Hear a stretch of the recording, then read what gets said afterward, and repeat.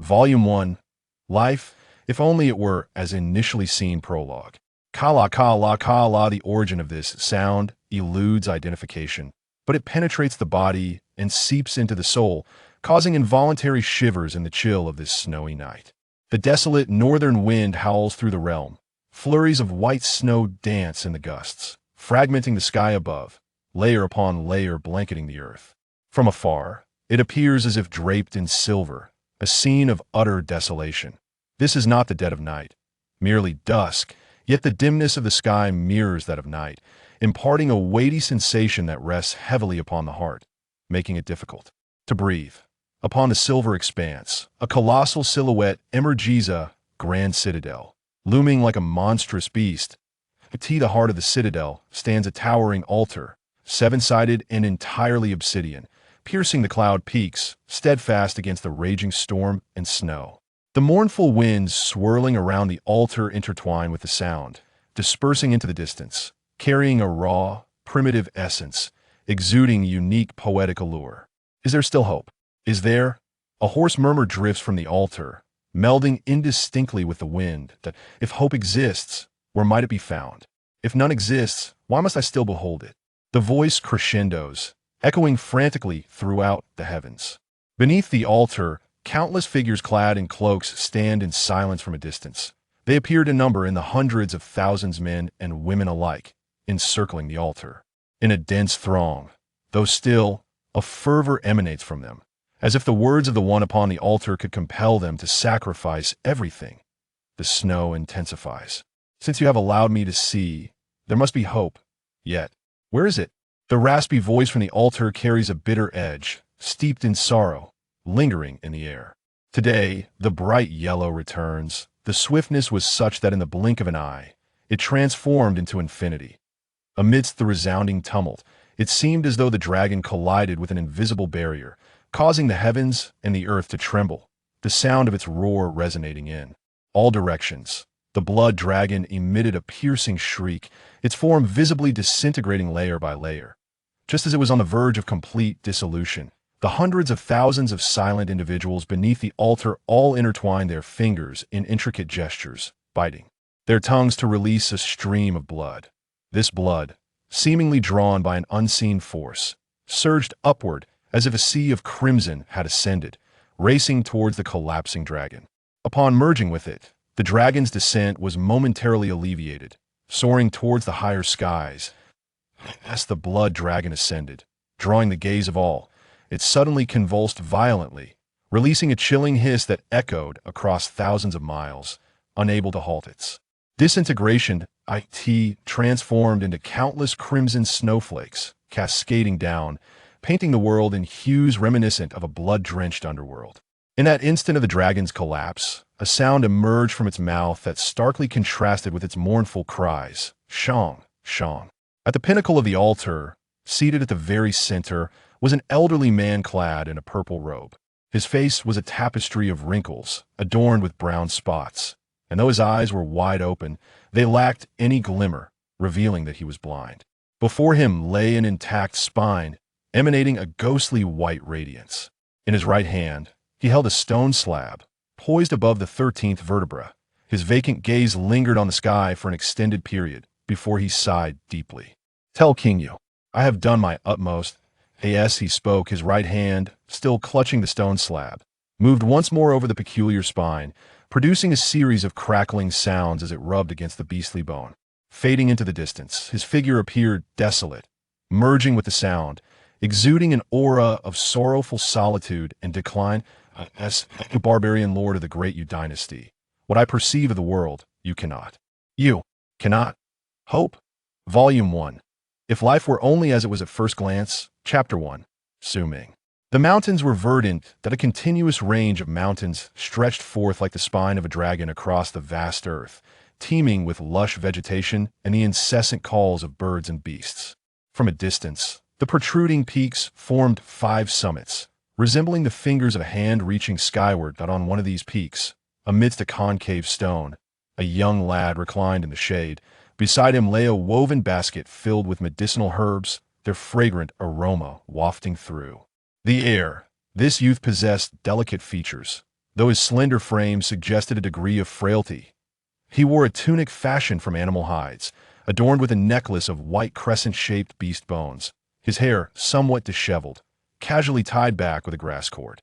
Seated there, he held a scroll made of several pieces of beast skin bound together, engrossed in its contents, nodding occasionally as he read with great interest. The barbarians have ancestors who created the heavens and fashioned humanity, leaving a legacy that endures through the ages.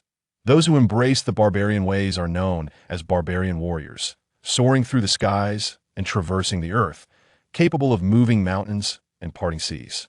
With barbarian patterns that connect to the heavens, they can pluck the sun, moon, and stars. The youth sighed as he read. Without the barbarian physique, how can one become a barbarian? A warrior. A barbarian warrior. Ming, you can only gather herbs and serve as a common healer in the tribe. The dream of becoming a cultivator of the barbarian arts remains a distant hope. The youth mocked himself, setting down the animal hide scroll and gazing vacantly at the distant horizon. He had perused this scroll countless times, so familiar with its contents that he could nearly recite it by heart. The sky appears round. The earth seems square, vast yet boundless. Ming murmured, his mind wandering into the world depicted in the scroll. Unbeknownst to him, dusk was approaching, and he noticed dark clouds gathering at the edge of the horizon. The mountain breeze carried a hint of moisture, rustling the leaves of the trees and shrubs, creating a cacophony of sounds. As he caught sight of the clouds, a sudden spark of energy coursed through Ming. Grandfather's predictions were indeed accurate today. There is truly a mystical occurrence. His eyes gleamed with excitement as he quickly rose, tucking the scroll into his garments. Seizing a woven basket and slinging it onto his back. With a deft motion, he grabbed a nearby vine and began to ascend the mountain. From a distance, the boy's frail figure belied the extraordinary strength he exhibited, resembling a nimble monkey as he leaped several yards in just a few bounds. The ominous clouds rolled in, accompanied by a rumble that reverberated through the mountains, as if the heavens were unleashing their wrath upon this terrain. The clouds, dark as night, swiftly approached. That moment, Ming climbed faster, and as the storm cloud spread, he reached a point only a few dozen yards from the summit. There lay a large, protruding rock formation, seemingly sculpted by nature itself, riddled with countless fist-sized openings. The rock shape resembled the head of a colossal serpent, coiled and merged with the peak. Beneath the rock, sharp, fawn-like projections jutted out, strikingly peculiar and precarious, making it almost impossible to climb without the ability to soar into the air. Gripping the vine with his left hand, Ming retrieved a small vial from the basket on his back, biting down on it as he slowly maneuvered his body away from the rock, shifting several feet. This caused the vine to tilt, and he pressed his fingers against the mountain's side, his body flush against it, gazing intently at the darkening sky, unwavering in his focus. Moments later, the clouds enveloped him, and the roar of thunder erupted, deafening and tumultuous. The ferocious wind howled, threatening to uproot the very mountains themselves. Ming's fingers, gripping the rock face, turned pale, yet he remained steadfast, his eyes reflecting unwavering resolve as he stared into the tempest. The wind intensified, thrashing the flora of the mountains, the sound akin to the roar of a great beast. It swept up countless dry branches and leaves, sending them spiraling through the air in a chaotic dance. Amidst the tempest, even substantial fragments of withered timber and small creatures were violently swept away, their anguished cries swallowed by the howling winds. In this ferocious gale, Ming persevered for a brief duration, as the entire sky became enshrouded in ominous clouds. With thunder rumbling, torrents of rain cascaded down like beads, transforming the world into a realm obscured by a curtain of water. The downpour intensified, relentless in its assault. Ming clung steadfastly to the rain-soaked rope, pressed against the mountainside, allowing the rain to drench him entirely, yet remaining utterly motionless, his gaze fixed upon a peculiar stone resembling a serpent, specifically a protruding rock akin to a fawn. Time became an indistinct notion as the rain continued to swell, enveloping the earth in a shroud of mist. The fawn-like rock, under Ming's scrutiny, gradually oozed a dark liquid under the relentless wash of rain. This black fluid merged with the rainwater, forming a rivulet that flowed downward. Observing the spectacle, a glimmer of joy flickered in Su Ming's eyes. Yet he remained still, waiting until the flow of the dark liquid diminished, and, in a startling moment, transformed into a golden hue. Without a hint of hesitation, Su Ming released his grip on the rock, allowing his body to slide down, swiftly retrieving a small vial from his mouth. As his left hand clutched the already inclined rope, his body swung with tremendous speed towards the protruding fawn-like rock. With the rope's drastic angle and his precise positioning, Su Ming, amidst the thunderous roars, found himself beside the seemingly suspended fawn-like rock. He grasped the rope with his left hand while swiftly placing the small vial beneath the rock, taking advantage of the rope's momentum to fill the vial with golden liquid. However, at that very moment, piercing shrieks erupted as 4 or 5 black centipedes, each as thick as an arm and half a meter long, emerged from various fist-sized openings in the bizarre stone, ravenously lunging towards Su Ming, who hung in midair. Anticipating this, Su Ming instinctively released his grip on the rope as he plummeted swiftly to evade the centipede's attack. "Xiao Hong!" he shouted, descending rapidly through the air, the fierce winds cutting against him like daggers, his body stiffening in response. Although he had evaded the centipedes, he knew that landing would spell disaster, reducing him to mere pulp. Yet, panic did not seize him. A flash of red darted from a nearby cliff, grasping a rope and racing towards Su Ming's descending form in an instant. It reached him and seized him tightly. The red figure was a small monkey, baring its teeth yet exuding a spirited vitality.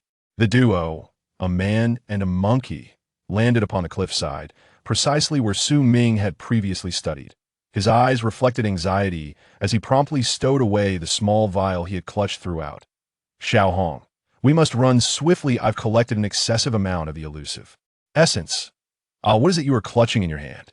Su Ming exclaimed as he noticed the small monkey grasping a dark fragment.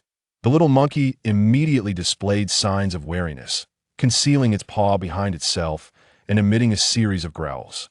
Recognizing the urgency of the situation, Su Ming refrained from further conversation and quickly advanced several steps, leaping down and seizing the ropes, descending rapidly.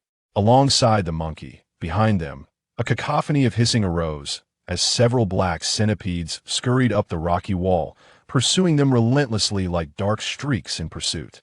The red monkey bared its teeth, continuously hissing at Su Ming while casting anxious glances back at the centipedes, its eyes betraying fear and indignation. "This isn't our first escape. Those elusive creatures dare not descend the mountain. Stop feigning, and as per our usual arrangement, you shall receive a small portion of the essence." Despite the urgency of their flight, Su Ming's tone remained nonchalant. Upon hearing this, the monkey's expression brightened, revealing that its earlier trepidation had been an act. Both the man and the monkey were intimately familiar with the intricacies of the mountain. Additionally, for reasons unknown, the centipede seemed hesitant to traverse certain areas directly, opting instead to circumvent them.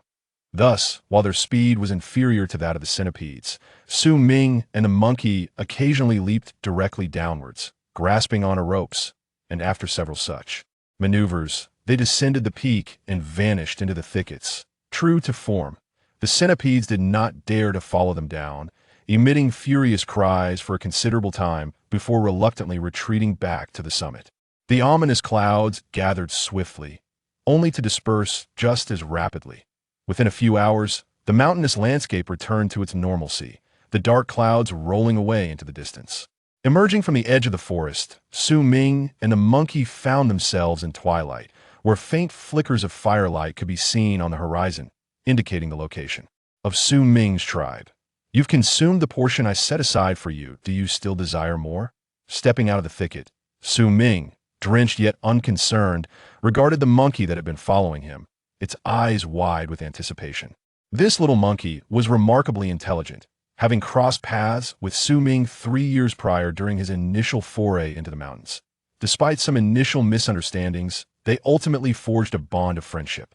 The monkey blinked, scratching its face in a moment of indecision, but soon extended the dark fragment it had been holding towards Su Ming, growling insistently in a bid to exchange it for more of the essence. "Very well, I shall grant you some more, but I have no desire for this worthless stone. Keep it." Su Ming chuckled, retrieving a small earthen vial from his satchel and offering it to the monkey. The little creature eagerly snatched the vial, took a sip, and a look of ecstasy washed over its face. After swaying slightly, it released a contented burp, tossing the dark fragment and the vial back to Su Ming before bounding off into the depths of the forest, disappearing from sight. Su Ming glanced at the half-empty earthen jar, a faint smile gracing his lips, and without further ado, he returned it to the woven basket on his back, turning his attention to the fragment of obsidian before him. Volume 1. Life is only as beautiful as the first encounter. Chapter 2. The Awakening of the Barbarian. This was an ordinary shard of stone, no larger than an infant's palm, irregular in shape.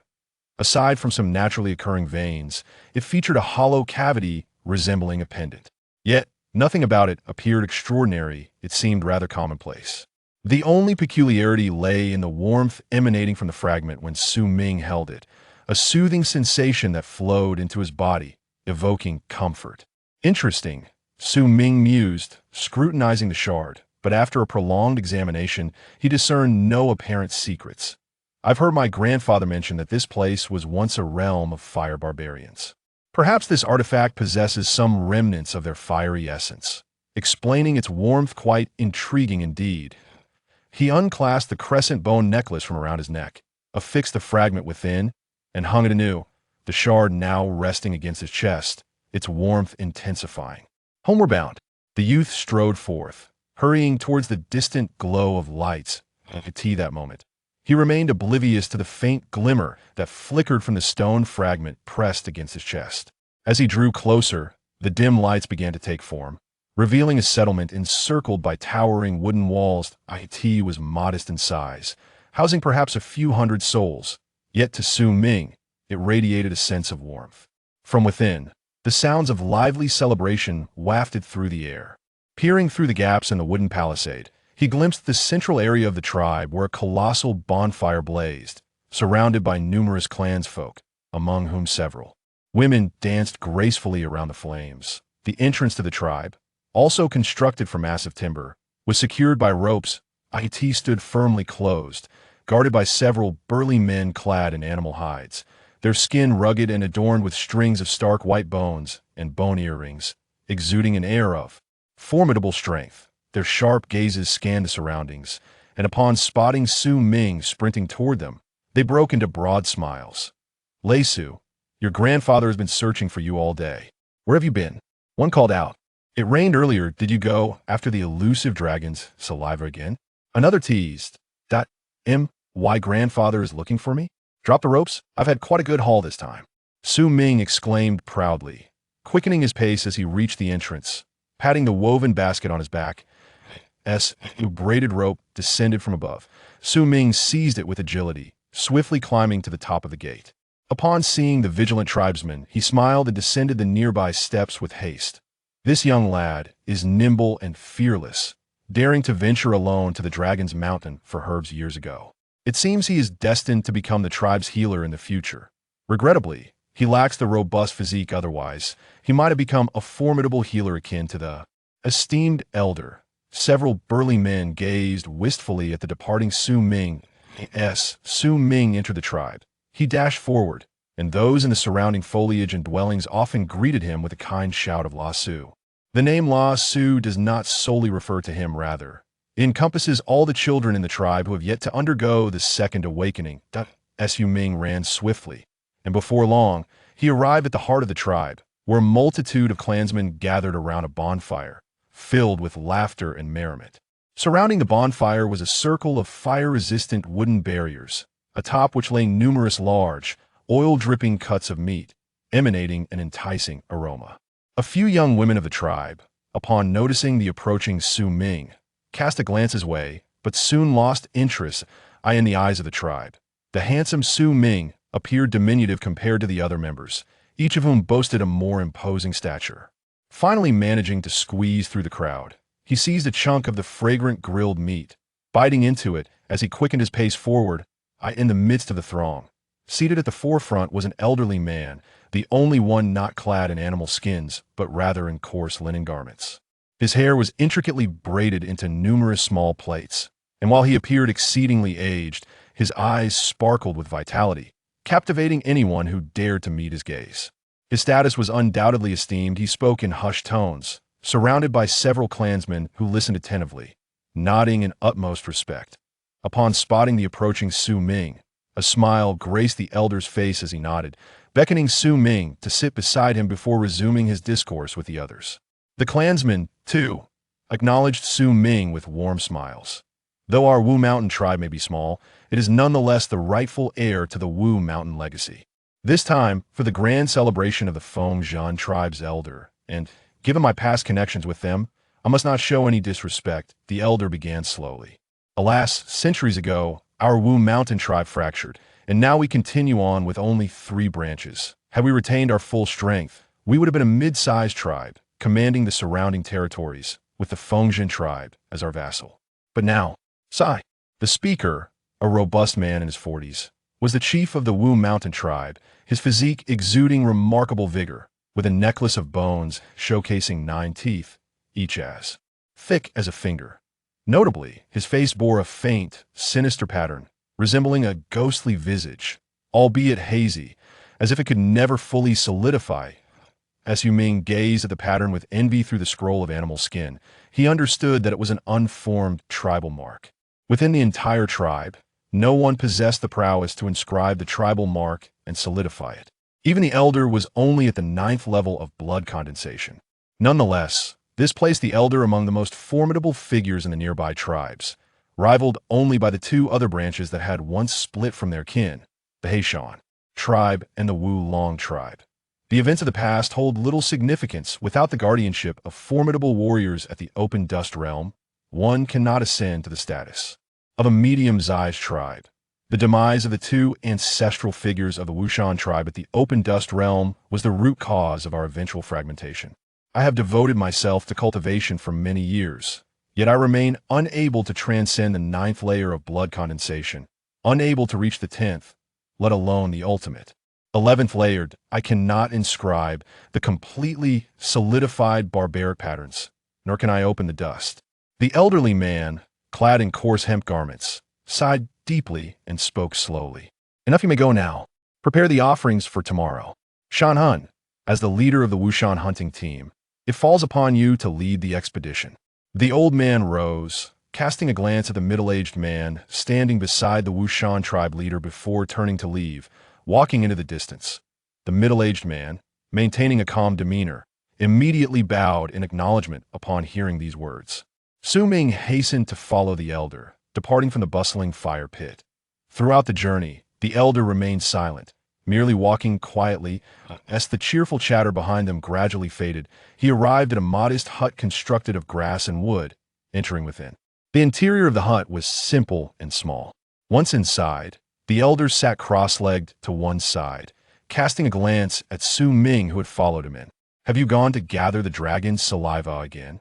In the solitude of the elder's company, Su Ming held great respect for the grandfather who had watched him grow since childhood. He set down the woven basket on his back and presented the small clay vial to the elder. With your agility, those few dragons cannot harm you. However, it is best to refrain from going. That area still belongs to the Shan and Wulong tribes. This dragon saliva is of no use to me. Keep it for nourishing your own body. The elder gazed at Su Ming with a benevolent expression. Su Ming nodded and stored the small vial away. Over the years, he had consumed much of this substance, which contributed to his remarkable agility. Additionally, his grandfather frequently brewed medicinal soups for him, allowing him to possess strength surpassing that of ordinary tribesmen, despite lacking the barbaric physique for cultivation. In 3 days, it will be time for your generation to partake in the initiation ceremony. I recall you have already reached the age of 16. It is time to pay homage to the barbaric statue. The elder regarded Su Ming, speaking slowly. The barbaric statue of our Wu Shan tribe is a legacy from the true Wu Shan tribe of yore. Though it is not the main statue and cannot be compared to those of medium-sized tribes, it remains formidable in the vicinity. Su Ming fell silent for a moment before nodding in agreement. Do not venture outside in the coming days. Rest well, and in 3 days, join them for the initiation. The elder concluded, gradually closing his eyes. Su Ming lingered for a while, then quietly departed, heading towards his modest wooden abode not far away. He would never forget the scene from when he was 7 years old, encircling the barbaric statue with all the children of his age in the tribe, participating in his first initiation ceremony. As a member of the barbarian tribe, one must undergo 2 enlightening rituals in a lifetime, known as the initiation. The first at the age of 7 and the second at 16. Simultaneously, the elder of the tribe would, during this time, harness the power of the totem to select individuals endowed with the physique of the warrior. With a soft sigh, Ming felt a bitter pang within his heart. He yearned to become a warrior of the wild, captivated since childhood by the vivid illustrations within the beast skin scrolls. However, the harshness of reality became painfully evident when, at the tender age of 7, he first approached the totem, revealing unmistakably that he lacked the requisite physique and thus the qualifications for such a path. The wild is the essence of the world. Only by becoming a warrior can one stand proudly above the heavens, attaining true strength. From the scrolls, Ming learned of the multitude of tribes that populate this world, each with its own unique totem. These totems form the very foundation of a tribe and are essential for the progeny to embrace the wild. To comprehend the totem is to potentially receive an innate connection, granting one the ability to inherit the teachings of the wild without the need for instruction, allowing for self-guided cultivation. Yet, failure at the ages of 7 and 16 signifies an irreversible fate. Ming's heart remained shrouded in doubt. While he had once hoped for an answer, the impending day of his final attempt loomed just 3 days away, and trepidation began to creep in. Will I succeed this time? Ming silently returned to his humble dwelling, sitting idly by, lost in contemplation. Volume 1. Life as if it were the first encounter. Chapter 3. The silent whisper in the stillness of the night. Ming lay within his humble abode, gazing into the inky darkness that surrounded him, unable to find solace in sleep. The words of his grandfather echoed incessantly in his mind, conjuring vivid memories from 9 years past. With a heavy sigh, Ming rose, silently pushing open the wooden door of his dwelling. A cool breeze tousled his unkempt hair, seemingly ushered in by the moonlight that spilled across the earth. The surroundings were eerily quiet, save for the occasional faint whinny emanating from the distant Wu mountain. The village remained shrouded in darkness, illuminated only by the central bonfire and a few scattered flames, along with the flickering torches affixed to the towering wooden walls. The faint crackling of fire resonating in the depths of the night. Ming raised his gaze to the heavens, where the sparse stars twinkled brilliantly against the backdrop of the night sky, the Milky Way stretching out like an eternal ribbon. A sense of confusion slowly clouded his eyes. The villagers were kind to him, yet he was acutely aware of his differences. Perhaps it was tied to the failures of his pilgrimage to the mankind. Without the physique of the mankind, he could not cultivate their essence, destined to remain in this place forever. Unable to venture forth and witness the world described in the leather-bound tomes. Silently, he settled against the wall of his dwelling, staring into the heavens, his confusion deepening. The mankind had ancestors who, in primordial times, created humanity and left a legacy that endures to this day. Those who embody the mankind could soar through the skies and traverse the earth, shifting mountains and parting seas. With the markings of the mankind, one could pluck the sun, moon, and stars. On this deep night, within the Wu mountain tribe, a young boy gazed at the sky, murmuring softly. At this moment, he remained unaware that the black shard hanging around his neck flickered with a faint glimmer before fading away. Time swiftly passed, and soon it was the 3rd day, as the day of the mankind awakening for the current generation of the Wu mountain tribe dawned. The entire village buzzed with excitement from the early morning hours. Almost all the tribesmen emerged, each accompanied by their own races, gathering in the central square of the village. The ceremony of awakening often spanned an entire day, particularly for the races who were turning 16, akin to a rite of passage. Those who completed their awakening today would also have the opportunity to choose partners. Pulsating rhythms of drums reverberated throughout the village, and as the sounds intensified, races emerged from the throng, taking their places at the center. There were over 30 races completing their awakening, the majority being youthful males, their robust physiques exuding an air of fierceness. Even the young females mirrored this vigor, rendering Ming's presence all the more striking amidst the crowd. His delicate features starkly contrasted with those around him. Nonetheless, the villagers had long accepted Ming as presence. Despite his apparent differences, they embraced him, integrating him into the fabric of the tribe. As the races prepared for their awakening, all the members of the Wu mountain tribe began to engage in an ancient dance. a celebration to honor the heavens, expressing their reverence and offerings through the movement of their bodies.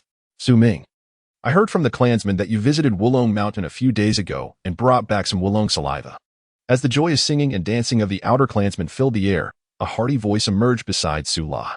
It belonged to a boy of similar age, with rough skin and a robust physique, towering over Su Ming by a considerable margin. His bright eyes were fixed on Su Ming, breaking into a simple smile. Upon seeing the boy speak, a smile spread across Su Ming's face.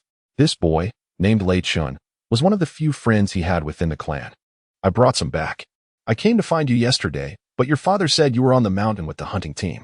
He mentioned you could come by later to take some when the ritual was over. Lei Chen's eyes sparkled with excitement as he stepped forward, still beaming.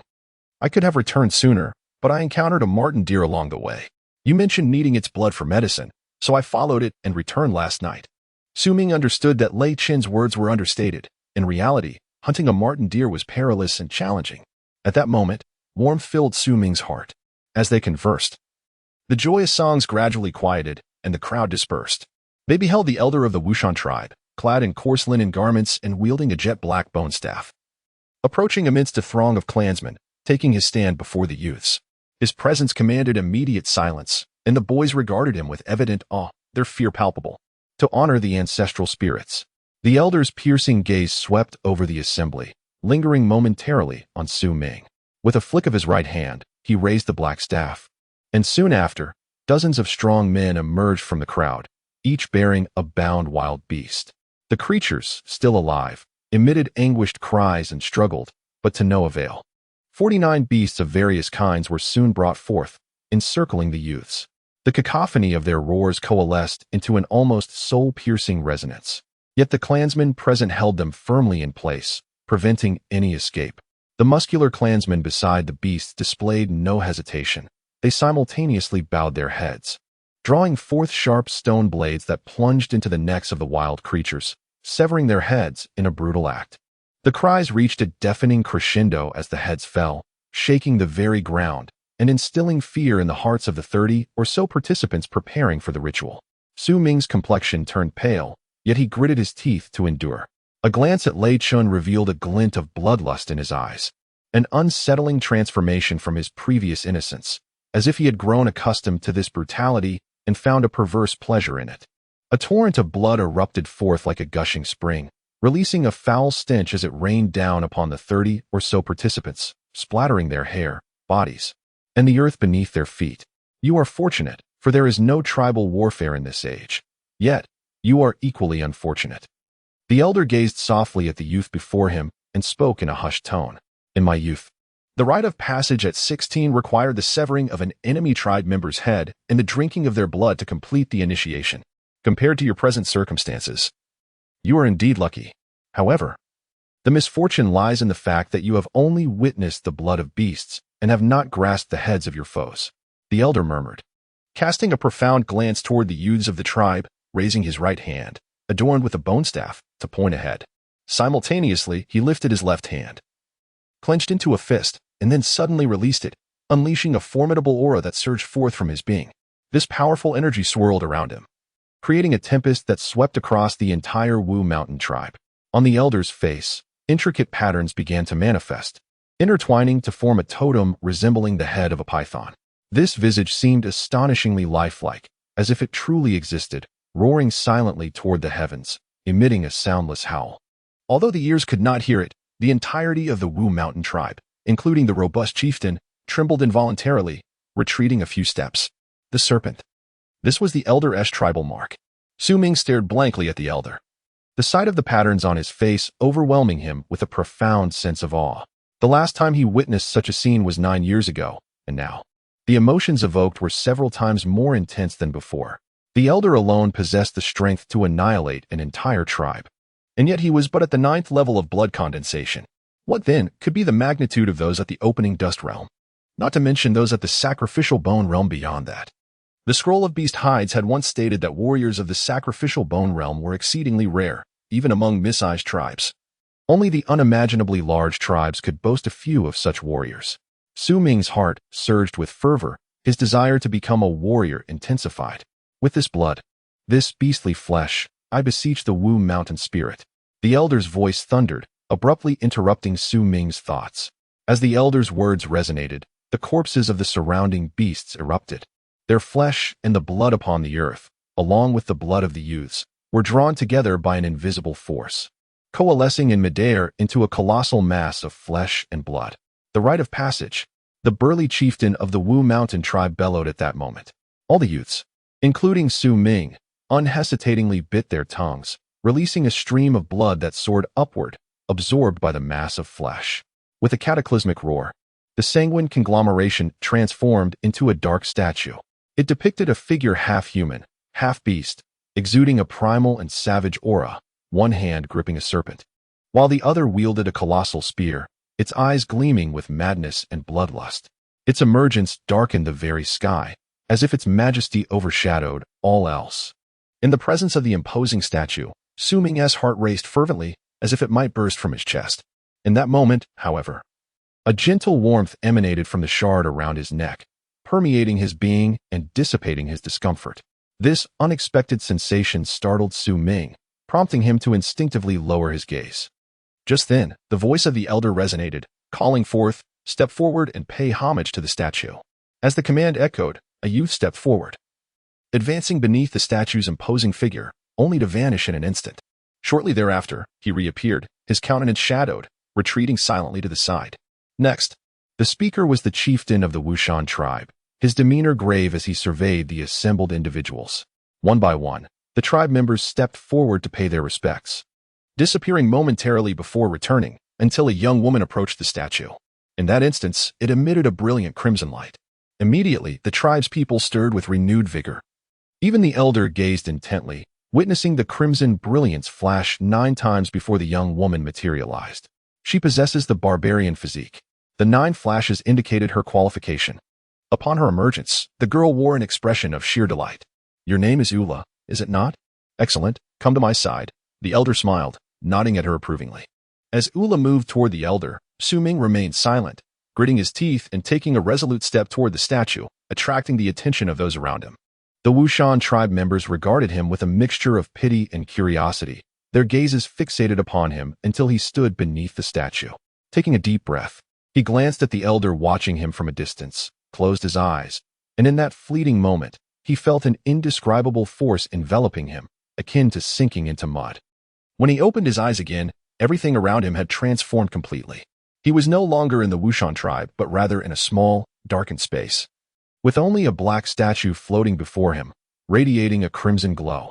The statue bore an uncanny resemblance to the one he had observed outside, exuding a primal, untamed essence. Gazing at the statue, Su Ming remained silent for a moment before bowing deeply in reverence. After a prolonged bow, bitterness crept onto his face. He understood that possessing the barbarian physique would require but a single bow to elicit the crimson light from the statue. Yet, this moment mirrored his experience from 9 years prior, unchanged in the slightest. "I shall never become a barbarian warrior." Su Ming bit his lip, exhaling a heavy sigh as he turned to leave. However, in that instant, he felt a sudden jolt throughout his body and abruptly turned back to face the statue, frozen in astonishment. Simultaneously, he noticed the shard at his chest, which he had previously overlooked, emanating a blinding, ethereal glow. Volume 1 Life. If only it were like the first meeting. Chapter 4, The Anomaly Beneath the Shadow of Wu Mountain, within the Wu Mountain tribe. Nearly all the tribe's people gathered at the center, their gazes fixed upon the group of Manchis Lesu. Suddenly, the colossal figure of the Manchi, suspended in midair, trembled violently, accompanied by a thunderous roar that erupted unexpectedly, leaving the surrounding tribe's people momentarily stunned. Grandpa's eyes gleamed with intensity as he stepped forward, not to observe the Manchi, but to raise his gaze skyward. Upon doing so, a grave expression emerged in his eyes. More tribespeople, sensing the anomaly, began to lift their heads toward the heavens. They beheld dark clouds manifesting in the sky, swirling from all directions and swiftly coalescing into a massive vortex that engulfed much of the sky above Wu Mountain. Even from a distance, the strange phenomenon was visible. As the vortex formed, it began to rotate slowly, producing a thunderous noise that echoed all around. Within the vortex, arcs of lightning danced and flickered, intermingling with the rumbling thunder. "Is the man ancestor manifesting?" A voice from within the Wu Mountain tribe cried out. prompting the tribespeople to kneel in reverence and fear, bowing toward the sky. Only Grandpa and a few tribal leaders remained standing, their expressions betraying a sense of alarm. The vortex in the sky rotated faster and faster, and soon, a fierce wind swept across the land, enveloping the vicinity of Wu Mountain entirely. The floating figure of the Manchi trembled violently, as if unable to withstand the force of the vortex above. At that moment, on the other side of Wu Mountain, there existed a tribe of similar size known as the Black Mountain Tribe. Within this tribe, all the members were struck with terror as a colossal Manchi figure, 10 zhang in height, loomed overhead. This figure, entirely black and devoid of human form, resembled a lizard and quivered as if on the verge of collapse. Beneath the Manchi, an elderly man clad in a long, coarse black robe, with a gaunt visage reminiscent of a skeleton, bore a somber expression, lost in thought. A similar scene unfolded across all tribes surrounding Wu Mountain, and even in those farther afield, the same spectacle transpired. No one understood what was occurring or the reason behind the vortex's appearance. Not even Grandpa from the Wu Mountain tribe, who had overlooked Su Ming, who had just entered the body of the Manchi to pay homage. Within the Manchi of Wu Mountain, an ethereal light suddenly illuminated the space around, enveloping it in an eerie glow. To Su Ming's astonishment, he observed the previously dormant Manchi vibrating as if awakened from a deep slumber, creating an illusion that it possessed flesh and blood. He could even perceive that the once fearsome figure trembled violently in the ethereal light, as if unable to withstand its radiant embrace. This figure, a grotesque amalgamation of man and beast, clutched a colossal dragon in its left hand while wielding a long spear in its right. Yet now, amidst its shuddering, the primal essence of savagery underwent a startling transformation, revealing a glimmer of terror that left Su Ming questioning whether it was merely an illusion. His mind was a blank slate. He was oblivious to the unfolding events and their reasons, standing frozen in place. His entire being was enveloped by the spectral glow emanating from the shattered fragments of the neck, as if merging with the fabric of this space. As the otherworldly light intensified, the realm of the grotesque figure gradually morphed into a spectral hue. Su Ming felt a thunderous sensation in his mind, akin to an invisible barrier being shattered, causing his body to tremble as an extraordinary scene unfolded within his thoughts.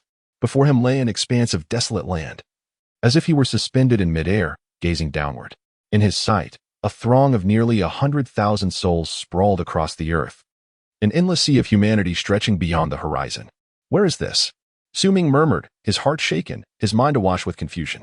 The multitude was divided into two factions, all kneeling upon the ground in reverence to the heavens, resonating with mournful drumbeats that echoed through the cosmos. It formed an indescribable wave of sound, stirring the very essence of the soul, causing all who heard it to shudder in response. In the air surrounding Su Ming, he beheld nearly 100 colossal figures, each uniquely distinct, exuding an aura of primal savagery, their forms appearing as if imbued with flesh and life. They too knelt, paying homage to the sky. Instinctively, Su Ming raised his gaze and beheld, at the zenith of the heavens, two towering figures. Their features eluded clarity. Yet upon a mere glance, Su Ming felt as though he beheld divine might, as if he had been reduced to a mere insect before their grandeur. They resembled true deities. One of them, with flowing purple hair, raised his right hand, abruptly gesturing towards the heavens.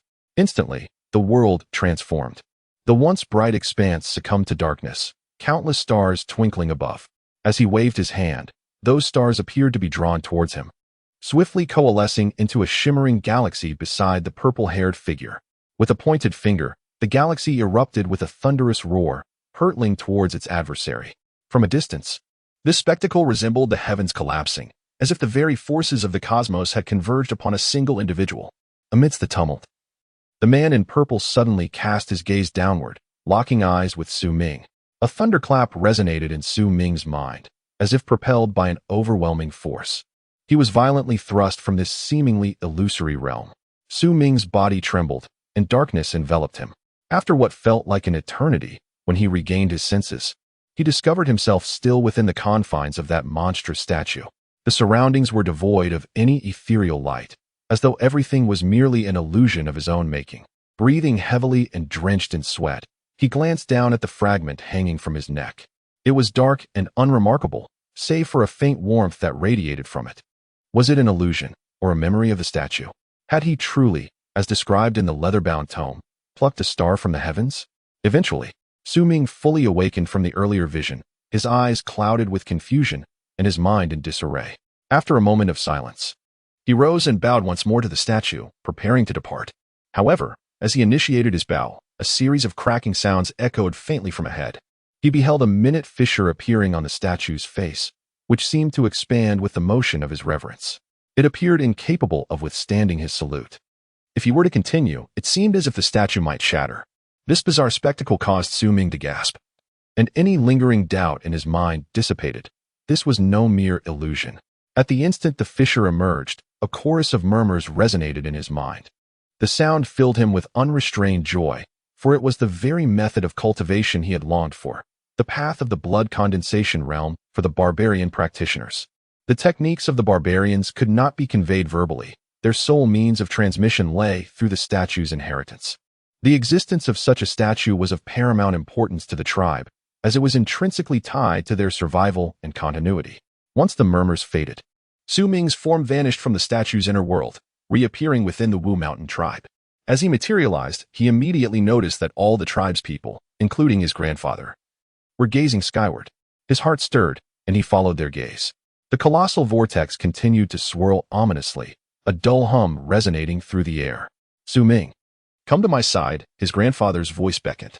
Anxious, Su Ming felt a nagging suspicion that the sky's anomaly was linked to the fragment around his neck. Yet he dared not voice it as he approached his grandfather, standing behind him. Before long, the celestial phenomenon gradually dissipated, returning to normalcy. No one inquired whether Su Ming's bow had been successful. The absence of radiant light indicated failure. As the sky returned to its usual state, the remaining participants in the ritual resumed their reverences. When all was concluded, it was determined that 2 children had exhibited signs of the barbarian physique at the age of 16. These children were taken by his grandfather to become significant members of the tribe, imparting some of their cultivation experiences. As for the other participants, they departed with a sense of disappointment. Su Ming remained silent, his heart racing ever more rapidly. He yearned to share everything with his grandfather, yet he sensed the weight of the matter, especially the emergence of the fissure in the statue. Hesitating, he made his way toward his dwelling, clad in a linen long robe. The old man gazed from a distance at Su Ming's silhouette, his expression tinged with intrigue. In haste, he returned to the dwelling, where Su Ming sat upon the wooden bed, his gaze fixed upon the irregular black shard resting against his chest, a look of bewilderment clouding his eyes. After a moment's contemplation, he contemplated removing the pendant from around his neck, yet hesitated. Rising, he pushed the wooden frame to block the entrance, allowing himself a moment to prepare should an intruder appear. Once this was accomplished, he resumed his seat, cradling the stone fragment in his hands, scrutinizing it with great care. What indeed was this shard? Discovered by Xiao Hong, it likely had been uncovered by the gusty winds that day, which had swept away the decaying leaves to reveal its presence, allowing Xiao Hong to collect it. Su Ming's heart raced with exhilaration, a sense of possessing an unknown treasure washing over him. It seemed as though cracks might emerge before it.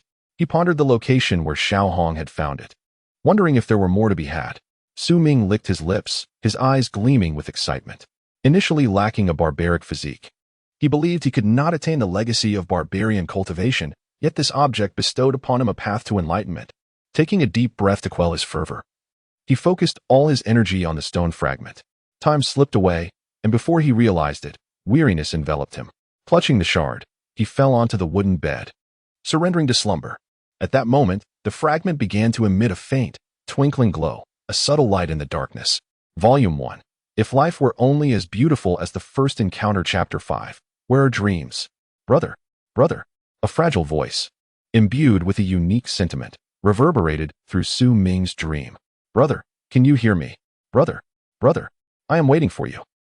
The voice, laden with weariness, seemed to engage in a soliloquy that gradually faded into silence. As the sound weakened, Su Ming felt a piercing pain within his heart, as if something of utmost importance were drifting away with that voice, a sensation that jolted him awake. A chill enveloped Su Ming. He was drenched in sweat, his complexion pale, as he gasped for breath and surveyed his surroundings. The familiar sights began to calm his tumultuous thoughts.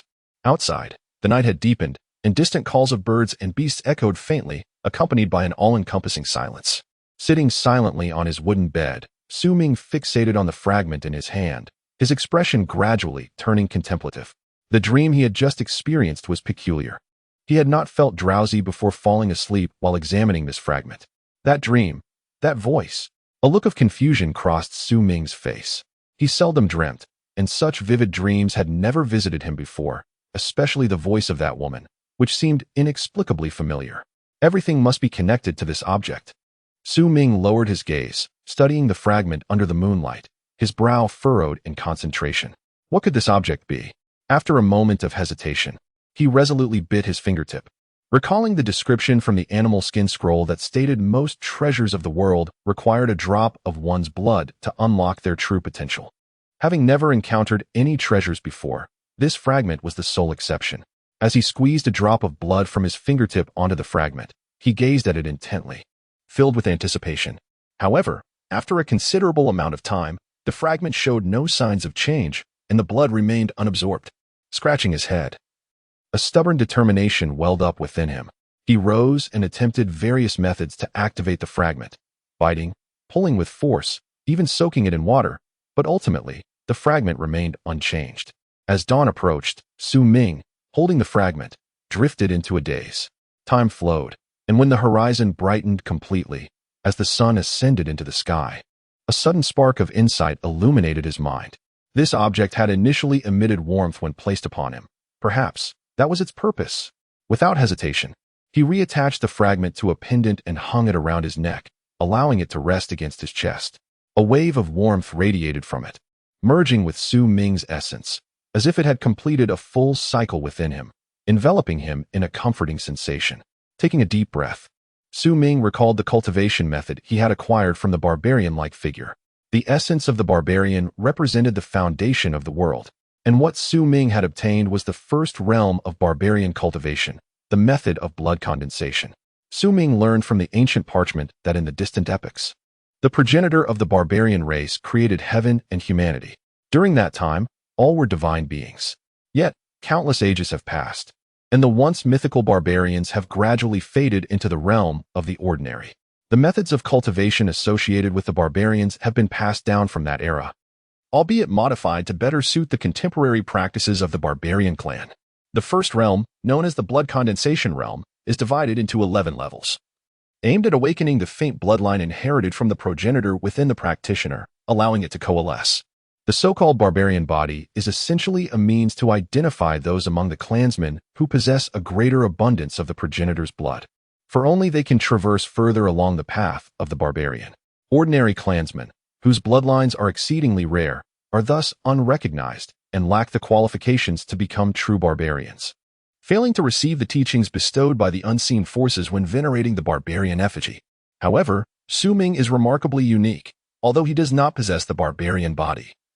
He has acquired a rare and esoteric method of cultivation, typically accessible only through the effigies in most small to medium-sized tribes, due to a peculiar fragment he encountered. By condensing the barbarian blood within himself to awaken it, he aims to inscribe his own barbarian markings and step into the realm of initiation. Su Ming murmured, his eyes shining with brilliance. Sitting cross-legged, he took a deep breath and slowly closed his eyes, immersing himself in the ineffable method of cultivation that resided in his mind. Time passed gradually, and before long, the dawn had risen high in the sky. The smoke from the tribe's cooking began to rise and dissipate, bringing about a lively atmosphere. Members of the hunting party, led by several chiefs, donned their gear and, under the watchful eyes of their kin, departed the tribe in search of sufficient food.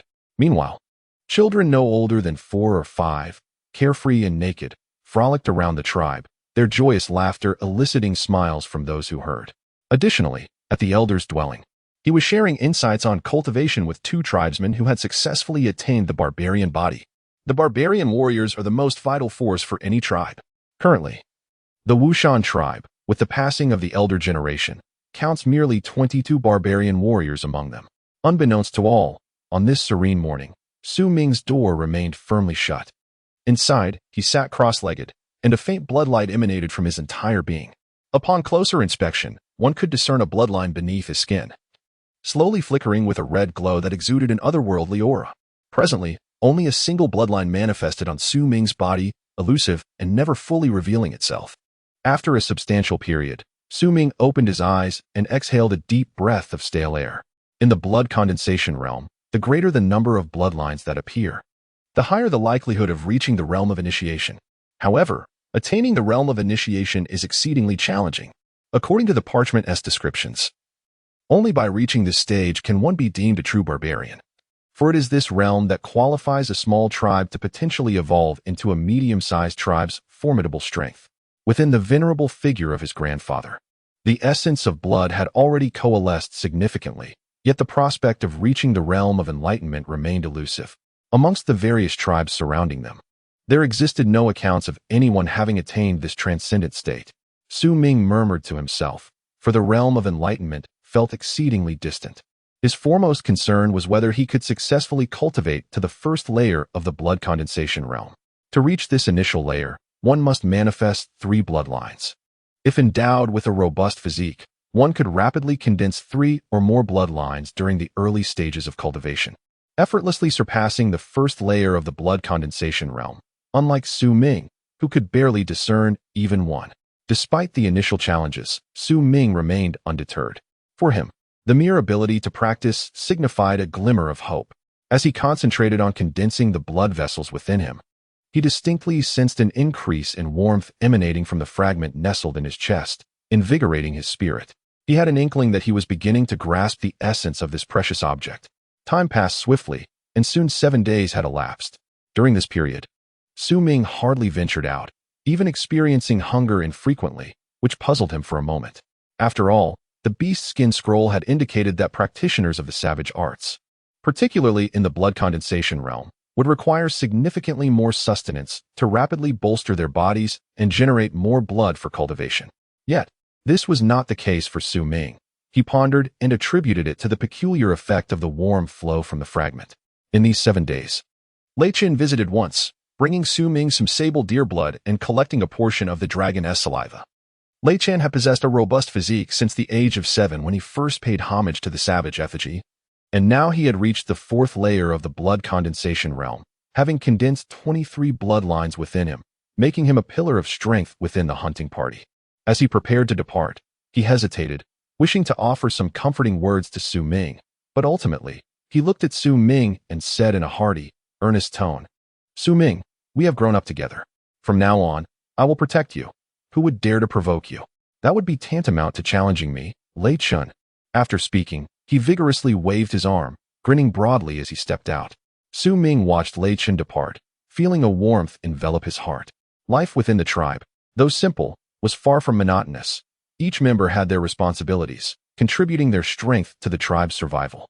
Half a month after the conclusion of the Savage Awakening, Su Ming once again slung a woven basket over his shoulder, exchanging greetings with his tribesmen as he ventured forth from the tribe, heading towards the distant forest. As Su Ming entered the verdant expanse of the woods, he seemed to transform into a different being, imbued with a sense of vitality. He darted forward like an arrow, nimbly leaping up to perch atop a large tree branch, where he sat smiling, evidently pleased with his newfound speed. Although he had not fully mastered the first layer of blood condensation, his body had become significantly more agile than before. Placing his 2 fingers to his lips, he let out a sharp whistle, the sound reverberating through the air. Before long, a crimson streak appeared in the distance, racing towards him with astonishing speed, drawing ever closer. Su Ming grinned widely, and at the moment the crimson thread appeared, he leaped forward, a burst of energy propelling him ahead. The air filled with the sound of squeaks emanating from within the red line, relentless in its pursuit. "Little Hong, let us compete once more today and see who reaches the summit first." Su Ming's voice was jubilant as he swiftly bounded ahead, the red line behind him being none other than the small red monkey, whose face bore a look of disdain, clutching a fruit pit in its hand. It seemed disinterested in a serious contest with Su Ming, lazily scratching its face before ambling after him. Yet as the chase continued, the monkey's eyes began to glisten with intensity, the squeaks grew sharper, and its expression shifted to one of bewilderment. Frustrated, it discarded the fruit pit and unleashed its full force in pursuit. Volume 1 Life. If only it were as the first encounter. Chapter 6. Grace within the depths of this verdant jungle. Su Ming moved with an agility reminiscent of an arrow released from its bowstring, thanks to his profound familiarity with the terrain and his lithe physique. It was not long before he caught sight of the distant Wu Mountain. Traversing this thicket would lead him to the mountain's embrace. For Su Ming, who had gathered medicinal herbs in these woods since childhood, every blade of grass and every tree emanated a comforting aura that resonated deeply within him. The ancient scrolls had conveyed that a practitioner of the barbaric arts, upon reaching the blood condensation stage, could refine the primal blood within, unleashing a latent power that fortified the body. I once believed such an experience would elude me in this lifetime, yet I now feel its undeniable reality. At the first layer of blood condensation, one must consolidate 3 blood meridians within. Though I have yet to complete this task, my speed has markedly increased, and even my strength. With a sudden motion, Su Ming leaped into the air beside a towering tree. His right fist, clenched tightly, struck with ferocity against the trunk. A resounding thud echoed, leaving a faint impression of his fist upon the bark, though his hand tingled with numbness. Exhilaration danced across his features. Yet, in the midst of his delight, a fleeting red shadow darted past him, accompanied by a series of triumphant chattering sounds. The little monkey had caught up and surpassed him. A smile graced Su Ming's lips as he pursued the crimson figure. While his speed was commendable, it paled in comparison to that of the monkey. In days gone by, whenever he reached Wu Mountain, the little monkey would regard him with disdain, as if it had been waiting for ages. However, now, after a little over an hour, when Su Ming climbed to the midsection of one of the mountain's peaks, near a prominent stone, he found the monkey still displaying that same haughty demeanor, though the sweat glistening on its brow revealed that even it had not arrived there long ago. Chuckling softly, Su Ming reached out to stroke the monkey's head. He took off the woven bag slung across his back, standing atop the great stone and gazing at the hazy expanse of the distant heavens. He inhaled deeply, relishing the view from this vantage point. Despite the sheer drop just a few steps away and the treacherous mountain winds that could easily send one teetering into the abyss, this mountain had been his playground since childhood. It felt like a second home to him. Xiaohong, what lies beyond the mountain? Have you ever ventured there? Su Ming pondered aloud, his animal skin attire billowing in the wind, creating a soft rustling sound, while his right hand instinctively brushed against the dark shards upon his chest. The little monkey, rolling its eyes, glanced toward the distant horizon, ignoring Su Ming as it busied itself tugging at its fur, seemingly searching for something hidden within. Noticing the monkey engrossed in its grooming, Su Ming chuckled softly and shook his head, settling down to sit cross-legged. Xiaohong, I shall be away from the tribe for a while. I intend to dwell here for some time. When you go out to play, do remember to gather some wild fruits for me. The little monkey beside him immediately looked up, a look of astonishment on its face. After studying Su Ming for a moment, its expression transformed into one of joy, nodding repeatedly. Typically, it spent only 3 to 5 days with Su Ming, and since his return to the tribe, it had been alone in the forest. Now, having comprehended Su Ming's words, it was filled with immense delight. Taking a deep breath, Su Ming faced the mountain wind, slowly closing his eyes. He intended to cultivate here until he fully completed the first layer of the blood condensation realm before departing. After all, the events that had transpired within him were beyond his ability to explain. He felt a vague desire to keep this matter concealed, not wanting others to learn of it. With his eyes shut, it was not long before a bloodline emerged upon his body, emanating a faint crimson glow. This glow, however, did not flicker but appeared solid. Unlike the ethereal presence it had possessed half a month ago, the bloodline was now fully revealed. While Su Ming may not possess innate talent for cultivation, he was endowed with tenacity and an unwavering resolve. Thus, as he sat cross-legged, time gradually flowed by. With each sunrise and sunset, mist rose and dissipated in the forest, the sounds of birds and beasts resonating in the air, enveloping him in a unique tranquility. It was within this serenity that he opened his eyes the following morning. Stretching his limbs, he turned around only to find the little monkey had vanished. However, scattered on the ground were some wild fruits and a few discarded seeds. Picking up several fruits, Su Ming consumed 18 or 19 of them.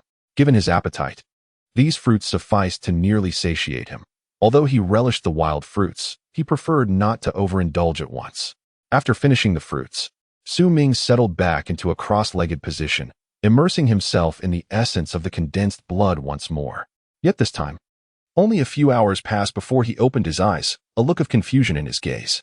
The first bloodline had fully coalesced, yet the second bloodline felt elusive, as if his internal blood supply was insufficient. He could not articulate the sensation. It was as though the first bloodline had drawn away much of his vitality, leaving little blood to form the second. This paradox was profound and difficult to explain, Yet it was the genuine feeling that enveloped Su Ming at that moment. Insufficient blood. Su Ming scratched his head, lost in contemplation. Little did he know that for a cultivator, especially in the early stages, a robust physique was essential not only for sustaining practice but also for consuming a substantial amount of medicinal herbs.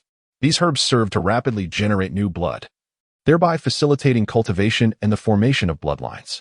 Thus, among those in the blood condensation realm, the more profound one's cultivation, the more astonishing the vitality within. When unleashed, their physical strength could tear apart formidable beasts, hence earning the title of barbarian. Such matters belong to the secrets of the tribe, known only to those possessing the barbarian physique. In the tribe, when someone is injured and loses a significant amount of blood, their complexion turns pale, and they feel utterly weak. At such moments, it becomes imperative to consume certain herbs that replenish one's vitality. Su Ming's eyes brightened as he pondered this, and without delay, he rose, slung a woven basket over his shoulder, and leapt towards the nearby mountainside. This time, his movements were remarkably swift, and within half an hour, he hurriedly returned. Upon his return, his basket contained a selection of herbs still clinging to the earth. After meticulously cleaning the herbs, Su Ming retrieved a stone bowl from the basket and crushed the plants, mixing them with a bit of dew to create a dark green liquid that exuded a peculiar aroma. Having grown accustomed to this scent, he inhaled a few breaths before adding more herbs. Once he completed the concoction, he took a deep breath and resolutely drank the entire contents of the stone bowl. The taste was exceedingly unpleasant, and Su Ming grimaced as he forced himself to finish every last drop before settling down to meditate once more. As night deepened, he opened his eyes to the surrounding darkness, lost in contemplation. There was some effect, albeit minimal. The method seemed correct. Yet there were still errors in my approach. Furrowing his brow, Su Ming realized he could not consult his grandfather about these matters and would have to reflect on them himself. Suddenly, a spark of insight illuminated his thoughts. As the tribe's humble physician, tasked with foraging herbs, he recalled that his grandfather would often select certain plants from his harvest, leaving the rest for the chieftain to store for future medicinal concoctions. Among those taken by his grandfather was the elusive black dragon's saliva, which, it seemed, had ceased to have an effect on him and was now left for Su Ming to nurture his own body. He remembered that he still had some of the black dragon's saliva left from the last collection given to Lei Chun. Without hesitation, Su Ming rummaged through the basket until he found the small clay vial. Upon opening it, a familiar fragrance wafted out, and he noticed it still contained a little less than half of its contents. Without delay, he lifted the vial to his lips and drank it all in one gulp. He then settled into a meditative position, immersing himself in the essence of the bloodline. Having consumed the black dragon's saliva many times since childhood, he usually experienced a lightheaded sensation, as if he were on the verge of slumber, akin to being intoxicated. However, this time was different. It was the first occasion he practiced the cultivation method of the fierce tribes after consuming the black dragon's saliva. As the blood circulated within him, he distinctly felt a cool, refreshing current surging through his body, rapidly spreading to various parts. Gradually, this essence began to merge with his blood, significantly increasing its circulation, and he sensed an augmentation in its volume. Indeed, it was as he suspected. Su Ming's heart raced with excitement, and just as he was about to continue his practice, he suddenly felt a jolt throughout his body, his eyes snapping open wide with disbelief and astonishment. How could this happen? It is grandfather. Within his body, Su Ming distinctly felt that with the absorption of that chill, numerous streams of cold emerged from various parts of his being. These streams seemed to have existed for many years, silently stored, awaiting the day when the bloodline would circulate and unleash its power. The sip of the dark essence he had consumed earlier was the catalyst for this eruption. Now, it was as if countless rivulets converged from all directions, coalescing into an ocean. This was a grand gift his grandfather had prepared for him since childhood, a profound blessing that nourished his body with the dark essence. If Su Ming were to cultivate, this force would greatly aid his early endeavors. If he did not pursue cultivation in this lifetime, it would still ensure his health. In a daze, Su Ming seemed to see the gentle gaze of his grandfather over the years, the gradually aging visage, the lofty expectations placed upon him, and the dimness that had enveloped him more than half a month ago. Grandfather, Su Ming murmured as a muffled sound echoed within him. The accumulated power of the dark essence, amassed over the years, propelled his blood, causing a second bloodline to emerge instantaneously, rapidly solidifying. Even as the second bloodline surfaced, A third one astonishingly arose, and to his surprise, the fourth bloodline seemed poised to manifest as well. Subsequently, Su Ming's body visibly thickened at an astonishing pace. The circulation and amplification of his vital energy spurred the growth of his physique. If this continued, he would no longer remain frail, but would possess a robust form akin to that of other tribesmen. Yet, at that moment, the dark shard upon his chest suddenly emitted a brilliant, piercing glow, reminiscent of the radiance it had exuded within the tribal body. In an instant, the light flickered, and a transformation ensued. Volume 1. Life, if only it were as the first encounter. Chapter 7. Desolation. With the emergence of that ethereal light, Su Ming acutely felt a tremendous warmth surging from his chest, rapidly spreading throughout his body, enveloping him entirely. Simultaneously, it seemed to merge with the chilling essence of the dark dragon's saliva, both seeping into his very veins. A crisp roar suddenly reverberated within Su Ming, his meditative form trembling violently as the fourth bloodline crystallized before him. Concurrently, a copious amount of black filth seeped from the pores of his body, accompanied by a foul stench that gradually dissipated with the mountain breeze. 3 bloodlines were sufficient to enter the first layer of the blood condensation realm, and Su Ming had successfully ascended to this level of a barbarian warrior. Yet, he remained with his eyes firmly shut, showing no signs of awakening. As time passed, the bloodline solidified, culminating in the fourth one. By the following morning, as a small monkey, with an air of pride, scampered over while sniffing its right paw, it paused, taken aback at the sight of Su Ming, who was enveloped in black filth. The monkey scratched its head, circling around Su Ming several times. Despite having developed intelligence, it was baffled by the situation. Its curiosity piqued as it approached cautiously, intending to poke at Su Ming.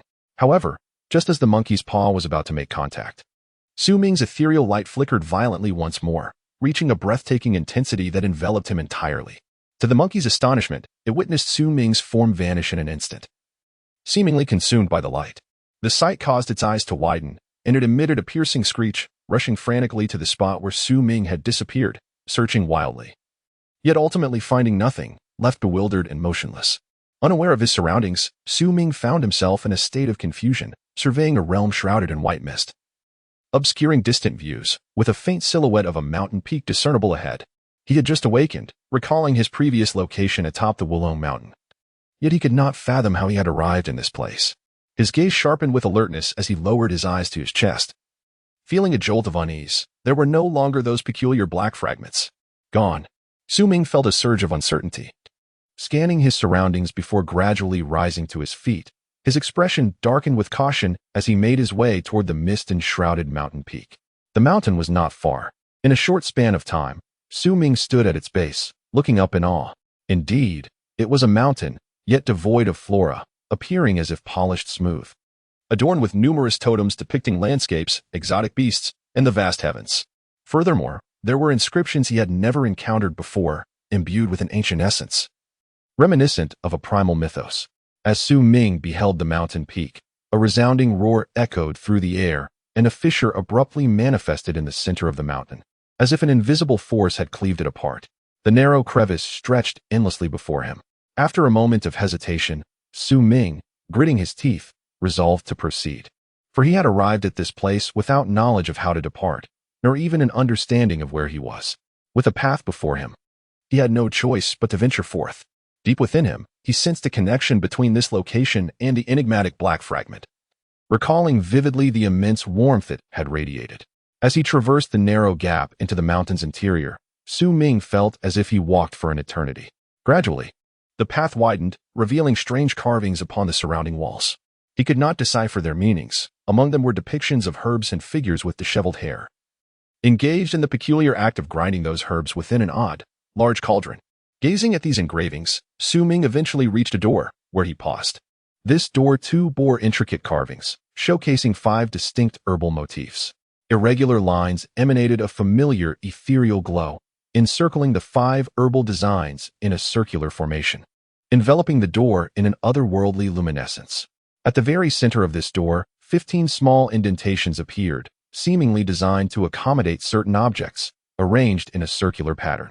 Furrowing his brow, Su Ming scrutinized the door intently, his gaze drifting to the 5 herbs depicted upon it. This is iron heart petal, indeed. It is iron heart petal. This one resembles happy leaf, yet also bears a likeness to Xiling grass. And this is Shuai branch. I often gather this. What could this one be? It seems familiar. As for the last one, I have never seen it before. After a prolonged moment of contemplation, Su Ming hesitated, uncertain whether to approach and push the door, curious to see if it would yield. Just as he lingered in uncertainty, the circular lines surrounding the 5 herbs on the stone door began to whirl with sudden vigor, their ethereal glow flickering intensely. In a moment of astonishment, Su Ming watched as the glow surged forth from the door, rushing towards him. The luminous essence moved with such swiftness that Su Ming found himself unable to evade it. And in an instant, he was enveloped by its radiance. Simultaneously, his mind was inundated with a torrent of alien memories, images flooding in like a forceful current, inducing discomfort in his head. Among these visions was an ethereal figure, reminiscent of the scenes depicted in the carvings, skillfully tossing herbs into a peculiar cauldron. Each motion was executed with precision. He would pause to inhale the fragrance before each toss, his expression grave. At times, he would raise his right hand with a flourish, summoning flames that enveloped the cauldron in a fiery embrace. The process was exceedingly intricate, with even the intensity of the flames being meticulously controlled. This scene was one that Su Ming had never witnessed before. Within his tribe, such complexities were non-existent. Typically, herbs were consumed directly, or at most, they were crushed into a juice, mixed with other herbs to enhance their effects. He found himself unconsciously immersed in the vivid memories of this scene, until, after a considerable time, the ethereal figure struck the large pot with its right hand. Instantly, the flames surrounding the pot vanished, and the figure lifted the peculiar lid, revealing 3 green, round objects the size of fingernails within. Though merely a memory replayed in his mind, Su Ming could almost discern a fragrant aroma of medicinal herbs wafting towards him. His gaze fixated on the 3 spherical objects, and he was momentarily stunned, as if struck by a thunderclap. Having refined herbs since childhood, he could immediately assess their quality, and the sight of these unfamiliar round objects left him in a state of bewilderment. The ethereal glow that had enveloped him dissipated, returning to the door and calming down, rendering the numerous circular patterns etched upon it motionless. In the instant the glow departed, Su Ming's vision blurred, and he felt as if he were being transported by an unusual force. When clarity returned, a red shadow dashed towards him with jubilant cries. It was the little monkey, now leaping around Su Ming, its previous fear of his disappearance replaced by exuberance upon his return. Su Ming was momentarily taken aback, quickly surveying his surroundings. Upon realizing he had returned to the stone platform atop the Wulong mountain, he abruptly looked down to find the shard that had vanished earlier still resting against his chest. This occurrence must be connected to that object.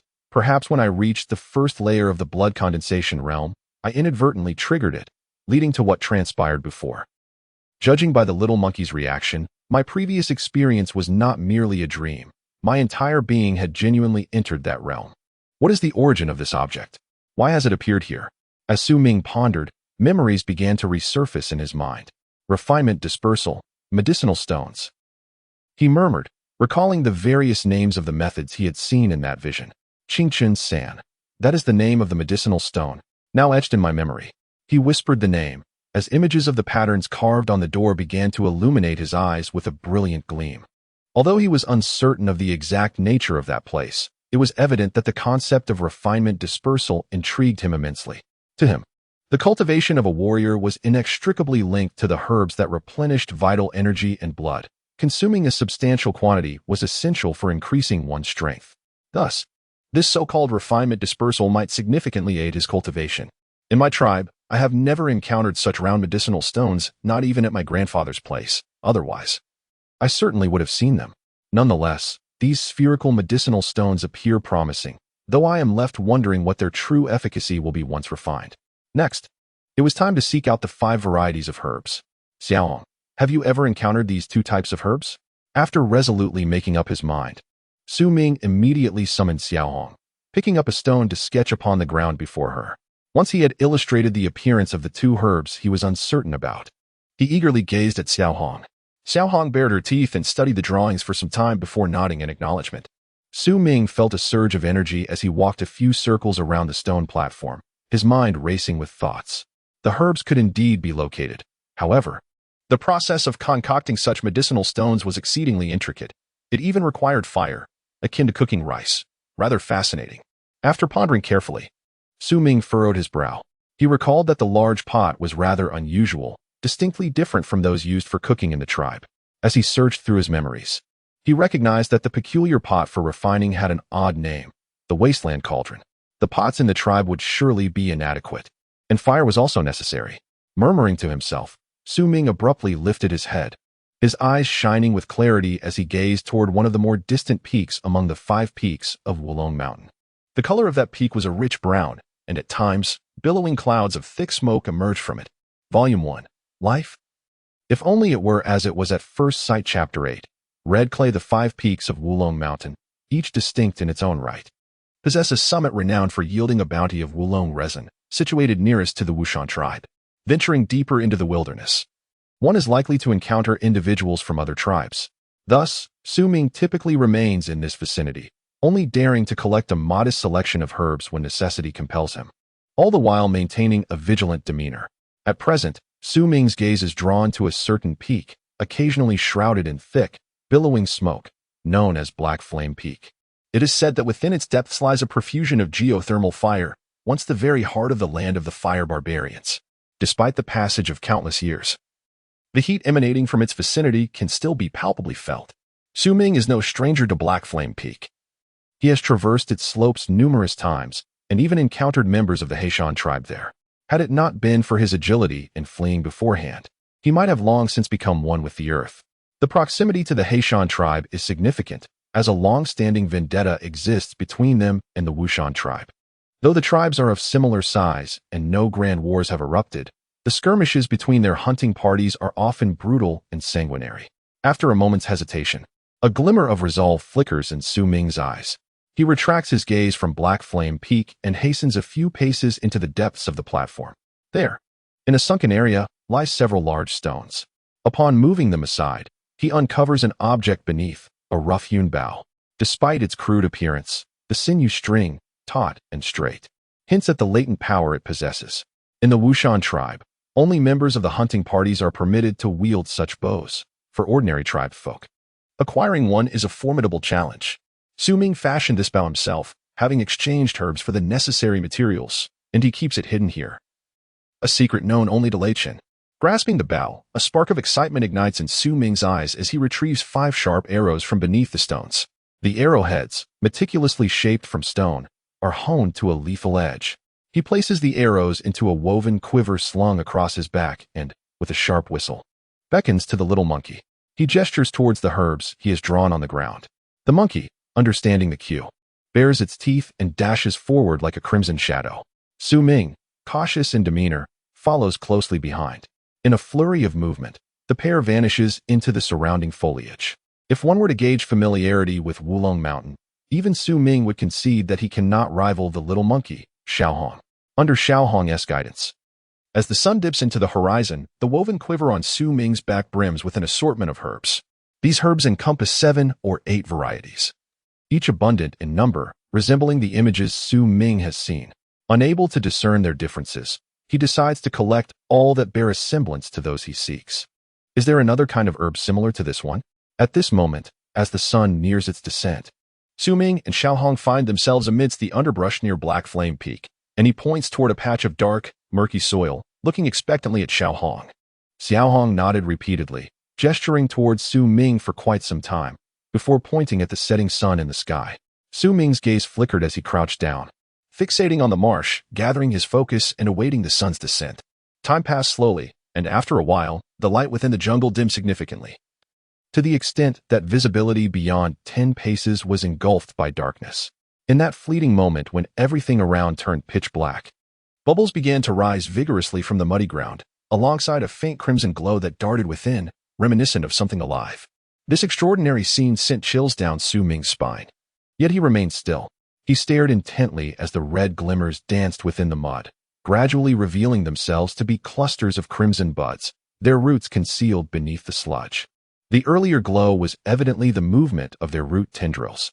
As Su Ming observed the buds emerging from the mire, he witnessed their blossoming, accompanied by an indescribable fragrance that wafted through the air. Upon inhaling a whiff, he felt an intoxicating rush, as if his blood were boiling.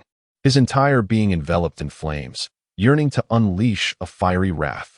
Just then, Xiaohong let out a tense cry. Without the slightest hesitation, Su Ming swiftly advanced a step towards the nearest red flower, clutching a sharp stone herb knife in his hand. With remarkable dexterity, he severed the flower from its roots almost instantaneously, securing it in a woven basket strapped to his back. With the grace of flowing water, he completed his task and, without a moment's pause, agilely retreated alongside Xiaohong, both exerting their utmost effort to escape.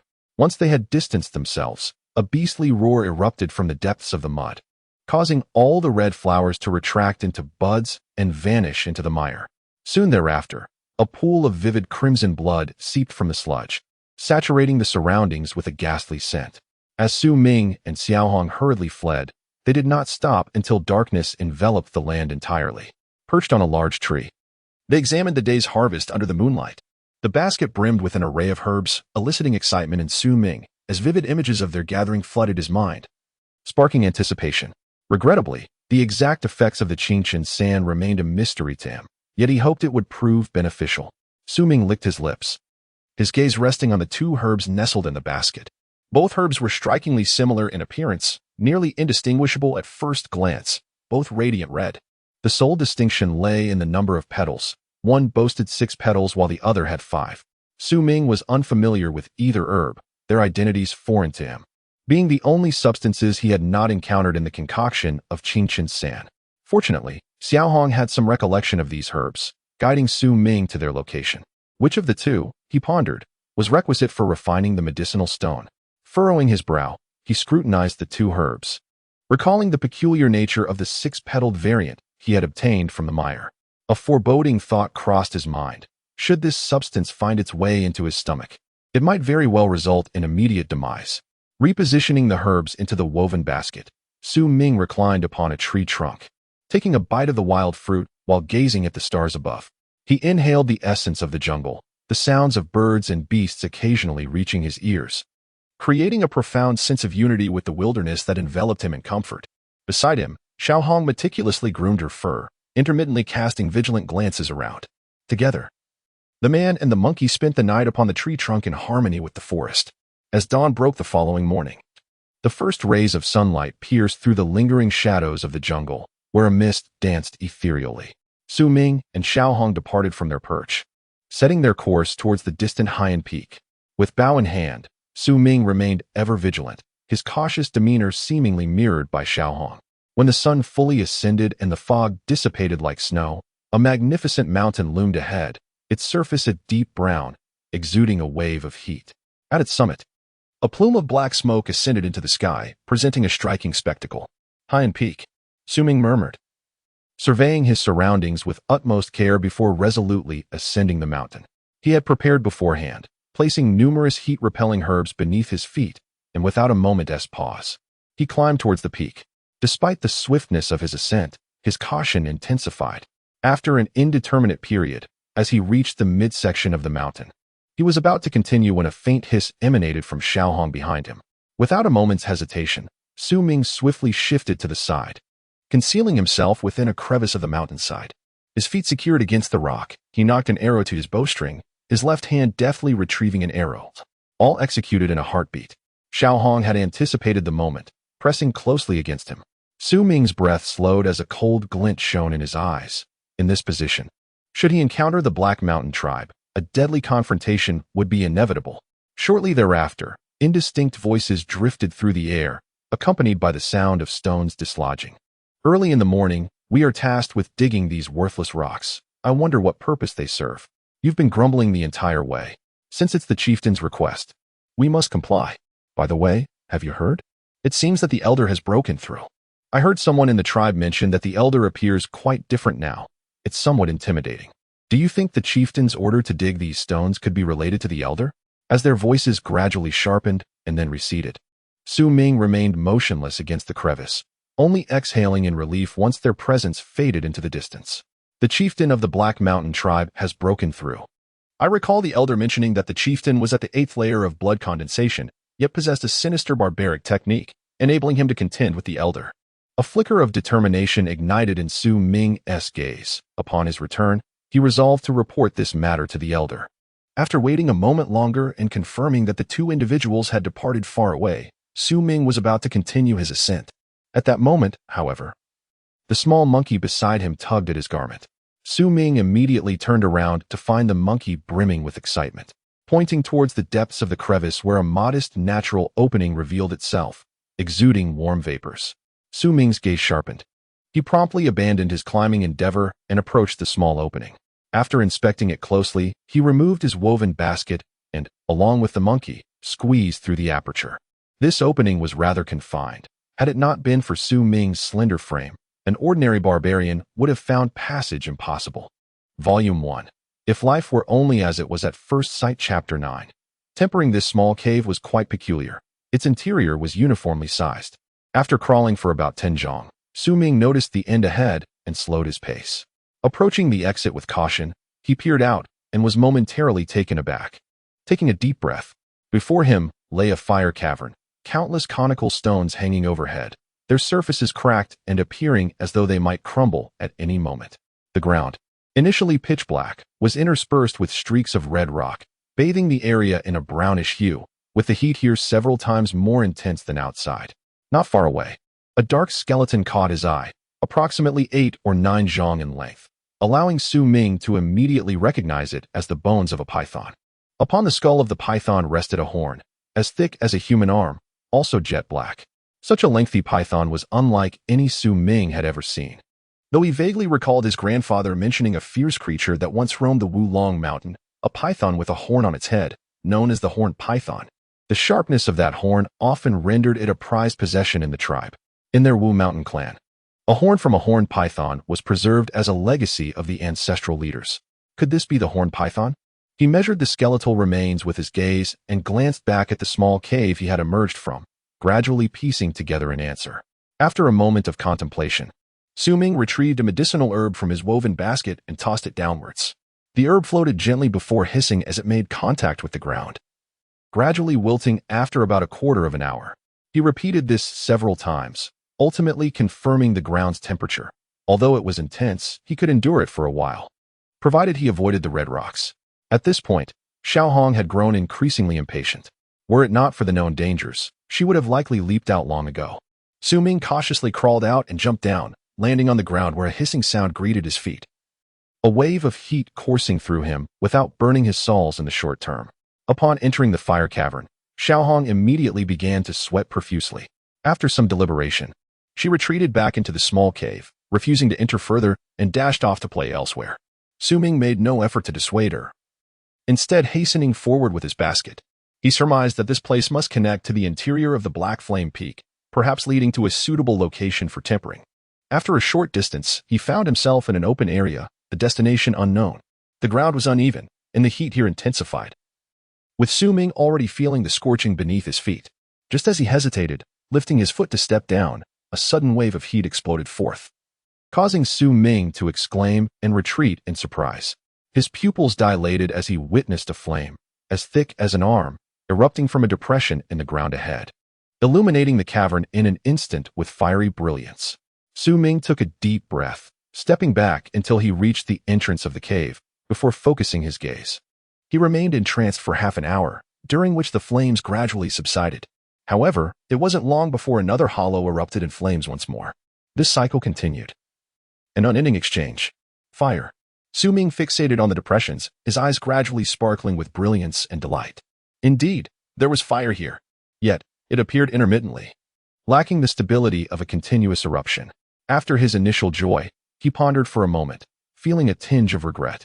Nevertheless, while entering the mountain directly from the summit might reveal a more advantageous location, this place had the virtue of concealment.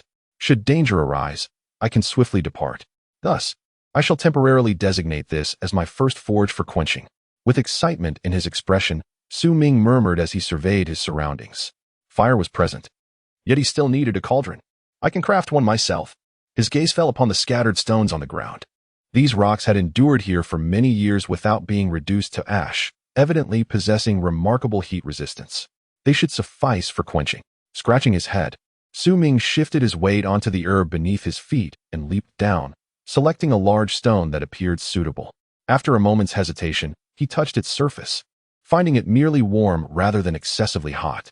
Confirming his choice of this large stone as material, Ming produced his medicinal knife, which was notably sharp, having been frequently honed by him. With all his strength, he began to carve into the stone. This was a tedious process, yet Ming had long grown accustomed to it, displaying not a hint of impatience.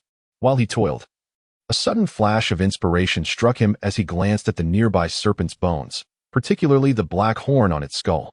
After a brief contemplation, he hurried over, examining the area around the skull for a while. Striking the bone, he was met with a sound of shattering, the bones immediately fracturing into a fine dust scattered across the ground. Among the debris, only the black horn remained intact. This horn is indeed extraordinary. I was just pondering how the serpent managed to burrow in here. Ming picked up the horn and drew it across the wall, instantly leaving a scratch. This scene did not surprise him. Yet, he could not fathom why the serpent had felt compelled to penetrate from the outside. Unable to comprehend, he returned to the large stone, resuming his carving. With the horn's assistance, several hours later, a quenching stone furnace resembling the one etched in his memory took shape, and he even fashioned a lid to retain the heat within the furnace. Let us give it a try. Ming, brimming with anticipation, pushed the completed furnace to the hollowed areas, steadying his mind as he began to wait patiently.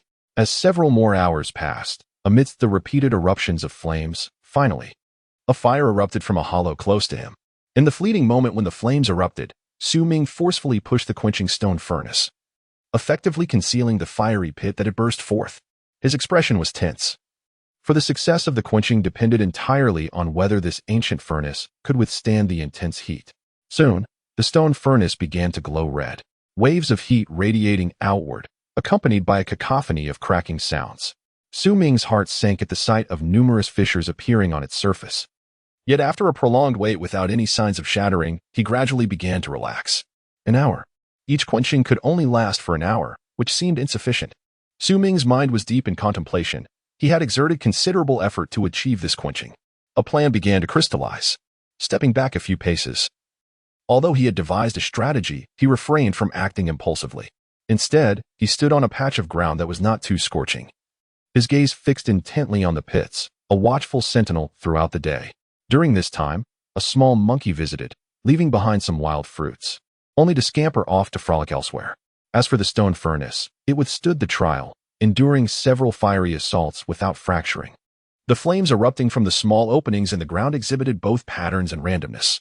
After a day had passed, Ming grasped a bone fragment, his body swaying as he approached the pitted area.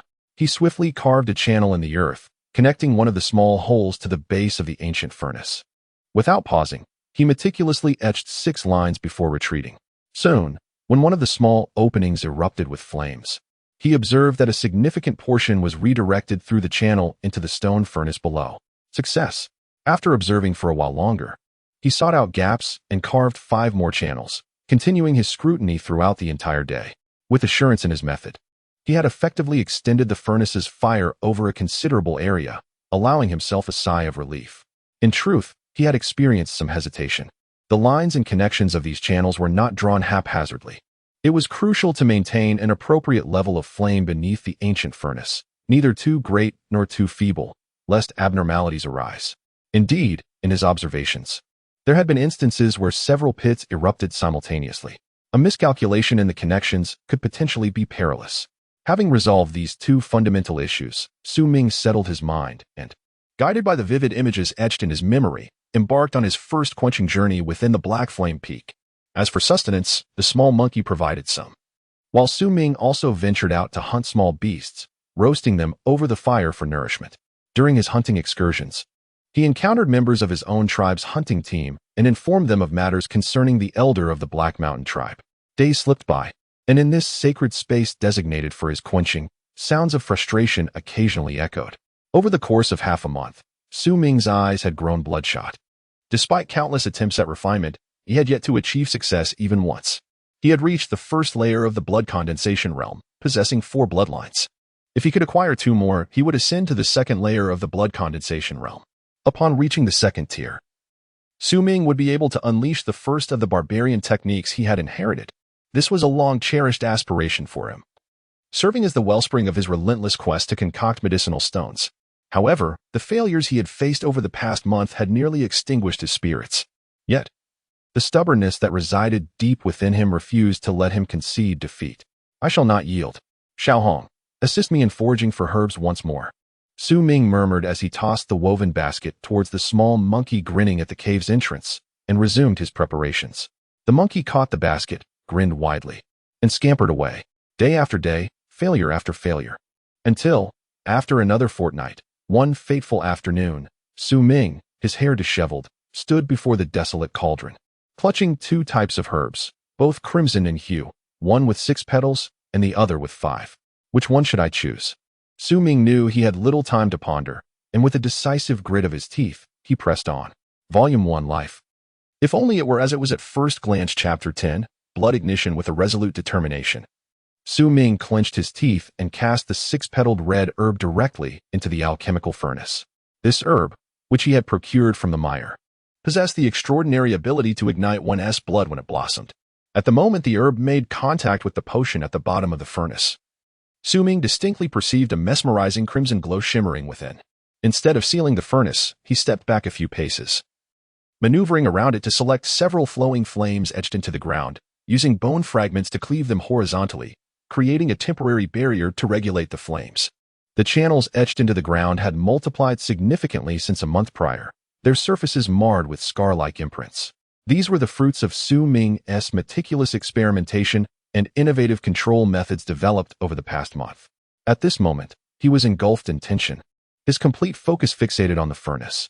Based on his observations over the past month, he was assured that he had at least half an hour of safety in which to operate without concern.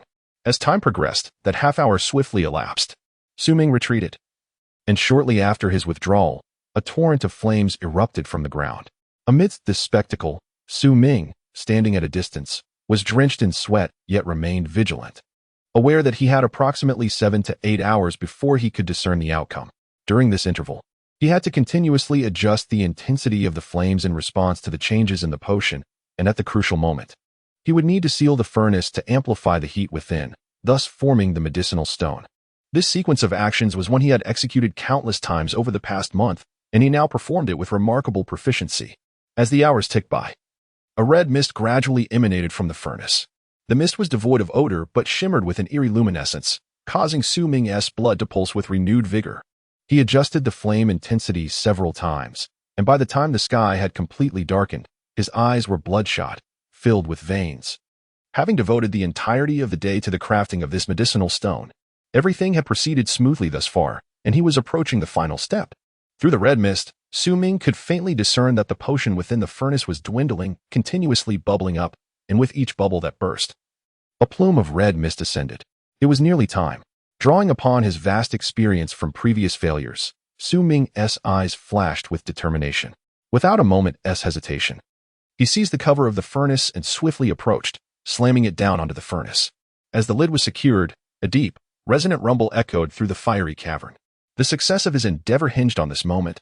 With the cover in place, Su Ming exhaled deeply, retreating a few steps before sitting cross-legged on the ground. Closing his eyes to conserve his energy, he understood that he had done all that was necessary. The outcome was now beyond his control and reliant upon fate. After nearly an hour had passed, the booming sound within the ancient cauldron suddenly intensified, resonating 9 times before gradually settling into silence. Aside from the flames beneath the cauldron, which continued to flicker, no sound emanated from within. Su Ming kept his eyes closed, maintaining his meditative state as he patiently awaited the opportune moment. At the instant the flames beneath the cauldron diminished, he abruptly opened his eyes, rose to his feet, and boldly approached. With his right hand filled with heat-resistant herbs, he forcefully pushed against the lid of the cauldron, prying it open.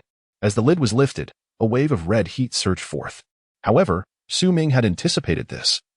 Almost simultaneously, he swiftly retreated to avoid the blast. After a brief moment, once the crimson heat dissipated, Su Ming's heart raced with anticipation and excitement as he cautiously advanced to peer inside the cauldron. Upon gazing within, a sudden burst of laughter escaped him. At the bottom of the cauldron lay 3 scarlet medicinal stones.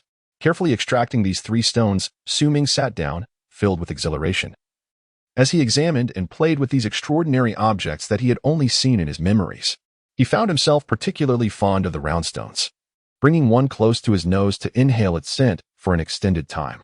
Unfortunately, there was no trace of medicinal aroma. Instead, a faint metallic tang reminiscent of blood wafted through. Additionally, he noted that the stones seemed rather fragile, almost as if they could be crushed into powder with a mere squeeze, which indeed proved to be the case. Nevertheless, he did not dwell too much on this observation. Finally, after a month of arduous effort, he had succeeded in refining them. The more he gazed at them, the more his delight grew. Just as he was about to taste one, hesitation gripped him. He quelled his excitement, recalling the bizarre scene when he had harvested the six-petaled red herb. Since this herb had ultimately yielded the medicinal stones, he pondered whether the other type might also. With a contemplative sigh, he carefully placed the 3 stones aside and retrieved the 5-petaled red herb. After a moment of silence, his eyes gleamed as he calculated the time. He then closed his eyes and entered a meditative state, channeling the power of his bloodline to recover from his fatigue. The night passed without incident. And in the middle of the night, the little monkey returned, its face alight with rapture as it sniffed its right paw, indifferent to Su Ming. Before leaping into the cave and settling in a relatively cool spot, over the past month, it had grown accustomed to this place. Even as it lay there, it continued to sniff its paw, the look of ecstasy deepening, as if recalling something amusing, and it began to chatter and grin to itself. The following morning, Su Ming opened his eyes from his trance, stretched his body, and found that the weariness of the previous day had completely vanished. Energized, he grasped the 5-petaled herb and resumed his refining process. Several days later, Su Ming emerged from the fire cave, which he had not left for some time. Upon encountering the sunlight outside, his eyes stung slightly. Having grown accustomed to the fiery glow within the cave, he found the brightness of the outside world somewhat overwhelming. Standing there, inhaling a few breaths of fresh air, Su Ming cautiously surveyed his surroundings once his vision returned to normal. He then began to descend the mountain with deliberate care. Swiftly moving while remaining ever vigilant, he was accompanied by a little monkey, and fortunately, they encountered no danger. Arriving safely at the foot of the peak, finding a river at the base, its waters emanating warmth, Su Ming shed his clothes and immersed himself, feeling as though the fatigue accumulated over recent days dissolved entirely. Reluctantly emerging from the soothing waters, he quickly departed with the little monkey, for he had more pressing matters to attend to. Within the jungle, Su Ming and the little monkey dashed forward, making several turns until he had captured a few fierce-looking small beasts in his grasp. The little monkey had also managed to seize a couple. In a secluded corner, Su Ming glanced at the 4 small beasts bound and roaring at him, choosing to ignore them as he withdrew his gaze.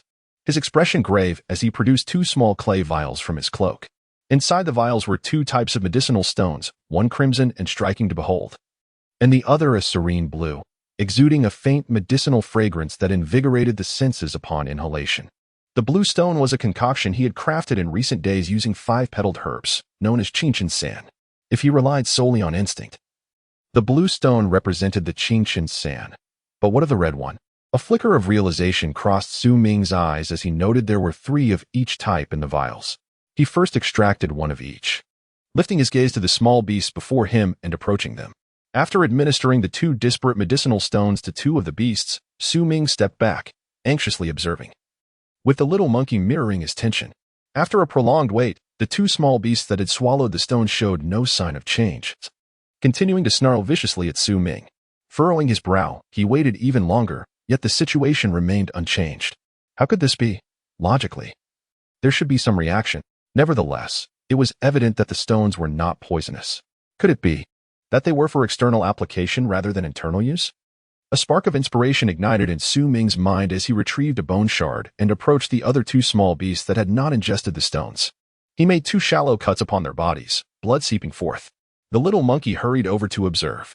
After making the incisions, Su Ming quickly took out the 2 different medicinal stones again, applying them to the wounds of the 2 small beasts. Suddenly, a transformation occurred. The beast that had come into contact with the red stone trembled violently in an instant, not uttering a cry of anguish, but rather disintegrated into a pool of blood. Before the sanguine liquid could even touch the ground, it ignited spontaneously, rising into a mist of crimson vapor. This entire sequence unfolded in the blink of an eye, so swiftly that Su Ming gasped in shock and retreated hastily, while the little monkey, startled, scurried away in a flurry of movement. In that moment, Su Ming inhaled sharply, his eyes reflecting a profound sense of terror. He had never anticipated that the crimson medicinal stone he had concocted would yield such astonishing results. The red mist ascended into the air, gradually dissipating, leaving behind a gruesome pile of purplish-red bones that was truly shocking to behold. As for the nearby small beasts, despite their proximity, they remained unscathed, though it was evident that they too were frightened. Breathing rapidly, Ming eventually cast a glance at the small vial in his hand that contained the remaining crimson medicinal stone. Within it lay another stone.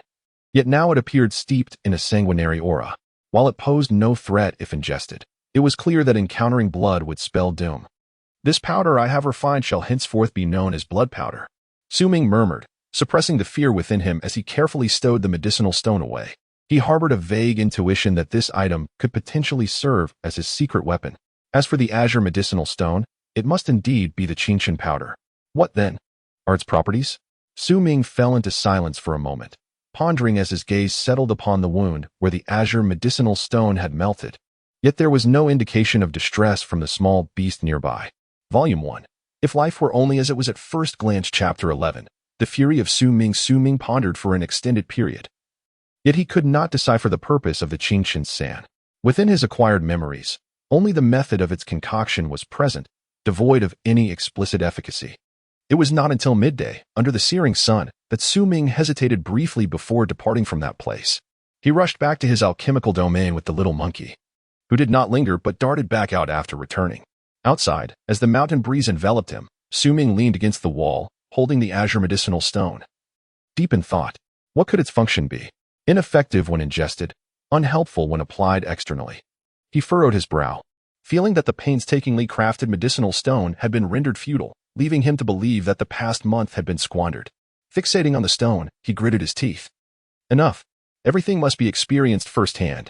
I shall consume this powder and discern its effects. Ming's decisive nature surfaced. Having made his resolution, he did not hesitate, promptly placing the Qingshan san into his mouth. The stone dissolved instantly, and a rich aromatic essence enveloped his palate, surging through his body like a warm current, only to dissipate swiftly, leaving little sensation in its wake. Stunned, Ming settled into a meditative posture, attempting to concentrate his bloodlines, yet it felt no different than usual. He still sensed an insufficiency in his blood. Frustrated, he tugged at his hair, overwhelmed with regret, feeling as though the previous month had been an utter waste. It cannot be. There must be another function.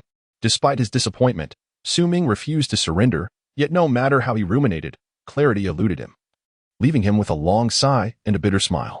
After a while, the red silhouette of the little monkey dashed up from the mountain below, swiftly approaching Ming. It leaped a few times before dropping a bounty of wild fruits at his feet and dashing away once more. Ming sighed, his stomach empty, and began to consume the fruits while continuing to ponder. 1, 2, 3. Before he realized it, he let out a contented burp, spitting out the seeds and patting his belly, then resumed his contemplation. As he glanced at the remaining fruits, intending to withdraw his gaze, he suddenly froze. Full? Huh. Ming stared intently at the wild fruits, then quickly counted the seeds he had expelled, 15 in total. He sensed he had grasped something significant, his heart racing. I have always relished these wild fruits. Over the years, Xiaohong has often gathered them for me.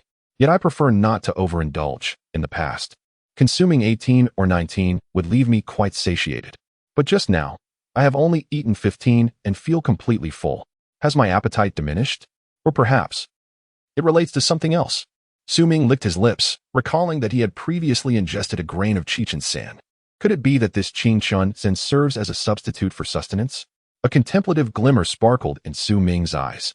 Alternatively, one might say that this Qingshan san can enhance its efficacy. Ming's heart raced rapidly, thumping in his chest as he took a deep breath. He had racked his brain over the effects of this powder, yet found himself at a complete loss. But now, feeling as though he grasped something elusive, he disregarded any notion of absurdity and promptly turned around, diving into the small opening, hastening towards his refining chamber.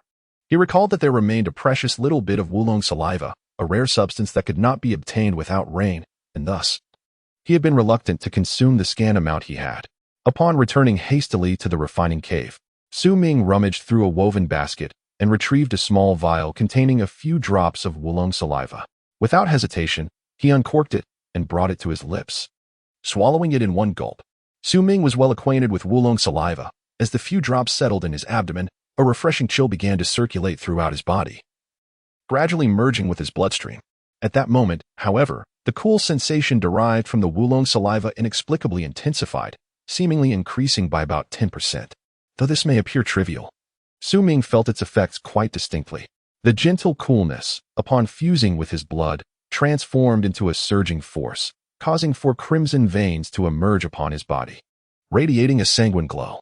After a considerable time, Su Ming opened his eyes, exhaling a long breath of murky air, his gaze brimming with exhilaration. Indeed, this was the case. The Qinshan sand, when consumed in isolation, bore no effect, yet when ingested alongside other substances, it could amplify its inherent properties. This might seem simple, but in reality, it was remarkably extraordinary. Su Ming felt invigorated. The art of refining elixirs had bestowed upon him immense motivation. Before the door where he had acquired the refining method stood 15 small openings, clearly requiring the insertion of 15 such medicinal stones. However, at present, he could scarcely afford enough for his own consumption. After a brief contemplation, he decided to postpone this endeavor. Resolute, he hurried to the nearby furnace and resumed the refining process with the remaining herbs. In addition to the refining, he also sent the little monkey out to forage for medicinal plants, gathering in abundance those herbs his grandfather had always collected. Following the methods of his tribe, they were crushed into a juice and consumed, further enhanced by the Qinshan sand. This combination significantly accelerated his cultivation speed. Time swiftly passed, and 2 months elapsed. During this period, Su Ming scarcely ventured outside. The fiery cavern had become akin to a second home, its existence difficult to discern, allowing him to cultivate here with peace of mind. Throughout these 2 months, he had refined a considerable quantity of Qinshan sand, consuming it together with the herbal juices that invigorated his blood, gradually coalescing a 5th bloodline within his body. The 6th bloodline even began to subtly manifest. It seemed that if he continued on this path, he would soon attain completeness. As winter enveloped the outside world, the other peaks lay blanketed in snow. Yet the area surrounding Haiyan Peak remained untouched, the snow having melted away before it could fall. This peculiar phenomenon shrouded the region in mist, rendering it a sight of strange beauty from afar. If an outsider were to arrive here for the first time, they would undoubtedly be captivated by this place. However, for Su Ming, who grew up in the vicinity, the peculiarities of this peak had long since ceased to astonish him. On this day, Su Ming sat cross-legged. The sanguine glow emanating from his body was particularly intense. 5 slender lines twirled around him as if imbued with life, creating a striking spectacle. The blood light continuously radiated. Beads of sweat beaded on his skin, and his body trembled slightly, yet his expression was resolute. This was his 3rd attempt in half a month to condense the 6th bloodline. Success would elevate him to the 2nd tier of the blood condensation realm, transforming him into a formidable warrior. Most crucially, it would enable him to perform his first martial technique, a tribal art known as Spirit Devour. The Spirit Devour technique could not be executed without proper preparation. It required the corpses of recently deceased beasts. By utilizing the bloodlines he had condensed, he could commune with the spirits of these departed creatures, extracting their essence to temporarily enhance his own abilities. Mastery of such a technique would distinguish him as a true warrior, setting him apart from his kin with immeasurable strength. After a prolonged period, Su Ming's body quivered. The blood light surrounding him gradually dissipated, and the 5 bloodlines upon his skin faded away, marking yet another failure in his attempt to condense the 6th line. He exhaled deeply, fell into silence for a moment, then retrieved some medicinal concoction, combining it with a cleansing powder before swallowing it down, readying himself for yet another round of training. As days turned into weeks, a month passed in the blink of an eye. The entire Wulong Mountain was blanketed in a thick layer of snow. Even the Black Flame Peak was shrouded in an increasing mist, and the heat seemed to be dissipating. The coldest season of the year had arrived. Yet for Su Ming, this period was crucial. Through relentless effort coupled with ample herbs and cleansing powder, his progress in the blood condensation realm had accelerated remarkably, and the 6th bloodline was now on the verge of formation. The little monkey, reluctant to venture out in the winter, with its fiery red fur standing out against the white snow, had become quiet as the season changed. At this moment, it crouched beside Su Ming, exhaling puffs of breath while gazing intently at him. Suddenly, it turned sharply, its eyes narrowing with a fierce glint as its ears perked up. Faint sounds drifted from outside. "Yu Qi, is the Tian Yin grass truly found here? We have searched for ages and found nothing. Are you certain?" A chilling voice echoed, causing the little monkey to shiver. "Surely not. I distinctly recall seeing it as a seedling. I concealed it with a martial technique nearby, and given the passage of time, it must have matured by now. After all, This area is frequented by ordinary tribespeople gathering herbs. They would not discern my martial concealment. Replied another voice, sharp and incisive. Hasten your search, for if the celestial rock herb truly exists, it may allow me to swiftly transcend the third layer and ascend into the fourth realm. As for you, it seems you too might soon enter the third layer. Do not fret, it must be nearby, as I can still sense the resonance of the barbaric arts. Should you attain the fourth layer, you would then be eligible to join the Black Mountain hunting team. I have heard that this time, the quarry has been personally designated by the Elder. Whatever we manage to capture shall be rightfully ours. The voices of the two conversing drew ever closer, sounding as if they were just outside, causing the little monkey to hold its breath in nervous anticipation. It could faintly perceive that the two outside posed a significant threat. It glanced back at Su Ming repeatedly, only to find him with his eyes tightly shut, his body trembling slightly, the crimson glow surrounding him intensifying, and the sixth bloodline seeming on the verge of solidification. But at that moment, it was found. Look here, a small cave. How unfortunate that it is rather diminutive. Indeed, it is the celestial rock herb. As for this cave, it once was a land of fire barbarians, and its surroundings are imbued with heat. The interior should be vacant. Since we are here, we might as well venture inside. A mere cave entrance shall not deter me. The words of the two grew more alarming, causing the little monkey's expression to shift drastically. In a moment of urgency, it gritted its teeth and cast a deep glance at Su Ming before transforming into a crimson shadow and dashing directly into the small opening, vanishing within. Instantly, exclamations of excitement erupted from outside. It is a fire monkey, and a juvenile at that. Huh. This is its refuge from the cold. If we capture it, its blood will be a great boon for us, and its fur can be offered to the Elder. With a piercing scream echoing through the air, the voices outside gradually faded, yet within the cave, Su Ming's expression twisted in anguish as he trembled violently. You seek death. Su Ming suddenly lifted his head, unleashing a furious roar. Volume 1. Life, if only it were like the first encounter. Chapter 12. The killing intent.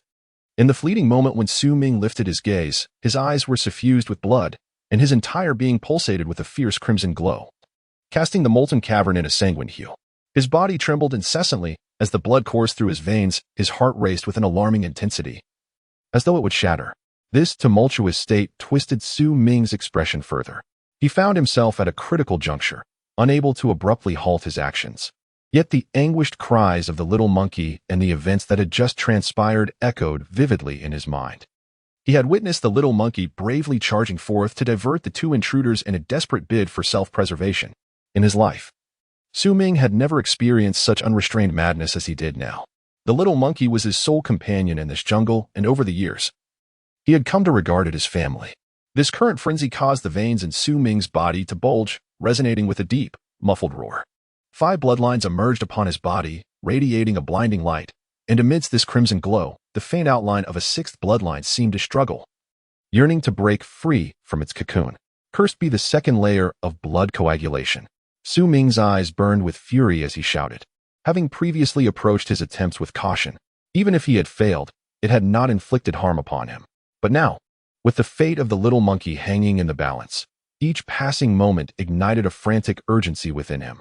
In this instant, he cast caution aside and fervently channeled the blood within him, directing it towards the nascent 6th bloodline with reckless abandon. With a thunderous crash, blood spilled from the corner of Su Ming's mouth, his body trembling, his complexion paling. Such reckless actions were considered taboo among those who practiced blood cultivation, typically practitioners, especially at the first layer of blood coagulation, were advised to tread carefully and not act impulsively. The booming sound may not have been deafening to the outside world, but within Su Ming's perception, it resonated like the cataclysmic collapse of the heavens and the earth. Cursed be this fate. Su Ming fixed his gaze upon the exit ahead, where he could almost perceive the little monkey's panic, fear, helplessness, and resolve. Without hesitation, he once again summoned all the blood within him for a second onslaught. More blood trickled from his lips, dripping onto the ground below. The 3rd, 4th, 5th strikes. At the moment of his 5th surge, as blood surged through him like a torrent, Su Ming expelled a copious amount of blood, his face turning ghostly pale. Yet, a formidable killing intent glimmered in his eyes, and the blood spilling from his mouth lent him an aura of chilling ferocity. Suddenly, he rose from his meditative position. At the instant he stood, a resounding explosion erupted within him, and the 6th bloodline coalesced entirely. With the formation of this 6th bloodline, An aura entirely distinct from the first layer of blood coagulation erupted within Su Ming, causing his hair to rise as if stirred by an unseen wind. While the 6 bloodlines danced upon his skin with a life of their own. The second layer of blood coagulation, before the second layer could fully stabilize. Su Ming's body swayed as he swiftly seized a nearby bow and arrows, propelling himself towards the exit with a velocity twice as fast as before, vanishing in an instant. He rapidly squeezed through a small opening, emerging into the outside world where snow cascaded from the heavens and the sun hung low on the horizon, casting a golden hue over the twilight. A second layer of blood condensation, a third layer of blood condensation. Blood surged in Su Ming's eyes. A fleeting glint of cold light flashing across his gaze. Despite the formidable nature of his adversaries, fear did not cloud his vision. Instead, it was consumed by murderous intent. In that moment, he had long forgotten the sensation of terror, the moment the little monkey was captured. The 2 brutish warriors of the Wu Shan tribe became his sworn enemies in life and death.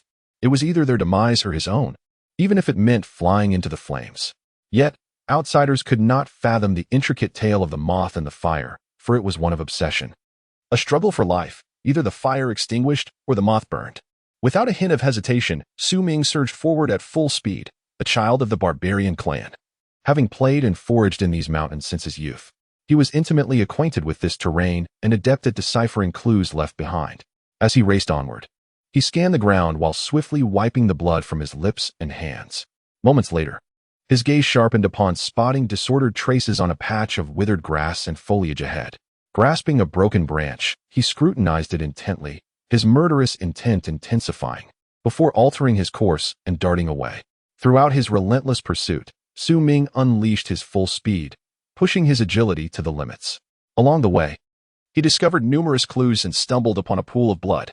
Within that crimson fluid lay several strands of red fur, belonging to the little monkey. However, the blood bore signs of drying, indicating that his adversaries had captured the monkey here and had since departed for some time. Unable to catch up, Su Ming's expression darkened as he clenched his fists, a frenzied determination gleaming in his eyes. They were from the Wu Shan tribe and would undoubtedly return to their stronghold. If that were the case, there was a shortcut from this place to the Wu Shan tribe. Su Ming pivoted and took a swift step, his form seamlessly disappearing into the snow-laden thicket. Faster, Su Ming raced through the forest like the wind, yet he still felt his speed insufficient. As he advanced, a trail of footprints marred the pristine snow. At that moment, as he leaped and descended once more, the snow beneath him suddenly gave way. From the depths of the snow leapt a creature resembling a fox, its body cloaked in pristine white fur, adorned with antlers atop its head. The beast sprang forth with astonishing speed, closing in on Su Ming in the blink of an eye. A marten. Su Ming did not reduce his pace. As the creature leapt from its hiding place, he raised his right hand and unleashed a thunderous punch towards the oncoming beast. Had it been the previous Su Ming, this punch would undoubtedly have lacked sufficient force. However, he is now a second-tier warrior in the blood condensation realm, possessing 6 bloodlines. Enveloped in a surge of vital energy, his entire being has not only accelerated, but also multiplied in strength several-fold. With a mighty blow, he struck the weasel-like creature, which shrieked in agony, its eyes narrowing. In midair, it twisted its body to evade, yet Su Ming lunged forward, his left hand revealing a bone horn, which, by mere chance, grazed past the beast, cleaving through its flesh. Blood gushed forth as the creature writhed in the snow, leaving a crimson stain. With precision, Su Ming halted, casting a glance at the lifeless weasel. His gaze flickered as he crouched down, inhaling deeply, channeling the blood within him. Instantly, a radiant crimson aura emanated from his body, merging with the blood upon the ground, revealing the 6 bloodlines that adorned him. Gently, his right hand descended upon the freshly slain beast, an unusual glimmer illuminating his eyes. He observed one of his bloodlines twisting in a peculiar manner, gradually extending along his right arm and intertwining with the creature's essence. Suddenly, the lifeless form of the weasel trembled mysteriously. Its fur shed away, and its body withered rapidly, transforming into a mere skeleton. Yet, at the same moment, wisps of white vapor rose from its remains, coalescing into a hazy semblance of its former self, as if it could be scattered by the wind. This was Su Ming's inaugural application of the soul-devouring barbaric technique. Within the teachings he had acquired, this technique required time to cultivate before it could consume. But Su Ming had no such luxury. Abruptly, he inhaled deeply towards the ethereal figure of the weasel, which swiftly transformed back into strands of white mist. drawn into his mouth.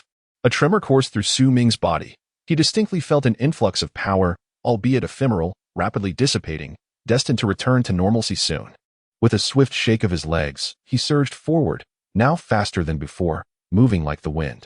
The howling of the breeze echoed in his ears, and his sole thought was to pursue and intercept the adversary to rescue the little monkey. He was no fool, however, and had long been prepared. Half an hour later, the additional power had long since vanished, yet it had afforded him a slight advantage in timing. He finally arrived at the outskirts of Black Flame Peak, near the Black Mountain tribe. This area resembled a small hill, akin to a dirt mound, offering a broad perspective of the distance ahead. Approaching this locale, Su Ming's eyes gleamed with intensity, fixated on the direction of Black Flame Peak. Before long, he spotted two swift figures in the distance, one of which grasped the motionless little monkey. Standing there, Su Ming retrieved a small vial from his robe, containing a single crimson medicinal stone. Assured that his hands bore no blood, Su Ming extracted the medicinal stone and cradled it in his palm. This stone was his trump card, calming his breath. He grasped his bow, his gaze penetrating the silence that enveloped him. The two figures in the distance drew ever closer, now mere miles away, each acutely aware of the other's presence. Both were robustly built, exuding an air of strength. One of them, a burly man clutching a small monkey, wore only a thin pelt in the frigid winter, his bare torso emanating plumes of white vapor, as if his very vitality could thaw the cold. Yet, Su Ming merely cast a fleeting glance at him before his focus shifted to the other individual. This man was similarly imposing, shouldering several long spears, though he was slightly shorter. However, Su Ming could discern a vast reservoir of vitality within this man, far exceeding that of his companion, and certainly beyond his own capabilities. This was a formidable warrior. Su Ming's pupils constricted, yet he raised his bow, pointing decisively at the burly man. As Su Ming's gaze fell upon him, the hulking figure also caught sight of Su Ming, a glint of cold malice flickering in his eyes, revealing a hint of savagery. Volume 1. Life? If only it were as beautiful as the first encounter. Chapter 13. Barbarism. The savage warriors from other tribes were mere loners, observing the diffusion of their vital energy. It was evident they were only at the second level of blood condensation. To eliminate them would be a simple task. Moreover, being near our tribe and with two of us present, we had no fear of any traps. However, the audacity of this individual to challenge us suggested he possessed some hidden prowess. Nevertheless, with my strength at the third level of blood condensation, I had no cause for concern. The burly man from the Black Mountain tribe, somewhat shorter yet at the third level of blood condensation, sneered menacingly, dismissing Su Ming entirely. In his perspective, there was an insurmountable gap between the two of them, and given Su Ming's frail physique, he appeared devoid of formidable offensive capabilities. More critically, aside from the Wind River tribe, the other tribes would not hesitate to slaughter a lone individual like Su Ming. There was no room for reasoning, only the law of the jungle prevailed. Just as before, had Xiao Hong not ventured out to divert danger, they would have ruthlessly slain Su Ming upon entering the cave, claiming his head as a trophy to present to their tribe for rewards. Yu Qi, I shall take care of this one. You stay here, the burly man declared, his body erupting into motion akin to a roaring tiger, closing the distance between himself and Su Ming at an alarming rate. Yu Qi, the Black Mountain tribesman holding a small monkey, dared not voice any objections to this plan. Though he was well aware that killing the savage from another tribe and bringing back his head would earn him accolades, he hesitated to compete for glory with his counterpart. Very well, this man and I are both at the second level. Engaging in battle will consume time. If he goes, he will swiftly claim the prize. And with such merit, perhaps I too might enjoy a portion of the spoils, Yu Qi mused, a cruel gleam shining in his eyes. He envisioned the unfolding scene, picturing it as a bloody spectacle interlaced with aesthetic pleasure.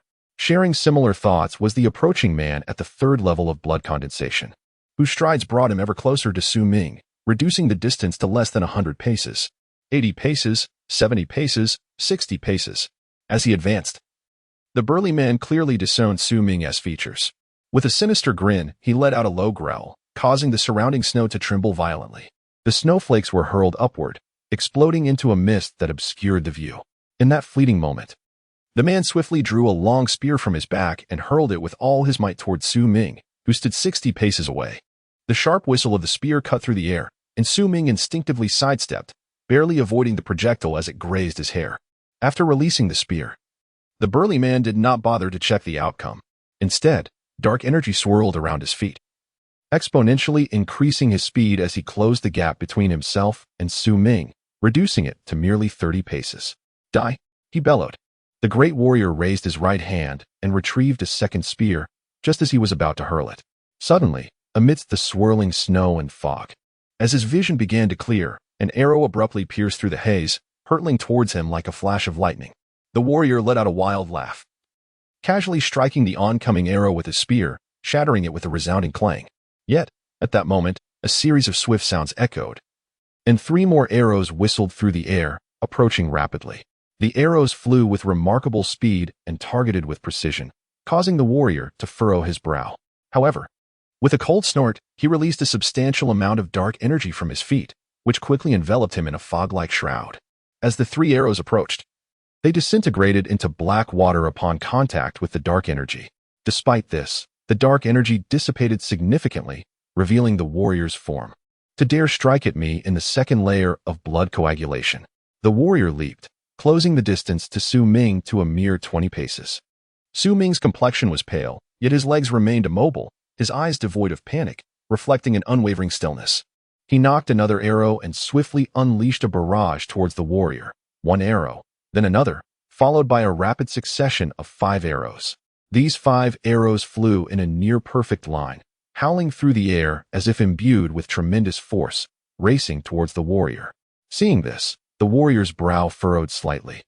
Few in his tribe could achieve such precision with a bow. The 5 arrows struck in quick succession. The warrior raised his spear, and as the first arrow approached, it collided with his weapon, erupting with a loud crack as his spear shattered simultaneously. The second arrow sped forth, but the dark energy surrounding the warrior melted it upon contact. The third arrow zipped near him, narrowly evaded by a swift movement of his body. The 4th arrow surged forward, and with a fierce roar, the warrior clenched his fist and struck the arrow, causing it to burst apart, though it left a cut on his hand. At that moment, the 5th arrow came like an arrowhead piercing flesh, and though the warrior sought to evade it, he still felt a slight graze on his shoulder, leaving a trace of blood. "I shall tear off your head." The warrior, unfazed by the minor wound, insignificant to a barbarian, merely scoffed and continued his advance, closing the distance to Su Ming to merely 10 paces. He felt assured of victory. This skirmish posed no real threat to him, merely an entanglement with arrows. In the distance, the figure with sharp teeth licked his lips, reveling in the bloody spectacle before him, which sent waves of excitement coursing through him. Just as the warrior approached, Su Ming's pallid visage remained unchanged, yet his eyes retained their eerie calm. In an unexpected move that startled both the warrior and the distant observer, he relinquished his bow and arrow, clenching his right fist as he rapidly advanced towards the incoming warrior. No one noticed that at this very moment, within Su Ming's right hand, the crimson medicinal stone had been crushed to a fine powder. The massive man drew closer to Su Ming, closing the distance rapidly, 3 paces, 2 paces, 1 pace. With his right fist clenched, an immense force surged within him, coalescing into a single, devastating blow aimed at Su Ming's head. Should he be struck, there would be no hope for Su Ming, as death would be inevitable. In that fleeting instant, Su Ming abruptly lifted his gaze, the silence of death dissipating, replaced by an overwhelming aura of murderous intent so potent that it startled the hulking figure. Yet, by the time the man felt alarm, it was too late.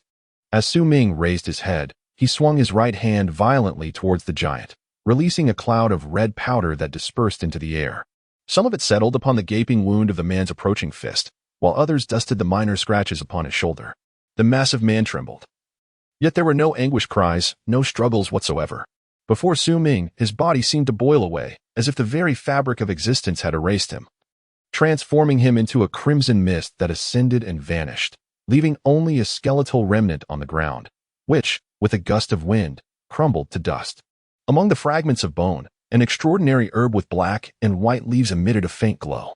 This sudden spectacle rendered Yu Qi, who stood not far away, utterly speechless. He could scarcely comprehend the scene unfolding before him, nor did he trust his own eyes. In a stupor, he beheld the gaunt youth's indifferent visage and the chilling glimmer in his gaze as he approached. The remains of the fire ape are an exceptional source of nourishment. I shall claim it. Su Ming's eyes flickered as he spoke. Yu Qi jolted, a shiver coursing through him, his body drenched in cold sweat. The words of his adversary instinctively drove from his mind the notion of the small monkey as leverage. replacing it with the realization that this figure approached solely to seize the precious item. As this thought took root, he immediately retreated in frantic desperation. Still puzzled as to how his companion had met such a grisly end, particularly the horrific visage of death that haunted his thoughts. "You are a savage. A true savage." Yuqi's voice trembled, his face paling as terror consumed him. He could not accept this grim reality and was utterly paralyzed by fear. Fleeing without daring to face Su Ming. The path Su Ming occupied led to the Black Mountain tribe, and Yuqi realized he could not return to the village, forcing him to flee towards the Black Flame Peak. As Su Ming prepared to pursue, a wave of dizziness washed over him, an overwhelming fatigue settling in. Shaking his head to dispel the weariness, he summoned his strength. Glancing at the remains on the ground, he recognized this was his first act of taking a life. Yet now was not the time for hesitation. He did not immediately chase after Yuqi. Instead, he quickly gathered his belongings, retrieving usable arrows and the peculiar herb from the bones. With a final glance towards the direction in which Yuqi had fled, a renewed glimmer of murderous intent shone in his eyes. Xiaohong remained in his grasp, and since I had already taken one life, I might as well extinguish another, ensuring that this place of desolation would remain undisclosed. Su Ming gritted his teeth, enduring his fatigue, as he pursued relentlessly. The two raced through the forest, one ahead of the other. The figure of Yuqi dared not turn back to confront Su Ming, instead hastily fleeing to widen the gap between them. However, despite his familiarity with Wulong Mountain, Yuqi could not compare to Su Ming. Furthermore, he was unable to outpace Su Ming, although he had gained a slight head start. Su Ming gradually closed the distance, following the faintest of clues. Suppressing his weariness, Su Ming fixed his gaze upon the robust figure of the Black Mountain man leaping ahead. He understood that the adversary was intimidated by his previous actions, which deterred them from engaging in battle. This was precisely what Su Ming had anticipated. With blood spilled, as long as he could swiftly eliminate one, the other would inevitably be gripped by fear. For most would be horrified by such a bizarre scene upon witnessing it for the first time. Su Ming did not press too closely. Instead, he allowed himself to be momentarily hindered by obstacles, causing Yuqi to believe he was on the verge of being caught. In that fleeting moment, as desperation compelled him to turn and fight, he would discover that the distance between them had once again widened, leading him to hesitate involuntarily. Volume 1. Life should be like the first encounter. Chapter 14. Transformation. The adage that one must exert oneself in a single effort, only to falter subsequently, embodies a profound truth. From a young age, Su Ming accompanied his grandfather, poring over countless ancient tomes adorned with animal hides, each of which he consumed with fervor. Within those pages lay an abundance of wisdom that captivated him. Over time, the insights of those who came before him gradually seeped into Su Ming's consciousness, lying dormant until now. In the wake of his recent act of violence, however, he found himself awakening this latent wisdom, bit by bit, as he pursued his quarry. At this moment, Yuqi was consumed by anxiety. Initially, he believed escape was impossible. He had summoned all his courage to confront his foe in a decisive battle. Yet, upon realizing the growing distance between them, his resolve waned. As the red haze of his fury receded, he found himself faltering. After several attempts, the boldness he once possessed diminished, making it increasingly difficult to recapture that earlier fervor. To Su Ming, the barbarian of the Black Mountain ahead was merely prey, a frightened creature. By instilling a sense of hope in his opponent, he could methodically bring about their demise. Thus, he employed a strategy designed to erode Yuqi's confidence and courage, occasionally creating distance to afford his adversary a fleeting sense of relief amidst the tension. Su Ming recalled a passage from an ancient manuscript, which posited that prolonged tension, when followed by relaxation, would magnify fatigue and suffering to an overwhelming degree. This sensation could engulf any living being. While Su Ming had previously grasped this concept intellectually, the pursuit transformed his understanding into instinctual thought, allowing him to achieve his desired effects almost effortlessly. For him, today marked his inaugural act of killing, his first pursuit of another, and his life's first intangible metamorphosis. Regrettably, the process of this transformation was solely experienced by Yuqi. Yuqi's sensations were profound, though he remained oblivious to their origins. He sensed his confidence and bravery diminish after witnessing that eerie act of murder, and throughout the chase, they gradually vanished entirely. Unbeknownst to him, the impulse to turn back and fight had dissipated.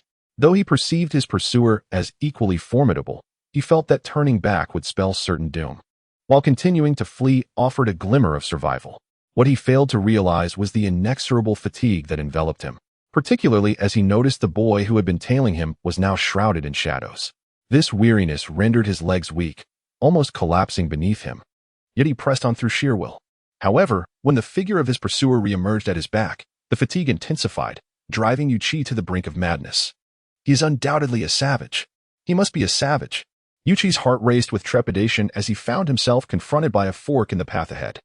To the left lay the depths of the forest, a route that would lead him beyond the confines of the Black Flame Peak, while to the right wound around the peak, leading to the territory of the Black Mountain clan. Ming, in pursuit, was already aware of this divergence.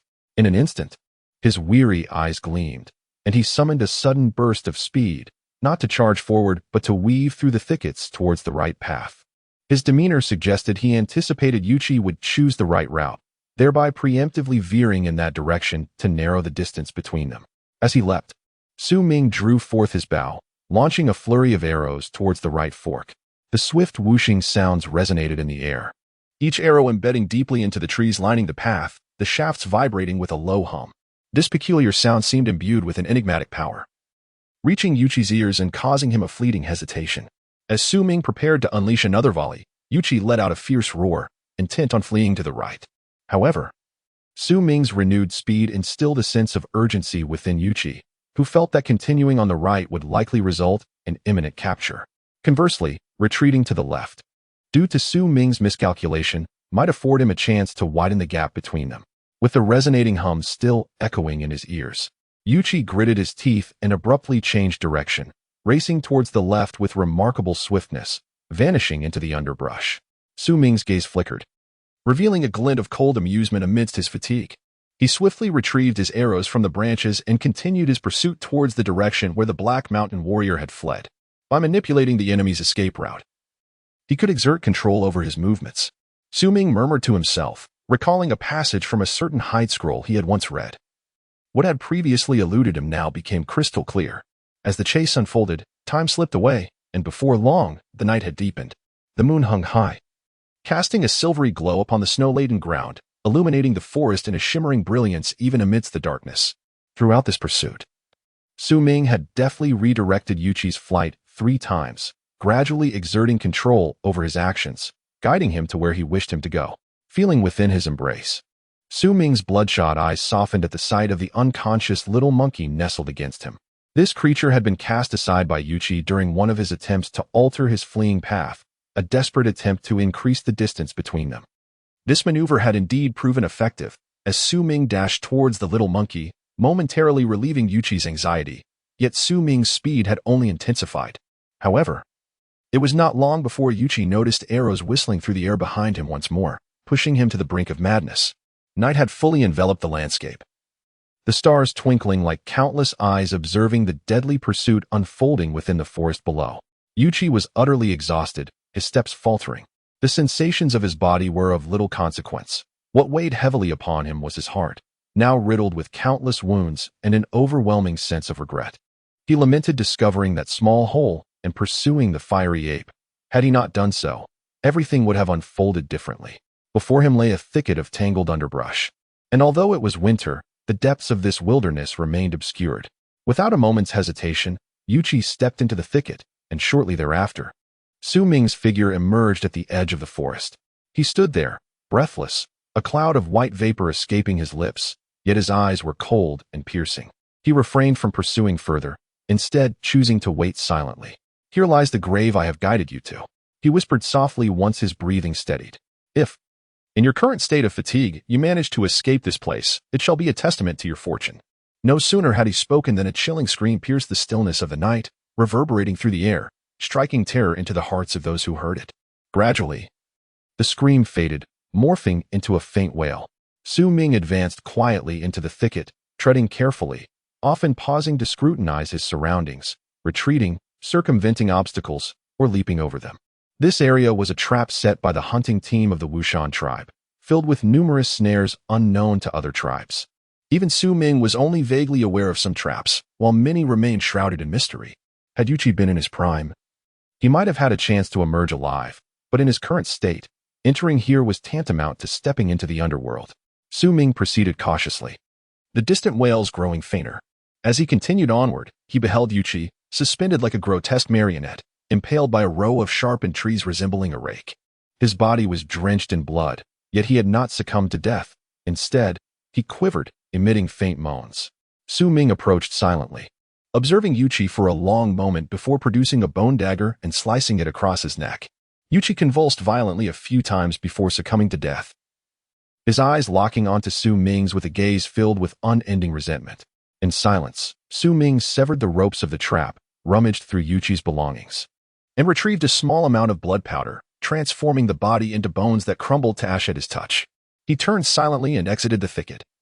Emerging into the moonlit night, his gaze lost in the vastness of the sky. This marks his second act of murder, and he finds himself at a loss for words.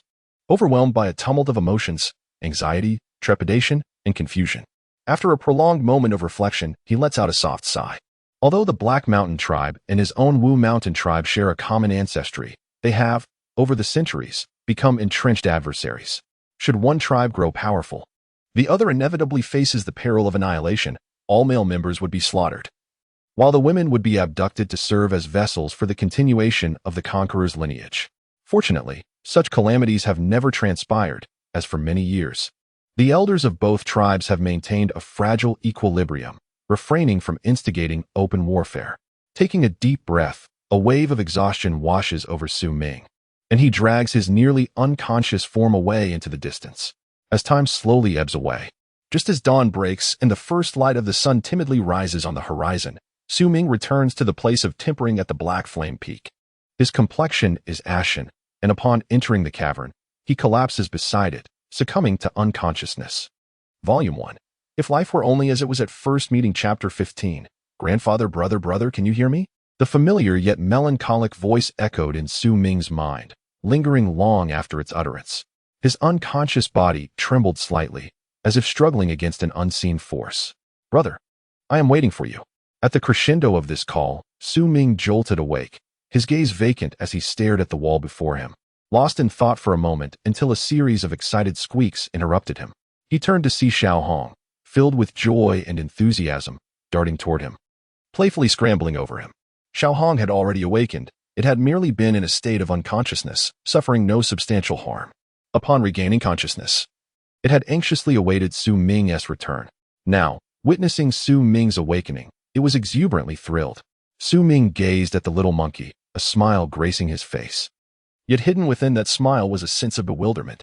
That dream had manifested once more. He exhaled deeply, shaking his head to dispel thoughts of the peculiar dream, directing his attention instead to the unremarkable black fragment that hung around his neck. As he touched the fragment, a glimmer of brightness emerged in his eyes. He had experienced firsthand the transformative effects of this black shard. Its essence had significantly accelerated his cultivation speed.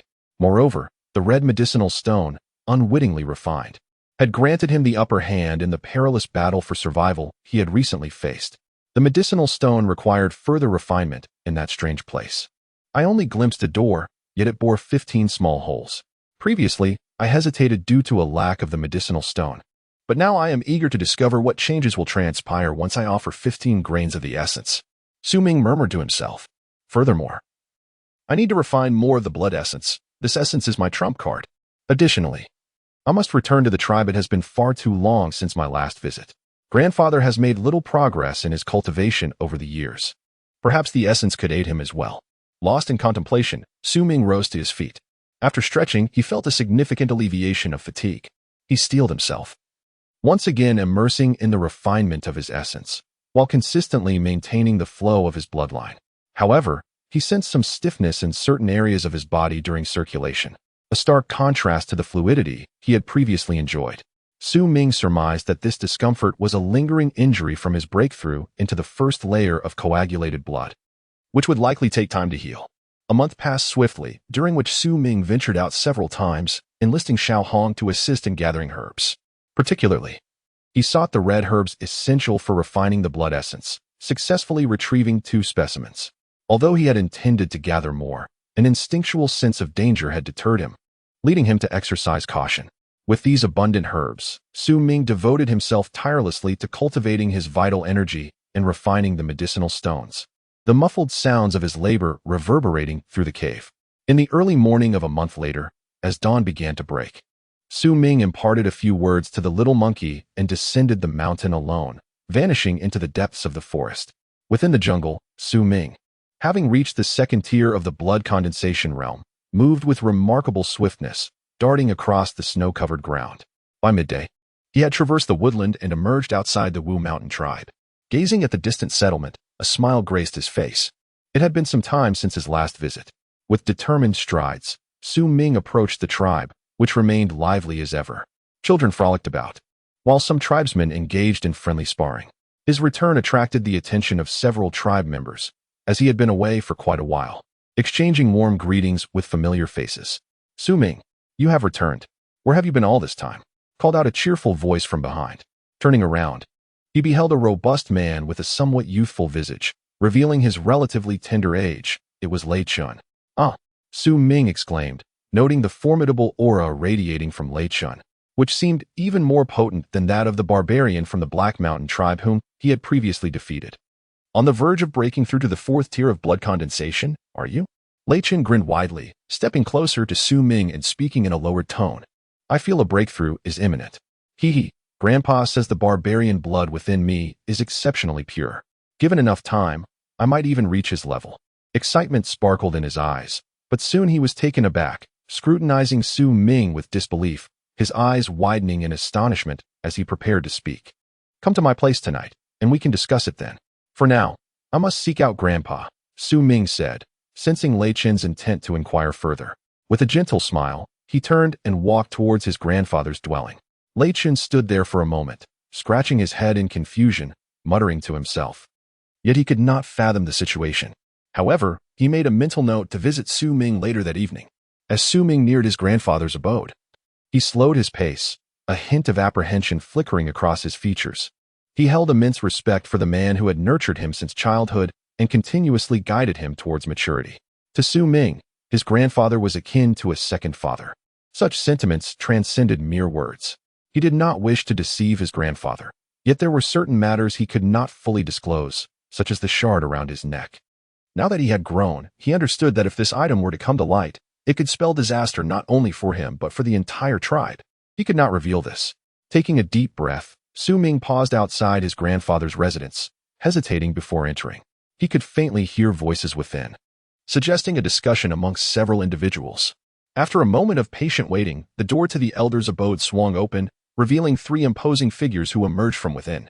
Each of these men was extraordinarily robust, resembling small mountains, and their presence instilled in Su Ming a palpable sense of overwhelming pressure. As if he were caught in the midst of a tempest, Su Ming inhaled sharply, instinctively retreating several steps. Leading these formidable men was none other than the chieftain of the Wu Shan tribe. Previously, Su Ming had felt little more than a vague awareness of the chieftain's strength, knowing only that he was the most powerful individual in the tribe aside from the elder. However, now that Su Ming had attained the second tier of blood condensation, his perception of the Wu Shan chieftain was significantly heightened. To Su Ming's eyes, the chieftain's vital energy seemed capable of shaking the heavens, particularly when paired with the faint, intricate patterns visible on his face, which evoked a sense of profound terror.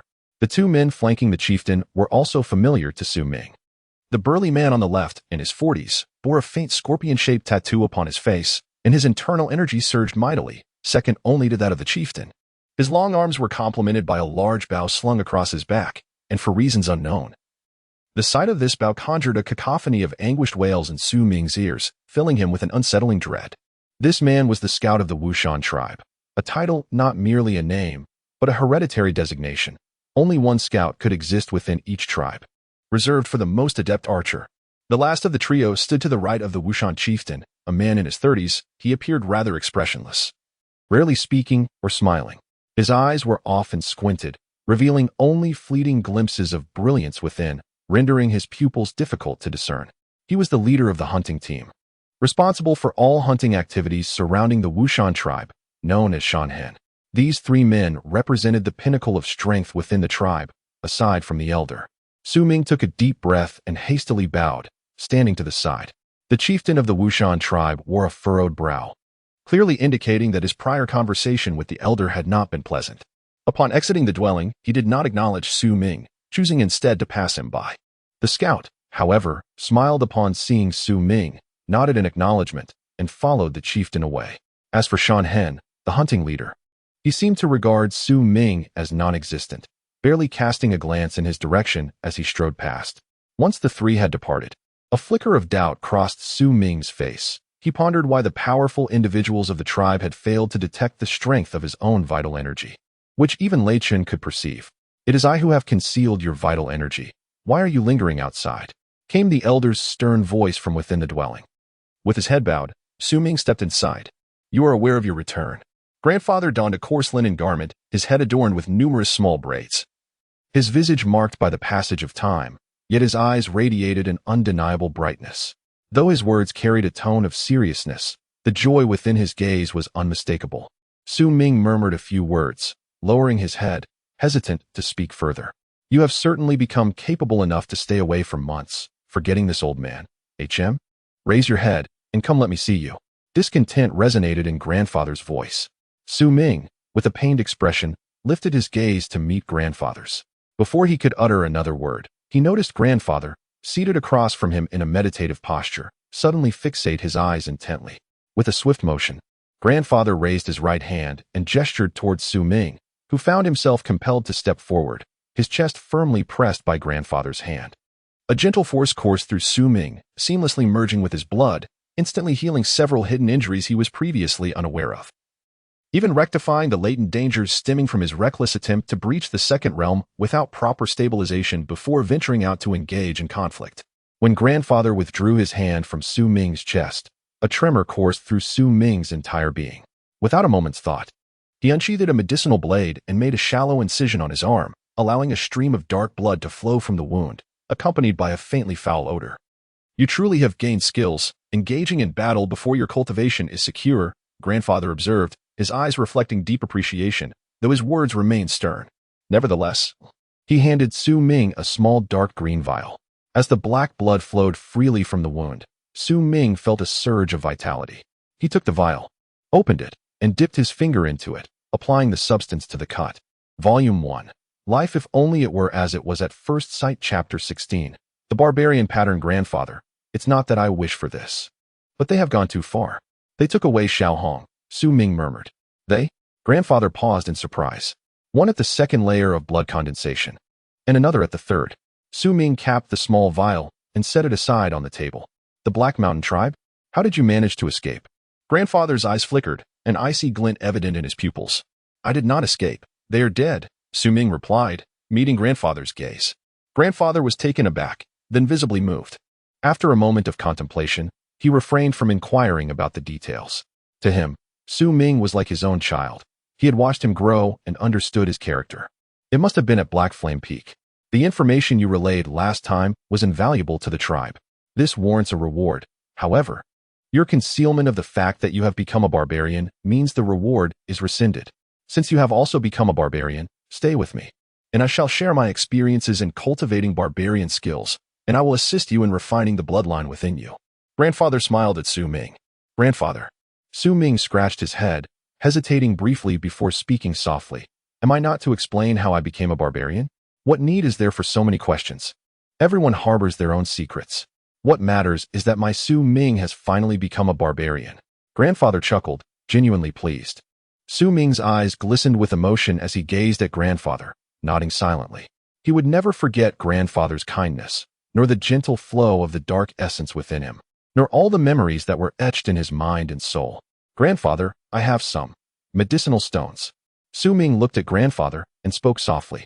"Medicinal stones?" Grandfather was momentarily taken aback, then shook his head with a smile. "You mean herbs?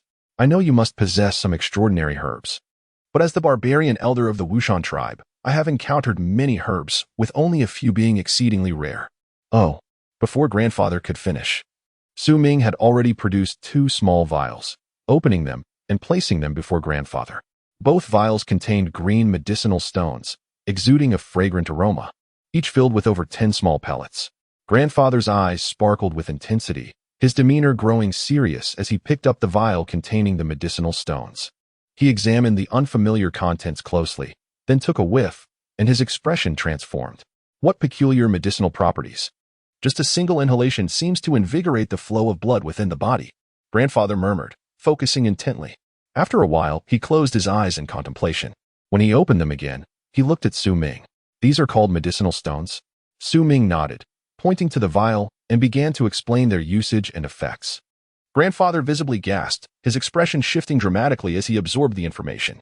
Without a hint of hesitation, the elder suddenly raised his right hand and waved it forward, instantly conjuring an ethereal figure before Su Ming, resembling the half-human, half-beast visage of the Wu Shan tribe. As this apparition emerged, a gentle force radiated outward, enveloping the entire room. Observing the elder's solemn expression, Su Ming's heart raced as he slowly articulated the effects of the Qingchen San. The elder rose from his meditative posture and, after listening to Su Ming's words, poured out a grain of Qingchen San, concentrating intently for a moment before abruptly swallowing it. He had faith in Su Ming and hesitated not. Subsequently, he retrieved a small purple vial, consuming the scant remaining drops of potion in one gulp. He resumed his meditative position, and soon, a dazzling crimson light surged forth from within his body, illuminating the room. Su Ming stepped back a few paces, his countenance reflecting reverence. Upon the elder's form, innumerable bloodlines appeared, making it difficult to discern their quantity. An overwhelming aura, more potent than that of the Wu Shan chieftain, filled the chamber. Su Ming inhaled sharply, his gaze drawn to the radiant apparition hovering in the room, surmising that, had it not been for this ethereal figure, the brilliance emanating from the elder's cultivation might have spread throughout the entire tribe, visible even from afar. This brilliance arrived swiftly, dissipating just as quickly. Moments later, as the elder opened his eyes, the crimson glow vanished entirely, revealing a glint of excitement within his gaze as he looked at the Qingchen San and took a deep breath. Su Ming, you must remember one thing. The elder fixed his gaze upon him. Su Ming's expression grew serious, listening attentively. Regarding the matter of this medicinal stone, from this day forth, you are forbidden to disclose it to anyone, not even if I were to inquire again. Henceforth, I shall never question you about this matter again, even within the tribe. You must keep this in mind. No one can know, not even Lei Chen. The elder regarded Su Ming with profound intensity, speaking gravely. Su Ming hesitated for a moment. The elder sighed gently, understanding Su Ming's straightforward nature, and reiterated earnestly, Su Ming, heed my words, do not tell anyone. Su Ming nodded silently, determination evident in his eyes. The tribe is not safe, the elder murmured, causing Su Ming to freeze, particularly recalling the moment when the elder concealed his aura in front of the chieftain and the others. There are traitors among us. This matter is known only to you, me, and the chieftain. There is no third party. This traitor is hidden too deeply, and we do not know their identity. Coupled with the news you have brought back, my old adversary from the Haishan tribe may indeed have made a breakthrough. I have felt a strange atmosphere in the surroundings lately. An ominous sense of impending disaster looms. Su Ming, your medicinal herbs are commendable, but my grandfather has left enough for me, so there is no need for you to provide more. If I am destined to make a breakthrough, what I possess is sufficient. If not, then no amount will serve any purpose. My grandfather does not lack medicinal herbs. He has simply reached a bottleneck and requires an opportunity. With a gentle sigh, he shared further insights from his lifelong experience in cultivation, and then retrieved a peculiar object made of interconnected wooden slats. Gazing at it, his expression turned nostalgic. After a prolonged silence, he reverently handed this object to Su Ming. This artifact, known as a wooden tablet, was acquired during his grandfather's youthful travels and is only found in large tribes. It contains detailed records of various herbs and their characteristics. Take this with you. Su Ming accepted the object, intrigued by its novelty, and tucked it away, preparing to bid farewell to his grandfather and return to his own dwelling. At that moment, however, he noticed his grandfather gazing at him with a glimmer of brilliance in his eyes, his demeanor slightly serious. Su Ming, it brings me great joy to see you becoming a warrior, but you must understand that once you step into the realm of warriors, you will be vastly different from ordinary tribesmen. The path of cultivation is fraught with peril, where life and death often hang in the balance. A truth you may have sensed during your time at Black Flame Peak. Yet, as members of the barbarian tribe, we cannot falter in the face of fear or abandon our journey simply because the road is arduous. I am aware of your dreams. You yearn to venture beyond this place and explore the world outside. For this, you have my unwavering support. Su Ming listened quietly, nodding in acknowledgement. You are a filial child, his grandfather remarked. I have watched over you for many years and understand your heart. However, my own cultivation is limited. and I can offer you little assistance. Yet, if my Su Ming does not become a warrior, it matters not. But once you embark on the path of cultivation, I shall exhaust all my efforts to smooth your journey. A smile gradually emerged on his grandfather's serious face as he gestured for Su Ming to approach. Come, sit cross-legged before me and cultivate your bloodline power as you usually do.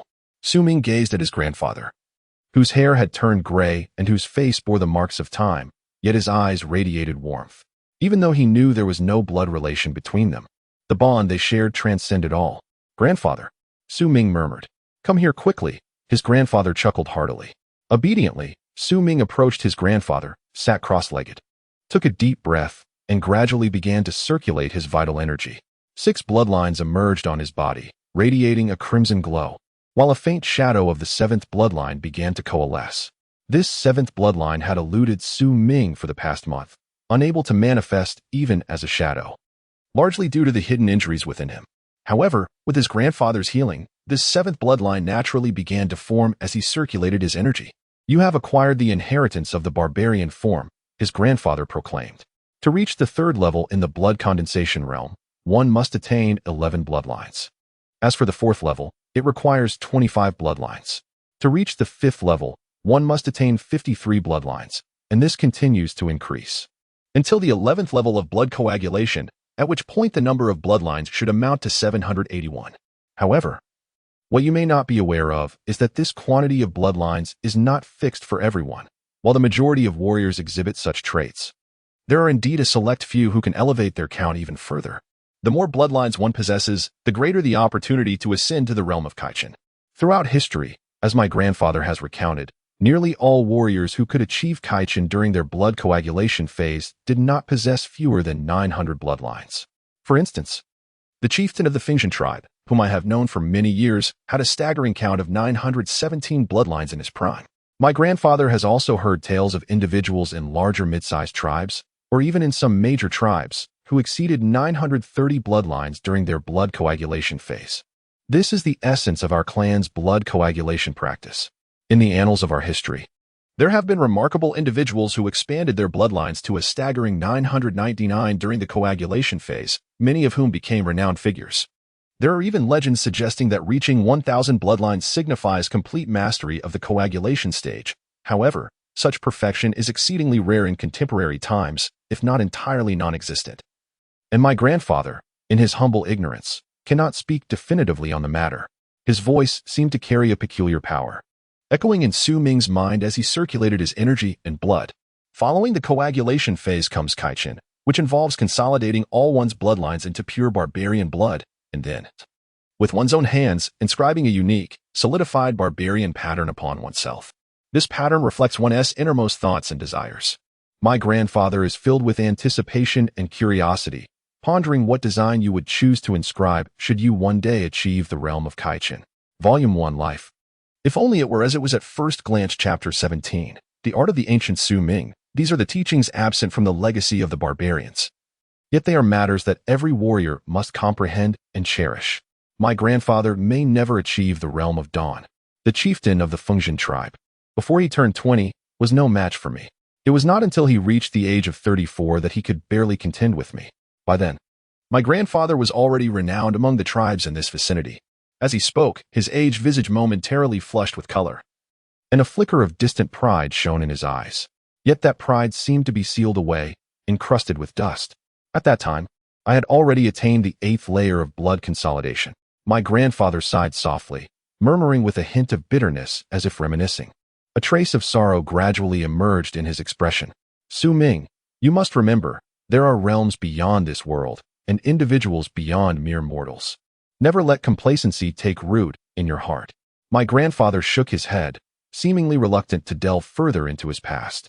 Throughout his life, he ventured outside 3 times, encountering numerous experiences, and though he lost greatly, he also acquired a profound barbaric technique, one far beyond the understanding of the Fengtian tribe. Even within some larger mid-sized tribes, it remains elusive. Only the grand tribes possess the true art of the ancients, the authentic awakening of the barbarians. A technique that can be invoked only once in a lifetime, a blessing prepared for future generations. His gaze sharpened, and suddenly his right hand rose, palm turning crimson in an instant, gently pressing against Su Ming's crown. "Su Ming, my grandfather's singular instance of awakening is bestowed upon you. I bless you, hoping you can fulfill my wish and restore the Wu Shan tribe to its former glory." Channeling the essence of the barbarian blood my grandfather had refined for 80 years. An explosive surge of blood energy enveloped him, especially in his right hand, which seemed ready to drip with vitality. Countless bloodlines emerged across his body, revealing an astonishing count exceeding 700. This was the true might of my grandfather, with over 700 bloodlines, despite being at the 9th layer of blood consolidation. He could contend with those at the 10th layer. Su Ming trembled as a grand warmth surged through his veins, flowing from his crown and permeating his entire being, dramatically amplifying his blood energy. A torrent of dark essence seeped from his pores, rendering his body increasingly translucent. As if each breath he took was a collective absorption of the world's essence by every hair on his body. The sound of crackling resonated, and Su Ming's body steadied, his complexion blooming with vitality, as if he had consumed a potent restorative. The bloodlines across his body began to undergo a transformation. Notably, the elusive 7th bloodline solidified in an instant, giving rise to the 8th, while the 9th flickered into existence. The velocity of blood energy circulation within Su Ming reached a terrifying degree. With each cycle, it felt as though his blood was being refined, and he experienced an illusion that his blood had become an extraordinarily viscous substance. This encapsulates the true essence of blood consolidation, condensing his own blood. He ultimately distilled the essence of his fierce lineage. In his past cultivation, he often felt as if his internal blood was insufficient, but now, under the overwhelming warmth that surged into him, that sensation dissipated like mist. In a moment of reverie, he perceived himself encircled by a halo of crimson light, transforming into a grand sphere of sanguine radiance, while he himself resembled but a flickering firefly compared to a resplendent moon. Yet, in this moment, the firefly absorbed the moon's luminescence, rapidly growing in strength. This was what his grandfather spoke of the true awakening of their fierce tribe. A primal method accessible only to great clans. The 9th bloodline materialized prominently, an exhilarating surge of power coursing through Su Ming's entire being. The copious dark impurities that had once plagued him seemed to have flowed out, replaced by an indescribable fragrance. Immersed in this sensation, he felt a profound warmth. His grandfather keenly observed Su Ming's transformation, understanding that this primal technique, the true awakening, was not merely about elevating a descendant's cultivation, but rather expelling all impurities from within, sculpting a physique conducive to smoother progression in their training.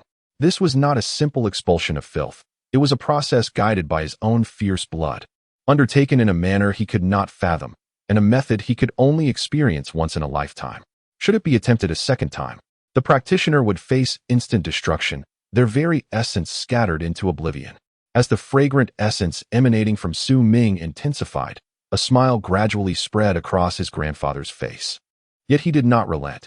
Instead, he inhaled deeply, raised his left hand, and forcefully pressed it against his right hand, sending an even more formidable warmth surging into Su Ming's body. Su Ming jolted, his body having previously expelled all dark impurities, yet in this influx of warmth, he felt a rhythmic thumping within, as more black filth began to seep out once more. Simultaneously, the 10th bloodline swiftly solidified from obscurity, and in mere moments, it became fully manifest. Even the 11th bloodline began to shimmer into visibility. Once the 11th bloodline materialized, it would signify Su Ming's ascension to the 3rd layer of blood condensation. However, this 11th bloodline proved exceedingly difficult to fully actualize, until the last vestiges of black impurities were expelled, and his being was suffused with fragrance. The 11th bloodline remained elusive. Su Ming, your grandfather cannot forcibly elevate your realm. That would not benefit you. Yet with your diligence, it won't be long before you reach the 3rd layer on your own. His grandfather's voice echoed in Su Ming's ears. Taking a deep breath, Su Ming slowly opened his eyes.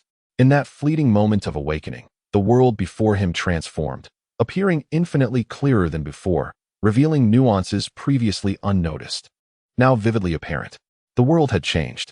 His eyes, clear as water, held an abyssal depth that beckoned the observer, inciting an irresistible allure. He beheld his grandfather.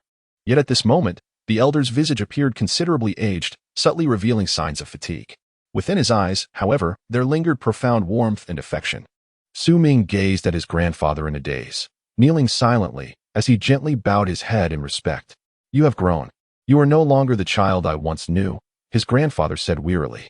"You should return now, allowing me some time to rest."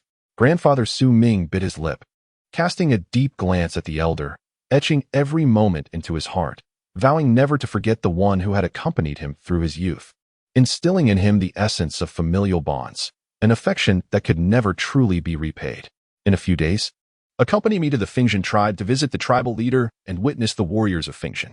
At that time, the Black Mountain tribe, the Wulong tribe, and other nearby clans will gather for a rite of passage for your generation," echoed his grandfather's voice in his ears as he prepared to depart. "I have concealed your vitality and fragrance using tribal techniques. Unless one surpasses my cultivation, no one shall perceive it. Speak of your becoming a warrior to no one else. Everything will be decided once I unearth that traitor." Su Ming nodded, watching as his grandfather settled into a meditative state, eyes closed in focused tranquility, before he quietly exited the space. He was aware of the Fengtian tribe, the sole medium-sized tribe in the vicinity, akin to a sovereign in this land. Su Ming had heard tales of its elder, a formidable figure of the Kai-Chen realm, endowed not only with an exceptionally long lifespan, but also with extraordinary powers. Kai-Chen realm, I wonder if I shall ever attain such heights, if I might inscribe my own tribal markings, he thought, a flicker of longing igniting in his eyes. For to him, the Kai-Chen realm seemed as distant as a legend. It was astonishing to discover the true strength of his grandfather. Could it be that the tribal leader of the Black Mountain tribe concealed secrets as well? Otherwise, they could not have persisted until now. Shaking his head, Su Ming resolved to set aside such thoughts. Upon returning home after several months, he gazed at the familiar surroundings, allowing tranquility to wash over him. It was impeccably tidy, devoid of dust. He knew without a doubt that Chen Xian had visited during his absence. Chen Xian, the sole tribal maiden from the Wu Shan tribe with whom he had formed a close bond, was the daughter of the tribe's chief, destined to marry the future leader to ensure the tribe's continuity without branching out. Su Ming had understood this long ago and harbored no particular feelings to him. Chen Xian was akin to his sister, devoid of any other emotions. Seated cross-legged on his wooden bed, Su Ming contemplated while touching the fragment around his neck. As dusk approached, Lei Chen arrived with questions, yet upon seeing Su Ming, he was momentarily taken aback, his innocent demeanor prompting a smile from Su Ming. He retrieved the herbs obtained from the bones of the fierce warriors of Black Mountain. This particular celestial rock grass was familiar to Su Ming, belonging to a notably rare category. Over the years spent in the mountains, he had only found it once, and that had merely been a seedling. Unlike the specimen before him, which had fully matured and boasted 6 leaves. 6-leaf celestial rock grass. I require more for alchemical purposes. I can offer you a leaf, which may significantly enhance your cultivation, Su Ming stated as he plucked a leaf and handed it to Lei Chen. With an innocent grin, Lei Chen scratched his head, accepting it with a hint of bashfulness before patting his chest. Su Ming, I know nothing about this, but as I mentioned in our childhood, I shall be the protector of our tribe. As long as I am here, I will always safeguard you. Su Ming chuckled heartily, exchanging a few more words with Lei Chen, observing Lei Chen's dazed expression while holding the leaf of celestial rock grass. It was evident that he yearned to return and immediately consume it for cultivation. Thus, Su Ming pretended to be weary, prompting Lei Chen to perk up, hastily bidding farewell. As darkness enveloped the sky, the tribe gradually fell silent. Su Ming propped a chair against the door and sat cross-legged on the bed, taking a deep breath. His right hand caressed the shard around his neck, and images of the peculiar place he had witnessed that day surfaced in his mind. I have prepared ample clear dust powder. I wonder if there will be any gains this time. Su Ming closed his eyes, having long contemplated the method to enter that extraordinary location. It required meticulous practice, concentrating all his bloodlines at his chest to step into a unique sensation. He had attempted this several times during his previous cultivation. This time, he would put it into action. Volume 1. Life? If only it were like the first encounter. Chapter 18. The second door. The ethereal mist enveloped the surroundings, obscuring distant views. Only the peaks within the fog emerged mysteriously. The vicinity lay in tranquil silence, devoid of wind and sound. Su Ming gazed at the mountains shrouded in mist, having returned to this place for the second time, once again scrutinizing the peculiar peak. The thought of the myriad strange inscriptions and patterns etched upon its summit filled him with a profound sense of reverence. Drawing a deep breath, he glanced down at the pendant resting on his chest, noting that the black fragment had vanished. He reassured himself by pinching his body, affirming that he was not merely dreaming but truly present in this location. Reaching into his robe, he confirmed that the small vials containing Qingshan powder remained intact. With a glimmer of determination in his eyes, he strode purposefully into the mist ahead. Before long, he stood at the foot of the mountain, stepping into the passageway. He continued without pause until he arrived before the stone door within the passage. Observing the familiar circular patterns surrounding the center, which housed 15 small holes, Su Ming hesitated momentarily. With a determined grit, he retrieved a vial from his robe, poured out a single pill, pinched it between his fingers, and placed it into the first of the 15 small holes. The instant his fingers brushed against the stone door's aperture, he felt a faint yet sudden pull emanating from within, drawing the pill into the hole. Su Ming's expression turned grave, his senses heightened. He was uncertain of the correctness of his judgment and what might transpire once all 15 holes were filled. Yet, he had contemplated this journey for some time, a vague anticipation stirring within him. Resisting the urge to act recklessly, he focused intently after the first pill was consumed, but after a prolonged wait, the hole remained unchanged. Rubbing his head in contemplation, he decided to place another pill into the second hole, continuing this process. As he grimly inserted the final 15th pill, anxiety gripped his heart. Should there be no reaction, all would be wasted. Just as he anxiously observed the 15 small apertures, a sudden cascade of gentle light erupted from them. Su Ming's spirits lifted as he instinctively retreated a few steps, watching in awe as the stone door brightened, the light from the 15 holes swirling and intensifying. The concentric lines upon the stone door seemed to come alive, gradually rotating until they coalesced into a singular vortex, spinning rapidly. As the vortex spun, the light from the 15 small holes appeared to be drawn into it, bathing the stone door in a luminous glow. A thunderous roar suddenly erupted, echoing through the passage, deafening in its intensity, causing 10 blood vessels to surface on Su Ming's body as his vital energy surged, instinctively resisting the overwhelming force. The rumbling sound persisted for a brief moment, and then, from the 15 small orifices, emerged wisps of azure smoke, as if the medicinal stones inside had been directly transformed into strands of vapor. Following the appearance of this smoke, the colossal stone door began to tremble, and a straight fissure suddenly appeared in its center. This fissure extended from top to bottom, and subsequently, the stone door slowly moved apart, opening before Su Ming. His heart raced as he beheld the scene. His spirit stirred until the stone door fully opened. He inhaled sharply. Behind the door lay not a passage, but a modest stone chamber. The walls of this chamber were not smooth, but adorned with intricate carvings. Directly ahead, an imposing, closed door stood prominently. Above the chamber, small stones emitting a faint luminescence were embedded within the walls, releasing a subtle fragrance that invigorated anyone who inhaled it. With a glint in his eyes, Su Ming cautiously approached, his gaze sweeping over the walls of the chamber. He noticed that the carved images resembled those he had seen earlier in the passage, depicting figures with disheveled hair and bare bodies, engaged in the primal art of refining medicinal stones.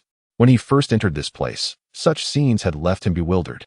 However, with the success of his recent endeavor and the newfound knowledge in his memory, he could now comprehend these images much more clearly. The figures within the illustrations were engaged in the alchemical process of refining various medicinal stones. As Su Ming observed, he became engrossed, each image resonating with his own experiences, causing him to lose track of time.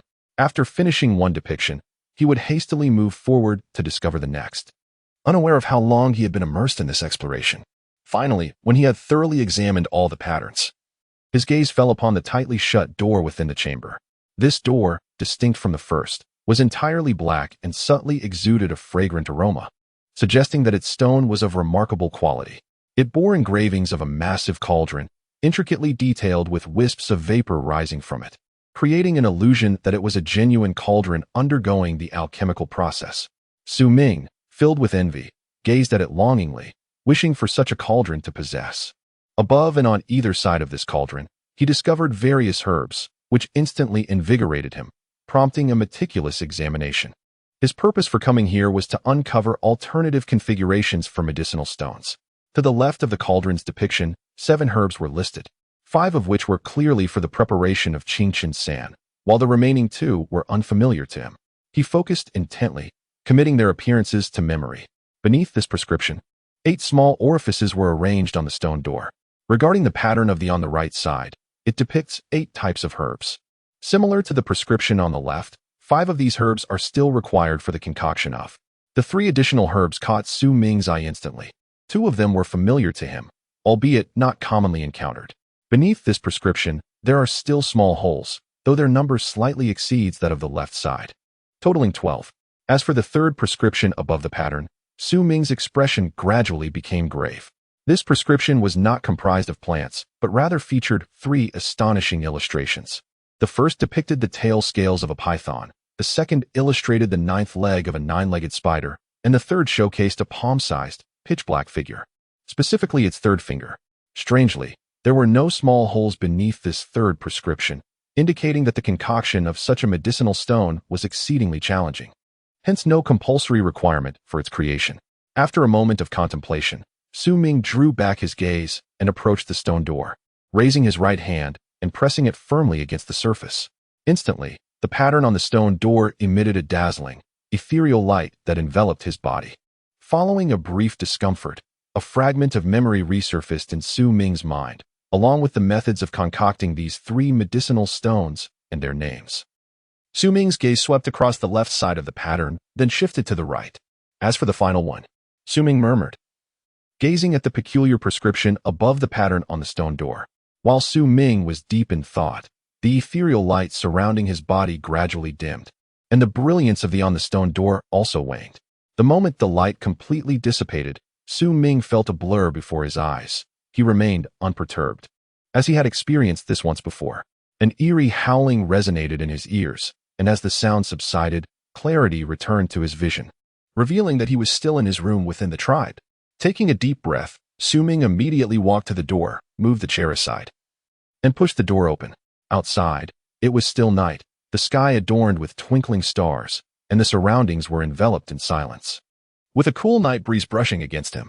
However, a faint white line appeared on the distant horizon, indicating the impending dawn. The passage of time inside and outside should be relatively similar. Su Ming closed the door and resumed his seated position, resting his chin on his hand. Lost in thought, the methods for concocting these 3 medicinal stones are distinct.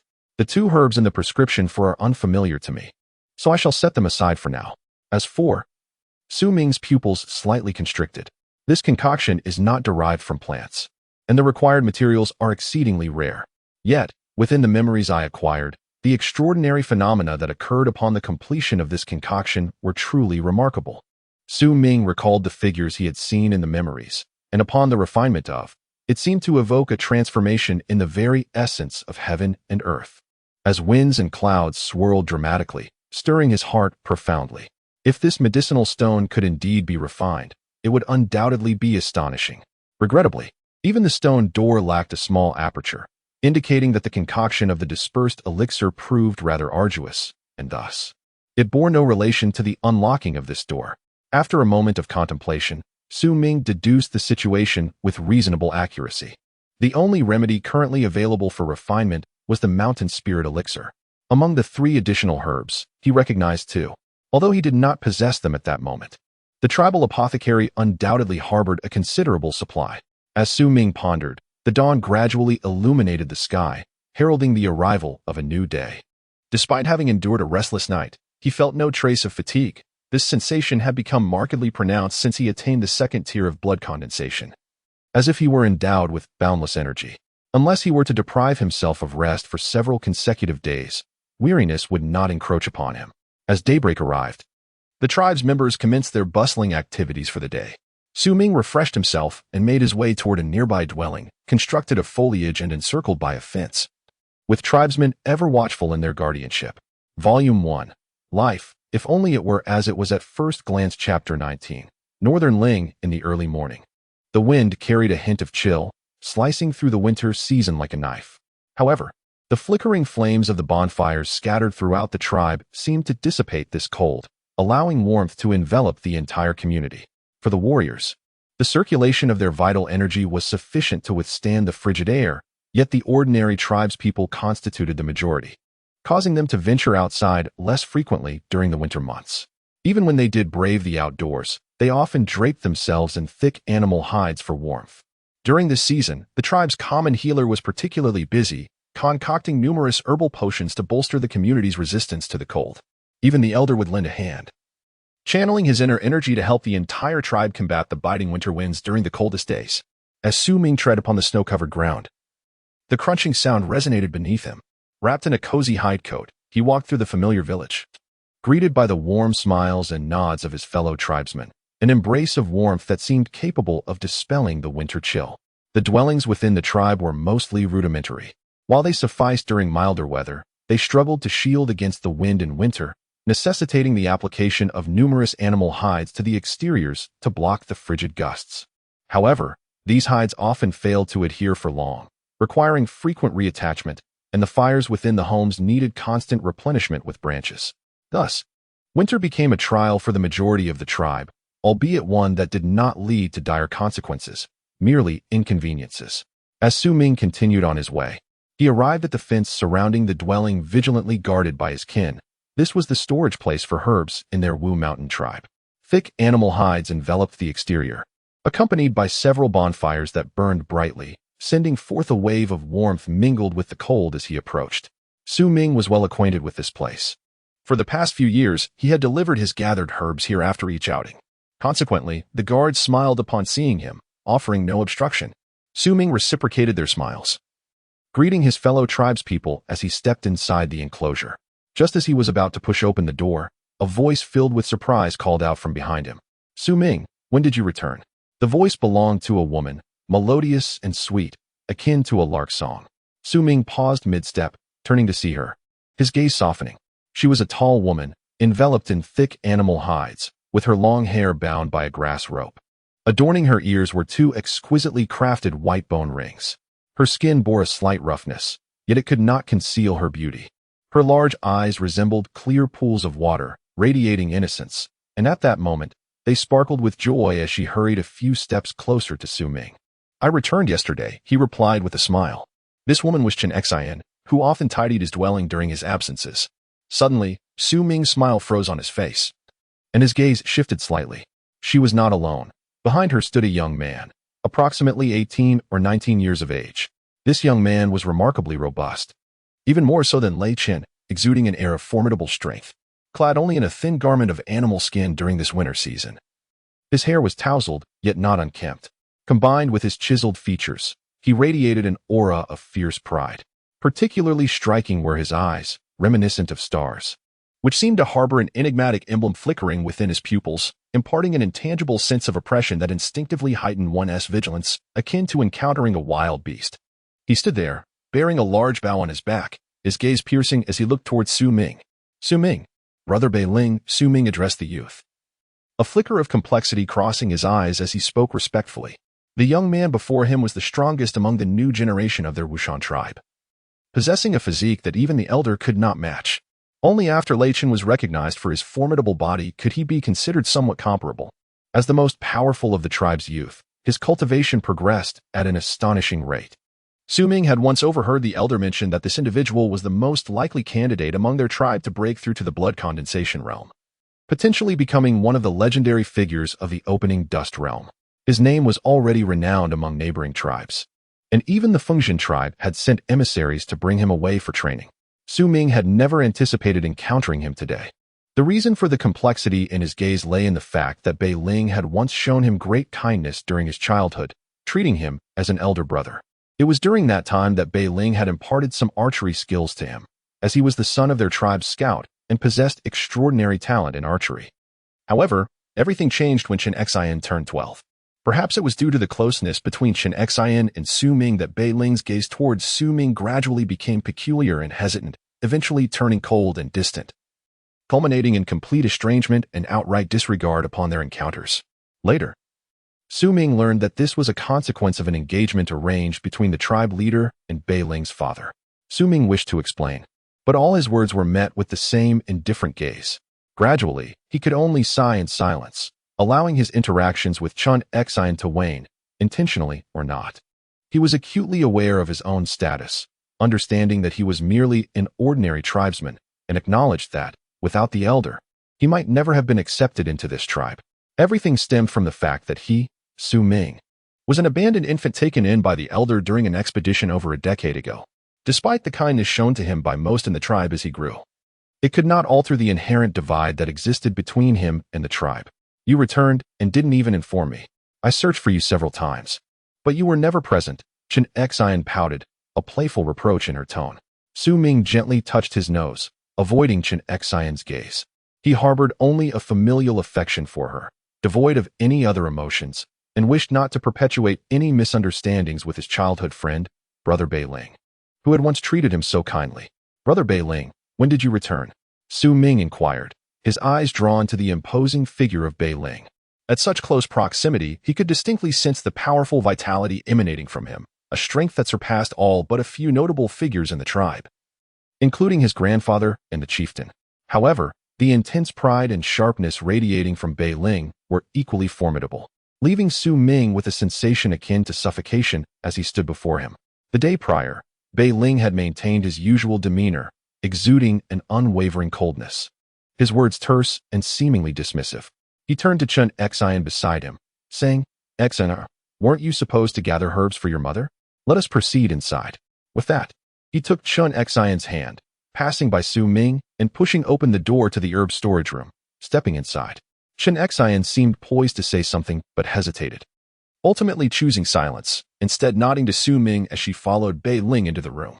Su Ming remained there for a moment, enveloped in silence, before he let out a soft sigh and entered as well. Volume 1 Life. If only it were as in our first encounter. Chapter 20. Humble beginnings. The spacious house dedicated to the storage of medicinal herbs was remarkably organized, with rows of meticulously arranged shelves, each housing an array of herbs categorized with precision.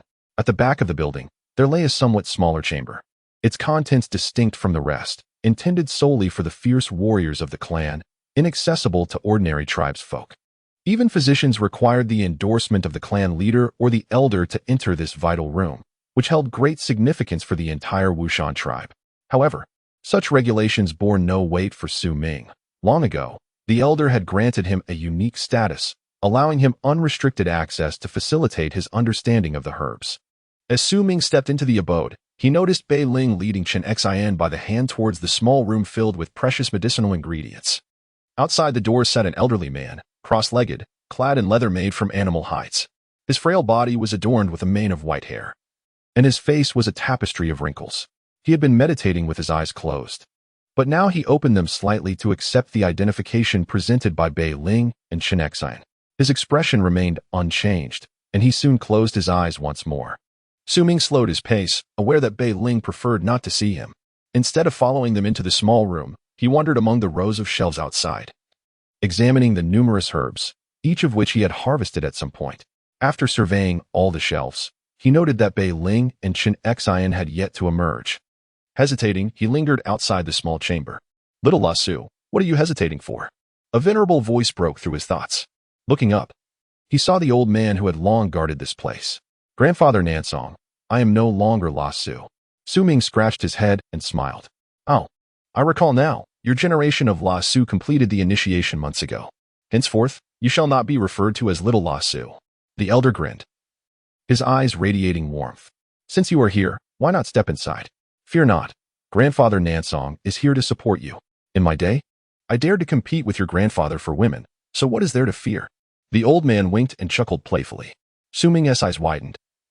This was the first time he had heard such a tale. After a moment of hesitation, he forced a wry smile and pushed open the door to the small room. His reluctance was not due to any trepidation regarding Chen Xian, as the elder had jested, but rather stemmed from his uncertainty in how to explain himself to Bei Ling, who had shown him kindness over the years, yet remained as aloof as ever. Sighing inwardly as he pushed the door open, he caught sight of Chen Xian selecting herbs beside a striking figure, who turned to cast a cold, furrowed glance at him. Meeting the gaze of that individual, Su Ming chose to ignore them and approached a nearby shelf, immersing himself in the task of identifying the herbs needed to concoct the mountain spirit powder. Guided by the memories of their appearances, Chen Xian also noticed Su Ming, and though she intended to say something, she hesitated and ultimately remained silent. As she matured, she came to understand many things, particularly her relationship with Bei Ling, and the tender feelings she once harbored for Su Ming gradually faded. Night marrow grass. Thousand-leaf flower. Su Ming wandered slowly through the small room, his gaze sweeping over the precious herbs until he finally located the two he required for concocting the mountain spirit powder. Alas, he was still missing the final ingredient. Deep in thought, he examined every herb within the modest confines of the room. At this moment, Chen Xian and Bei Ling had also selected their needed herbs. After exchanging greetings and farewells with Su Ming, Chen Xian was pulled away by Bei Ling, exiting the room. Just before leaving, Bei Ling paused, not turning back, but calmly stated, "Without a barbaric body, these herbs are of no use to you. It would be better to leave them for the other clansmen. Take care of yourself." With that, Bei Ling took Chen Xian away. Su Ming remained silent, watching the figures of the two depart, and after a moment, he surveyed the small room once more before gathering the herbs he needed and leaving. The old man sitting cross-legged at the door showed no concern for Su Ming taking the herbs. Instead, he regarded him with interest. "Grandfather Nansong, it's not as you think," Su Ming said, rubbing his nose. "What do you mean by that?" "I never mentioned the complexities of your relationship with those two little girls." The old man chuckled heartily. Su Ming's face flushed slightly, feeling a bit awkward. Suddenly, an idea struck him, and he crouched down to look at the old man. "Grandfather Nansong, have you ever seen this type of herb?"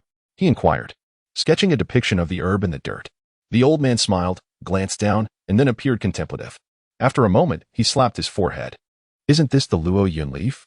We do not have this herb in Wu Shan. It requires a special environment to grow. Only the Fengshan tribe nearby sells it. What do you need it for?" "I saw it in a scroll at my grandfather's place, but I searched Wu Shan for a long time without success. So, this is what it is." Su Ming's face brightened with realization. "Of course, we don't have it.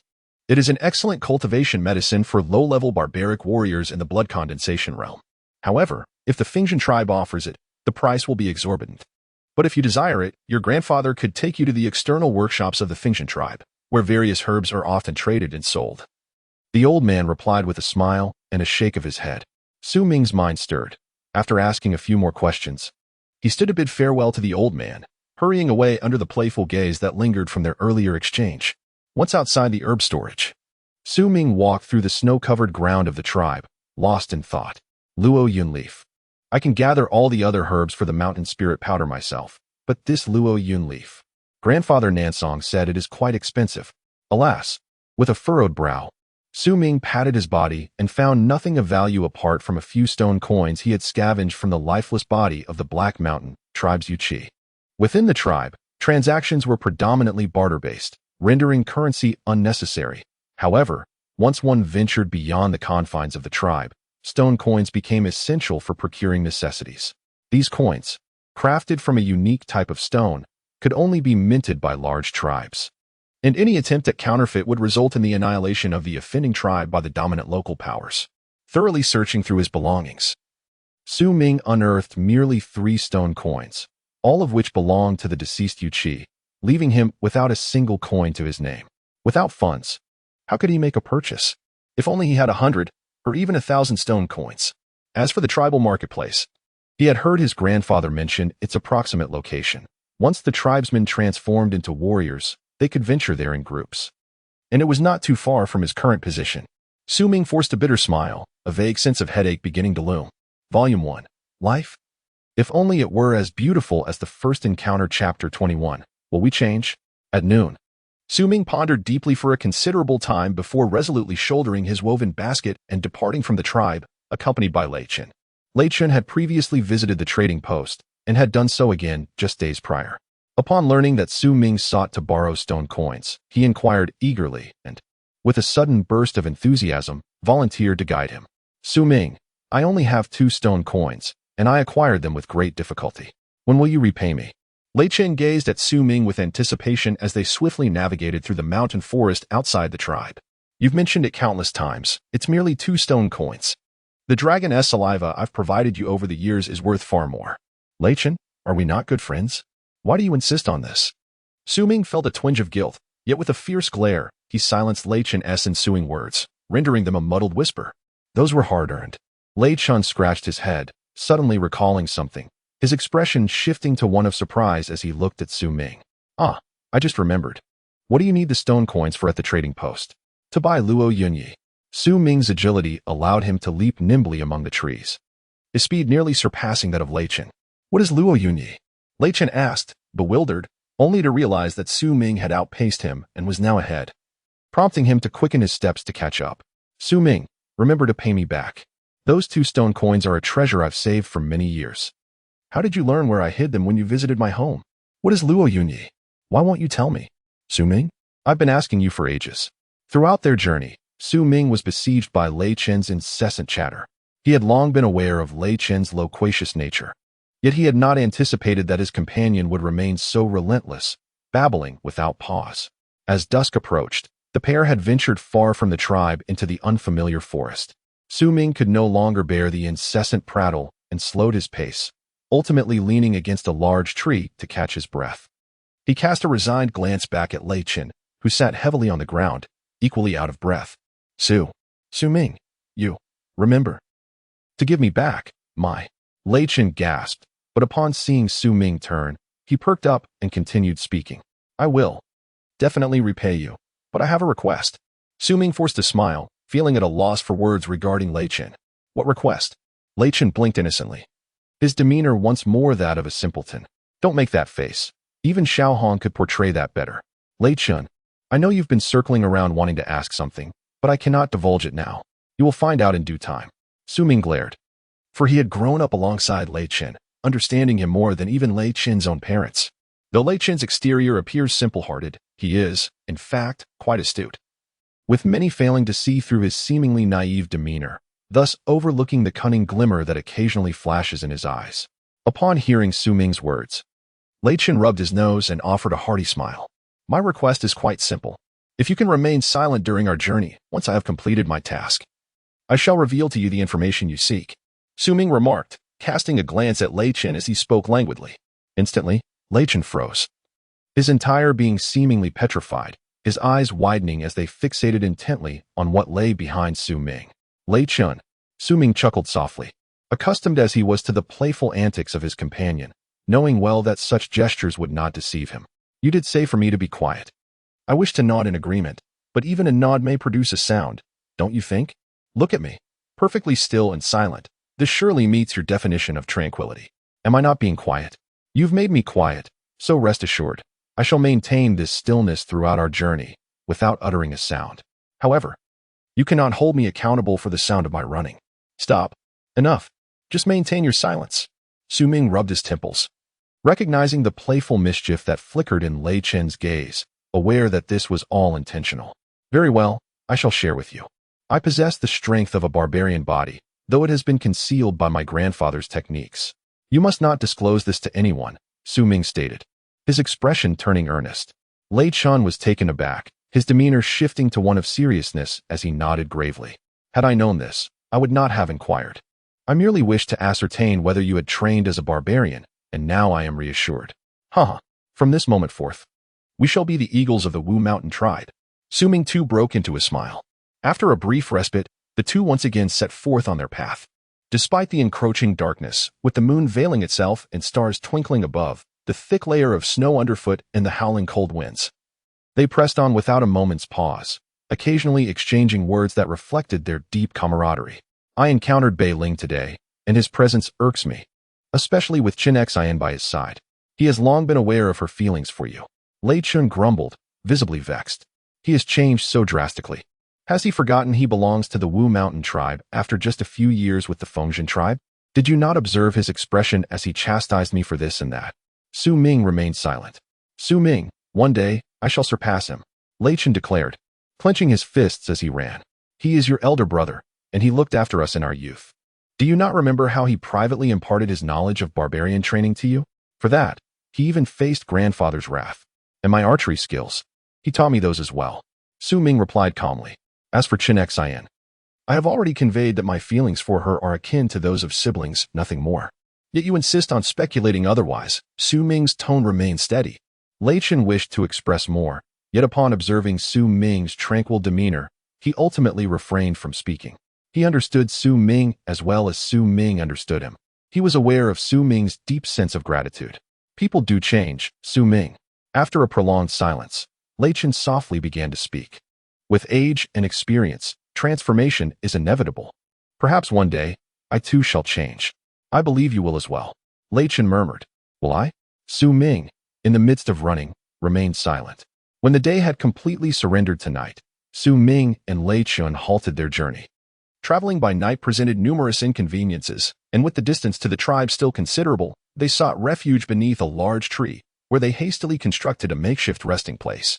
One sat cross-legged, cultivating the blood within, while the other kept a vigilant watch, alternating duties as they prepared to spend the night. Leaning against the tree trunk, Su Ming's gaze fell upon the meditative form of Lei Chun, whose body radiated with a flickering crimson glow, revealing numerous undulating red lines. After a prolonged observation, Su Ming looked up at the inky sky, where the bright moon cast a silvery light, merging beautifully with the stars. Evoking a sense of insignificance in those who dared to gaze upward. People inevitably change. Will I? Su Ming contemplated quietly, memories of his childhood with Bei Ling resurfacing in his mind. If one day I do change, what will I become? A sense of confusion clouded Su Ming's eyes. This question was far too complex for a 16-year-old. Perhaps I will transform into a formidable healer like my grandfather. Journeying alongside Xiao Hong across the vast lands, exploring uncharted territories, visiting various tribes, and healing many of the barbarian folk. Or perhaps I might become a chieftain and encounter a woman I cherish, living life together, traveling until our hair turns white. Xiao Hong becoming Lao Hong. Then I would recount my experiences to the tribe's La Su, much like my grandfather often shared tales of his life. Su Ming smiled, a pure and joyful expression gracing his features. Or perhaps I will uncover the truth of my own origins. Su Ming chuckled softly, exhaling a gentle sigh. Lei Chun, I will not change. Su Ming inhaled deeply in that moonlit night upon the land of the barbarians. He whispered words meant only for himself. He was resolute, as any youth would be, believing that the future held beauty. As night slipped away unnoticed, the dawn of a new day arrived. With the first light of morning breaking, Su Ming and Lei Chun rose early, washing their faces with snow melt, the icy water invigorating their spirits. Judging by their journey, they anticipated reaching the tribe by midday. Lei Chun, having visited the tribe several times, rubbed the snow from his face and spoke to Su Ming. Su Ming nodded in agreement. After freshening up, the two set off towards the rising sun, racing through the forest. The journey proceeded smoothly, and at noon, Su Ming caught sight of a cluster of wooden huts amidst the distant thicket, accompanied by a cacophony of voices. Numerous warriors from the nearby tribes had gathered there. Upon arrival, Lei Chun glanced at Su Ming, particularly noting the intricately woven basket he carried, though its contents remained concealed beneath a tightly wrapped hide. As Su Ming gazed at the expansive encampment before him, he noted its considerable size, comparable to that of a small tribe. However, it lacked barriers. Instead, numerous robust men stood vigil, their cold gazes scanning the surroundings to maintain order and deter any encroaching beasts. At the heart of the encampment, a massive tent made of purple beast skin loomed, heavily fortified and seemingly designed to prevent any unauthorized approach. This was the domain of the tribe's leader, reputed to be a formidable warrior who only entertained the chieftains of various tribes. As Lei Chun and Su Ming emerged from the woods, he spoke in hushed tones, guiding them toward the encampment. Su Ming cast a fleeting glance at the purple tent before averting his gaze, stepping into this unfamiliar territory under the watchful eyes of the guards. At that moment, a cold, indifferent voice echoed from a short distance away. Lei Chun. Su Ming halted abruptly, immediately sensing the shiver that coursed through Lei Chun as that voice resonated. Volume 1. Life? If only it were as initially encountered Chapter 22. If we met for the first time, Su Ming could distinctly perceive that Lei Chun's expression was rather unnatural, appearing both fearful and helpless. Following the direction from which the voice emanated, Su Ming turned his gaze with an impassive demeanor. Upon glancing in that direction, he was immediately struck by a sense of awe. Before him stood a woman, clad in a garment fashioned from sable fur, her tall stature seemingly towering over the slender Su Ming, accentuating her exquisite form. Unlike the others of her tribe, her skin was not coarse but rather fair, radiating a captivating beauty that stirred the heart. Her hair, as dark as the night, was tied back with a crimson cord, cascading into two small braids by her ears, while the rest flowed freely behind her. As the wind brushed past, a few strands danced in the air, enhancing her allure. Her eyes resembled crystalline waters, glimmering with a fierce intensity that suggested an underlying chill. Adorning her forehead were sparkling flecks that glinted in the sunlight reflected by the snow-covered ground, creating a dazzling brightness. Notably, one could faintly discern the two pristine canine teeth revealed with her breath, exuding an innate wildness that enveloped her being. She was not an ordinary individual. Like Su Ming, she belonged to the barbarian warriors, though the aura of vitality emanating from her suggested she was only at the third level of the blood condensation realm. She was not alone. 3 burly men of her tribe loomed behind her, their presence akin to small mountains. Their gazes icy as they fixated on Su Ming and Lei Chun. The vitality they exuded was slightly weaker than that of the northern Ling warriors Su Ming had encountered. Each of these men bore markings resembling centipedes, which caught Su Ming's attention with a fleeting glance. Lei Chun, you possess quite the audacity. The woman glared at Lei Chun. Her teeth clenched. Lei Chun scratched his nose, wearing an expression of navet as he broke into a foolish grin. Last time, I was deceived by your guise. And you sold me a worthless herb that was merely dyed for 3 stone coins. She exclaimed, indignation etched across her features. Well, I cannot be blamed. I had no idea what that herb was, and simply placed it there. You insisted on purchasing it. Lei Chun protested, feeling quite wronged. Humph. Hand over the stone coins. The woman fixed her gaze on Lei Chun, her disdain extending to Su Ming. Though her initial scrutiny of his frail form led her to dismiss him. But Lei Chun managed a bitter smile, about to speak, when he noticed a flash of cold light in the woman's eyes, and the 3 men behind her sharpened their gazes, causing him to swallow his words. Inwardly lamenting his predicament, Lei Chun, she must be one of the Yulong tribe members you mentioned to Grandpa, right? At that moment, Su Ming, with an expression devoid of emotion, slowly uttered a remark. As the words left his lips, Lei Chun momentarily froze, but he quickly regained his composure, aware of Su Ming's usual calm demeanor. Since Su Ming had chosen to speak, it signified his intention to assist. Understanding him well, Lei Chun felt a stir within upon hearing Su Ming's peculiar remarks.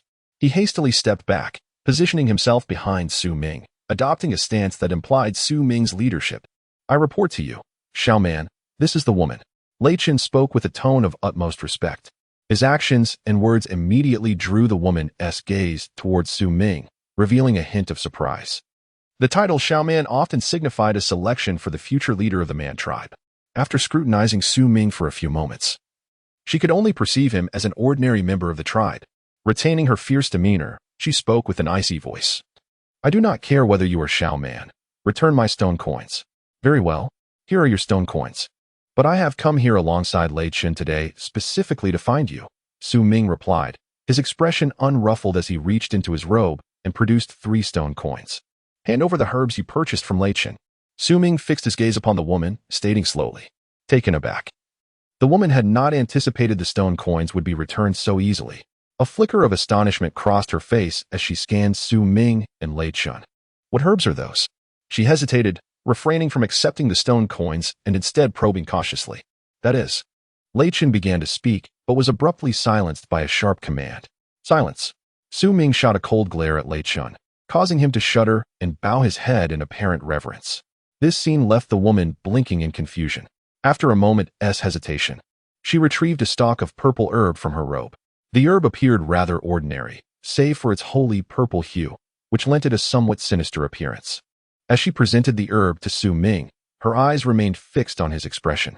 The moment she observed Su Ming's eyes light up, as if he were about to reach for it eagerly, the woman suddenly laughed like a silver bell and swiftly withdrew her hand. What are you doing? This is my herb. I bought it, she exclaimed, her nose crinkling in indignation. My dear lady, do you still wish for your stone coins? Su Ming asked, momentarily taken aback, his brow furrowing. Why would I not want them? However, I need to think it over. Unless you can prove you are the Xiao Man of the Wu Shan tribe, I will not give you this herb, she replied, her eyes gleaming with cunning, enhancing the wild aura that surrounded her. Even Su Ming felt his heart race, though his expression remained largely unchanged. After a brief silence, he looked at the woman before him, inhaled deeply, and raised his left hand. At that moment, a palpable aura of the second layer of the blood condensation realm emanated from his right hand. Is this proof sufficient? This sudden shift caused the woman's pupils to contract, and the 3 burly men behind her instantly adopted serious expressions. Their expressions were not difficult to comprehend. After all, just moments ago, Su Ming had appeared to them as an ordinary tribesman, devoid of any palpable aura of vitality. However, the stark contrast now evoked a sense of bewilderment. Young master, this individual must possess a formidable barbarian sorcerer whose magic conceals the flow of his life force. This powerful sorcerer surpasses the three of us by far. Otherwise, we would not remain oblivious, murmured the three burly men behind the young woman. A flicker of realization crossed the young woman's gaze as she glanced at the purple herb in her hand. After a moment's hesitation, she recalled that she had acquired this herb some days prior, having exchanged numerous words with Lei Chun in the process. It had taken considerable effort to obtain it, and she had initially believed it to be an unknown treasure, intending to consult her grandfather. Yet, she soon discovered that the herb's vibrant hue had inexplicably stained her fingers the following day, suggesting it had been artificially dyed. This revelation left her quite incensed, and she found it difficult to swallow her indignation, frequently returning to this place in hopes of encountering the insufferable Lei Chun once more. As she wavered in her thoughts, Su Ming's slightly anxious voice reached her ears. All that needs proving has been proven. Do not renege on our agreement. This is 3 stone coins. Well, I shall give you 5. Su Ming gritted his teeth and retrieved 2 additional stone coins, offering them to the young woman. 5 stone coins in exchange for the herb. The young woman blinked, realizing that the moment he spoke, he had revealed himself to be from the Wulong tribe, clearly informed by Lei Chun, who had also elevated the status of the barbarian sorcerer from the Wu Shan tribe. This could not be a fabrication. The item was indeed a treasure. A satisfied expression graced her features as she tossed her head in delight. What do you mean? If I were to renege, so what? This is mine. If you wish to trade, you should offer 30 stone coins. She retorted, her glee only heightened by Su Ming's bitter expression and Lei Chun's forlorn demeanor. With a haughty hum, she turned and swiftly departed, followed by the 3 burly men, gradually fading into the bustling marketplace. Once the 4 had vanished, the gloom on Lei Chun's face dissipated, replaced by a hearty grin as he glanced at Su Ming and rubbed his nose. Su Ming, how did you know she was from the Wulong tribe? You exchanged 3 stone coins, and you still have 1 left, right? Hand it over. Su Ming cast a sidelong glance at Lei Chun, retracting the stone coins into his pocket and responding leisurely, not so fast. That stone coin was spent on something last time. Huh, I have some matters to attend to. Let's part ways for now. I shall wait for you here tonight, and we can return to the tribe together. Lei Chun's eyelids twitched, and without waiting for Su Ming's response, he quickly sprinted a few steps into the livelier marketplace, disappearing from view. Watching Lei Chun flee, Su Ming shook his head. Were it not for his current state of poverty, he would not have revealed any hint of his vitality. His grandfather's barbarian techniques were exceedingly powerful, and unless he willingly displayed them, outsiders would struggle to discern any clues. However, if he refrains from doing so, not only must he return the 2 stone coins obtained from Lei Chun to the young lady, but he may even find himself at a loss. Alas, it appears that he must resort to that method. Su Ming raked his fingers through his hair, feeling quite troubled as he made his way toward the marketplace. The marketplace was bustling with activity. Within each tent made of grass and bark, transactions were taking place, and even in the snowy expanse outside, vendors had spread out small animal hides, displaying herbs and goods for sale, patiently awaiting prospective buyers. It was Su Ming's first visit to this place, and everything felt remarkably novel to him. As he wandered through the marketplace, he marveled at the myriad of unfamiliar items, including the bones of wild beasts and an assortment of peculiar herbs, alongside various concocted potions. He even spotted Wulong for sale, a small vial fetching a price of 1 stone coin. Su Ming halted in his tracks, his gaze fixated on the vial of Wulong resting on the animal hide nearby, blinking in disbelief. How many vials of Wulong have I consumed throughout my life? How many stone coins does that amount to? And Xiao Hong has consumed quite a bit as well. Just as Su Ming was about to depart, his attention was suddenly drawn to an object laid out on another animal hide in the snow. This is... Su Ming took a deep breath and approached the hide, glancing at the vendor, an elderly man in his 50s, clad in loose animal skin garments, sitting cross-legged in the snow, completely unmoving. Volume 1. Life, if only it were as it was at first glance. Chapter 23. Now, it is dead. As if sensing an approach, the elderly man opened his eyes, casting a fleeting glance at Su Ming, revealing a hint of surprise. After scrutinizing him for a moment, he closed his eyes once more. Su Ming's gaze was fixed upon a cerulean object resting upon the animal hide, which resembled a plate with sharp edges, though it bore numerous cracks, the deepest of which nearly penetrated it entirely. It lay quietly on the hide, intermittently emitting a faint, flickering light, evoking the illusion that the object possessed a semblance of life. Within the intricate web of fissures, Su Ming could vaguely discern some engravings depicting a grotesque visage, strikingly fearsome in appearance. "This is a flawed barbarian artifact, one you cannot afford," came a hoarse voice, interrupting Su Ming's contemplation. He looked up to find the speaker was the seated elder. A barbarian artifact? Su Ming gasped, the realization dawning upon him. He had previously harbored a suspicion. From the leather tome, he had gleaned that such artifacts were exceedingly precious, attainable only by those of the opening dust realm, while individuals of the blood condensation realm found it exceedingly challenging to acquire one. Even if they did, it was typically a legacy of their tribe, safeguarded against being forcibly taken by those of the opening dust realm. This item is damaged and unusable, yet it was crafted by a master of the opening dust realm. It could fetch a price of 1,000 stones, the elder spoke slowly. Su Ming gazed longingly at the cerulean plate, feelings of desire and envy washing over him. However, with only 5 stone coins to his name, it was far beyond his means. With a quiet sigh, he stole another glance at the plate before reluctantly turning away. When might I possess a barbarian artifact of my own? Su Ming mused inwardly as he wandered through the marketplace. Numerous stalls adorned with animal hides were bustling with activity.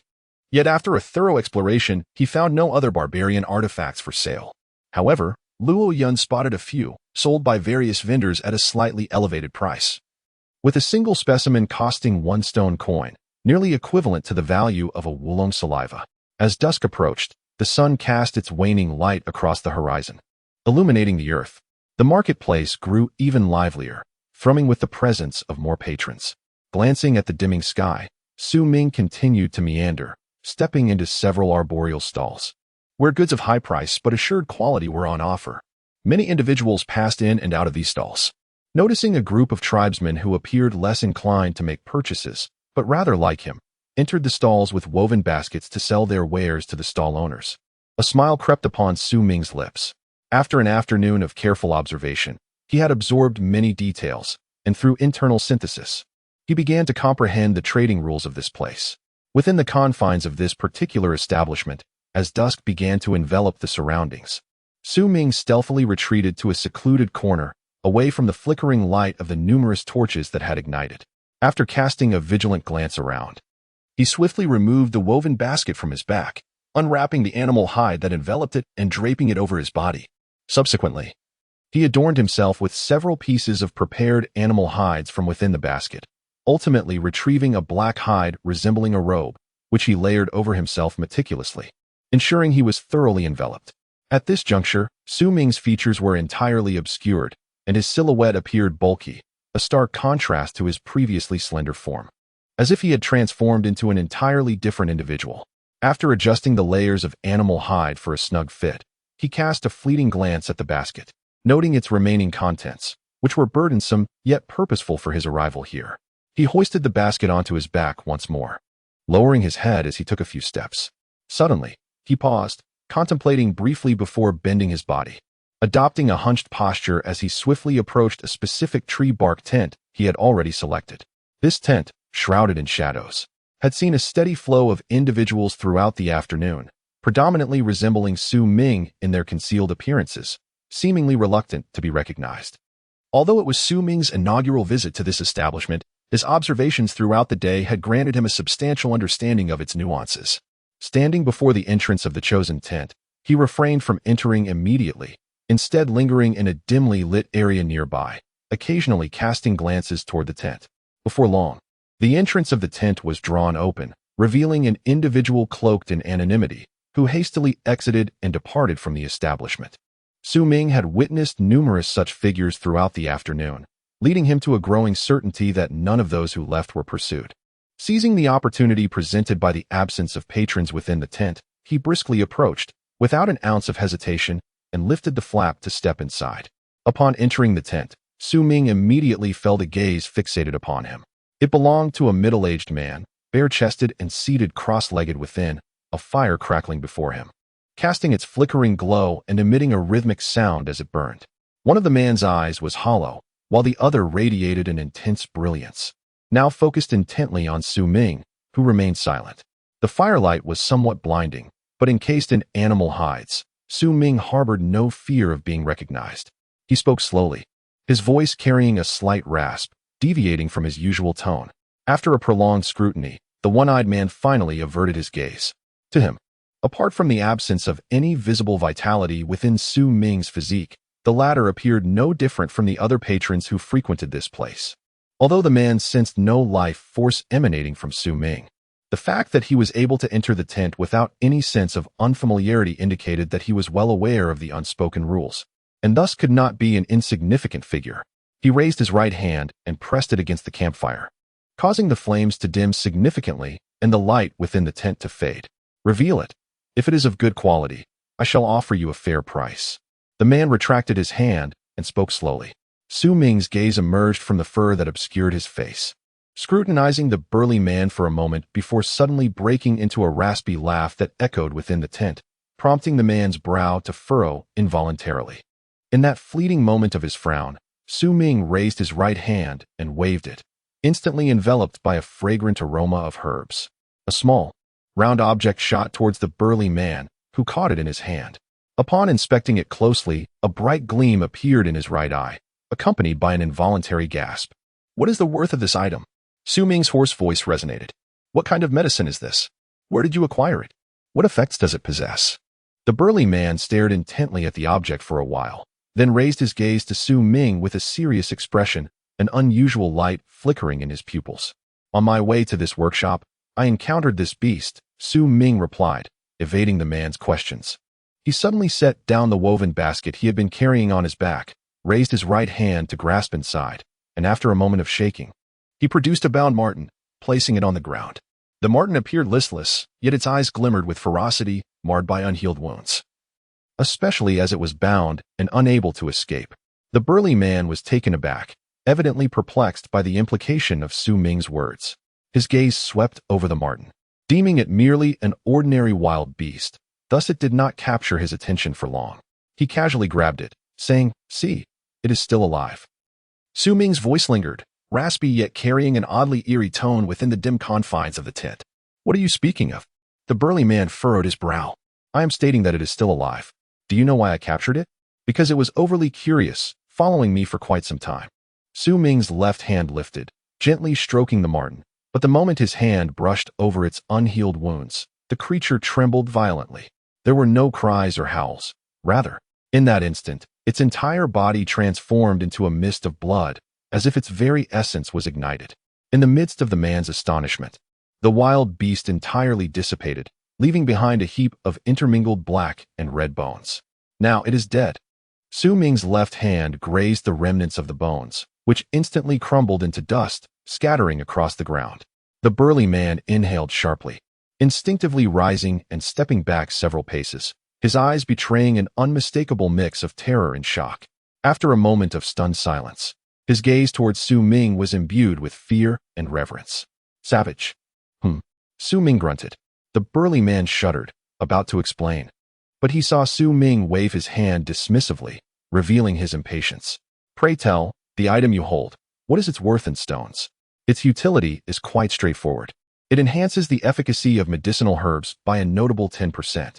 As for your other inquiries, your curiosity appears to be somewhat excessive," Su Ming spoke slowly. The burly man's complexion turned ashen. The recent spectacle had left him profoundly shaken. He had not even sensed the flow of vital energy within the other, as the beast before him had been reduced to a mere mist of blood. "This item." The man collected his thoughts after a brief pause, glancing at the round medicinal substance in his hand. "Elder, I have never encountered this before," he hesitated to articulate. Were it a typical customer, he would not have displayed such trepidation, but the earlier event had instilled a fear of offending Su Ming. "You may conduct an experiment on the spot. Should it prove ineffective, I shall take my leave. If it does yield results, we shall discuss its value," Su Ming stated in a calm and measured tone. The man exhaled in relief, responding with respect before retrieving a small bell from his robe. With a gentle shake, the sound of ringing filled the air. Su Ming's gaze flickered momentarily towards the bell, and his left hand, concealed beneath his cloak, tightened slightly, remnants of blood still clinging to it. Volume 1. If Life Were Only As It Was at First Glance, Chapter 24. Her Name is by Ling. Su Ming felt an overwhelming sense of trepidation as he beheld the imposing figure before him. The aura of vitality emanating from this man far surpassed that of Lei Chen. indicating a cultivation level roughly equivalent to the 5th or 6th layer of the blood condensation realm. Such a being was utterly beyond Su Ming's capacity to resist.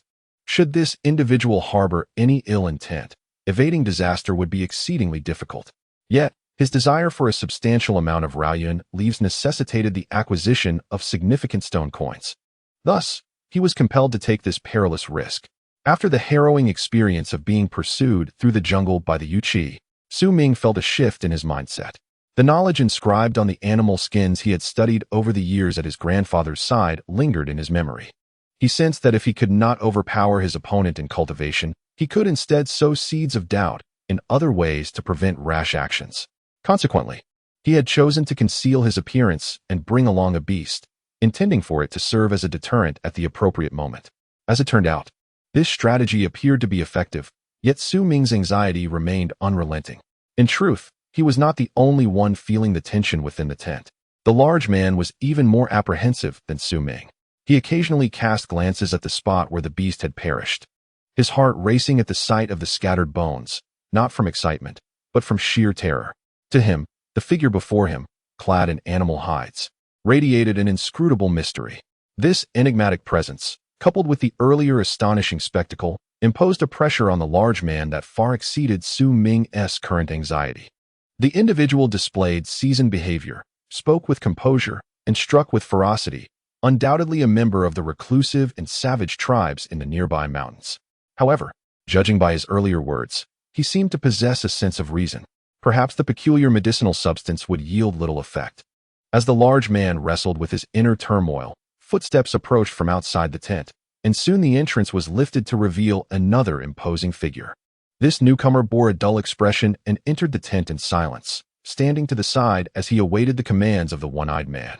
At the moment the new arrival stepped in, Su Ming casually glanced over, noting that the man's aura was faint, suggesting he, too, was at the second layer of blood condensation. Consume this, and also this. Without hesitation, the one-eyed man produced a medicinal stone from his possession and handed it, along with a herb, to the large man, instructing him to ingest both. The man accepted the items with an impassive demeanor, promptly placing them into his mouth and chewing thoughtfully before sitting cross-legged to circulate his inner blood. However, his expression soon shifted to one of astonishment. After a brief moment, he opened his eyes and gazed vacantly at the one-eyed man. There is no discernible effect. It merely feels as though I have ingested a bit more of the spirit decision herb than usual, perhaps about 1 layer's worth. Upon hearing these words, the solitary-eyed man felt his pupils contract sharply and his heart raced uncontrollably. He understood that this additional layer signified something profound. If it were merely an ordinary herb, the implications might not be as significant, but for a medicinal substance consumed at the 8th or 9th tier of coagulation, its value would be nearly incalculable. An ordinary herb might be worth 10 stones, while this one would scarcely fetch 1 stone. However, if it were an herb valued at 100 stones, or even 1,000, then this increase of a layer. The solitary-eyed man grew increasingly excited with each thought, yet he remained uncertain whether this effect would apply to higher-tier herbs as well. Regrettably, his current stock of stone coins was dwindling. After a brief contemplation, he suppressed his inner exhilaration, sent the burly man away, and respectfully stood before Su Ming, forcing a smile onto his face. Esteemed senior, this medicinal substance is indeed marvelous. Might I offer 30 stones in exchange for one? The solitary-eyed man dared not offend Su Ming, as he perceived him to be formidable and capable of producing such extraordinary herbs. Undoubtedly an exceptional individual. 30 stones. The proposed price made Su Ming's heart race. However, his voice suddenly turned cold. Esteemed senior, 30 stones is already my limit, and it is uncertain whether this substance is equally effective with higher-tier herbs. The solitary-eyed man hastily interjected, but before he could finish, Su Ming interrupted him. This substance can enhance the effects of any herb you consume, and if it were not for my need to exchange for a barbaric artifact, I would never sell it. The solitary-eyed man struggled for a moment, then gritted his teeth and nodded. Esteemed senior, how many do you have, including the one you previously wasted? There is but one remaining, Su Ming replied, producing a small vial containing a single grain of clear dust powder. Upon hearing this, the man felt a wave of despair wash over him. As he hesitated, he saw Su Ming rise and tuck the vial away, raising his left hand. which had transformed the small beast into a mist of blood, revealing a fierce gaze through the hooded cloak. He suddenly recalled the grain of medicine he had previously consumed for experimentation and quickly exclaimed, esteemed senior, this, 50 stones. This is truly my utmost limit. Su Ming, unwilling to linger in this place for too long, fixed his gaze and decisively stated, very well, including the previous grain. It totals 100 stones. The solitary-eyed man hesitated briefly before retrieving a leather pouch from his bosom and respectfully handing it to Su Ming, which contained 2 white stone coins. The coins were color-coded to represent their value, gray for the least, black for 10, and white for 50. Purple indicated 100. Give me the black stone coins, Su Ming suddenly commanded. The solitary-eyed man was taken aback, but did not question further, instead producing 10 black stone coins and handing them over to Su Ming. After placing the stone coins into his bag, Su Ming tossed the small vial to the other party, picked up the woven basket from the ground, and without casting another glance at the one-eyed man, turned to lift the leather curtain and stepped outside. Once away from the tent, Su Ming refrained from any hasty actions. Instead, he meandered through the marketplace a few times. At this hour, with the moon shining brightly and torches flickering everywhere, the number of people in the marketplace had not diminished significantly. However, those who appeared at this time were predominantly travelers like Su Ming. After ensuring he was not being observed, Su Ming swiftly purchased over 60 stalks of luo yun leaves from several locations he had previously selected during the day. Subsequently, he changed his attire in a secluded corner and hurriedly departed. Upon reaching the rendezvous point with Lei Chun, he found him there, panting heavily, but without uttering a word. Su Ming simply walked past him. Lei Chun was taken aback but silently followed suit. The two soon vanished into the shadows of the night. As they sped through the forest, Su Ming constantly altered his direction without pausing for breath, until the dawn broke the following day, at which point he finally halted, his complexion pale and filled with trepidation. Lei Chun, though curious, refrained from asking questions, especially when Su Ming casually tossed 5 stone coins in his direction. Upon catching them, Lei Chun's face lit up with a grin of excitement. After a brief respite, Su Ming rose once more, and together they raced towards the direction of their tribe. This time, he did not stop but instead unleashed his full speed. His movements were so swift that even Lei Chun marveled at them. Despite not possessing Lei Chun's strength and cultivation, Su Ming's speed was impressive. The haul from this venture had been quite substantial. Initially intending to purchase only 5 stalks of luo yun leaves should he fail to sell the medicinal stones, he was pleasantly surprised by the successful outcome. As he advanced, a contemplative expression crossed his face. The one-eyed man must have been intimidated by me, yet I cannot afford to be complacent. I must return to the tribe swiftly. Su Ming remained vigilant, even though he was now far removed from the marketplace, occasionally altering his course and utilizing his experience in the forest to erase any traces of his passage. When the sun climbed high in the sky, still some time before noon, Su Ming and Lei Chun finally caught sight of their tribe in the distance. It was here that Su Ming truly felt a sense of relief wash over him, a smile gracing his face. Finally home, Su Ming. Yu Haven T told me how you knew Bai Ling was from the Wulong tribe yesterday, Lei Chun panted, seizing the moment when Su Ming slowed his pace to voice the question that had been on his mind for quite some time. Bai Ling. Su Ming recalled the tall, stunning woman, particularly the image of her wrinkling her nose, her eyes sparkling with a wild beauty. I had no knowledge of her being from the Wulong tribe. Su Ming replied with a smile, for that woman named Bai Ling was the most beautiful person he had ever laid eyes upon. Impossible, if you truly didn't know. How could you speak so confidently? Lei Chun pondered this question for a long time without arriving at an answer, and seeing Su Ming's reluctance to share only heightened his urgency. Su Ming glanced at Lei Chun and let out a hearty laugh. Lei Chun, could it be that you have developed feelings for her? Nonsense. Lei Chun fervently shook his head, mumbling to himself. She is too slender. I prefer those who are more robust. He scratched his head, recalling his long-standing fondness for the sturdy women of his tribe, a preference that had persisted since childhood. Su Ming, chuckling, raced alongside Lei Chun towards the tribe, their carefree laughter and camaraderie gradually warming the chilly winter air. Behind Bai Ling trailed 3 individuals adorned with dragon totems, a design characteristic of the dragon tribe, known for their affinity for such markings.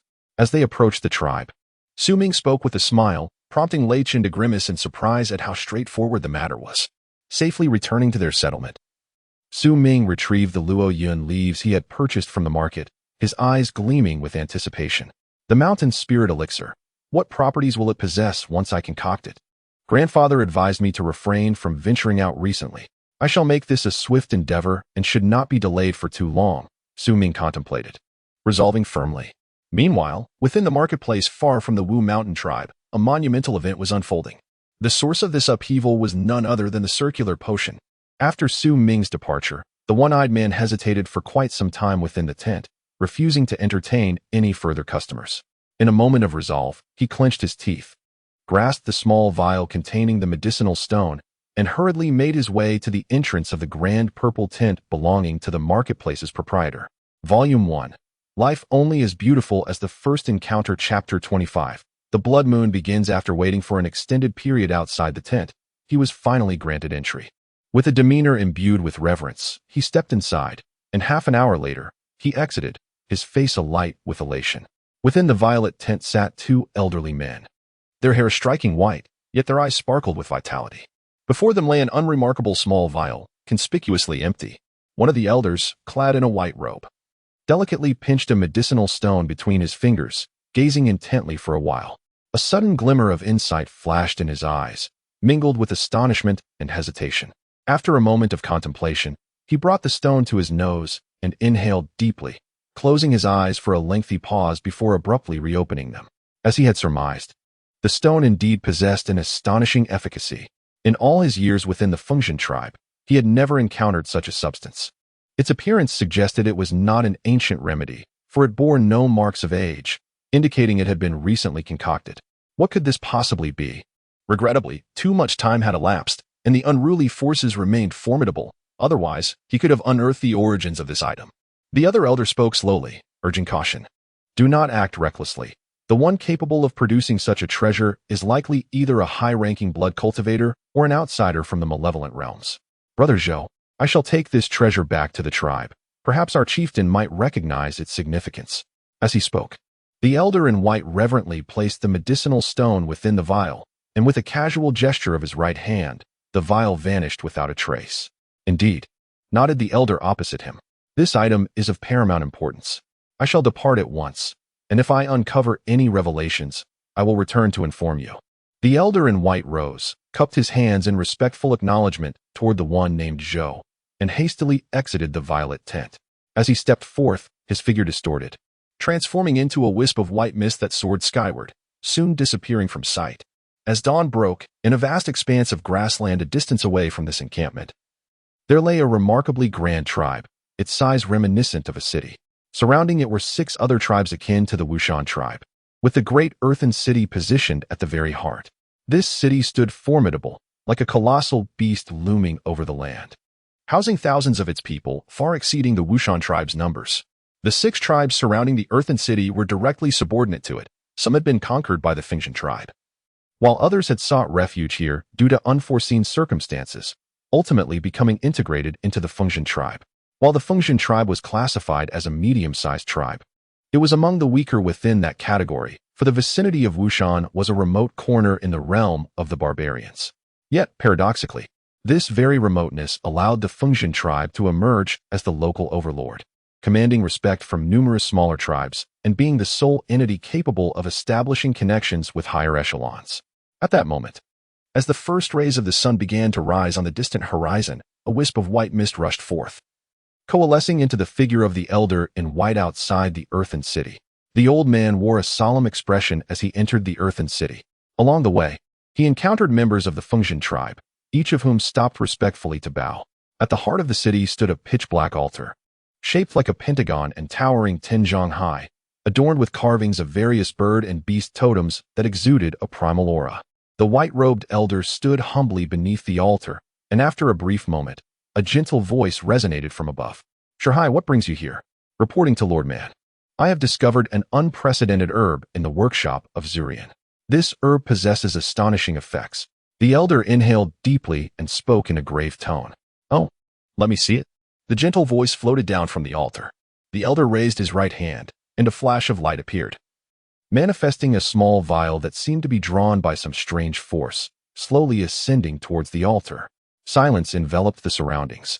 punctuated only by the occasional whispering wind that rustled the elder's garments. He remained still, waiting in quiet anticipation. After a while, the gentle voice returned, now tinged with a hint of astonishment. "Is there only one of this item?" "Indeed, only one," the elder replied promptly. "I have never encountered such a herb. It contains a structure beyond my comprehension, and it is evident that it was recently refined. Who exchanged it at the workshop?" The voice bore a note of gravity. "It was an evil barbarian," the elder murmured softly. "Find him. Mobilize all forces to locate this individual. Inform him that if he joins our Fengshan tribe, I shall grant him the status of a guest clan member." The gentle voice suddenly intensified. The elder inhaled deeply, replying with utmost respect. Although he recognized the herb's extraordinary nature, he was taken aback by Lord Man's desire to recruit this individual as a guest of the Fengshan clan. Such a status was exceedingly prestigious, allowing one to stand alongside the tribe leaders, second only to the chieftain and Lord Man himself. As the white-robed elder departed, this decree was set into motion throughout the Fengshan tribe, akin to casting a vast net to seek out the one they deemed an evil barbarian. Meanwhile, Su Ming was in his own dwelling within the Wu Shan tribe, having reached a quiet resolution. At dawn the following day, he departed the tribe alone and, upon entering the jungle, made haste towards the direction of the Black Flame Peak. With familiarity guiding him, Su Ming leaped through the jungle. Having reached the second level of blood condensation, his agility and speed had notably increased, even making it difficult for Lei Chun to keep up with him. Now, in this well-known jungle, Su Ming moved with even greater swiftness, arriving at the base of Black Flame Peak by midday.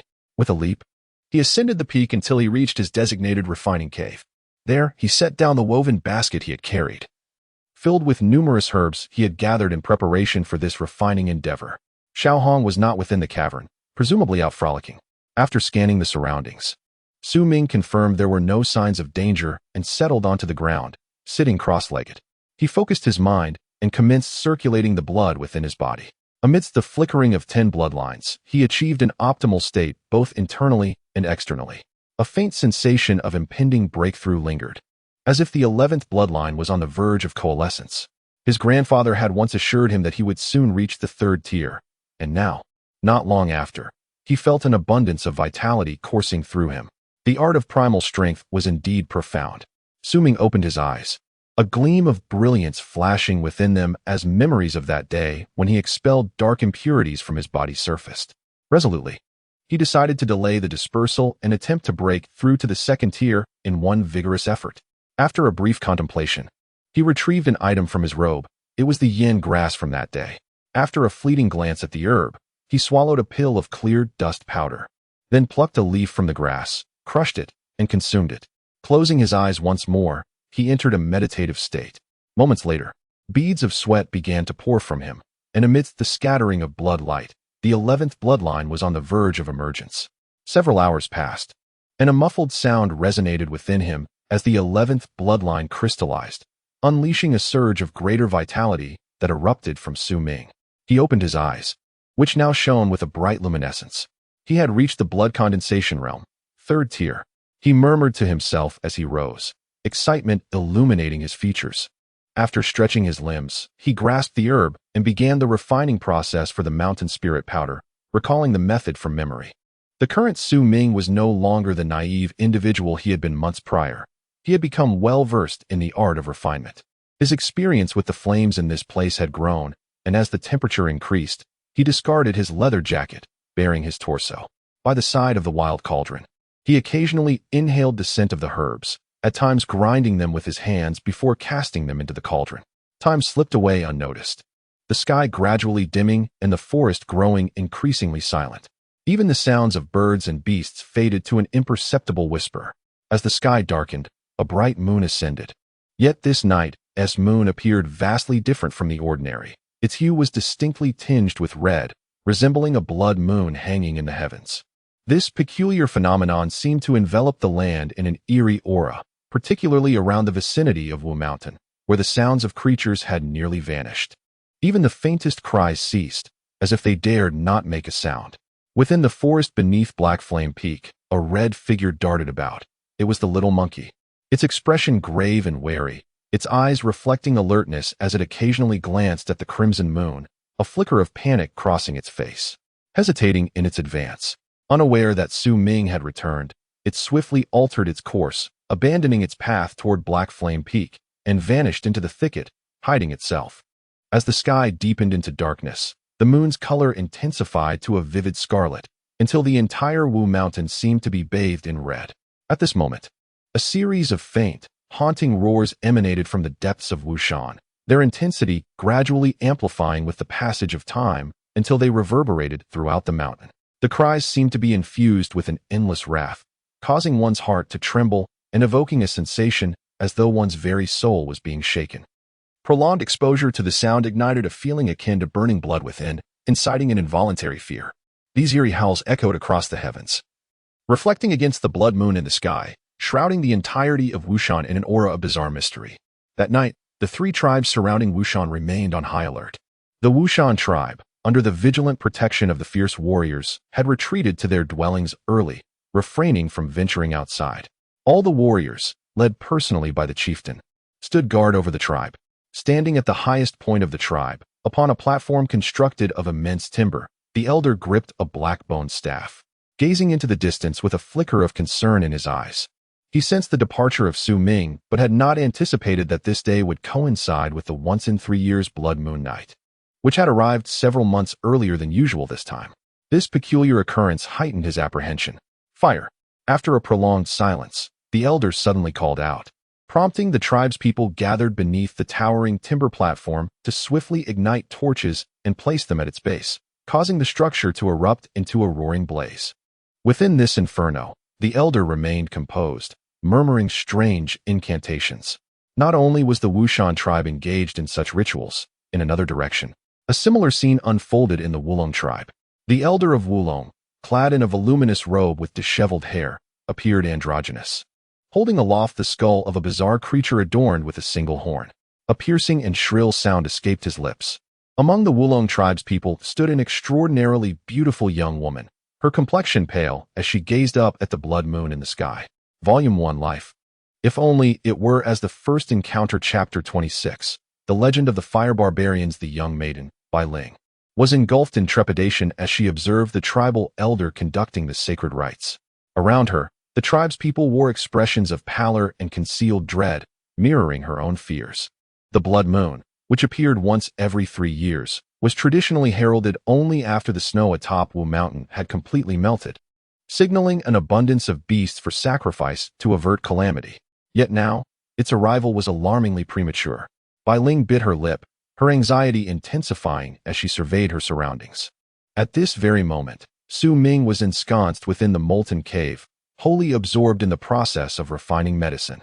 Beads of sweat cascaded down his body as his gaze remained fixated on the stone furnace, where he continually adjusted the intensity of the flames. Soon, a muffled explosion emanated from within the furnace. With a wry smile, he wiped his brow, acutely aware of yet another failure. The mountain spirit powder proved to be far more challenging than the Qingshan powder.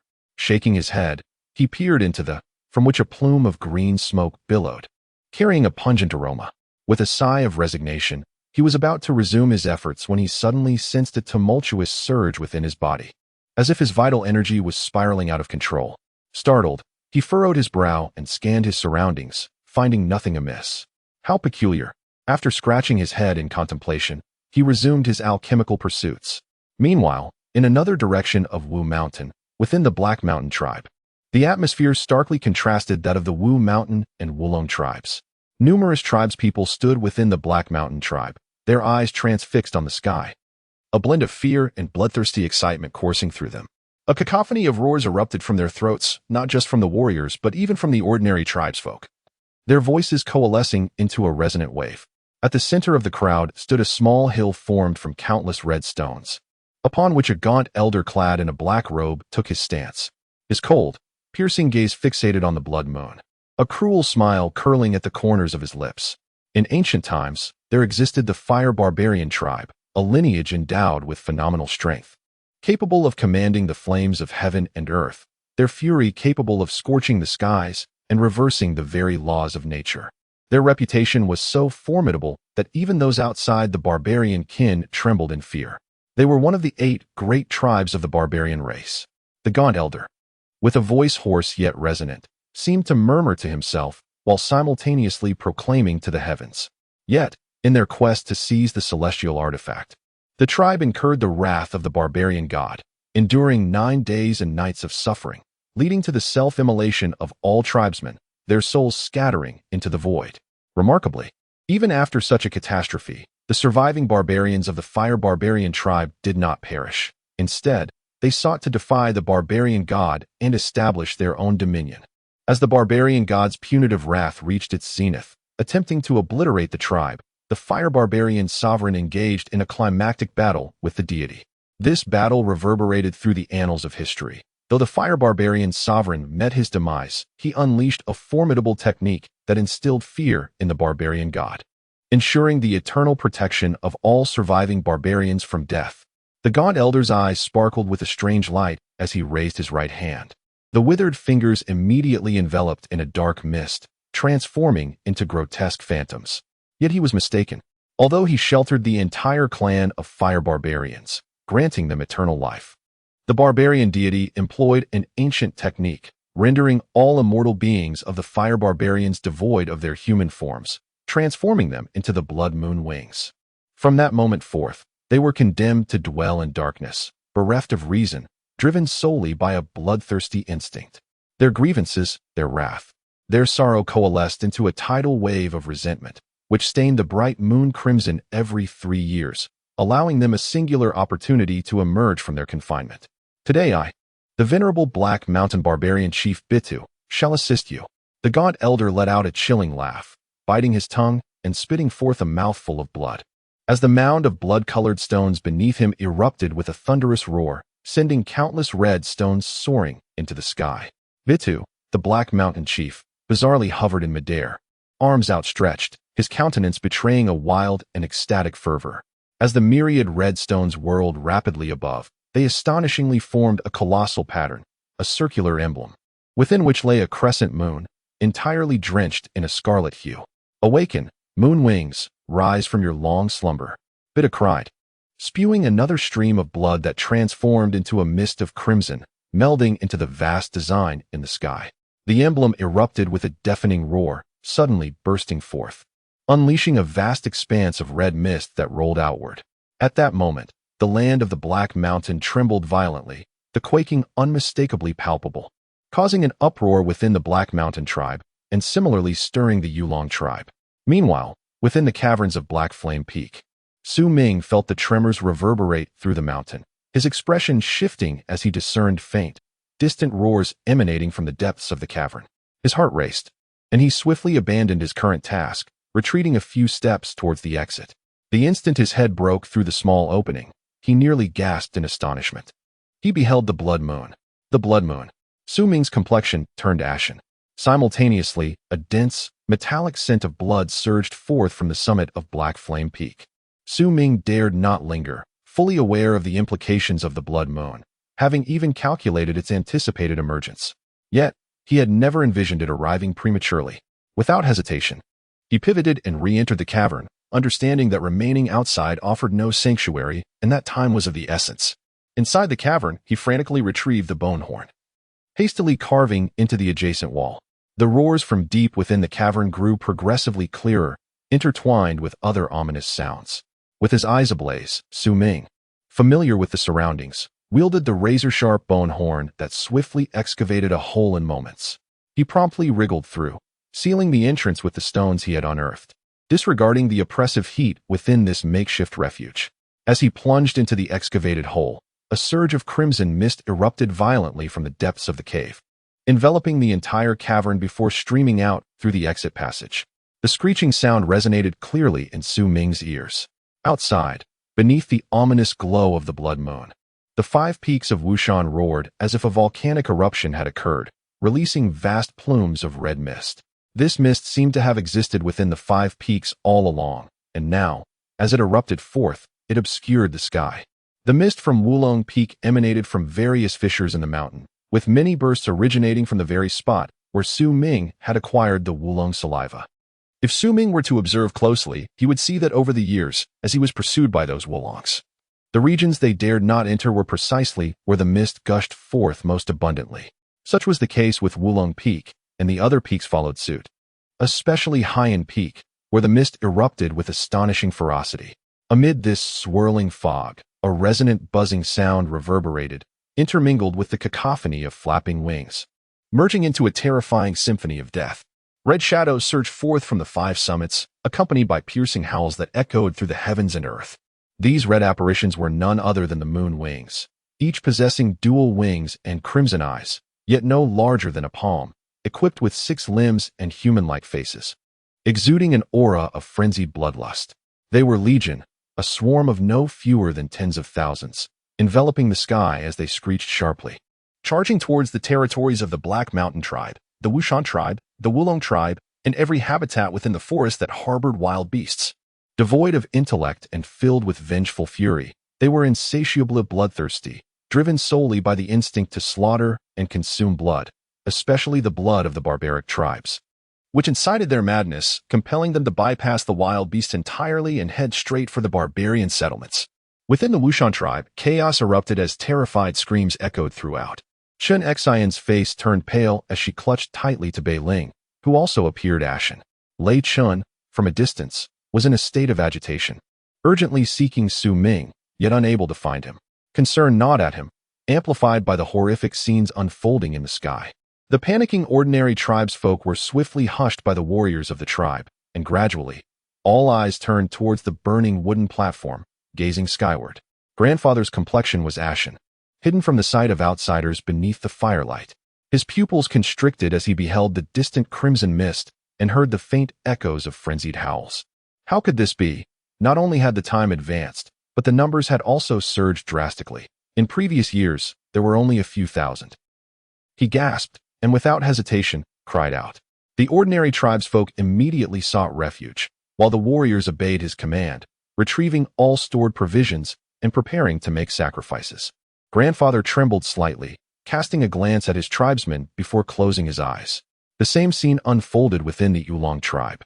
As Belan observed the terrified expressions of her fellow tribesmen, who listened intently to the commands issued by the elder, a deeper sense of dread enveloped her heart. She could never forget the harrowing incident from 9 years ago, when she was but a child, witnessing a companion snatched away by countless moon wings. Their anguished cries echoing in her ears as they vanished into the mist, dragged into the depths of Wu Shan, where only a slow death awaited them.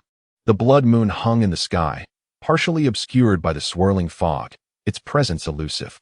Yet, within that mist, the crimson shadows raced forward, heralding the arrival of a multitude of moon wings, which divided into 3 factions, each heading towards the nearby tribes. In the Wu Shan tribe, the elder fixed his gaze upon the heavens. At the moment the moon wings descended, he brandished his bone staff, causing the inferno beneath him to erupt violently, engulfing the entire tribe. Remarkably, this sea of flames did not consume the trees or dwellings, but rather existed as an ethereal barrier, encasing the tribe within. Cast the beasts, the elder bellowed, and immediately, the tribesmen, gripped by fear, hurled the bloodied carcasses of wild beasts into the sky with all their might. Volume 1 Life. If only it were as it first appeared. Chapter 27. Tears of emptiness. In the very moment the low growl erupted from the elder of the Wu Shan tribe, a multitude of moon wings came howling through the blood mist that veiled the sanguine sky.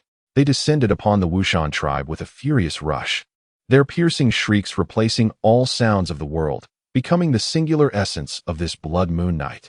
Beasts, their furs stained with crimson, were hurled into the air by the tribe's members. Before they could touch the ground again, they were swiftly enveloped by countless moon wings. As they were met with shrill, heart-wrenching cries, these creatures were pierced by myriad sharp teeth, instantaneously transforming into lifeless husks, their blood and vitality consumed by the voracious wings. What remained were mere skeletal remains, falling to the earth with thuds, often twitching a few times before succumbing to death. The multitude of moon wings in the sky ignored many of the beasts cast aloft, diving instead directly toward the tribe below, their scarlet eyes gleaming with cruelty and bloodlust. Their targets were the savage inhabitants of this very tribe. Screams, weeping, and roars intertwined at this moment, forming a dissonant symphony that resonated with the shrill cries of the moon wings, playing out in the eerie moonlit night. Yet, the inferno engulfing the entire tribe stood firm as an impenetrable barrier, causing the approaching moon wings to screech away upon nearing it, as if the flames were a lethal force that could not consume the vegetation or structures. Throw them again. The elder, amidst the blazing sea, gazed solemnly at the sky.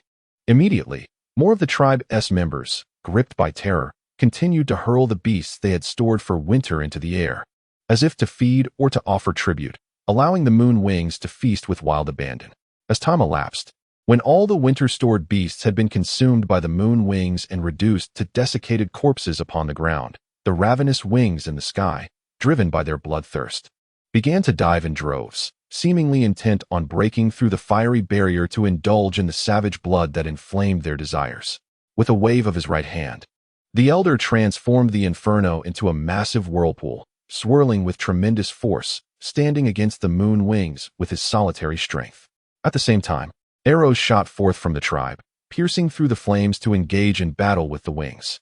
However, for these extraordinary beings, nearly immortal, such assaults bore little effect. The sounds of their wing beats and their piercing shrieks filled the Wu Shan tribe with dread. Soon after, several moon wings breached the fiery sea, roaring through the tribe, plunging the Wu Shan people into chaos. A similar scene unfolded in the Wulong tribe.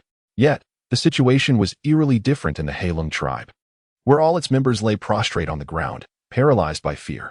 Above them, the chieftain of the Heishan tribe, Bidu, stood with outstretched arms, a fervent expression on his face, uttering strange incantations to the heavens.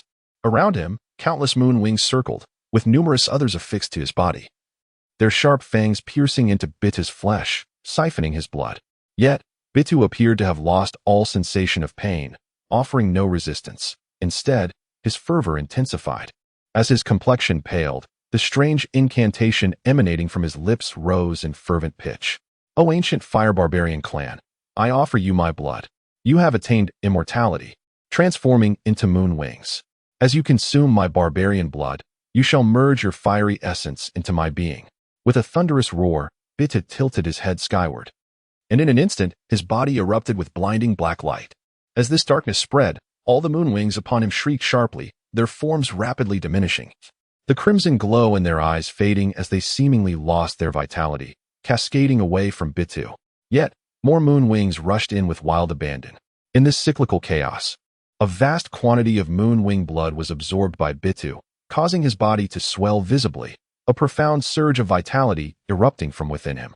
This surge attracted not only the moon wings above the Black Mountain tribe, but also those en route to the Wu Shan and Wulong tribes, which altered their course and headed straight for the Black Mountain tribe. Not far within the Black Mountain tribe, a figure cloaked in black robes stood, their presence starkly contrasting with the prostrate tribespeople. The attire of this figure was far beyond what any nearby small tribe could possess. They stood there, observing the Black Mountain barbarian lord in the sky, a sinister smile curling at the corners of their lips.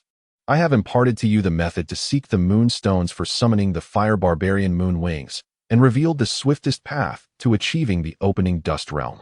Whether you succeed, however, depends on your fate." In stark contrast to the brutal scene unfolding outside, Ming found himself in relative safety within the cave. He pushed aside the covering stone and hastily emerged, his skin marred with blisters from the heat, his lips cracked, and his heart racing. This place was indeed a sanctuary for the moon wings. Ming fixed his gaze deep into the cave, having heard many legends about the moon wings since childhood. Fully aware of the terror these extraordinary beasts embodied, particularly the rumors of their near immortality, which made his heart race. After a moment of contemplation, he slowly crawled towards the exit, peeking out hastily. The moment he did, he gasped. The sky outside was shrouded in red mist, filled with the echoes of roars, teeming with countless moon wings. He quickly retracted his head, hesitating as he cautiously retreated back into the cave, lost in thought. "I wonder how the tribe is faring. I cannot venture out now. If I do, those moon wings will surely detect me." Ming furrowed his brow, anxiety gnawing at him as he worried for the tribe's current plight. Yet he understood that he was powerless to resolve the situation. A flicker of determination crossed his gaze as he fixed his eyes on the depths of the cavern. Slowly, a glimmer of hope emerged in Ming's eyes. The number of mooning beasts this time was evidently greater than usual, and judging by the circumstances, it seemed the depths of the cavern should be unoccupied. After a brief moment of hesitation, Ming gradually advanced, traversing the area he had previously dispersed, his gaze resolute as he peered into the cavern's depths. Driven by curiosity, he felt compelled to discover what lay within, something that could explain why the mooning beasts inhabited this place year-round. Perhaps he could uncover their secrets and relay them to his grandfather, which might prove beneficial. With a slight sway of his body, Ming hastened towards the uncharted depths of the cavern. Strangely, while the cavern had always been suffused with relentless heat, accompanied by waves of unbearable warmth, he now sensed no trace of heat as he delved deeper. Instead, a chill emanated from the cavern's core. Meanwhile, outside, beneath the ominous Wu Mountain, 3 tribes were stirred into turmoil. The Wu Mountain tribe had witnessed over 100 mooning beasts surge through the flames, launching themselves at the tribe's members. The warriors of the tribe rose to combat, and Bei Ling's eyes gleamed with a cold light as he defended Chen Xine behind him. An icy aura radiated from his right hand, forming sharp ice blooms that spread around him. Despite multiple wounds oozing blood from his body, he suddenly focused his gaze in the distance. Without a moment's thought, he grasped his bow from behind him. At that instant, as Bei Ling took hold of the bow, a palpable aura of lethality surged forth. Drawing back the bowstring with his left hand, he unleashed an arrow, its tip glimmering as it rapidly coalesced the surrounding ice blooms and shot towards his intended target. In the distance, Lei Chun, consumed by bloodlust, was adorned with several mooning beasts but seemed indifferent to them. Instead, he frantically seized one of the beasts, opening his mouth to bite down. "Dare to taste the blood of your grandmaster, Lei? I shall taste yours as well." Yet, at the moment he lunged for the mooning, he sensed dozens of them soaring towards him from the sky. With his current prowess, he was utterly incapable of contending against such a multitude. In that critical moment, a chilling gust howled forth, accompanied by an arrow entwined with ice blooms, which exploded above Lei Chun with a thunderous boom, sending the swarm of mooning beasts reeling back and saving him. Lei Chun, momentarily stunned, glanced back at the indifferent Bei Ling, his eyes betraying a flicker of complexity. The chief of the Wu Mountain tribe, his vitality surging, wielded a silver spear that echoed with thunderous roars as he threw it forth, creating waves of force that compelled the mooning beasts to scatter. Yet, even so, the sheer number of descending mooning beasts was overwhelming, and some ordinary tribespeople, amidst their anguished screams, were perilously grasped by the beasts, threatening to be lifted into the air. At that moment, the elder made his move. With a swift flourish of his bone staff, the entire tribe seemed to tremble, as if a colossal apparition had materialized from thin air. This formidable figure bore a cruel gaze, and upon its emergence, it appeared almost lifelike, particularly with the serpent it grasped in its hand, which unleashed a thunderous roar that reverberated through the surroundings. As time progressed, the night of the blood moon slowly drew to a close. Yet the battles within the tribe grew increasingly fierce. In the end, the moon-winged creatures ceased their bloodletting and began to capture the living members of the tribe, seemingly intending to drag them into their lairs as sustenance. As the distant sky began to brighten, a sharp, piercing scream echoed from the far-off Wulong tribe. Among the myriad moon-winged beasts, a singular white figure emerged, its exquisite visage pale and filled with despair, as it was seized by the moon-winged creatures alongside several fellow tribesmen. Racing towards Wu Shan. In pursuit, an elderly woman clad in rough fabric displayed a countenance fraught with anxiety, fervently chasing after them. However, not long into the chase, upon hearing the anguished cries from the Wulong tribe, the woman's eyes, tinged with blood and sorrow, abruptly turned away from the pursuit, redirecting her focus to safeguard her own tribe. The figure in white, witnessing this heart-wrenching scene, shed silent tears, which fell from the sky, lost to the world and unseen by any. As daylight gradually broke and the blood moon dissipated, a multitude of moon-winged beings howled as they surged towards Wu Shan from all directions, among them a faction that clutched several tribespeople, including the woman in white, as they sped toward the black flame peak, vanishing into its numerous entrances. Volume 1. If Life Were Only As It Was at First Sight, Chapter 28. The tribe from eons past within the molten cave, Ming advanced with utmost caution, gradually making his way deeper into the abyss. Vigilant at every step, he would only proceed once he had thoroughly assessed the path ahead. In his hand, he clutched a bone horn, his gaze shimmering with intensity as the vital energy within him surged, allowing him to remain poised to unleash the power of his 11 bloodlines at a moment's notice. With each stretch of his journey, he instinctively sought nearby concealment, ready to hide should danger arise or if the moon wings were to return unexpectedly, providing him an escape route. though curiosity about the unknown tugged at him. Su Ming's prudence tempered that intrigue significantly, especially in the face of peril.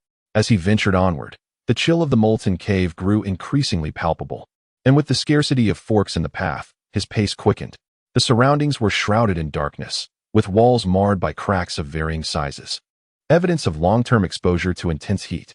Yet, Su Ming also noticed some fissures that appeared to be newly formed, their color differing slightly from the surrounding rock. How peculiar. These cracks must have just emerged. What force could possibly have caused the walls to fracture anew? A flicker of insight crossed Su Ming's mind, leading him to ponder whether an abrupt cooling following extreme heat could unleash unimaginable power. He scratched his head, deciding to set this phenomenon aside for now, committing it to memory instead. Uncertain of how far he had traveled, time felt elongated. Suddenly, his steps faltered as he noticed the molten cave ahead had significantly expanded, growing wider the deeper he delved. Could he have reached the depths? Su Ming scrutinized his surroundings and advanced cautiously. Before long, he found himself in a cavern vast enough to rival the size of his own tribe, surrounded by numerous smaller openings, dozens, in fact, each one a potential passageway, one of which he had just exited. Lost in contemplation, Su Ming moved closer, his eyes glimmering as he inspected each small opening with greater scrutiny. Finally, his gaze sharpened, and he leapt into action, pausing briefly at the entrances of all the small tunnels to take in their sense. After traversing each passage, he fixated on one in particular, without hesitation diving into its depths, as it was the only one that bore the faint metallic scent of blood. Clearly, this was the exit for the Moonwings. He hastened through the tunnel, occasionally pausing to ponder, using the bone horn to carve a sizable stone from the walls, matching the dimensions of the passage. Although the task was cumbersome, Su Ming remained resolute, and as he pressed on, he managed to extract several such stones. Each time he did, he placed them aside with careful consideration of their angles. Gradually, Su Ming became increasingly cautious yet swift in his movements. He sensed that his path led him toward the base of the mountain, which was why his range of motion expanded. Following the narrow passage deeper, he ran until he felt he had traversed a considerable distance. Slowly, before him, he glimpsed a flicker of crimson light. The red glow blazed like fire, appearing almost indistinct at first glance. Upon witnessing this fiery radiance, Su Ming's pace slowed, his heart raced, and an instinctive realization dawned upon him. This must be the terminus. However, as he drew nearer, an uncanny sensation enveloped him, as though the blood coursing through his veins was on the verge of igniting. This feeling was not unfamiliar to him. The surrounding walls, composed of unyielding stone, bore countless scratches and marks reminiscent of teeth, exuding an eerie atmosphere that heightened Su Ming's anxiety. Nevertheless, he pressed onward, gradually approaching the source of the fiery light. Indeed, he had reached the end of the passage, where a vast molten cavern lay before him. With vigilance etched on his face, he peered downwards. What he beheld left him utterly thunderstruck. He instinctively took a few steps back, gasping in astonishment. Below was a massive basin, its interior bristling with numerous sharp, mountain-like protrusions. These formations, cloaked in a gray hue, emanated a chilling aura that enveloped the cavern in an icy embrace. Yet, it was not merely this overwhelming cold that astonished Su Ming. Within the basin thrived something far more remarkable, a tribe. Numerous stone dwellings, enclosures, and lookout points crafted from rock surrounded the area. In several locations within the tribe, Su Ming even spotted stone pots used for cooking. Each dwelling was adorned with a totem, reminiscent of a blazing fire. The stone edifices were notably spacious and meticulously constructed, appearing, at first glance, even more opulent than the Wu Mountain tribe to which Su Ming belonged. Moreover, within this tribe, Su Ming observed a pathway paved with stones, dotted with protruding pebbles.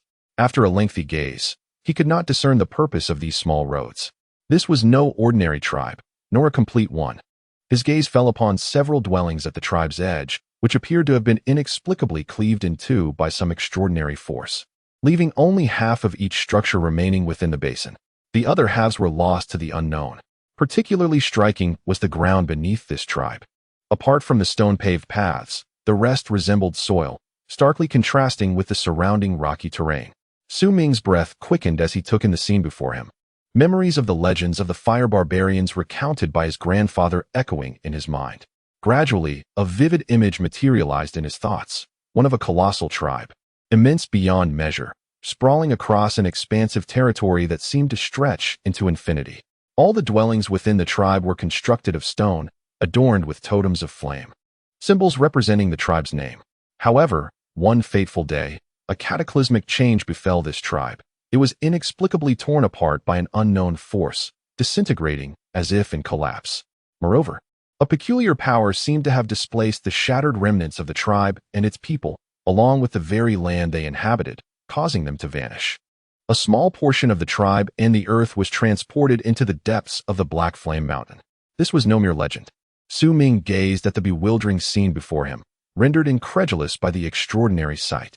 His eyes swept across the tribe, ultimately landing at its center, where his pupils constricted in astonishment. There, an even more enigmatic entity stood, a colossal tree. Or rather, it resembled a tree. Its entire form was a vivid crimson, radiating a fiery glow. The flames he had seen within the passage were, in fact, emitted by this very tree. The trunk was thick enough to require the embrace of several individuals, its roots penetrating deep into the earth, as if they had traversed the Black Flame Peak and delved into the depths below, extending far beyond his knowledge. This tree had only a trunk, its apex piercing through the rocky cavern, suggesting that what was visible was merely a fragment of its full form. A tree growing within the Black Flame Peak. Su Ming's eyes fixated on the trunk, where he recognized some familiar red flowers blooming with an otherworldly beauty. The sight of those red blossoms conjured memories of the eerie, muddy swamps within the jungle. In silence, Su Ming averted his gaze, contemplating the buried remnants of the tribe, a wave of sorrow washing over him. With a soft sigh, he leaped down to stand amid this ancient site, once home to one of the 8 barbarian tribes that dared to battle against the divine fire spirits. Thus, it could be inferred that the Moonings were indeed the transformed, immortal fire clan warriors of yore, as the legend suggested. Yet, the existence of such formidable sorcery was almost beyond belief. Just how advanced was the cultivation of the fire barbarian prince? The ancient scroll had mentioned that after coagulating blood, one achieved the opening of dust, and following that was the rite of bones. However, the realm beyond that was left unarticulated, merely referred to as a barbarian master. Su Ming observed the timeless tribe before him, gradually making his way inward in silence. The tribe was eerily empty, aside from the structures and some debris. There were no visible remains, and the surrounding silence enveloped the area in a suffocating atmosphere. As he pondered in contemplation, he stepped upon a path strewn with protruding stones. Feeling a slight discomfort beneath his feet, he glanced down, unable to discern its purpose, and continued forward.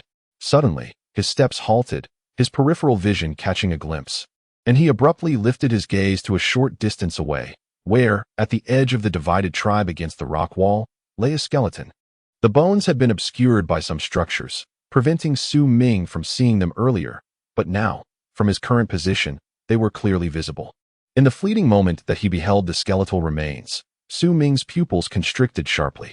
This was the sole skeleton he had encountered in this desolate place. He hastened a few steps to the side of the remains, and upon closer inspection, a tremor coursed through his body. The skeleton exuded an air of the uncanny. Its upper body resembled that of a human, yet appeared withered and shrunken, while the lower half exhibited even more peculiar characteristics, as if it were melting away, distinctly divergent from that of an ordinary person. Moreover, 2 bony wings seemed poised to emerge from its back, bearing a striking resemblance to the moon wings. It was as though this individual, in the throes of death, was undergoing a metamorphosis, transitioning from human to moon wing, enduring the torment of such a transformation. Yet, the expression on the skeleton's visage betrayed no hint of suffering. Rather, it seemed to convey a subtle mockery and pride. However, it remained a mystery to whom this derision was directed. His right index finger pressed against the adjacent rock wall, penetrating deeply into its surface. Following the direction of his finger, Su Ming lifted his gaze, and there, upon the rock wall, he discerned a line of clear inscriptions. These were the characters belonging to the barbarian tribes. The instant Su Ming's eyes fell upon those markings, a sudden sound resonated from the passageway, a cacophony of wings flapping, intermingled with terrifying roars and faint echoes of despairing cries. The moon wings have returned. Su Ming's expression shifted dramatically. Volume 1. If Life Were Only As It Was at First Glance, Chapter 29. Lament. The sound of flapping wings rushed in, creating an atmosphere of impending turmoil within the tranquil ruins of the tribe. Su Ming's gaze flickered, yet his body remained motionless. Although the sound of wings and piercing shrieks echoed around him, Su Ming was acutely aware of the passage's length, despite the sounds arriving first. The moon-winged creatures had yet to return, and there remained a fleeting moment of time. This interval might be brief, yet it was undoubtedly his final moment in this place. Without a moment's hesitation, Su Ming focused his attention on the peculiar skeleton nearby, directing his gaze towards an inscription etched into the rocky wall. "The heavens above, why do you weep alone?" The opening line of this inscription, adorned with a flourish, exuded a sense of arrogance and dominance that caused Su Ming's pupils to constrict upon a mere glance. The meaning of the words eluded him, yet their essence was profoundly resonant, imbued with a sense of melancholy and solitude. "The heavens above, why do you weep alone?" Su Ming murmured, shifting his gaze to the remaining barbaric script. "The path of the barbarian desires to exhaust the boundaries of the 8 directions. The remnants of fire blend with blood, invoking the incineration of the heavens, burning the firmament. When the fiery moon emerges from the clouds, amidst the vast expanse of the world." As he contemplated, the imagery of blood and fire intertwined, 9 representing the extremes, 1 embodying the law, igniting the barbaric flames with 9 reverences, thus establishing a communion with fire. "The heavens above, you alone soar in solitude." The text below was evidently inscribed by the same hand, embodying not mere lamentation, but rather a complex discourse. 9th reverence to the barbaric flames, establishing communion with fire. Su Ming furrowed his brow, finding the complexity of this passage challenging to comprehend. He read it once more, yet it remained obscure. In deep contemplation, the shrieks and sounds of wings from the entrance grew increasingly intense. Su Ming's gaze flashed. Unwilling to linger, he swiftly sprang into action, dashing towards the entrance passage. In the blink of an eye, he found himself within the tunnel. Standing there, the sharp roars grew clearer. He cast one last glance at the desolate ruins before turning and racing into the passage. As he ran, he remained attuned to the varying intensity of the piercing cries. After covering several dozen paces, he halted abruptly and darted into a narrow crevice in the rock wall. Though the gap was small, Su Ming, being slight of build, managed to squeeze in, crouching down and stifling his breath, using the stone wall as cover. His heart raced as he peered through the fissure, silently waiting. Time passed slowly, and after 10 breaths, Su Ming felt the hairs on his body stand on end. He distinctly saw a thick, crimson mist surge from the passage, accompanied by deafening roars and the swift passage of shadowy forms. Those shadows were none other than the moon-winged creatures. Observing the moon-wings at such proximity quickened Su Ming's heartbeat. Yet his body remained utterly still, his narrowed eyes betraying no glimmer of light. The multitude of moon-wings surged through the passage, with one colliding against the edge of the fissure, mere half a foot away from Su Ming's crouched form. His right hand clutched the bone horn tightly, his palm turning pale from exertion. In that instant, he could not even perceive his own heartbeat.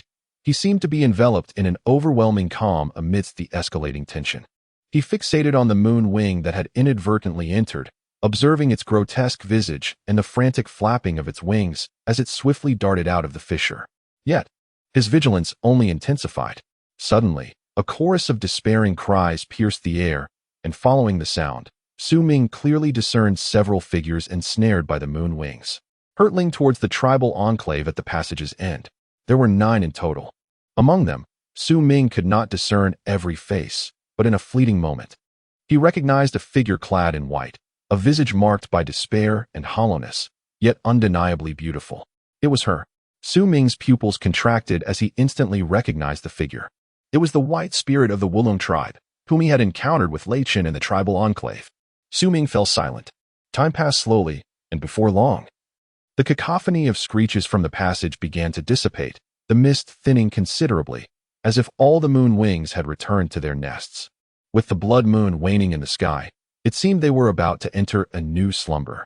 A wave of intense heat rapidly enveloped the area, replacing the chill, and even the walls of the fissure quickly warmed. At that moment, a series of cracking sounds echoed, and Su Ming witnessed the surrounding rock formations developing additional fine fissures. So this was how the fissure was formed. Su Ming's gaze sharpened as he swiftly stood and strode out of the fissure. Standing within the passage, the surrounding mist had already thinned, and waves of heat surged from the tribal enclave at the passage's end. enveloping Su Ming and causing him to break into a sweat instantly. The ground beneath his feet also grew hot rapidly, almost scalding. Su Ming knew all too well that it would not be long before the oppressive heat rendered this place inhospitable for him. To stay or to leave? A flicker of hesitation crossed Su Ming's face as the anguished wails resonated, exuding a heart-wrenching sorrow that stirred his very soul. Enough. I deceived her alongside Lei Chun in the tribal enclave, and now, encountering her again, how could I leave without a second thought? Su Ming, after all, was still a child at heart, pure and innocent. Drawing a deep breath of the heated air, he suddenly sprinted towards the passage's end. If there was a chance to save her, he would seize it. If not, there would be no regrets. Determination flashed in Su Ming's eyes as he gripped the bone horn tightly. The closer he approached the passage's end, the more he felt the relentless heat surging. Fortunately, the distance was not great. In a short while, Su Ming reached the passage's terminus. Ignoring the searing temperature of the rocky walls, he pressed himself against them and cautiously peered inside. Upon a closer inspection, a glimmer flickered in his eyes. Below the immense basin, in the tribe he had previously observed, numerous sharp spikes jutted forth, and at this moment, 7 struggling yet living souls were impaled upon them. These 7 men, with their bodies pierced through the abdomen and back by the spikes, bled profusely, their cries of anguish resonating as they felt their lives ebb away. Notably, all 7 were male. Su Ming focused intently, feeling a slight relief. He did not recognize them, and they were evidently not members of the Wu Mountain tribe. Surrounding them, the remaining spikes were visibly melting at an alarming rate, and as they dissolved, a torrent of dark red magma began to spread across the tribe's ground, engulfing it like a river. Realizing this, Su Ming inhaled deeply, finally comprehending the true nature of the spikes. The atmosphere was exceedingly bizarre. Perhaps the awakening and departure of the moon wings were intertwined with these spikes. He surmised that these spikes transformed from the magma at intervals for reasons unknown. But this transformation would not last long. After a night, when the moon wings returned, they would melt away, reverting to magma, judging by the number of spikes. Once they completely dissolved, it would likely fill the basin, rendering the tribe hidden once more beneath the depths of magma. Suddenly, Su Ming looked up and saw at the center of the tribe a structure resembling a large tree, with a small section of a red trunk protruding. This trunk, heated by the basin's intensity, seemed to show signs of melting, moving in an eerie manner. Upon closer inspection, one could discern intricate lines winding within, occasionally revealing a glimpse of the moon wings. However, those moon wings that had entered the trunk displayed not a fierce countenance, but one of profound suffering, desolation, and sorrow. They ceased their roars, yet their expressions conveyed a silent lament. Many moon wings engaged in peculiar actions, repeatedly raising their claws to their mouths to bite and smear their eyes, yet no blood emerged from their wounded fingers. These moon wings appeared to be burrowing into the trunk. What were they attempting to do? Su Ming fixated on the trunk, and in the silence, he felt the oppressive heat intensifying, realizing he could no longer remain. Unable to find her, it was futile. He shook his head, acknowledging his efforts, and was about to depart swiftly. Yet, at that very moment, he halted. His gaze fell upon the red trunk at the basin's center, where 2 faces emerged from within.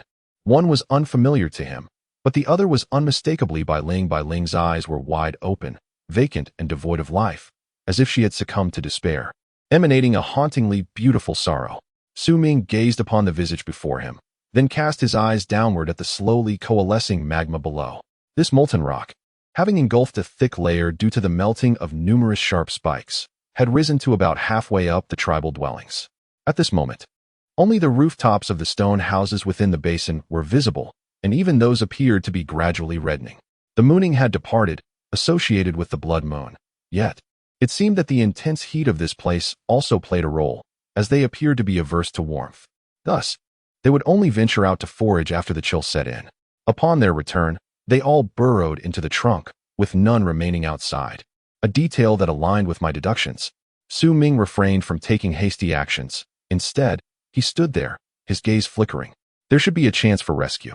However, he needed to wait a little longer. His focus remained fixed on the trunk, occasionally glancing at the height of the magma in the basin below. After a moment, the oppressive heat surged once more, causing beads of sweat to cascade down his body, and his skin began to show signs of impending fissures. With a flash of determination, his blood surged, and the power of 11 bloodlines erupted throughout him as he stepped forward, swiftly advancing. In the blink of an eye, he landed atop one of the rooftops in the basin. The moment his feet touched down, a hissing sound erupted, and a cloud of white vapor emanated from his feet. Without a moment's pause, he leapt again, landing atop another dwelling. After several such bounds, he was nearing the enigmatic red trunk. Just as he approached, Su Ming suddenly beheld, beside the face of the white spirit, a woman he did not recognize, who let out a piercing scream. He watched in horror as her visage rapidly withered, transforming in an instant into a terrifying skeleton. It was as though she had been absorbed into the trunk, her flesh and life force devoured by some strange power. Volume 1. If Life Were Only As It Was at First Sight, Chapter 30. O celestial heavens, why do you weep alone? This sudden turn of events sent a jolt through Su Ming's heart, yet he did not falter in his actions. Rather, he accelerated. Such was his nature. Either he abstained from action altogether, or once he resolved to act, he became unwavering. Almost in the very moment of his arrival, Bai Ling's vacant eyes appeared to gain focus as she stared blankly at Su Ming, tears unknowingly streaming down her cheeks. In an instant, Su Ming arrived without a hint of hesitation. With his right hand gripping the bone horn, he thrust it violently into the crimson trunk, embedding it deeply. Dark red sap, reminiscent of blood, immediately oozed from the wound, and in that moment, a deep, muffled roar erupted from within the tree. The roar, filled with fury, reverberated throughout the entire basin.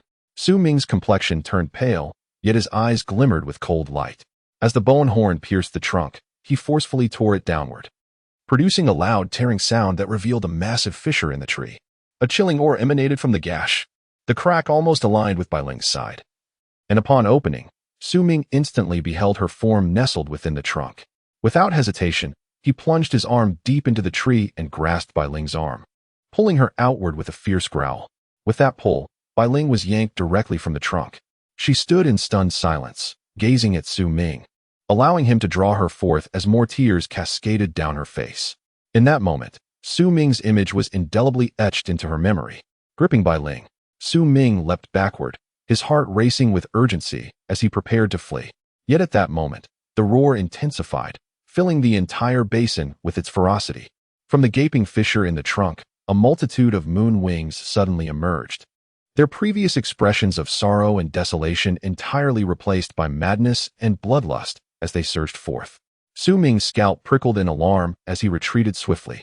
The sheer number of moon wings was overwhelming, numbering in the thousands, and more lurked within the trunk. Yet as these moon wings surged forth, he observed with clarity that they were engulfed by the searing heat of the surroundings, revealing a look of terror. Many of them, rendered stiff as if paralyzed, plummeted from the air into the molten lava below, shattering like stones upon impact, devoid of flesh, only a chilling mist rising from the scene. The legendary fire barbarian clan, transformed into moon wings by the barbarian god, was indeed a reality. They had once feared no flame, yet after their transformation, they exhibited a peculiar change, becoming fearful of fire. Their demise resembled that of bodies encased in ice. Su Ming's gaze sharpened as he retreated rapidly, his left hand still clutching Bai Ling, whom he hurled towards the nearby exit of the passageway. What are you dawdling for? Run. With a low growl, Su Ming stirred Bai Ling from her reverie, as if awakening from a nightmarish dream. Her body fell beside the exit of the passage, and she turned to glance at Su Ming, hesitating to speak. Run. Su Ming leaped into action, making a beeline for the exit. At that moment, the lava below had already inundated part of the stone house, leaving only a few remnants of its roof. Bai Ling's face turned ashen. Without further hesitation, she turned and sprinted down the passage. Her feet throbbed with pain, but the sensation was overshadowed by a singular thought: escape. Su Ming bounded across the few remaining rooftops, heading straight for the passage. Behind him, numerous moonwings shrieked but dared not pursue. However, the muted roars emanating from within the trees incited a frenzy among them, causing about 10 reckless ones to charge at Su Ming. His blood surged, 11 crimson lines spreading through his veins. As the moonwings approached, he wielded his bone horn and charged toward the passage. Although this sequence of events might seem prolonged, it transpired in mere moments. Upon reaching the passage, several of the moon wings plummeted into the lava, exploding upon impact. Su Ming's heart raced, yet his mind remained calm. Everything unfolded as he had anticipated. Had he not held back just a moment longer, Choosing to act amidst the oppressive heat, he would have faced a far greater onslaught of moon wings. Now, within the passage, the scent of charred flesh wafted beneath his feet, but he pressed on, racing forward. Behind him, the valley echoed with the shrieks of the moon wings. Yet they hesitated to pursue. Still, a few, having lost many comrades, plunged into the passage, shrieking fiercely at Su Ming. The moon wings feared the heat, which explained their reluctance to venture outside the trees. As the passage extended outward, the oppressive warmth diminished considerably. As Su Ming ran, the sharp cries behind him grew ever clearer. To vanquish the pursuing moon wings, he could not delay. A glint caught his eye as he spotted a large stone he had previously hewn lying ahead in the passage. He quickened his pace, rushing to the stone, and firmly grasping the bone horn. He turned abruptly to face the approaching threat. Though his complexion was pale, his eyes radiated calmness. Just as the 4 moon wings closed in, Su Ming delivered a powerful kick to the side of the massive stone. This stone, which he had previously measured, was similar in size to the passage. With the full force of his vitality behind the kick, the stone flew upward with a resounding crash, blocking the passage like a door. Su Ming's timing was impeccable. His intention was to temporarily barricade 3 of the moon wings while he dealt with one using his bone horn in the searing passage. However, the speed of the moon wings was astonishing. The stone only managed to obstruct 2, while the remaining 2 continued to careen toward him. Su Ming furrowed his brow and swiftly turned to flee. Although he could eliminate the 2 moon wings, he would undoubtedly sustain injuries. He had a more advantageous strategy in mind. As he raced forward, the 2 moon wings behind him accelerated rapidly, closing the distance to less than 10 zhang. Suddenly, a stone of similar size appeared ahead. In a moment of inspiration, Su Ming utilized his previous experience and kicked the stone with force. With a resounding crash, the stone soared into the air, obstructing the passage and allowing only 1 moon wing to escape, while the other was temporarily halted behind the massive boulder. Just as 1 moon wing was obstructed and the other rushed towards Su Ming, his eyes glimmered with cold determination. Armed with a sharp bone horn, he did not retreat but advanced, charging toward the moon wing. In that narrow passage, a fierce battle erupted between man and beast. Had it been the unrefined Su Ming of the past, he would have been unable to resist. However, now endowed with 11 bloodlines and wielding an exceptionally sharp bone horn, he dominated the confrontation. With a swift thrust, Su Ming's bone horn pierced deep into the moon wing, tearing its flesh apart. Yet, to his astonishment, the wound began to heal rapidly. The moon wing appeared fatigued, but showed no signs of death. Su Ming's gaze flickered as he swiftly inflicted several more wounds, ensuring the moon wing could not recover in the short term before turning to flee. As he sped away, he kicked every large stone he encountered along the way, transforming them into obstacles within the passage. Although these delays occurred, Su Ming excelled in speed, darting through the corridor with remarkable swiftness, soon arriving at a cavern filled with numerous small openings. I am here. In that instant, Su Ming heard Bai Ling's faint voice. He spotted her pale face, marked by panic and fear, trembling as she hid within one of the small openings. Bai Ling had arrived here long before, yet she did not know which exit to take and was afraid to wander, fearing another encounter with the moon wings. In that moment, Bai Ling bore no resemblance to the proud and clever girl Su Ming had witnessed in the previous district. Instead, she appeared as a frightened little creature, her uncertainty eliciting a smile from Su Ming. You're still smiling," Bai Ling exclaimed nervously, about to speak further when she saw Su Ming dart toward her, grasping her arm and leading her toward one of the many small openings nearby. "Is this the exit?" Bai Ling queried softly, feeling inexplicably less fearful upon seeing Su Ming. He nodded in silence, gripping her hand as they sprinted through the passage. The sound of Bai Ling's breath reached his ears, a melodious tune that quickened his heartbeat. Was it from the exertion of running or the softness of her hand? They continued in silence, Bai Ling refraining from speaking again, allowing Su Ming to hold her hand as they ventured deeper into the perilous corridor. Her heart raced, mirroring Su Ming's thoughts, a tide that washed away her fear and previous despair. The silence lingered but could not endure for long. Soon, Su Ming led Bai Ling to his secluded cave of tempering. Here, Su Ming released his grip, his countenance grave as he meticulously traced the ground where faint flickers of firelight emerged from small apertures, occasionally furrowing his brow as if deep in calculation. Not far beneath the desolate altar, flames began to rise, slowly igniting. Bai Ling watched Su Ming's actions in a daze, her her thoughts in disarray. She felt as though she were caught in a dream. Having been captured by the moon wings, she had already succumbed to despair. Yet, the unfolding events rendered her uncertain, as if she had not yet fully awakened from this dreamlike state. At that moment, a series of sharp, piercing shrieks erupted from the depths of the cave, growing ever more intense and seemingly drawing closer. Bai Ling's body trembled, and instinctively, she moved closer to Su Ming. However, just a few paces in, she was abruptly halted as Su Ming lifted his head and firmly grasped her, swiftly navigating across the ground dotted with small holes, glancing back toward the cave's interior. Before long, the cacophonous shrieking escalated abruptly, revealing 3 menacing moon wings hurtling towards them. Bai Ling shuddered, on the brink of retreat when she caught a fleeting glimpse in Su Ming's eyes. He wielded the bone horn, and with decisive action, he carved a gap in the ground, connecting it to another ravine, using the flames that burned beneath the desolate altar. Instantly, a torrent of flames erupted, forming a veritable sea of fire that engulfed the 3 advancing moon wings. Their anguished cries echoed as they plummeted to the ground, crashing and exploding, releasing a chill that mingled with the fire. Illuminated by the blaze, Su Ming's expression turned somber, while Bai Ling, standing behind him, felt her fear intensify. They fear fire? Bai Ling spoke softly after a prolonged silence. In their former lives, they revered fire as a symbol of glory, yet transformed into moon wings.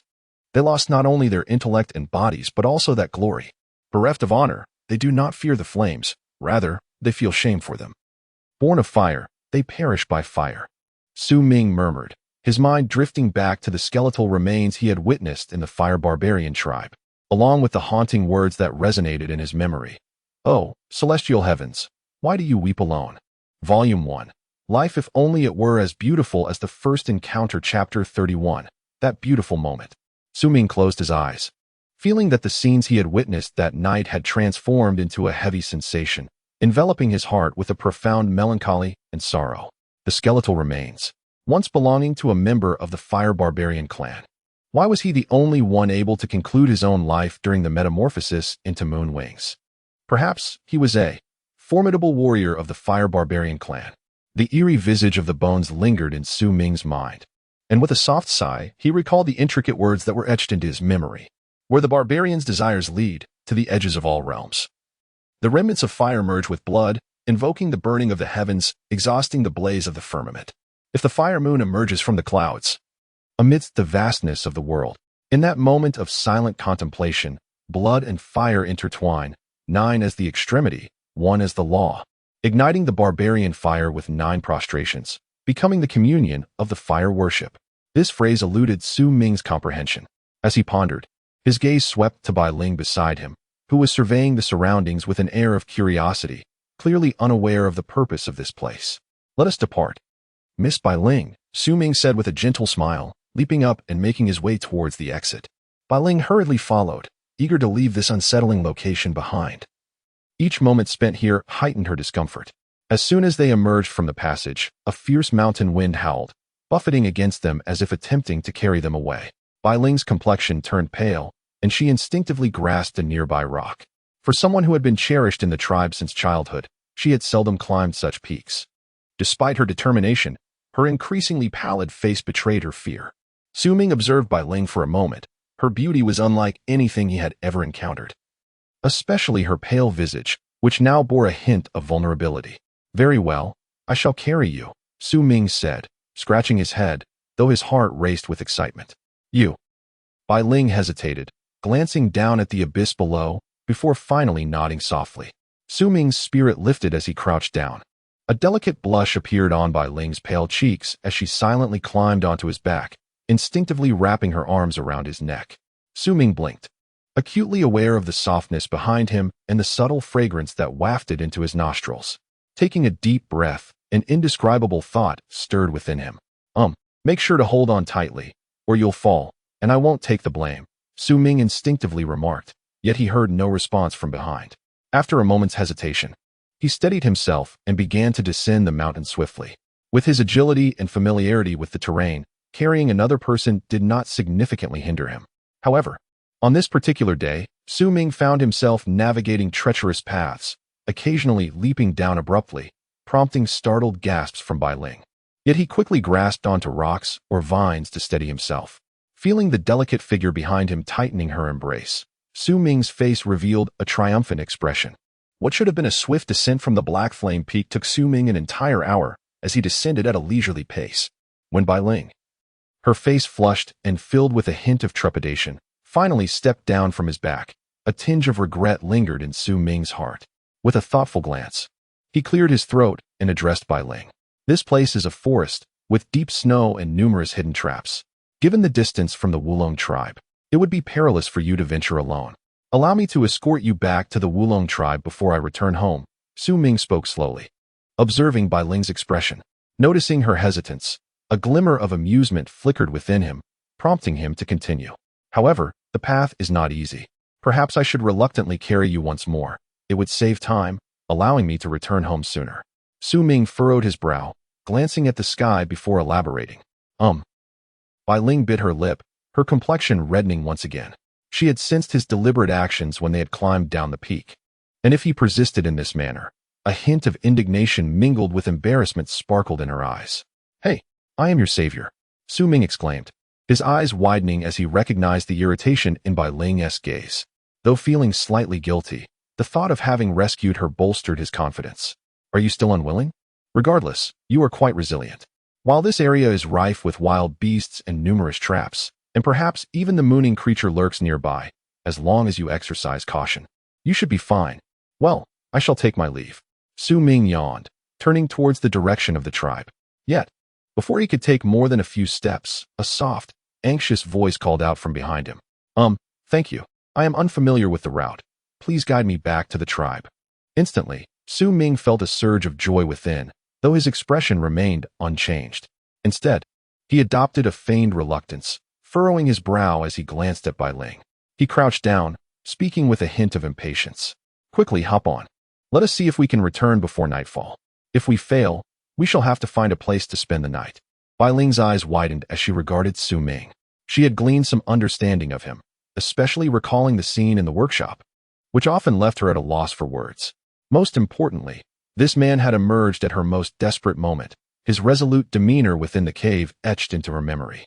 With her face aglow, Bai Ling quietly approached Su Ming, lowering herself onto his slender back once more.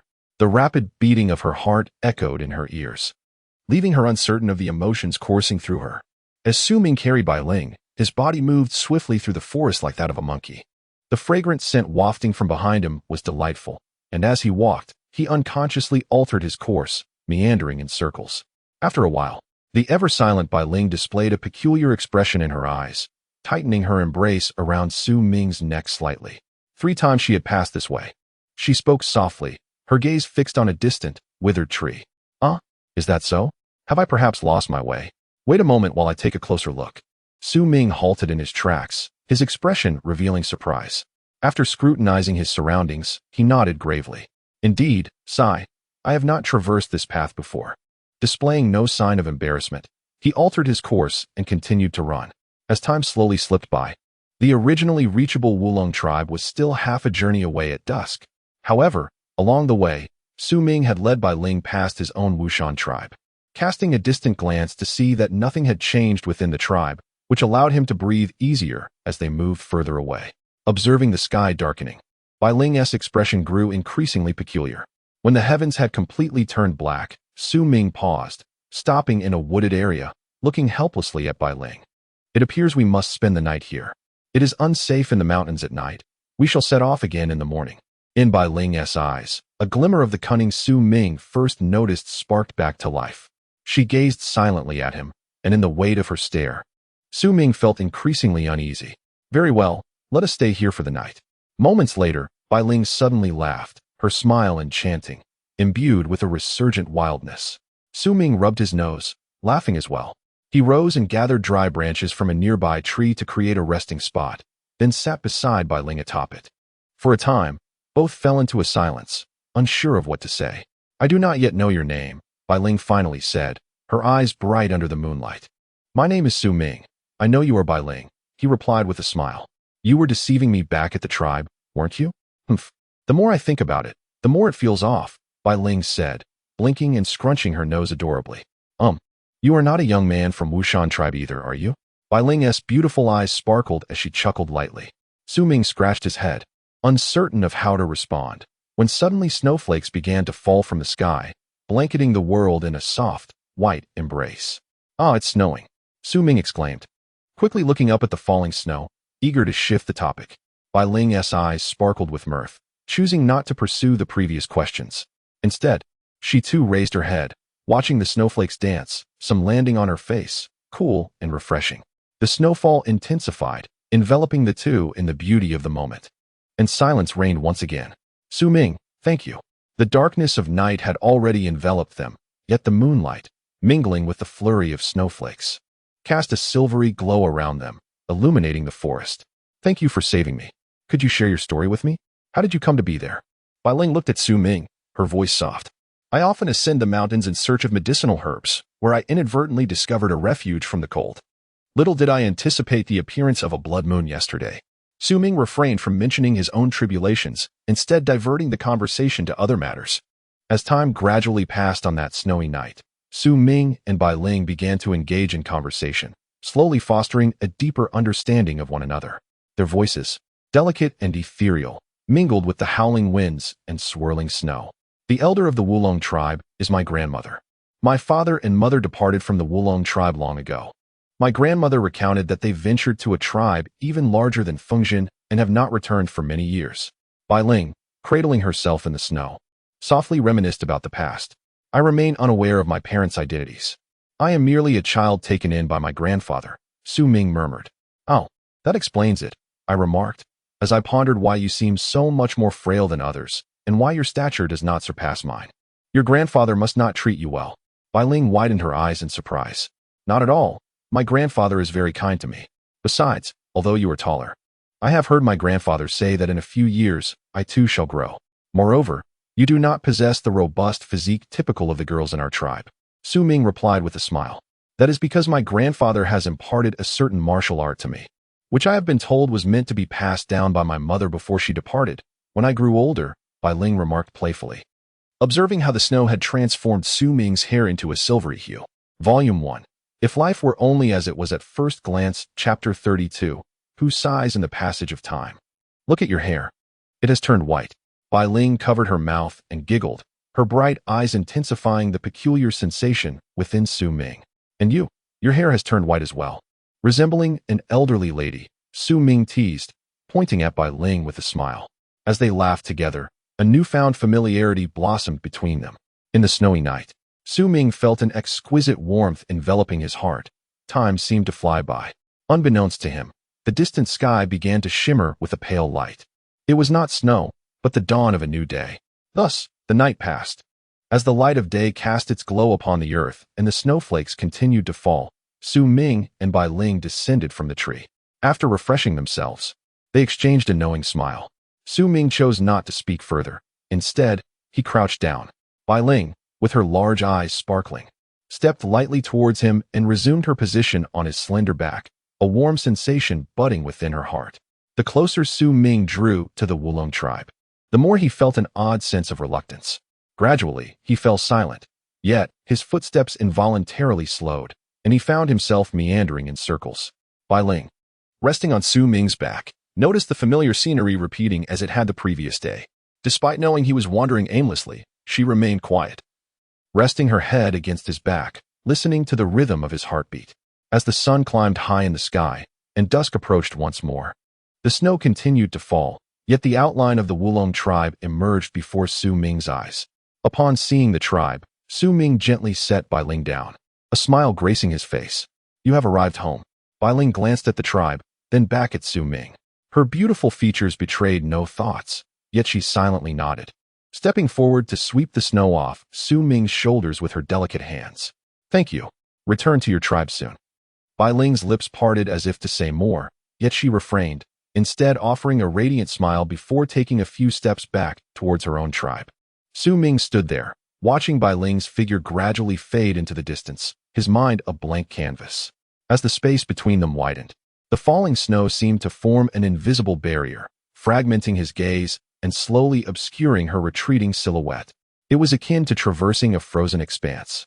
If one does not return, They shall never witness the thaw, just as in the passage of time, if one does not reminisce. They shall never hear the sighs of yesteryears. After a long moment, Su Ming shook his head, casting one last glance at the Wulong tribe before turning to leave.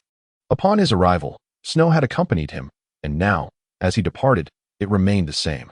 The snowflakes settled upon him, in his hair. Yet Su Ming felt as though something was missing. Was it affection? Su Ming dashed through the forest, racing towards the Wu mountain tribe. His brow furrowed as the image of Bai Ling lingered in his mind, a feeling distinct from his time with Chun Xen. Taking a deep breath, he vigorously shook his head, attempting to dispel this unfamiliar sensation. After steadying his thoughts, his gaze flickered, and his speed surged once more. As the sky darkened, the stars twinkled brilliantly beneath the moonlight, accompanied by the snow that had fallen for a day and night.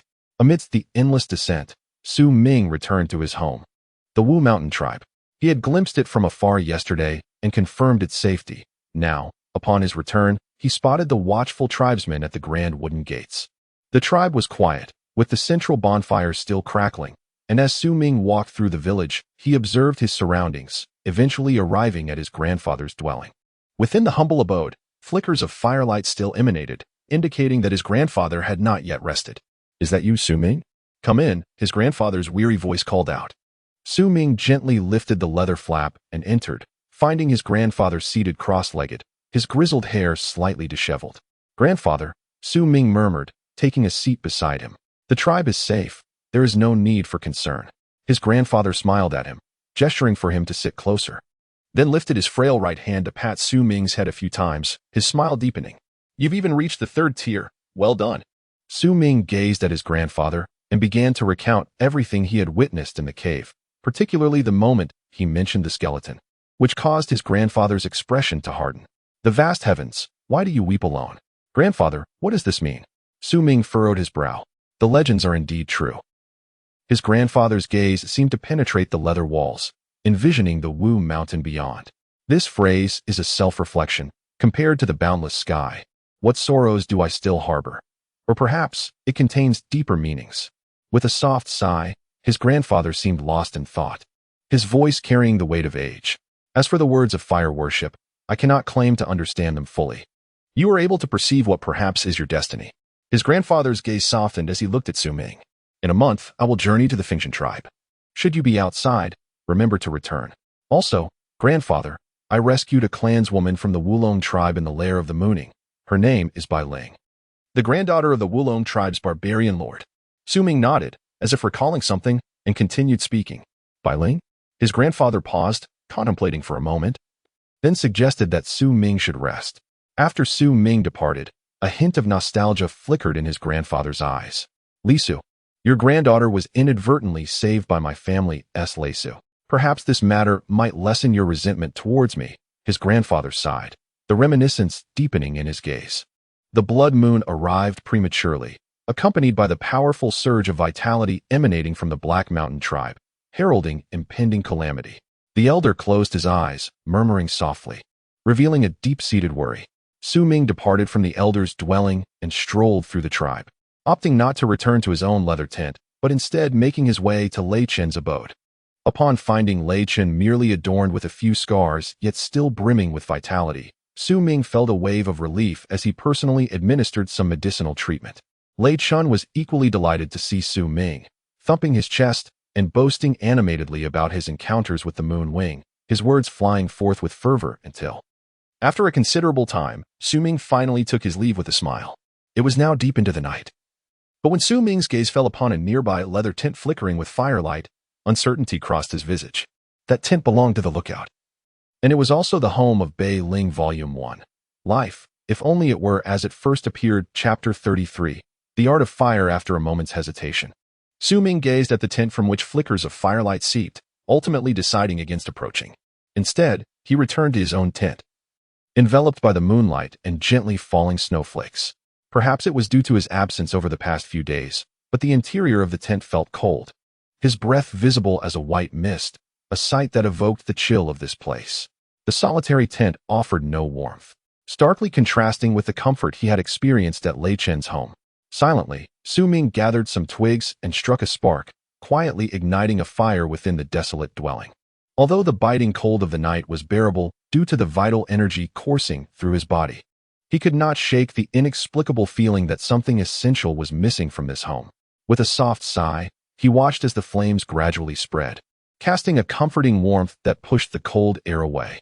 Seated beside the flickering fire, Ming became lost in thought, mesmerized by the dancing flames.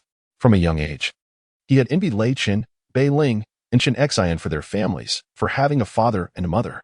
Though his grandfather treated him well as the tribe's leader, he devoted much of his time to protecting and aiding their people.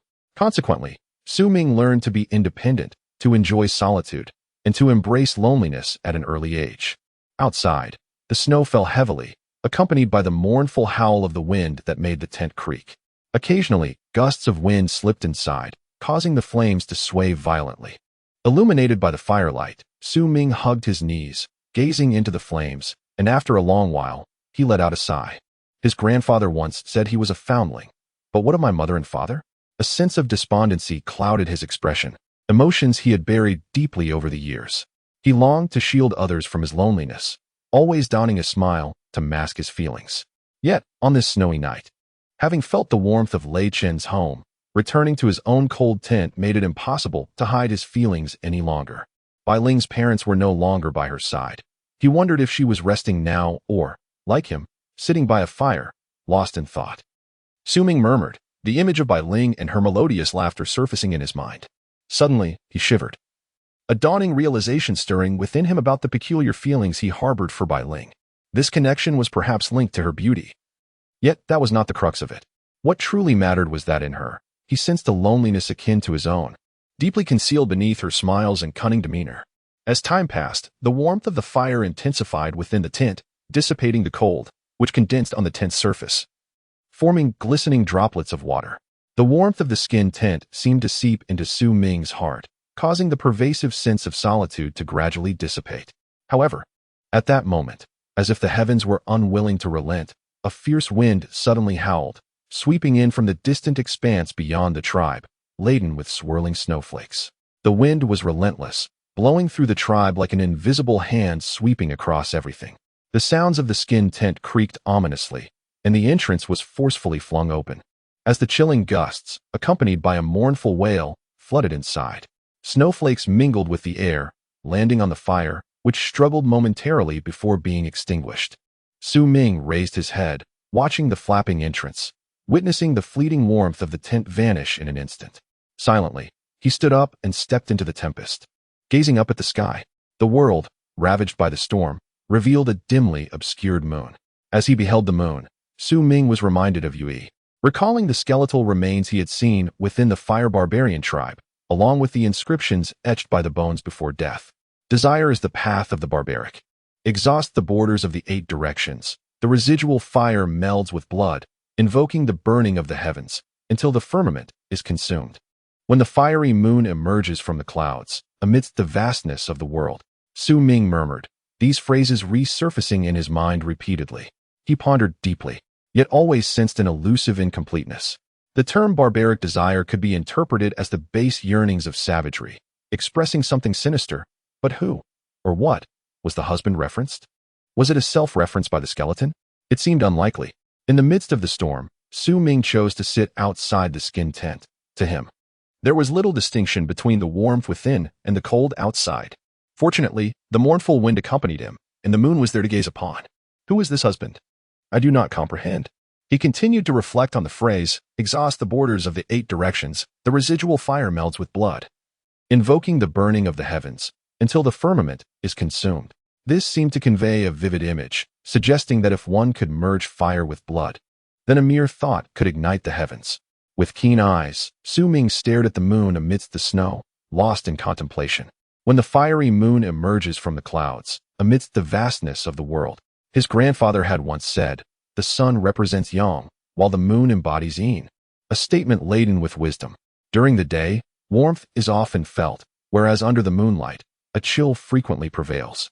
But what, then, is the fiery moon? The color of fire is red. Could this be a reference to the crimson moon, the blood moon? Ming furrowed his brow, perplexed. Desire is the path of the barbaric. Blood and fire intertwine.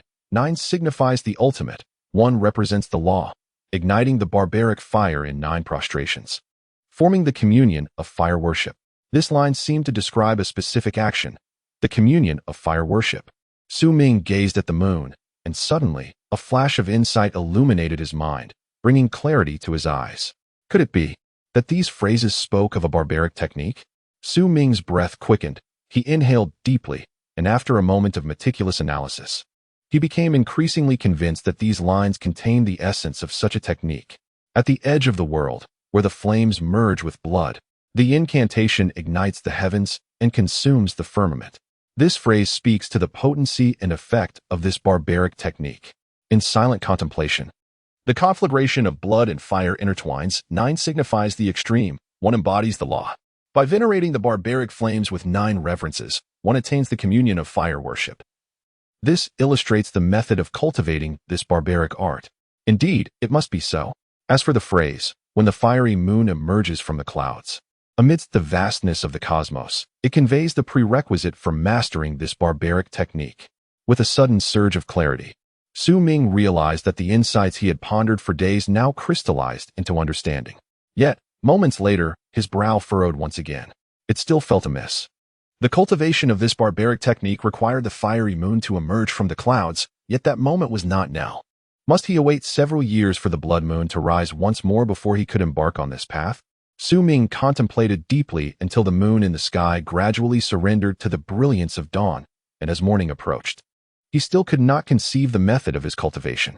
With a soft sigh, Su Ming rose, stretching his limbs as the dawn brought forth the tribe members emerging from their tents, commencing a new day's toil. He stepped out of the tribe, aware that the 4th layer of the blood required 25 bloodlines, while he had only 11. Time was of the essence for his cultivation. He also pondered the efficacy of the mountain spirit powder once it was refined, hoping it would aid him in his practice. As he traversed the forest, his speed had notably increased since ascending to the 3rd layer of. By noon, he arrived at Black Flame Peak, scaling the melting cave with agile leaps. Halfway up, a smile graced his face as he faintly heard Xiaohong's voice. Looking up, he spotted a fiery red figure lounging nonchalantly at the cave's entrance, munching on wild fruits with keen eyes darting around. Upon noticing Su Ming, Xiaohong's eyes sparkled with delight. He tossed aside the half-eaten fruit, leapt up, and clambered onto Su Ming's back, emitting excited chirps. Su Ming beamed with joy and continued his ascent. Before long, they reached the cave's exterior, where he inhaled the mountain breeze before entering with the little monkey. Time passed serenely, day after day, as Su Ming once again immersed himself in the life of refining powders and cultivation. At night, he gazed at the moon, reflecting on the words of the fiery moon emerging from the clouds. To facilitate his observation of the luminous moon, he had painstakingly carved several small hollow openings into the rock wall of his refining cave, allowing him to gaze at the moon even while seated inside. The muffled sounds that often echoed within the cave gradually diminished over the ensuing days. Finally, 7 days after returning, Su Ming successfully refined the mountain spirit powder. It manifested as a deep blue medicinal stone with a subtle aroma, yet when held close to the nose, it evoked a sensation akin to breathing in the mountain breeze, accompanied by an indescribable feeling coursing through his entire being. The mountain spirit powder. Su Ming crouched on the mountainside outside the cave, facing the setting sun, gazing at the medicinal stone in his hand.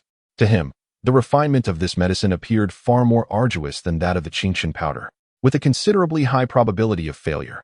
Having consumed more than half of the luoyun leaves he had procured, he had only managed to produce 2 pellets.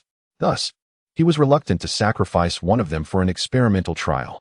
Surely, it cannot be a toxic stone.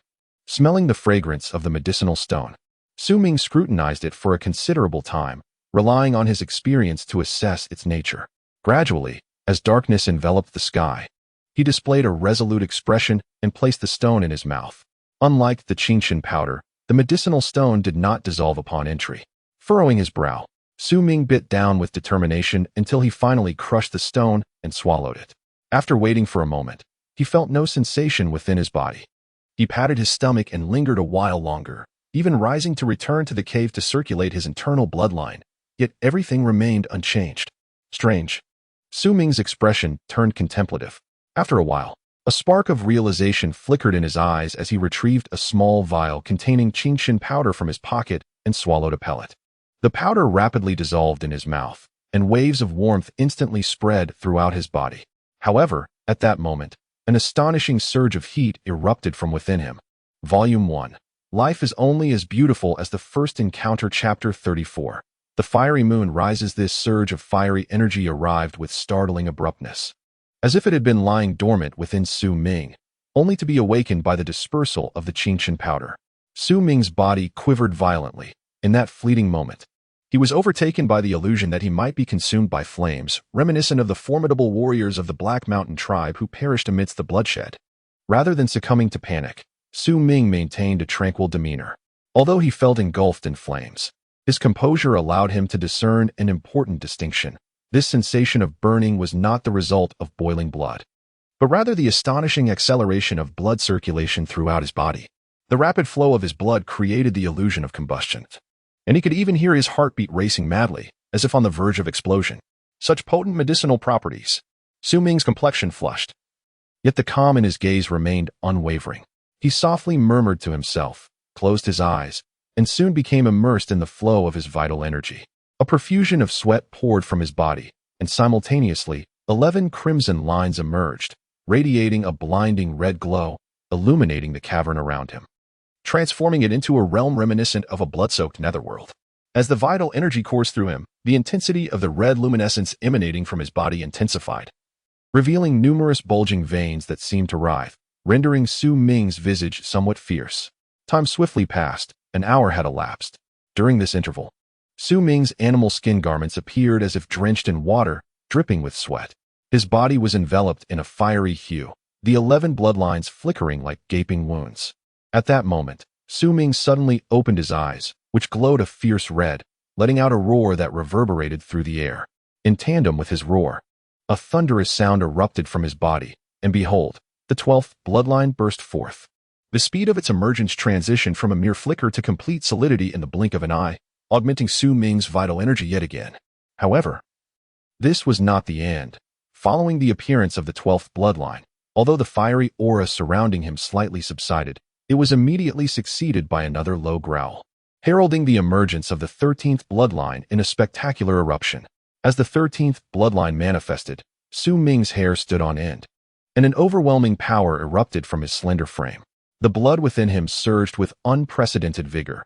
He no longer felt the sensation of deficiency, but rather an overwhelming abundance, as if failing to channel this energy would lead to a catastrophic rupture of flesh. 2 bloodlines emerged in quick succession, yet the internal heat remained palpable. Su Ming's expression contorted as he felt the searing heat becoming almost unbearable. He instinctively raised his right hand and tore apart his animal skin garments, baring his chest. The 13 bloodlines were now vividly exposed, scattered irregularly across his chest, back, and arms. The crimson hue of the bloodlines appeared as if they could drip with blood, while beads of sweat cascaded down his body, illuminated by the red glow, creating an enchanting and otherworldly beauty. Su Ming's eyes grew increasingly crimson, yet within him, there was no hint of madness. He remained composed, fully aware that everything was still within his control. As he sensed the flow of vital energy within his body, Su Ming resolutely followed the teachings of the Xiao man, repeatedly circulating his blood to refine it, rendering it more viscous. After half an hour had elapsed, a thunderous roar erupted from Su Ming, and astonishingly, the 14th bloodline became vaguely visible upon his body. His roar reverberated through the cavern, unleashing a multitude of echoes that, upon first hearing, resembled the growls of countless beasts. Come forth, 14th bloodline. Su Ming trembled with anticipation, feeling an overwhelming force surging within him. He witnessed the 14th bloodline rapidly solidifying. It appeared that its complete manifestation was imminent. However, as a moment passed, the 14th bloodline remained in a state of struggle, as if it were perpetually lacking that final surge of power to fully coalesce. Su Ming sensed the sluggish circulation of his vital energy.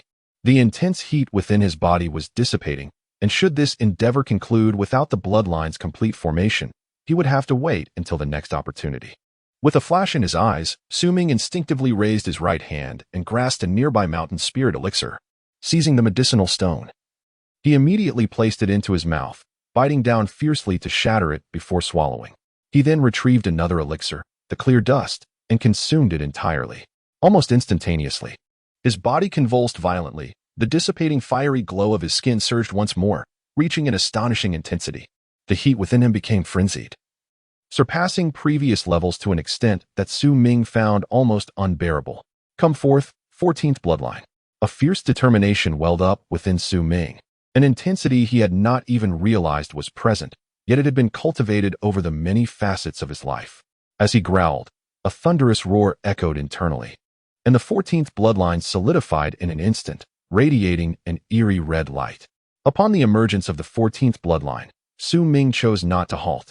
He swallowed 2 more mountain spirit elixirs, propelling himself to ascend further in cultivation without pause. During these 7 days of refinement, he had often contemplated the premature appearance of the mooning, the concealed anxiety behind his grandfather's smile. These observations did not escape his notice. Though unspoken, he sensed a looming darkness overshadowing the tribe.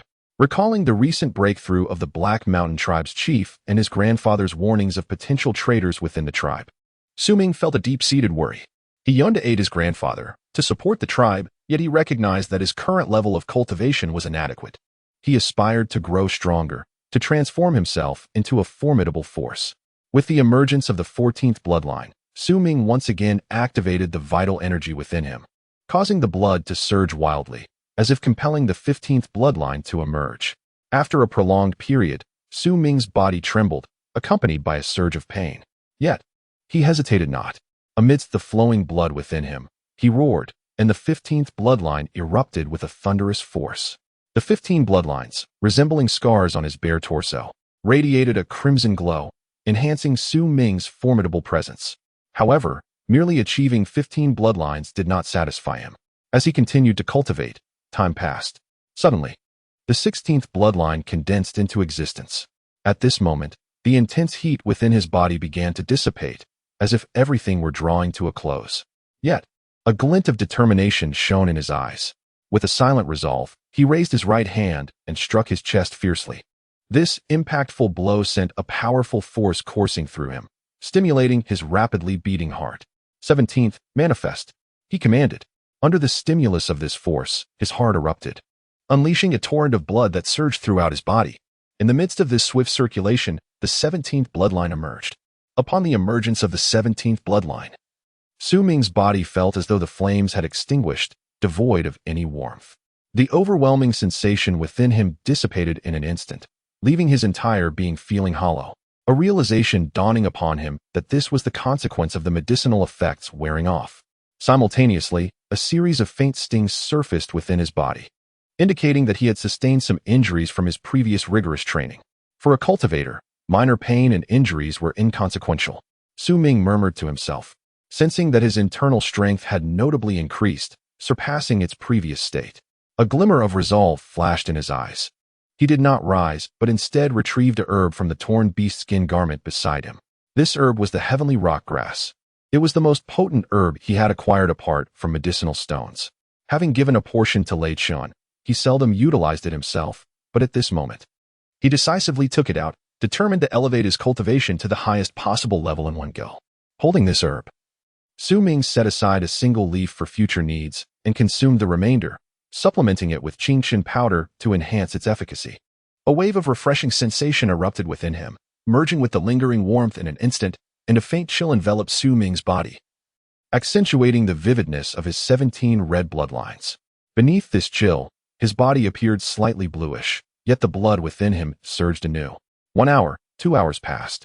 As dawn broke in the external world, and Xiao Hong returned from her playful endeavors, Su Ming remained seated in meditation, utterly motionless. Xiao Hong, aware of Su Ming's cultivation, occasionally glanced at him before dozing off beside him. The sky transitioned from the clarity of morning to the brightness of noon, then slowly to dusk. And soon darkness enveloped the land, save for the luminous moonlight cascading down amidst the falling snowflakes. At this juncture, Su Ming's body was no longer adorned with 17 bloodlines, but rather had transformed into 19. The 2 extra lines adorned his arms, shimmering with a crimson glow. In the dead of night, Su Ming radiated this red light, enveloping the entire cavern. He slowly opened his eyes and exhaled a deep breath, his gaze revealing an intense brilliance. He observed Xiao Hong, who was softly snoring, occasionally tugging at her hair in her slumber, a smile gracing her lips. Withdrawing his gaze from her, he instinctively lifted his eyes to the small holes in the rock wall. From his vantage point, he could glimpse the sky and the bright moon through these apertures. As he looked out, Ming gradually closed his eyes again, preparing to circulate the vital energy within him to soothe the aches brought on by his recent cultivation. However, in the instant his eyes shut, he suddenly snapped them open again, sensing that the moon he had just seen through those openings appeared somewhat altered. Once more, he looked up, and gradually, his eyes widened in astonishment. The moon in the sky had taken on a hint of red. Volume 1 Life. If only it were as the first encounter. Chapter 35. The mockery from eons past. Ming was momentarily taken aback. When he looked again, the crimson hue of the moon seemed to vanish, as if the previous scene were merely an illusion. With a solemn expression, Ming did not believe he was experiencing such a mirage. He focused his gaze through the small apertures towards the bright moon outside, pondering deeply. As time slowly passed, with Ming's gaze fixed, the red radiance of the cave swiftly faded, returning to its usual state as he ceased circulating his internal energy. After a prolonged silence, Ming furrowed his brow. Could it truly be an illusion? He sighed softly, on the verge of closing his eyes and dismissing the matter. However, just as his eyelids were about to descend, his pupils abruptly constricted. Something was amiss. He faintly grasped a thread of thought, but it flickered like a wisp of smoke, elusive and difficult to articulate. The red moon, red, Ming murmured, suddenly lowering his gaze to his own body. The moment he recalled the sight of the crimson moon, it struck him that he had been in a state where the medicinal effects had dissipated, his blood circulating, emanating a red glow that illuminated the cave. His eyes began to brighten as his thoughts crystallized. After a brief moment, without hesitation, Ming opened his eyes and circulated his blood. Instantly, the 19 bloodlines on his body manifested, radiating a blinding crimson light that enveloped not only himself but also cast the cave in a hue of red. With his gaze fixed on the bright moon beyond the small apertures, surrounded by the sanguine glow, Ming took a deep breath, his expression growing ever more solemn as clarity dawned upon him. At that moment, the moon he beheld was undeniably crimson. The redness did not originate from the moon itself, but rather from the pervasive red glow that suffused the area. Thus, when Ming peered through the crimson light at the moon, it naturally appeared to be transformed. To pursue the wild desires, traversing the edges of the 8 directions, the residual fire merges with blood, invoking the incineration of the heavens until the sky is consumed.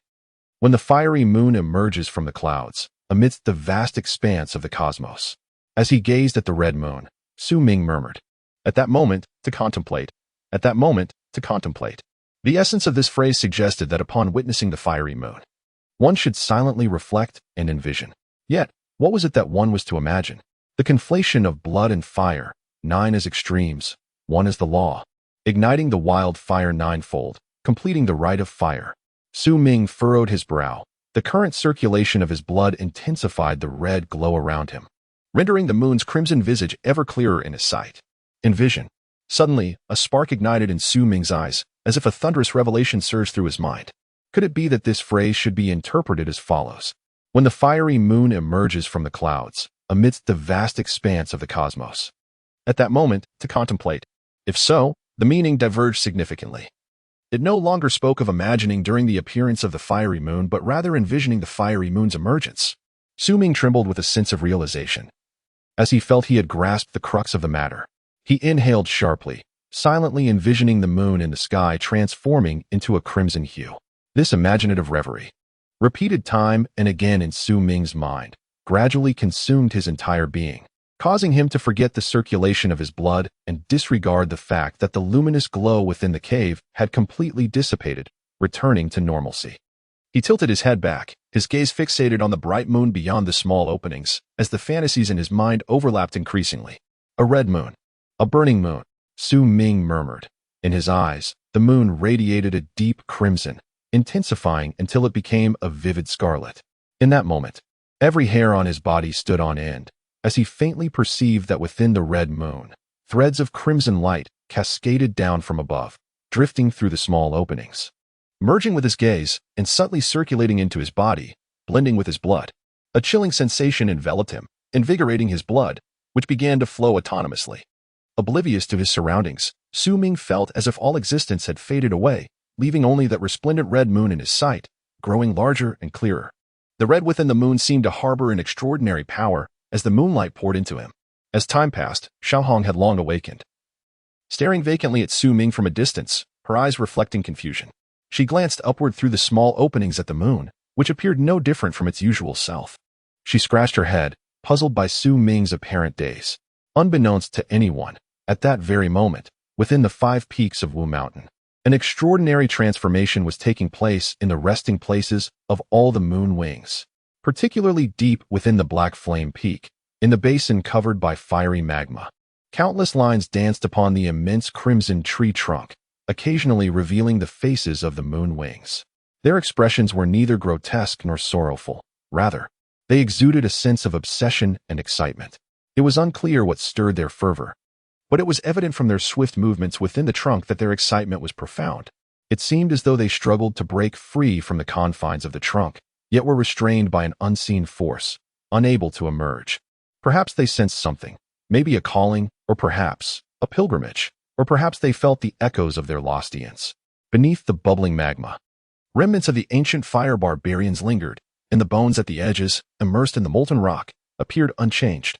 However, the inscriptions Su Ming had once seen, etched into the walls, were now blank. Nothing remained, not erased by human hand, but seemingly never existing since the dawn of time, although the nearby bones were merely skeletal. In that moment, the faint hint of mockery and arrogance in their expression stood out with striking clarity. Perhaps what he mocked was not the scenes of his own demise, but rather the moments that followed. As night descended and the moon in the sky began to wane, resembling the first light of dawn eager to rise, within the dark mountains and forests, there existed a figure shrouded in a black cloak, slowly making its way into the distance. This figure was indeed the one who had once inhabited the Black Mountain tribe.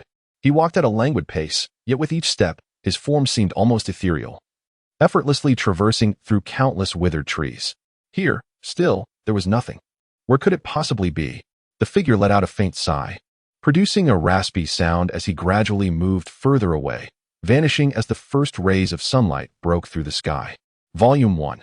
If Life Were Only As It Was at First Encounter, Chapter 36. Xiaohong's Enchantment. As the night passed, and the darkness of dawn was dispelled by the luminous rays of the rising sun, when the brilliant moon in the sky transformed into a crescent and vanished, Su Ming, within the caverns of Black Flame Peak, trembled slightly. His head, which had been held aloft, gradually descended. His eyes were clouded with confusion, uncertainty, and a hint of emptiness. This indescribable gaze did not go unnoticed by Xiaohong, who immediately bristled, retreating against the rocky wall in fear and astonishment. She observed that within the depths of Su Ming's pupils, there lingered a faint shadow of a blood moon, slowly dissipating. After a prolonged moment, when the spectral blood moon fully vanished from Su Ming's eyes, he awakened from his stupor. Xiaohong stared at him, her expression filled with bewilderment. Taking a deep breath, Su Ming reflected on the night that had felt like an ephemeral moment. Now, as he regained consciousness, the memories of the night's events left him with myriad questions. Yet, all his uncertainties transformed into astonishment as he examined his body. His injuries, completely healed. Su Ming murmured. Previously, the strain of his forceful ascent had left him with some minor wounds, which he had anticipated would require several days of meditation to fully recover. Yet now, after just one night, he found himself entirely restored. After a significant pause, Su Ming inhaled sharply and lifted his gaze, only to behold the radiant sky and the sun through several small apertures. Indeed, it was a barbaric technique, a fierce art of the fire barbarian tribe. This technique must possess immense power. Merely contemplating it for a night has allowed my injuries to fully mend. A flicker of realization crossed Su Ming's eyes as he swiftly directed his internal energy. Soon, 19 bloodlines manifested upon his form. However, upon the emergence of the 19th bloodline, a peculiar expression crossed Su Ming's face. He faintly sensed that he still harbored some residual strength. With a serious demeanor, Su Ming activated his energy again. After circulating it around his body several times, astonishingly, a 20th bloodline coalesced at his chest. This spectacle left Su Ming wide-eyed in disbelief.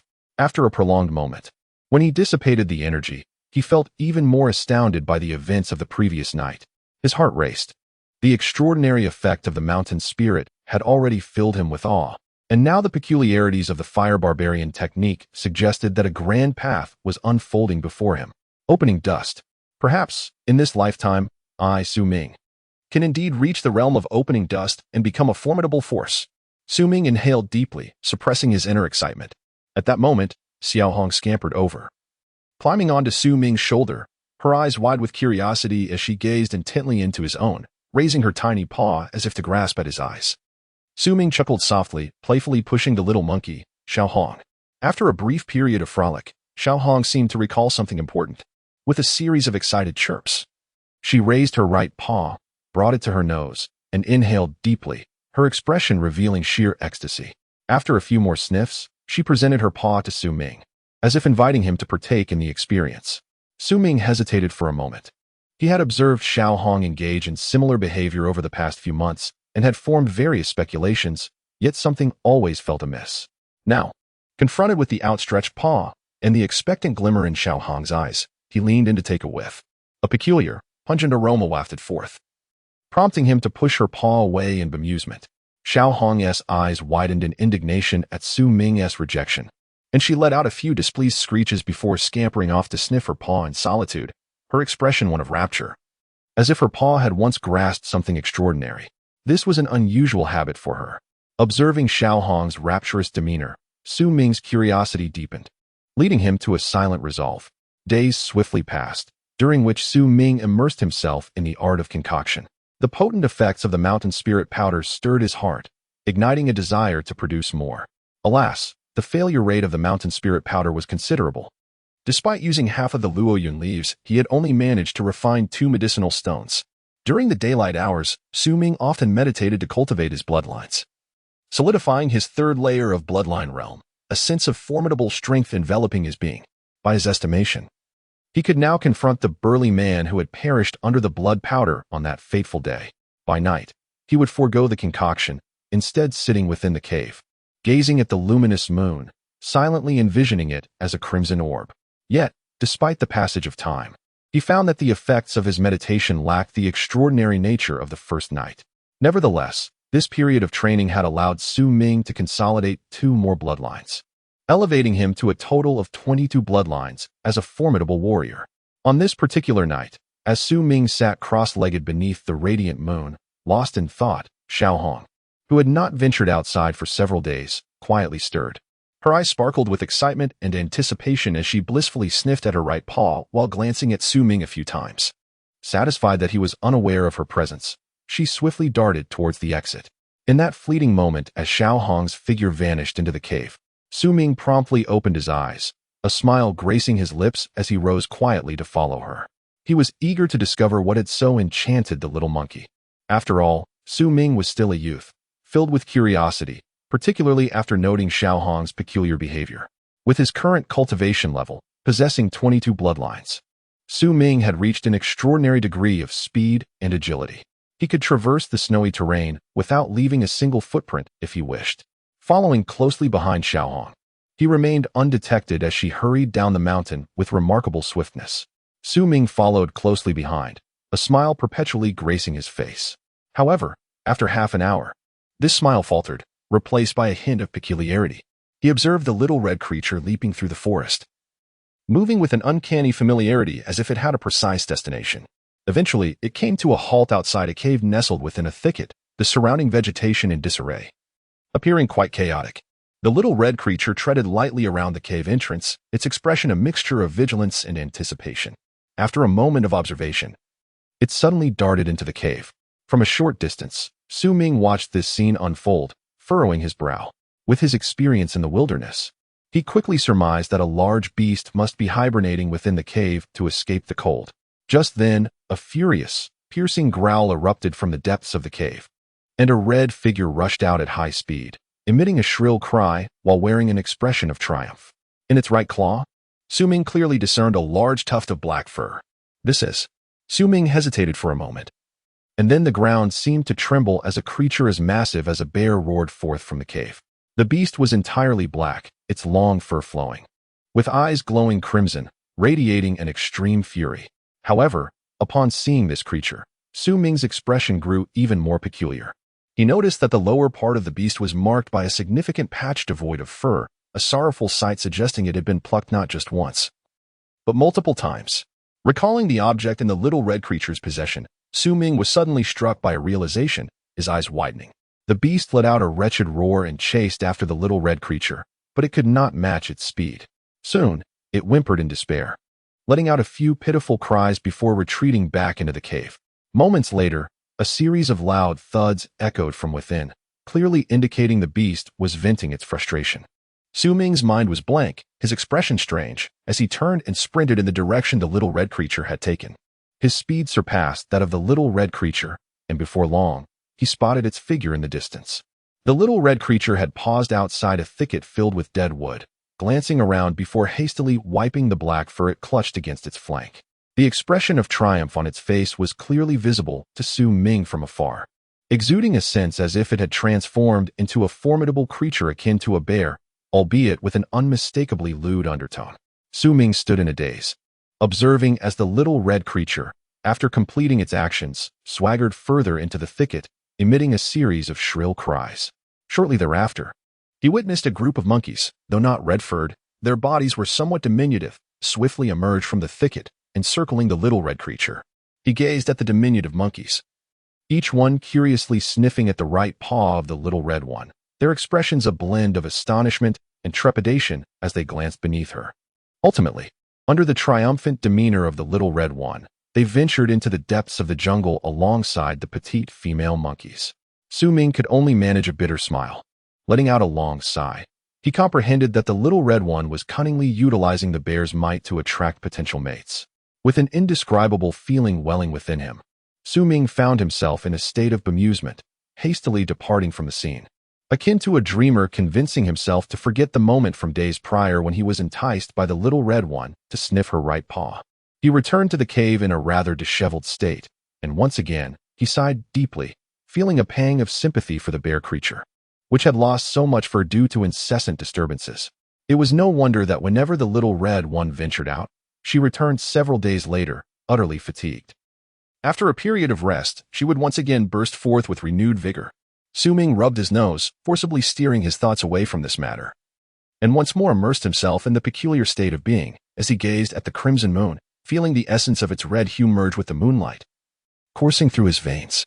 As days passed, on this particular night, Su Ming, as was his custom, sat cross-legged, gazing at the bright moon.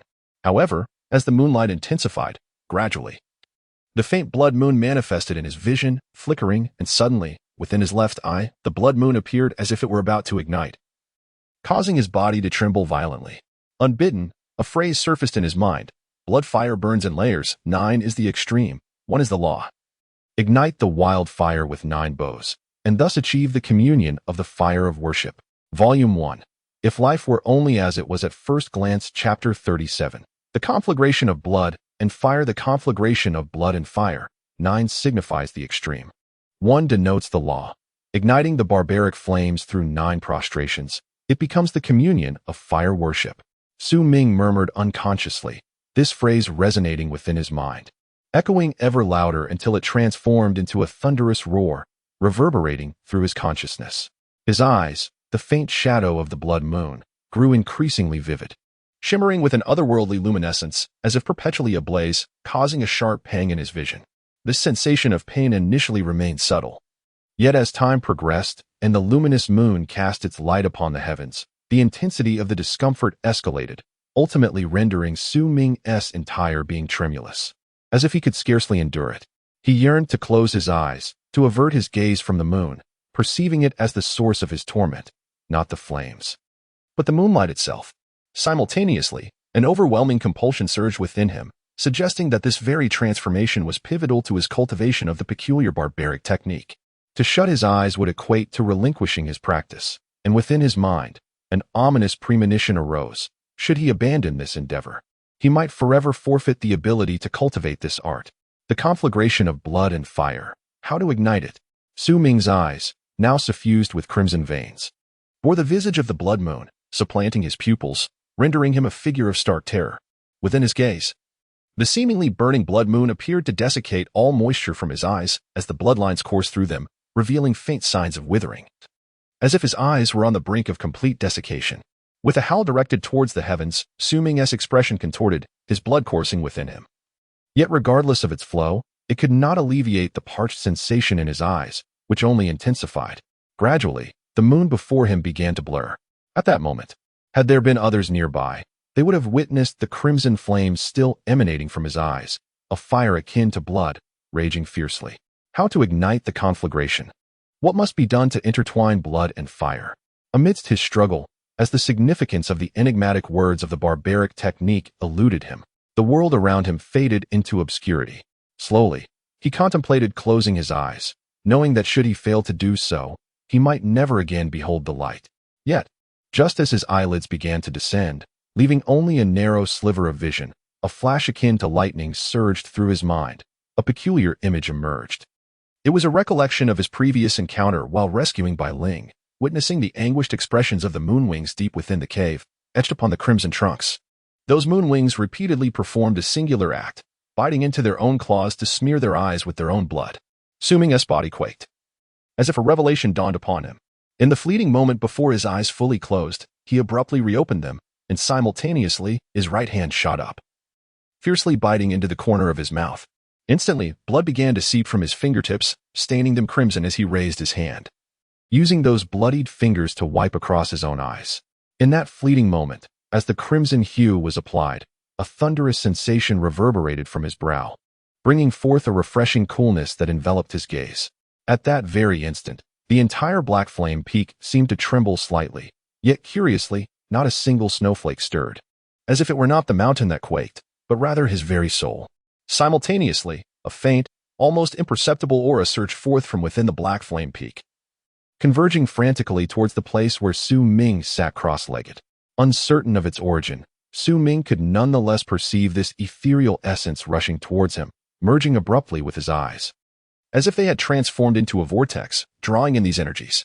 The influx of these essences resembled a gentle rain extinguishing flames, and as they continued to arrive, the haze before Su Ming rapidly dissipated, replaced by clarity imbued with a sanguine glow.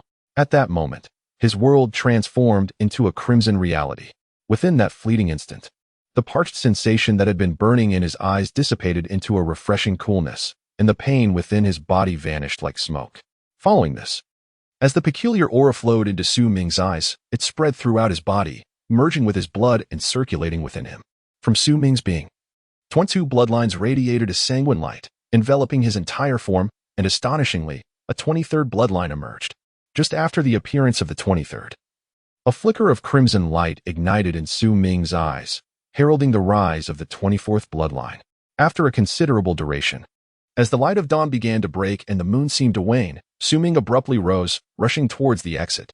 In the blink of an eye, he stood outside, where the mountain wind wailed, tousling his long hair. Upon him, 24 bloodlines twisted grotesquely, rendering Su Ming an otherworldly sight. Standing there, he gazed up at the waning moon, and, taking a deep breath, suddenly directed his focus towards it. At that moment, he perceived the moon flickering as a beam of crimson moonlight descended, directly illuminating his eyes, appearing and vanishing in an instant. Su Ming's body jolted, and upon his neck, a 25th bloodline erupted with a thunderous force, the fourth layer of blood condensation, in the majority of minor tribes.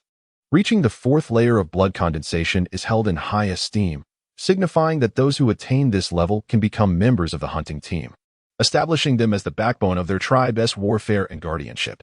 Moreover, this fourth layer also represents the pinnacle of the early stages of blood condensation. With just one more step into the fifth layer, one could become a mid-stage warrior. Most importantly, upon reaching mid-stage blood condensation, Su Ming would have the opportunity to wield new barbaric techniques. Unprecedentedly, Su Ming felt an overwhelming surge of power coursing through him.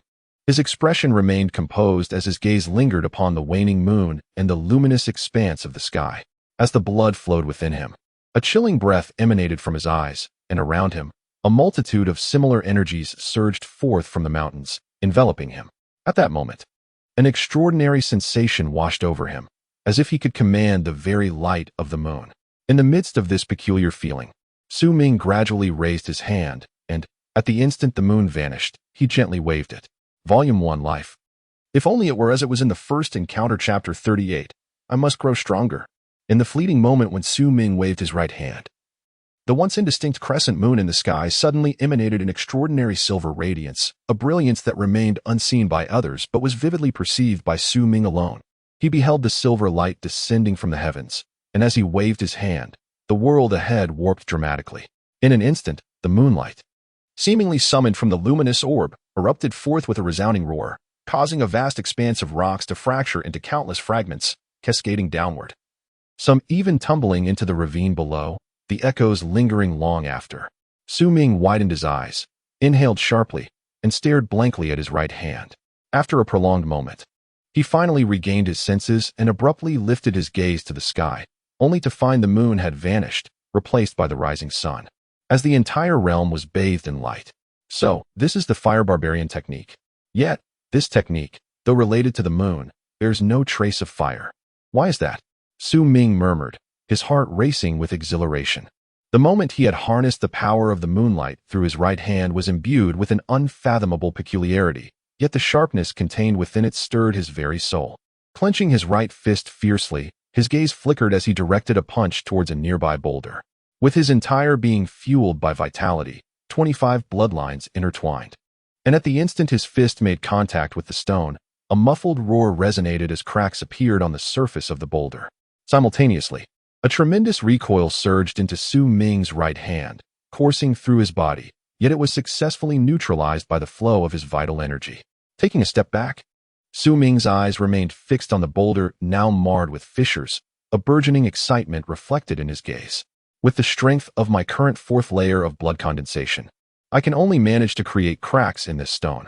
If I were to employ the spirit-devouring barbarian technique and successfully connect with the spirit of a wild beast, perhaps I could shatter this boulder. Yet, this is my utmost effort. In comparison to that fleeting moonlight, a distinct disparity remains. That mere sliver of moonlight achieved such a feat. If only I could harness a bit more. Su Ming inhaled deeply, a smile breaking across his face, brimming with joy as he sensed the transformation within himself. Feeling the power residing in his being, eagerly anticipating the arrival of the moonlit night. Regrettably, it seems that the power of moonlight can only be unleashed during the night. After a moment of contemplation, Su Ming turned and returned to the cave. For the first time, he found himself fervently longing for the night to descend, occasionally glancing through the small openings to check the sky, feeling as though this day stretched on interminably. Gradually, as the sky darkened once more, and the moonlight bathed the earth, Su Ming suppressed his excitement, gazing at the bright moon and exhaling deeply, his eyes gleaming with determination. From the legacy of the barbarian lineage, Su Ming knew clearly that once he reached the fifth layer of blood condensation, or even beyond, he would be able to wield two immensely powerful barbarian techniques inherited from the Scion tribe hundreds of years ago, the blood of the barbarian and the 3 slashes of destruction. Among these dark blood particles lies a drop of primal blood, capable of unleashing an astonishing force in an instant. The technique known as slashing the 3 fiends inspires an exhilarating thrill within Su Ming whenever it crosses his mind. To wield the dark blood particles, one must possess over 50 bloodlines. The endeavor of slashing the 3 fiends is even more arduous, requiring the condensation of 200 bloodlines to initiate the ability to sever 1 fiend. At the 5th level of blood condensation, one must possess 53 bloodlines, while ascending to the 6th level as a primal warrior demands 109 bloodlines. For the 7th level, 243 bloodlines are essential. The pinnacle of the mid-stage of blood condensation is the 8th level, necessitating 399 bloodlines. Levels beyond the 9th belong to the late stage of blood condensation, where the 11th level requires a staggering 781 bloodlines, which represents the typical limit of a primal warrior. Surpassing this threshold would not only enhance one's strength, but also increase the likelihood of transcending into the realm of dust opening. With sparkling eyes, Su Ming gazed at the moon in the sky, his anticipation growing ever more palpable. As the moon within his mind transformed into a crimson hue, the sensation of burning within him resurfaced. This time, without hesitation, Su Ming bit his fingertip, lifting it immediately to smear his blood upon his eyes. A resounding roar emanated from within him, and the strange phenomena that had transpired the previous day at Black Flame Peak reemerged. "I must grow stronger," Su Ming murmured. As 25 bloodlines manifested within him, their radiant glow pulsating as they absorbed the mountain's essence from all directions. Simultaneously, the blood moon in his eyes flickered intensely, prompting him once again to raise his right hand and apply the blood to his pupils. The path of primal desire extends to the edges of the world, merging embers with blood, invoking the burning of the heavens, as flames rise amidst the vast expanse of the cosmos. In that moment of contemplation, the blood fire intertwined, reaching the pinnacle of 9, embodying the law of 1, igniting the primal fire in 9 bows, thus achieving the communion of the sacred flame. 9 is the ultimate. 9 is the ultimate. This phrase, to my understanding, signifies the ninefold burning of blood fire. After the second application across his eyes, Su Ming's entire being trembled violently, causing the very black flame peak to quake, albeit in a manner undetectable to others. An overwhelming essence from the mountains surged forth, flooding into Su Ming's body, instilling within him a sensation akin to impending explosion. The 25 bloodlines on his body shone brilliantly, as if alive, twisting in a mesmerizing dance. In that instant, a 26th bloodline emerged, followed by the 27th, 28th, 29th, until the 33rd bloodline astonishingly manifested simultaneously. Breathing heavily, Su Ming's heart raced with fervor, enveloped in the exhilarating power coursing through him, reluctant to awaken from this trance. Yet his mind remained alert. As the blood moon flickered within his gaze, he slowly raised his right hand and bit the tip of his third finger. The blood that welled forth possessed an enigmatic force. Su Ming gazed at it, gradually bringing it before his eyes, prepared to ignite the blood fire for the third time. He harbored an intense conviction that if he could achieve the threefold burning of blood fire, his cultivation would soar to unprecedented heights. The intensity of this sensation caused his body to tremble as he fixated on his own fingers. Gritting his teeth, Su Ming suddenly pressed against his right eye. With a mere brush, an overwhelming tremor reverberated throughout the entire Wu Shan. Not only did the black flame peak shake, but the other 4 peaks quaked in unison, as if their very souls were stirred. Countless birds and beasts gazed skyward in terror, immobilized by fear. Yet, to the eyes of any observer, the mountains appeared unchanged, seemingly devoid of any significant alteration. The Wulong tribe remained oblivious, as did the Wu Shan tribe. Only within the Black Mountain tribe, where the meditating Bitu was absorbing the mooning blood within his body to break through to the dust realm, did his heart seize with alarm. Upon opening his eyes, a flicker of dread illuminated his gaze. He promptly rose and exited his dwelling, scanning the sky. However, that fleeting sensation dissipated like smoke, and despite his scrutiny, he could not uncover the source of his unease. Moreover, at the moment Su Ming attempted the third ignition of blood fire, all the moonings hidden within the depths of the 5 peaks of Wu Shan exhibited signs of fervent agitation, as if they yearned to burst forth from their peculiar arboreal abodes in search of their king. Yet, they were shrouded by an inexplicable force, unable to escape. Simultaneously, the enigmatic red tree within Wu Shan quivered, its tremors indistinguishable between excitement and fear. Within the cavern, after a trace of blood was smeared across his right eye, Su Ming's body trembled to the point of cessation. The colossal aura emanating from the entirety of Wu Shan surged into him, causing his bloodline to ascend at a terrifying speed that even Su Ming found daunting. 34, 35, 36, 42, 44, until 47. Unable to sustain this surge any longer, the sensation of his body nearing explosion grew increasingly palpable. In that moment, he even faintly heard the distant roars of the moonings echoing within the entirety of Wu Shan. With a sudden lift of his right hand, his breath quickened, and he gasped for air, drenched in sweat. Concurrently, the soul movement of Wu Shan faded, the overwhelming aura dissipated, and the once faint roars vanished without a trace, restoring everything to normalcy. Yet, Su Ming was acutely aware that what had just transpired was anything but ordinary. Such formidable barbaric techniques. I can sense that should the third ignition of blood fire be completed, my bloodline would double. And this is merely the third attempt. What if I were to attempt it 9 times? Su Ming inhaled sharply, a sense of trepidation creeping in regarding his training. Just 9 times. If my understanding is correct, 9 ignitions of blood fire would allow me to bow towards the fiery moon in the sky. After 9 bows, I could ascend to the heavens. Su Ming murmured, feeling the incredible power surging within him, nearly beyond belief. After a prolonged moment, he slowly lifted his head, a spark of determination glimmering in his eyes. With the aid of medicinal stones, practicing this technique, I hold hope for breaking through to the dust realm. Su Ming clenched his fist tightly. Volume 1. If Life Were Only as It Was at First Sight, Chapter 39, Hostility. As time flowed by amidst Su Ming's tempering and cultivation, Xiao Hong returned to the cave after several days, appearing utterly exhausted. Even her fur seemed to have lost its luster. Yet, despite her fatigue, there was a glimmer of satisfaction and pride in her demeanor as she repeatedly sniffed her right paw, grinning foolishly. When Xiao Hong returned, Su Ming slightly opened his eyes and, upon seeing her, recalled a scene from a few days prior, causing an involuntary change in his expression. Xiao Hong noticed Su Ming's gaze, turned toward him, and hurried over, extending her right paw with a look of pride. As if to suggest that something delightful should be shared, Su Ming could only chuckle helplessly, choosing to ignore her as he immersed himself back into his cultivation. With the passage of time, a month swiftly elapsed, bringing him closer to the date he had agreed upon with his grandfather to journey to the Fengxian tribe. During this period, Su Ming consumed all of the Luo Yun leaves, managing to successfully refine only a single particle of mountain spirit powder, a failure that weighed heavily on his spirits. Fortunately, aside from the mountain spirit powder, his cultivation progressed smoothly.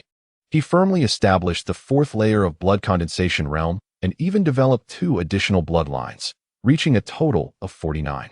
Gradually, he began to accept the peculiarities of the fire barbarian technique. However, the further he advanced, the more challenging it became to condense the bloodlines. In recent days, no matter how diligently Su Ming practiced, he could not produce any more. He understood that this limitation was tied to his inability to complete the 3rd cycle of blood and fire. Moreover, during nights when the moon was bright, Su Ming attempted to manipulate the moonlight multiple times, guided by an instinct within him, though the results were not particularly remarkable. He could only control a mere wisp of moonlight, unable to increase its quantity. Yet, even that slender strand of moonlight was astonishingly sharp in Su Ming's hands, surpassing the bone-like edges, and most importantly, Xiao Hong could not perceive it. This led Su Ming to tentatively conclude that no one else could detect it but himself. One clear morning, Su Ming rose from his meditative posture, surveyed the cave's surroundings, and after a moment of contemplation, he moved the wild cauldron aside. He was uncertain how long his journey to the Fengxian tribe would take, so he needed to make some preparations. The cave's rocky walls bore countless fine grooves, a testament to the effects of his attempts to manipulate the moonlight over the past days. After organizing his belongings, Su Ming exited the cave. Xiao Hong, already awake, eagerly followed him out. Upon leaving the cave, she decided to perch on Su Ming's shoulder, opting not to descend the mountain on her own. Regrettably, the mountain spirit elixir is exceedingly difficult to refine. Beneath the intricate design of the elixir on the second door, there are 8 small holes, indicating that one must offer 8. I am left wondering how long it will take to accumulate 8 mountain spirit stones while ensuring my own cultivation. Furthermore, to unlock the second door, a stone known as the Southern Departure is required. The herbs needed for this stone are unfamiliar to me, but fortunately, my grandfather provided me with a guide that contains some descriptions. Standing outside the cave, Su Ming gazed at the nascent sun in the distance, inhaling the cool, crisp air, and murmuring to himself, only by possessing sufficient quantities of these 2 types of stones can the second door be opened. Thankfully, the last stone, called the Spirit Gathering Elixir, does not seem to necessitate refining, yet this very fact underscores its rarity. As Su Ming pondered, the little red creature perched on his shoulder grew impatient, tugging at his hair and squealing incessantly. He gently patted the little monkey's head and leaped down the mountainside, the cold wind howling around him, rustling his clothes and hair, causing the little red creature to cling even tighter to his hair, shrieking all the while. Su Ming's laughter echoed as he fell, and with a swift grab of a nearby rock for balance, he continued his descent. With his current level of cultivation, it wasn't long before he reached the base of the Black Flame Peak. The snow-laden forest remained intact, soft and yielding beneath his feet. Su Ming swayed slightly as he ran towards the distance. He initially intended to return to the tribe immediately, but paused at a fork in the path, hesitating. The little red creature remained comfortably settled on his shoulder, sniffing its paw in bliss, and appeared slightly surprised when Su Ming halted. The path to his right led back to the tribe, while the left one. Su Ming glanced down this route, which led to the Wulong tribe. It might be worth a visit. Little Red, have you ever seen the White Spirit? Oh, right, you haven't. Would you like me to take you to see her? Su Ming murmured softly. The little red creature widened its eyes, scratching its fur, remaining silent. Very well. Since you wish to see her, I shall take you for a distant glance. Su Ming, having found a reason to proceed, smiled as he gently patted the little red creature's head. Noting its displeasure, he dashed down the left path. At dusk, The sun in the distance radiated a hue reminiscent of red, heralding its descent. Su Ming arrived at the spot where he had bid farewell to the white spirit. Crouching there, he could see the outline of the Wulong tribe and its people moving about, yet the white figure remained elusive. For a long time, Su Ming was silent, uncertain of his thoughts, yet he felt that the white spirit was exceedingly beautiful, the most stunning girl he had ever encountered throughout his life, and he wished to gaze upon her a little longer. After a moment of hesitation, he silently sat there, refraining from any rash movements, instead gazing at the sky. As the sun began to set, casting a dimming light, a flicker of resolve crossed his eyes. He rose, taking a few steps forward before hastening his pace, yet remaining vigilant as he gradually approached the Wulong tribe. However, he was careful not to draw too close. After all, this was not the Wu Shan tribe, and being detected could spell danger. Although the Wu Shan tribe bore no ancient grudge against the Wulong tribe like the He Shan tribe, it was not a peaceful situation either. Encounters in the wild often led to hostility, especially for someone like Su Ming, who lingered outside the Wulong tribe. Alas, he chided himself for this reckless endeavor. As he quietly advanced, he halted when he was still 1,000 paces away from the Wulong tribe. Having grown up in the tribe and ventured alone to Wu Shan for herbs in his youth, he had encountered members of the He Shan tribe on a few occasions. His cautiousness and alertness had become second nature to him. He had witnessed far too much bloodshed, most of it from beasts captured by the hunting teams of the tribe. Yet, as a child, he had been deeply influenced by these experiences.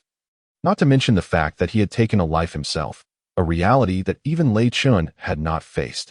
Thus, even though a part of him yearned to catch a glimpse of Bai Ling, his instinctual caution compelled him to stop at 1,000 paces as darkness fell. Squatting down, he cast a distant glance at the Wulong tribe, his eyes revealing a newfound determination. No longer hesitating, he abruptly turned and swiftly distanced himself from the Wulong tribe. However, just as he had taken a few steps, a sudden chill coursed through him, a sense of impending peril more intense than when he had first encountered the two warriors from the He Shan tribe. In an instinctive reaction, he leaped into the air, twisting his body without a second thought, cradling his head with his arms and curling into a ball, holding Xiao Hong tightly. In that split second, a piercing whistle shattered the air, revealing a massive spear, nearly 30 feet long, hurtling like lightning from the towering wooden palisade of the Wulong tribe. It shot past Su Ming, crashing into the ground with a thunderous boom that shook the earth, causing the snow to explode around it. A shockwave surged outward in all directions, but Su Ming's alertness allowed him to evade it just in time. As the wave swept past him, he staggered but quickly regained his footing and bolted forward with all his might. Trying to escape, a cold snort echoed from afar, revealing a young man clad in coarse linen, his long hair flowing and his gaze sharp, striding determinedly in pursuit. As Su Ming glanced back while running, a glimmer of cold light flickered in his eyes. Volume 1. If Life Were Only As It Was at First Sight, Chapter 40. Sikong, the young man, appeared to be around 18 or 19 years of age, with a physique remarkably robust, capable of standing toe-to-toe with Lei Chun.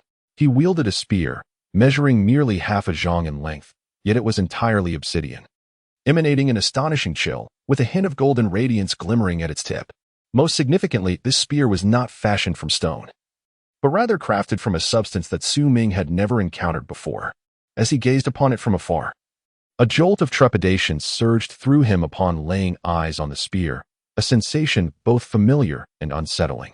Yet, he could not discern the source of this familiarity. The palpable sense of danger it exuded caused Su Ming's mind to clear, leaving only a primal calmness in its wake. The young man was clad not in animal hide, but in coarse linen garments, indicating that he held a position of some esteem within the Wulong tribe.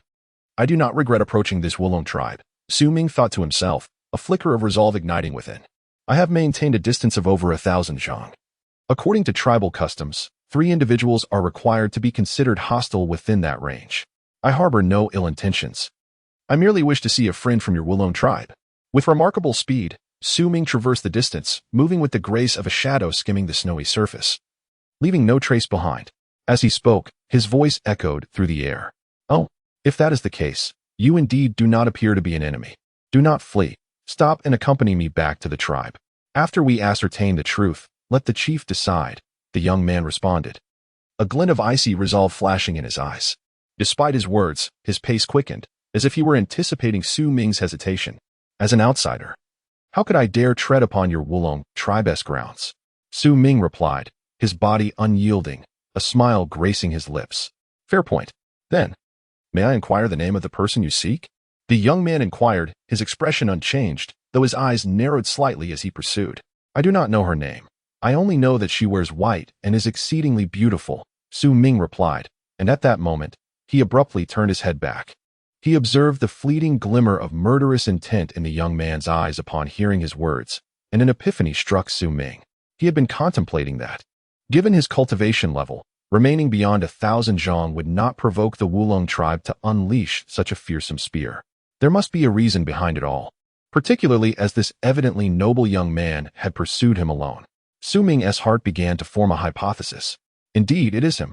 The young man's response to Su Ming was a cold snort, and he hastened his pursuit, raising his right hand. Instantly, a mass of black energy swirled around him, enveloping the spear behind him. As the black mist spiraled, it resonated with a sharp sound, and to Su Ming's astonishment, the spear was lifted and floated above the young man's head. Su Ming's pupils constricted. This was the manifestation of barbaric arts. The aura emanating from the young man's body distinctly reveals the strength of his cultivation, slightly surpassing that of Su Ming, suggesting he has reached the 5th layer of blood condensation. However, it is evident that he has only recently stepped into this realm, possessing merely a handful of bloodlines. Yet, with the possession of a barbaric weapon, the situation takes on a different gravity. Until we meet again in death, the youth declared, the distance between him and Su Ming exceeding 700 zhong as they both raced away from the Wulong tribe. The pursuer was solely this young man. Yet, as the spear enveloped in dark energy floated ominously, a heightened sense of crisis surged within Su Ming. Upon the youth's utterance, a murderous glint flickered in his eyes, and he pointed sharply at Su Ming. Instantly, the spear, shrouded in black mist, shot forth with a piercing whistle, hurtling directly towards Su Ming. As it advanced, the golden radiance at the spear's tip flashed brilliantly, seemingly tearing through the void, approaching Su Ming with an unfathomable speed, closing the distance to less than 300 zhong in an instant. A barbaric weapon. Su Ming's pupils constricted as he recognized the item. 49 bloodlines within him surged simultaneously, their rapid circulation igniting an explosive release of energy, propelling Su Ming's speed and agility to their zenith. Almost in tandem with the spear's arrival, he crouched low, the howling wind accompanying him as the spear whizzed past, mere inches above his head, crashing to the ground with a thunderous roar. This strike matched the power of the spear that had been launched from the Wulong tribe mere moments earlier. Had it been a typical barbarian at the 4th layer of blood condensation, evasion would have been nearly impossible. Yet Su Ming excelled in speed and agility. Having evaded the attack, he did not spare a glance at the spear embedded in the earth. Instead, a chill flickered in his eyes as he sped away into the distance. Su Ming did not need to ponder whether to seize the spear. Although the beastskin tome indicated that only those in the opening dust realm could claim dominion over such weapons, it seemed odd that it had been carelessly discarded. Easily accessible to others, there was surely something peculiar about it. The dusk was approaching rapidly. Soon, the young man reached the spot where his spear had struck, a cold glint igniting in his gaze. He snorted softly, though his brow furrowed slightly. As the son of the tribal chief of the Wulong tribe, he, Sikongf, was not the most formidable among the younger generation, yet he was far from ordinary, possessing the cultivation of the 5th layer of blood condensation, along with a barbaric weapon, making the slaying of a 4th layer opponent relatively effortless. However, the fact that his target had evaded him instilled a sense of wariness within him, revealing the other's caution. Had he truly harbored intentions to claim the barbaric weapon, he would have perished on the spot. After a moment's hesitation, recalling something, Sikong carefully grasped the spear and resumed his pursuit. Within the forest, Su Ming raced like the wind, his speed increasing with each fleeting moment. Yet, the relentless Sikong pursued closely behind him, the occasionally whistling spear seemingly preventing Su Ming from increasing the distance between them, maintaining a gap of several hundred zhong as they delved deeper into the forest. In truth, if Su Ming truly wished to escape, given his speed and familiarity with the forest, this task would not be insurmountable. However, he harbored no intention of distancing himself. This was his second encounter with the barbaric artifact, and the first-hand experience ignited within him a fervent desire to possess it. As he sped through the woods, he frequently glanced at the sky, and when he noticed the daylight gradually fading and the moon beginning to rise, a glimmer sparked in his eyes. Barbaric artifacts are extraordinary items. The one he previously utilized was rather simple, suggesting there must be a hidden power. Now, unable to keep pace, he pondered that if he were in the other S position, he would contemplate amplifying the artifact S potency. Yet, judging by the cautious demeanor of his pursuer, it was evident that any hidden power would come at a cost. He was left to wonder about the true strength of this artifact. As Sikong pursued him, he grew increasingly agitated. He hadn't anticipated his opponent's agility. The daylight was waning, and they had ventured too far from the tribe. His departure had been clandestine, meant to keep the knowledge of his pursuit limited. If he returned late, it would be difficult to explain. Gritting his teeth, he thrust his right hand into the air, and amidst swirling dark energy, he grasped the spear firmly for the first time. At that moment, several hundred feet ahead, Ming abruptly spoke while running. Your relentless pursuit suggests you wish to end my life. We share no enmity. If you intend to kill me, you ought to provide a reason. Enough of this nonsense. You trespassed upon my Yulong tribe. Any of my kin may be slain without hesitation. If you perish, even if the Wu Shan tribe seeks retribution, it would be your own doing. Sikong retorted with a cold laugh, tightening his grip on the spear, a chilling sensation coursing through his arm. With a grim expression, Sikong raised the black spear high. In an instant, the surrounding forest seemed to erupt with countless howls, as a torrent of dark energy surged from the spear, transforming it into a fearsome black dragon, adorned with numerous claws and swaying whiskers, exuding an air of menace. No matter your identity, you are doomed today. Sikong sneered, his complexion somewhat pale, indicating the considerable toll this display of the spear's power imposed upon him. Just as he prepared to hurl the spear at Ming, the latter suddenly interjected. It is because I saved Bai Ling, isn't it? Ming exclaimed. Upon hearing the name, Sikong momentarily faltered, and in that fleeting pause, he noticed the fleeing figure abruptly halt, turning to face him. His right hand also lifted, making a sweeping gesture towards Sikong. An unprecedented sense of peril surged within Sikong. His pupils constricted sharply, and his expression transformed. Just as he was about to launch the spear, his body trembled violently, as if confronted by a fierce wind or a blinding light. He gazed into Ming's eyes, which reflected the shadow of a blood moon. The shadow of the blood moon became his entire world. A sudden, excruciating pain coursed through his body, and he coughed up a mouthful of blood. His eyes filled with confusion, disbelief, and an overwhelming sense of the inexplicable. Trembling, he collapsed into the snow. As he fell, the spear in his hand, which had yet to be cast, gradually dissipated its dark aura, transforming into an ordinary object that tumbled aside. Blood oozed from his body, soaking into the snow, and faintly, one could discern a silver thread entwined around him, deeply embedded in his flesh, threatening to rend him asunder with the slightest exertion. Yet, he was not dead. He still breathed, merely unconscious from the sudden agony.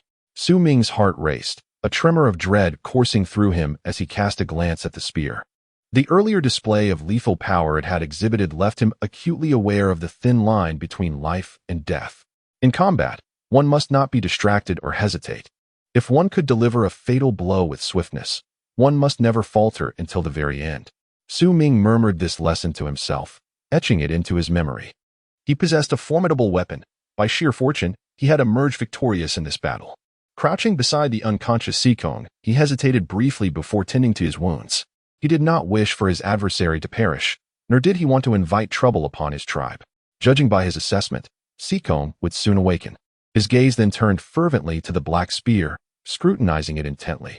Gradually, he began to discern certain peculiarities. Upon closer inspection, he noted the presence of numerous minute barbs that were nearly imperceptible to the untrained eye. After a long moment of contemplation, Ming carefully grasped the one section of the spear that was free of barbs and swiftly departed. Volume 1. Life is only as beautiful as the first encounter. Chapter 41. Debts must be repaid. However, Ming had not left for long when he hurriedly returned, standing beside the unconscious Sikong. After hesitating for a few steps, he looked up at the sky. The moonlight was gentle, casting a soft glow upon the earth. To take such a precious item without an appropriate explanation seemed somewhat improper. If the Wulong tribe were to demand it back, he might even be accused of theft. To kill or not to kill? Ming pondered for a moment, glancing at Sikong before making his decision. He retrieved several herbs from his pocket, crushed them, and applied their juice to Sikong's lips multiple times. Then, he squatted down beside Sikong, placing his left hand on Sikong's head and gently patting it, as if trying to awaken him. Before long, Sikong's body twitched, and he suddenly opened his eyes. In that moment, although his vision was somewhat blurred, he could discern Su Ming's smiling face amidst the haze. Sikong paused for a moment, then widened his eyes in shock, his pupils constricting in disbelief at the scene he had just witnessed. His mind was a blank slate, as if he had seen something before losing consciousness. Yet it felt as though he had seen nothing at all, creating a disorienting sensation. Just as he was about to move, Su Ming's right hand, holding a black spear, suddenly arced, pointing directly 3 inches from Sikong's throat. With a slight exertion, it could easily pierce through, causing instant death. Do not move. The golden glint at the spear's tip appeared to Sikong as a harbinger of death, causing him to tremble slightly. His gaze towards Su Ming was filled with fear and shock. What do you intend to do? I am the son of the Wulong tribe leader. If you kill me, the Wulong tribe will not spare you. I know you are from the Wu Shan tribe. If you take my life, the Wu Shan tribe will not forgive you either. He still could not comprehend how he had failed. It felt as if with a mere wave of Su Ming's hand, he had succumbed to excruciating pain and lost consciousness. The more he struggled to understand, the more mysterious the smiling youth before him seemed, a mystery that transformed into fear. Especially with the spear threatening his throat, prompting him to instinctively inch backward. But as he retreated, he suddenly tasted bitterness in his mouth. Subconsciously, he licked his lips, intensifying the unpleasant flavor, draining the color from his face. A foreboding feeling arose within him, and he displayed signs of terror as he wiped his mouth, discovering some brownish liquid on his hand. What have you made me consume? Nothing much, merely some common herbs with a slight toxicity. Su Ming replied with a mysterious smile, jesting. Upon hearing this, despair flickered in Sikong's eyes, and he trembled, increasingly aware of the bitter taste that seemed to numb his tongue. I don't believe you dare to kill me, Sikong exclaimed, glaring fiercely at Su Ming. Believe it or not, that is up to you. If you don't believe me, there is nothing I can do. However, I do have the antidote. It appears you are the son of the chieftain of the Wulong tribe. What is your name? Su Ming felt a twinge of guilt, yet he always masked his unease with a facade of calmness. With a smile, he replied, I am called Sikong. You cannot kill me. It would bring trouble to your tribe. Sikong's expression was one of despair, yet internally he was quite anxious. He felt not only his tongue go numb but also a pressing pain in his chest. The lack of any discernible emotion on Su Ming's face only heightened his alarm. Sikong, may I propose a matter for discussion?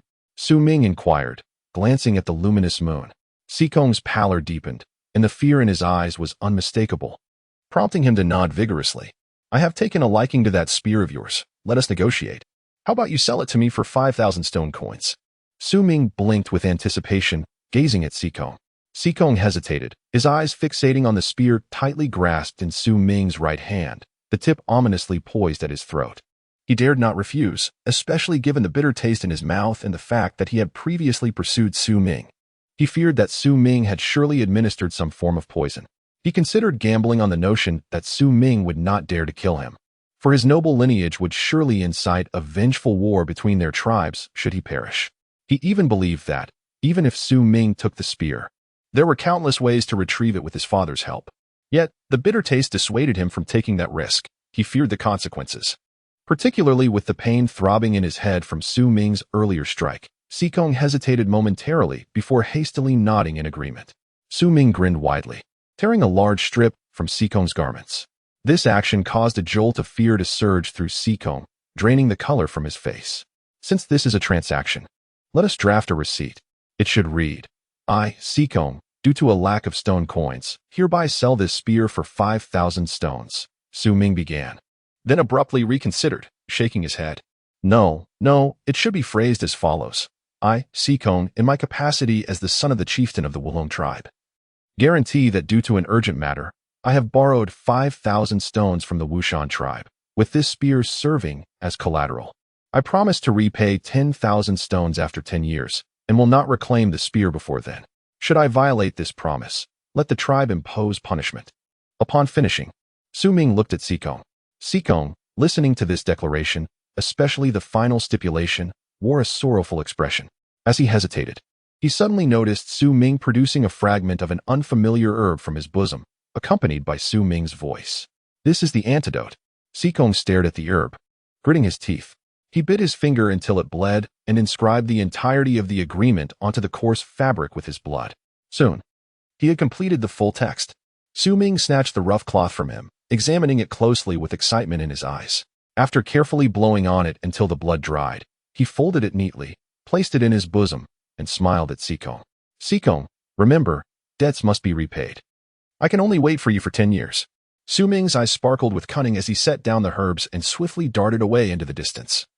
Leaving Sikong in the snow, his expression marked by bitterness. Sikong quickly retrieved the herbs, hesitated momentarily, but refrained from consuming them. Instead, he hastily rose and sprinted towards his tribe.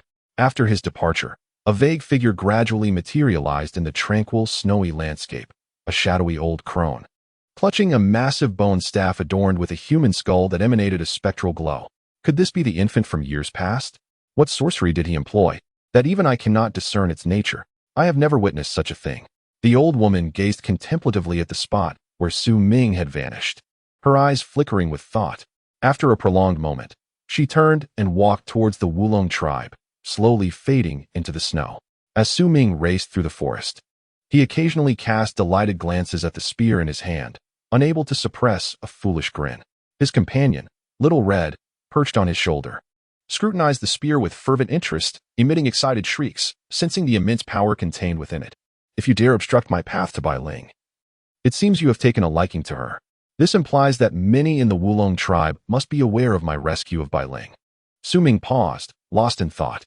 I wonder how much Bai Ling has revealed. If she has disclosed everything, my refining cave may no longer be secure. A wave of anxiety washed over Su Ming, furrowing his brow.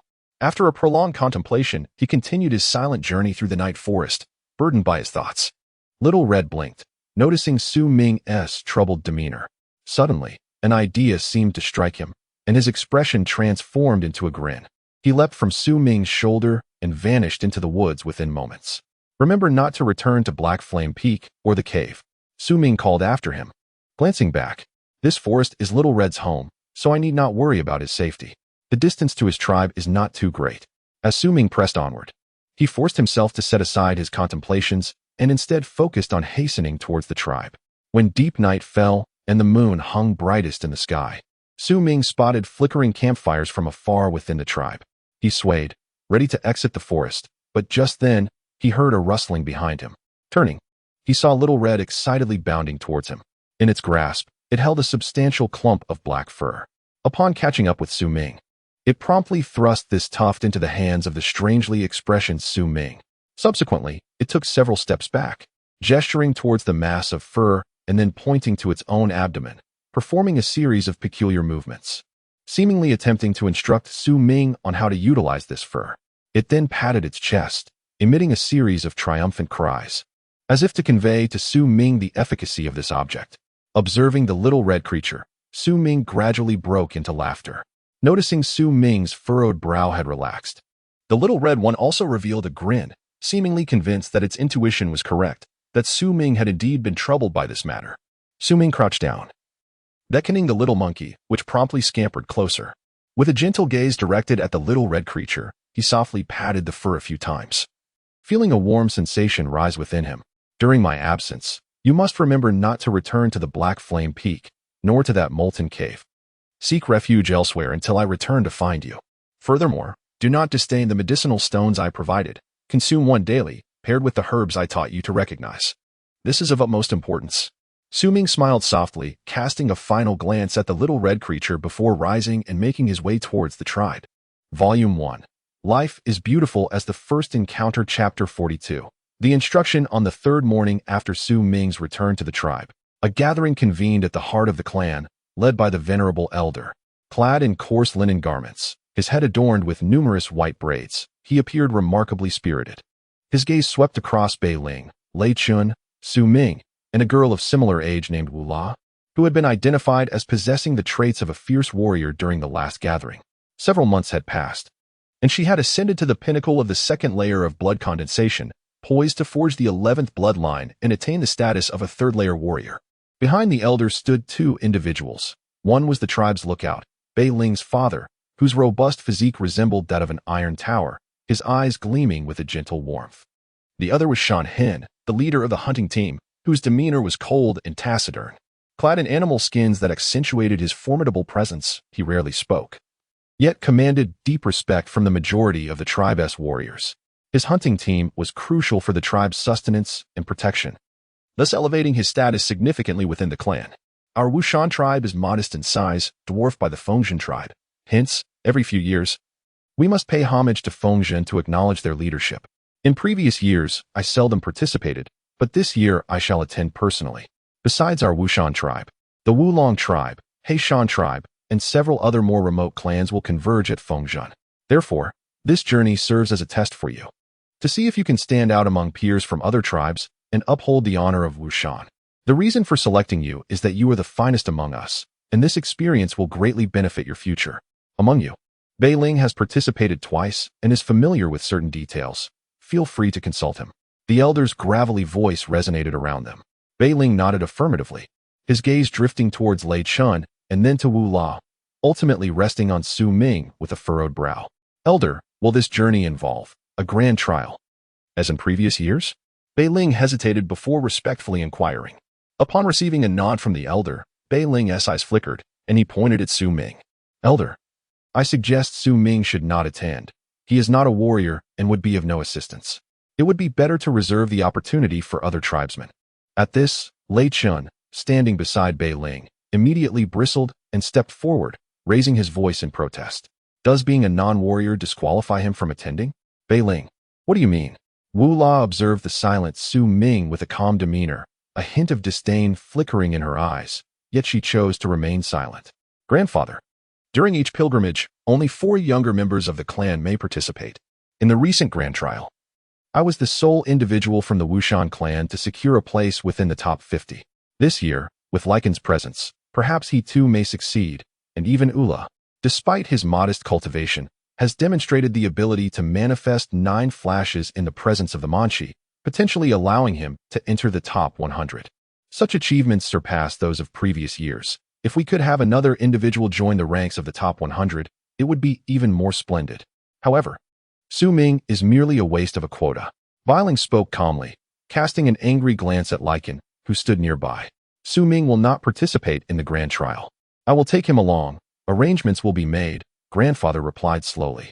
Bei Ling was about to say more, but the lookout standing behind Grandfather shot him a fierce glare, compelling Bei Ling to swallow his words, as he had always held a deep-seated fear of his father. Enough, time is of the essence, let us depart. Grandfather raised his right hand and grasped at the clear sky, instantly summoning a thunderous roar that reverberated across the land. The once bright sky darkened ominously, as a multitude of white clouds transformed into a deep black hue. Concurrently, a distinct pattern composed of numerous bloodlines manifested on Grandfather's face, resembling a mighty serpent. As this pattern emerged, the darkened clouds above seemed to quiver as if manipulated by invisible hands, coalescing into a colossal, fearsome serpent stretching several dozen zhang in length. This spectacle left Lycan and Ula in awe, momentarily paralyzed, while Bei Ling managed to maintain a facade of composure, forcing himself to appear stoic. Su Ming, observing the immense serpent, took a deep breath, his eyes glimmering with desire. The lookout behind Grandfather gazed at the serpent with a hint of reverence, while the mountain scar, upon glimpsing the creature, flickered with a fleeting fervor. The serpent's form was so vividly detailed that its scales were clearly visible, emanating an overwhelmingly powerful aura. As its massive head swung, the fierce red in its eyes gradually softened, transforming into a gentler demeanor, as it lowered its head and submissively lay beside Grandfather. Grandfather raised his foot and stepped onto the serpent, positioning himself atop its head. Everyone, come aboard. Bei Ling was the first to leap onto the serpent's back, sitting cross-legged, followed by Lycan and Ula, who also ascended. After a moment of hesitation, Su Ming joined them, intending to step back to sit beside Lycan when Grandfather's voice rang out. Su Ming, come to my side. The firmness in Grandfather's tone made Su Ming grimace as he approached. As soon as he sat down, he caught Grandfather's stern gaze. Grandfather, I was wrong, truly wrong, Su Ming quickly murmured. Ignoring him, Grandfather waited for the lookout and mountain scar to mount the serpent before raising his hand and waving it. In an instant, the serpent let out a thunderous roar and soared into the sky, ascending towards the clouds. The tribe below diminished at a visible pace, eventually shrinking into a mere speck as the great serpent ascended. The howling winds roared like thunder, causing Su Ming's countenance to pale instantly. Lei Chun and the others shared a similar fate, but at that moment, the lookout and the leader of the hunting team stood guard at the midpoint and tail of the serpent, protecting the three from Bei Ling. As for Su Ming, amidst the tempest, he felt his breath quicken, yet soon, a gentle power enveloped him, a dignified presence emanating from his grandfather, allowing Su Ming to endure the discomfort of being aloft for the first time. Do you still believe you are mistaken? Where is your fault?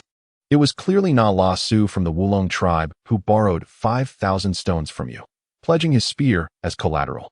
The mournful winds howled around them, but his grandfather's voice resonated clearly in Su Ming's ears, accompanied by the weight of his grandfather's bloodline pressure, rendering all but the two of them incapable of hearing. Su Ming's face flushed with embarrassment. Upon returning to the tribe, he had eagerly rushed to inform his grandfather, only to be met with a stern countenance that darkened immediately after hearing the news. His grandfather chastised him severely, even taking away the spear, leaving Su Ming to sigh heavily in his own dwelling, pondering where he had gone awry. Grandfather, I truly regret my actions. I should not have taken this crude weapon from Sikong, nor should I have succumbed to greed. Su Ming's expression was one of distress as he cautiously assessed his grandfather's demeanor while speaking, and I should not have allowed him to inscribe that blood contract. Alas, grandfather, I now understand my errors. Su Ming gazed at his grandfather with earnest eyes.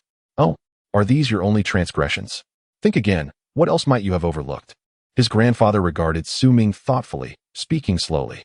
Su Ming was taken aback, instinctively scratching his head, pondering the deeper implications of his grandfather's words. Besides these mistakes, could there be more? Furrowing his brow, Su Ming contemplated seriously for a moment when suddenly a glint of realization flickered in his eyes. Grandfather, I understand now. I should have killed him and disposed of the body before seizing that weapon. Upon hearing Su Ming's declaration, his grandfather's pupils visibly contracted, staring intently at him, as if he were not merely gazing at the youth before him, but rather perceiving an understanding beyond Su Ming's grasp. Oh, why do you believe the fault lies here, and that you should resort to murder? His grandfather inquired slowly, his gaze fixed on Su Ming. Because he intended to kill me. Grandfather, you must understand. He truly sought my life. If not for my caution, you would not see me here now. Yet, I hesitated, for I fear that should I truly take his life, it would bring trouble to the tribe. Su Ming recalled a scene from days past, still haunted by it. After a moment of hesitation, he offered a subdued explanation. You are correct, Su Ming. Remember this. Whenever you encounter someone harboring intentions to harm you, you must eradicate the threat before it can blossom. His grandfather closed his eyes for a moment. When he finally opened them, a gentle warmth shone in his gaze as he looked at Su Ming. However, the error your grandfather speaks of does not pertain to this matter. Reflect once more. What other considerations have you perhaps neglected? Murder may seem simple, yet how does one ensure their safety after committing such an act? How does one navigate a crisis and discover an escape from a seemingly insurmountable predicament? Grandpa gazed at Su Ming and spoke softly. Su Ming scratched his head.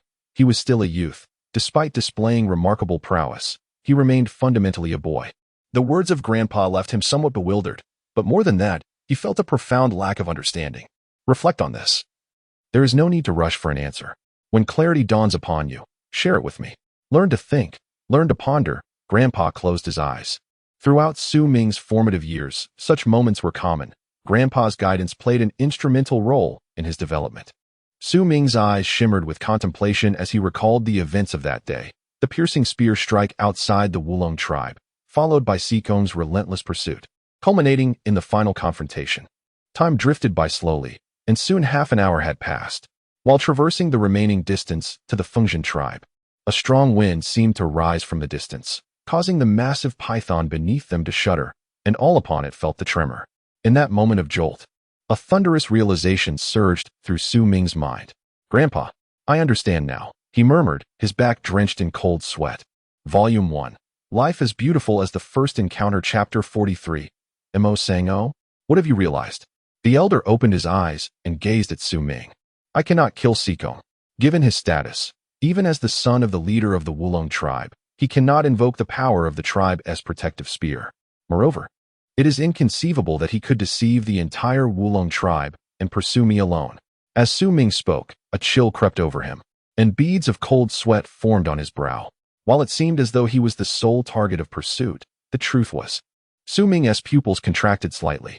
In reality, the leaders of the Wulong tribe, Both the barbarian chief and the chieftain must be aware of the chase. Yet they chose not to intervene, allowing the situation to unfold. Furthermore, it is quite possible they are trailing behind, witnessing the clash between Sikong and myself. Su Ming inhaled sharply. He feared not the others, but the possibility that his lunar power might be seen by them. The more he analyzed the situation, the more alarmed he became, as if a vivid tapestry was being slowly unfurled before him. However, he soon furrowed his brow, a look of confusion crossing his face. If the barbarian chief or the chieftain of the Wulong tribe is following behind, why would they allow you to easily take that spear? The elder calmly pointed out Su Ming's greatest internal dilemma at that moment. Su Ming remained silent, his expression contemplative. After a while, he gazed into the vast expanse of the distant sky and spoke slowly. The one covertly following Sikong and me cannot be the leader of the Wulong tribe. Otherwise, upon witnessing Sikong's injury, he would not remain passive. I surmise that it must be the barbarian chief of the Wulong tribe. Yet, I still do not comprehend why he would permit me to take that barbarian spear. Indeed, the figure trailing behind you is undoubtedly the barbarian chief Lisu of the Wulong tribe. The elder's eyes sparkled with appreciation. Your analysis is astute. If the chieftain were present, he would not stand idly by as you bullied his son. As for your question, I can provide an answer. Though it appears to be a pursuit, in truth, the Wulong tribe has no intention of harming you. After all, you saved Bai Ling. If they were to repay kindness with enmity, it would undoubtedly provoke the wrath of our own Wu Shan tribe, especially at this critical juncture. They would not act so foolishly. The elder's eyes gleamed with wisdom as he elaborated for Su Ming. Are they trying to intimidate me? Su Ming's expression shifted to one of realization, only to quickly morph into distress. Indeed, they aim to intimidate you, the one who covets the daughters of their tribe, seeking to frighten you away, ensuring that you are too afraid to approach the Wulong tribe again. The elder chuckled. Sikong is likely unaware of this. His murderous intent is genuine, likely stemming from his interest in Bai Ling, and the barbarian chief Lisu is merely unleashing his anger. If you falter, you may be injured at worst, and she will covertly intervene, allowing you to escape, seemingly as if you have narrowly escaped death. You are still too young to comprehend the true nature of this matter. If it were grandfather, he would have approached them openly and confidently, seeking out the girl you admire right before their eyes. As her savior and my child, would they dare to harm you? Grandfather chuckled, affectionately ruffling Su Ming's hair. Su Ming paused, a look of regret crossing his face. Perhaps this is also a test from the Wulong tribe. After all, the girl you fancy is the granddaughter of the extortionist. Grandfather smiled as he observed Su Ming. Grandfather, the chieftain of the Wulong tribe is exceedingly cunning. Su Ming lamented, realizing the gravity of the situation. Do not be disheartened. Aside from failing to perceive their intentions, you have performed commendably. I suspect that the extortionist did not anticipate that you would not only evade Sikong's relentless pursuit but also subdue him. As for why the extortionist allowed you to take that barbaric weapon, grandfather's eyes sparkled. She must have seen that you were not frightened away, thus intentionally permitting you to take it as a means to inform me of your rescue of Bai Ling, using it as leverage. The Wulong tribe differs somewhat from us, particularly Lu Su, who is not adept in the ways of barbarism. Her proficiency lies in crafting imitation weapons, not in the true art of barbaric weaponry. For instance, the spear you acquired is merely a replica, modeled after the Bloodscale spear, one of the three great barbaric weapons from the ancient Wu Shan tribe. Grandfather raised his right hand and patted Su Ming's arm, causing an icy sensation to seep into him, swiftly revealing a dark line along his right arm. This spear has been refined by me, modified so that it transforms into a black sculpture, capable of merging with your body. When you require it, simply focus your thoughts. Grandfather raised his hand, speaking with a smile. Su Ming gazed at the dark line on his arm, hesitating momentarily, just as he was about to speak. Grandfather anticipated his words. Let me ask you, having acquired the Wulong tribe's weapon to offset your rescue of Bai Ling, how do you perceive this situation? Will you return this spear in exchange for an opportunity to connect with that girl, or will you keep the spear and forsake any chance to see her again? Grandfather inquired with a smile. Su Ming pondered for a moment before suddenly laughing. This spear is a collateral for the 5,000 stones owed by Sikong. Naturally, it cannot be returned. As for Bai Ling, I am her savior. He blinked. Grandfather laughed heartily, patting Su Ming on the head with evident admiration. In the midst of the massive python's body, Bai Ling sat cross-legged, gazing at the figures of grandfather and Su Ming. although he could not hear their conversation. The sight of grandfather's smile and Su Ming's joy caused him to lower his head, a fleeting glimmer of jealousy passing through his eyes. Su Ming, if you were a warrior, that would be one thing. However, during your first awakening, you lacked the barbaric physique. Why is it that a seemingly ordinary person like you has not only won Sion's affection, but, more importantly, why does grandfather treat you with such kindness? Is it merely because you are the child he picked up? You possess no blood ties to our clan, yet I am the beacon of hope within this tribe. However, my grandfather has never bestowed a smile upon me. Not even my father, who often laments that I possess the potential to become a leader.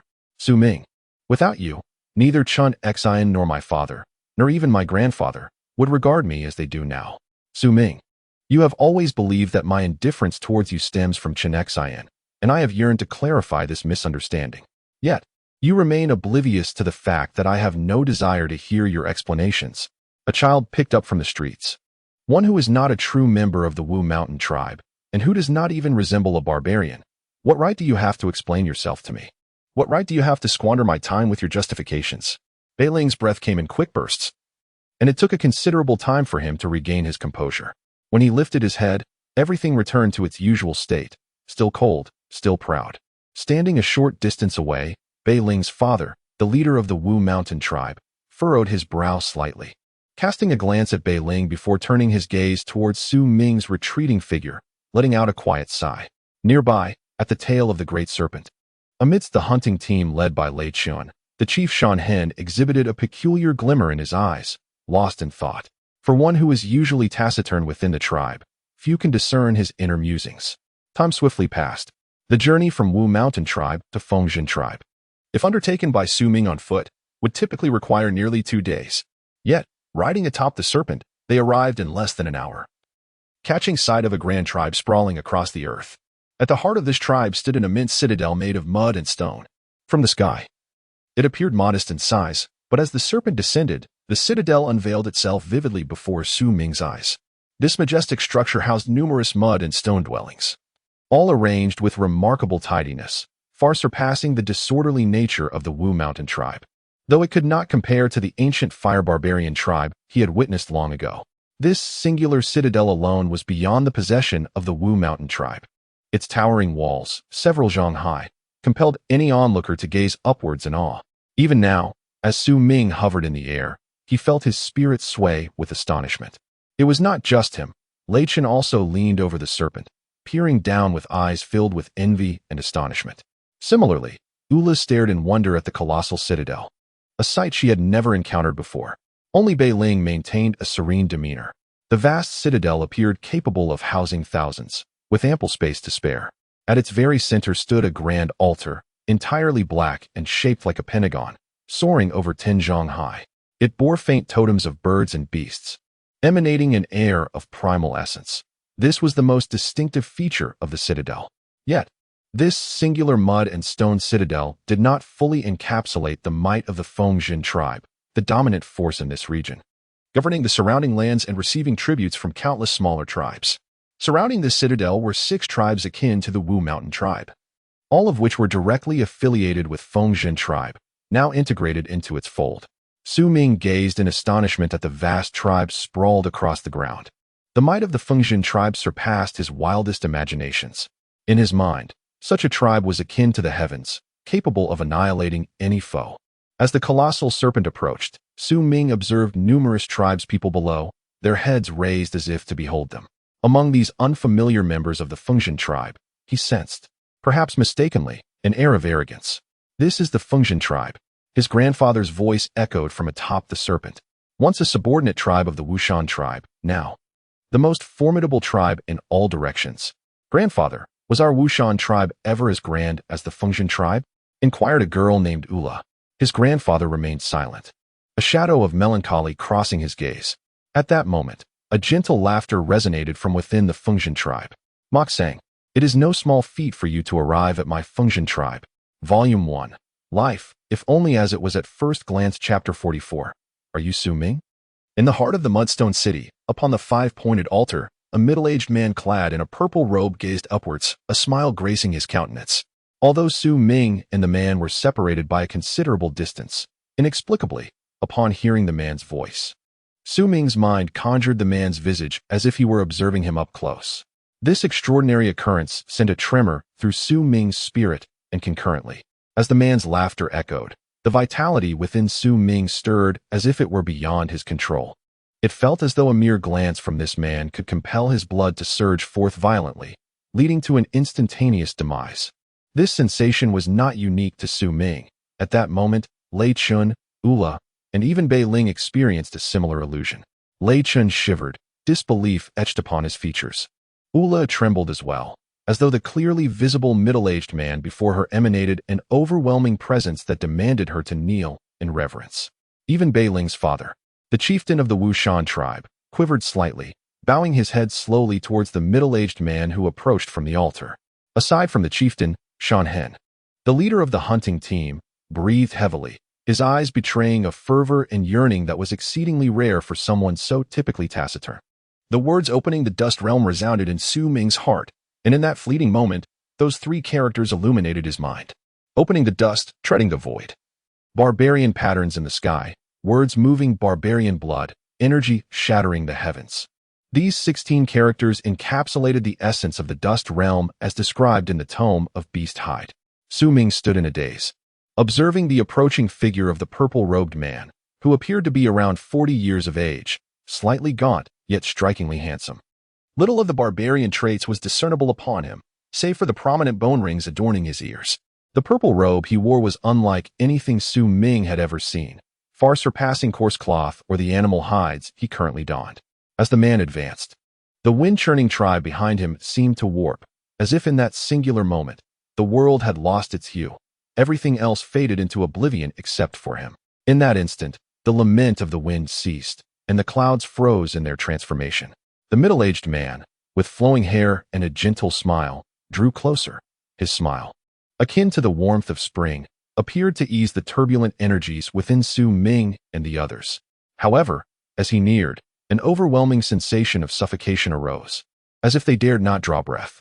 Particularly, the man's gaze seemed to encompass the heavens, rendering those who met it in a state of blankness, as if all their secrets were laid bare before him, leaving them feeling utterly exposed. At this moment, the massive python also lingered in midair, paralyzed by the palpable terror emanating from the middle-aged man. As the elder slowly rose to his feet, he concealed the complexity that had flickered in his eyes upon the appearance of the man before him. "Ma Xiang, I pay my respects to you, Shangman." The elder, his visage marked by age, bowed deeply toward the middle-aged man. "There is no need for such formalities between us, Ma Xiang," the man replied in a gentle tone. Yet he made no effort to prevent the elder's bow. Once the elder had lowered himself, the man waved his right hand, as if to assist the elder from afar. However, the elder trembled slightly but did not rise. Instead, he composedly bowed once more under the weight of that unseen force. With this act of reverence, the power surrounding him seemed to shatter, gradually dissipating, allowing the elder to finally stand upright. The man in the purple robe regarded the elder with profound significance, a smile gracing his lips as he shook his head and gestured toward the elder. "You still possess the same temperament as in your youth. After all these years, what has prompted you to seek me out again?" "The request made by Shangman back in the day has lingered in my thoughts, and I have reached a decision." The elder spoke steadily. Upon hearing these words, the man in the purple robe's expression turned serious. Su Ming and the others had already risen, standing respectfully to the side. Su Ming, closest to the elder, could sense the elder's emotions as he faced this old friend, and he understood why the elder had never visited Fengshan. Observing the elder's aged appearance, his heart raced with anxiousness as he stole a glance at the man in the purple robe. A phrase that the elder had once shared with him surfaced in Su Ming's mind. "The Shangman of the Fengshan tribe was no match for me before the age of 20. It was not until he was 34 that he could barely contend with me." In those days, the elder was renowned among the tribes nearby. Su Ming felt his heart tighten, just as he was about to withdraw his gaze. Yet, the man in the purple robe smiled at him, and in that moment, a thunderous realization struck Su Ming's mind. He could distinctly feel that the elder's hidden presence had been effortlessly perceived by the middle-aged man. Just as Su Ming felt he could no longer bear the weight of this gaze and began to tremble, the man shifted his attention to Bei Ling and the others. Addressing Lei Chun, Ula, and the leaders of Shanheng and Wu Shan, "I pay my respects to the Shangman of Fengshan." Shanheng was the first to bow, followed by the rest of the group. Lei Chen's heart raced, his face paling with tension. Ula mirrored this sentiment. Even Bei Ling, who had previously displayed indifference, now appeared respectful and earnest. I remember you. Your name is Bei Ling, the middle-aged man stated, pointing at him. Bei Ling momentarily stunned, his eyes sparkled with joy. His voice trembling as he respectfully replied, I am Bei Ling. The man in the purple robe nodded with a smile, then turned to the elder, ready to speak when suddenly his expression shifted and he gazed into the distance. The elder, who had remained silent, seemed to sense something and turned his gaze in the same direction as the middle-aged man. In the distance, amidst the vast expanse of sky and earth, a fierce wind howled, heralding the approach of a colossal dark line. Before long, this ominous figure revealed itself to be a gigantic dragon, measuring over 10 zhang in length. Its many limbs were grotesque and fearsome, and as it advanced, it was shrouded in swirling black mist, upon which stood 6 individuals. As Su Ming gazed at the approaching dragon, his eyes were drawn to one figure cloaked in white among the 6, and a smile broke upon his face. The foremost of the group was a silver-haired matron clad in black robes. Despite her apparent age, it was evident that she had once possessed extraordinary beauty in her youth. However, her icy demeanor instilled a palpable chill in those who beheld her. Su Ming noticed that his grandfather cast a peculiar glance at the matron of the dragon tribe, suggesting an underlying significance. Behind her stood a towering man, resembling an iron pillar, whose cold expression mirrored that of the old woman. His formidable presence seemed to surpass even that of Shan Hin and Liao Shou.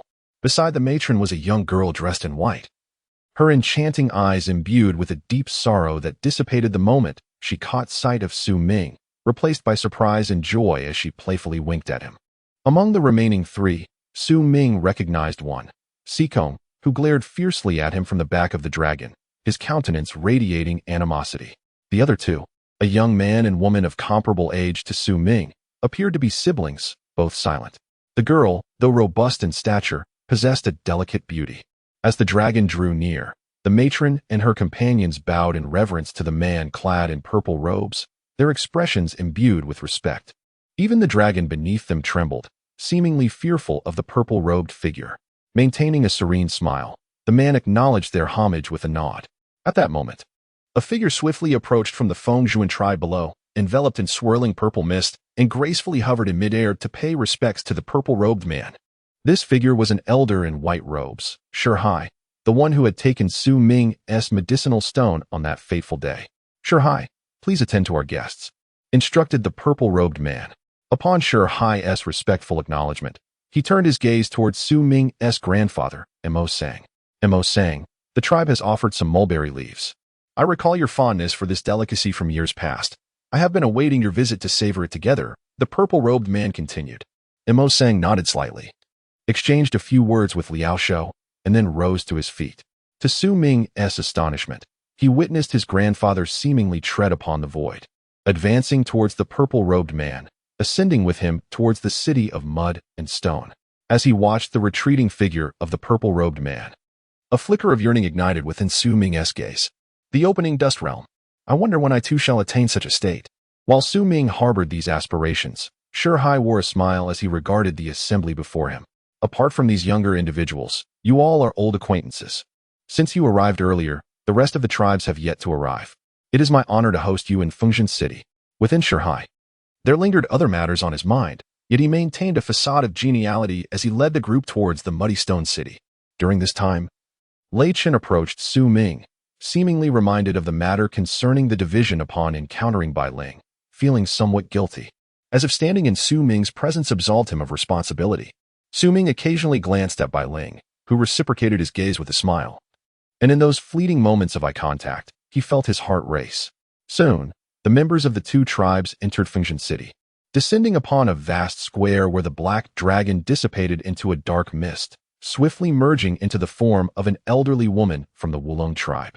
As for the massive python, it transformed into wisps of white clouds, ascending into the sky and vanishing without a trace.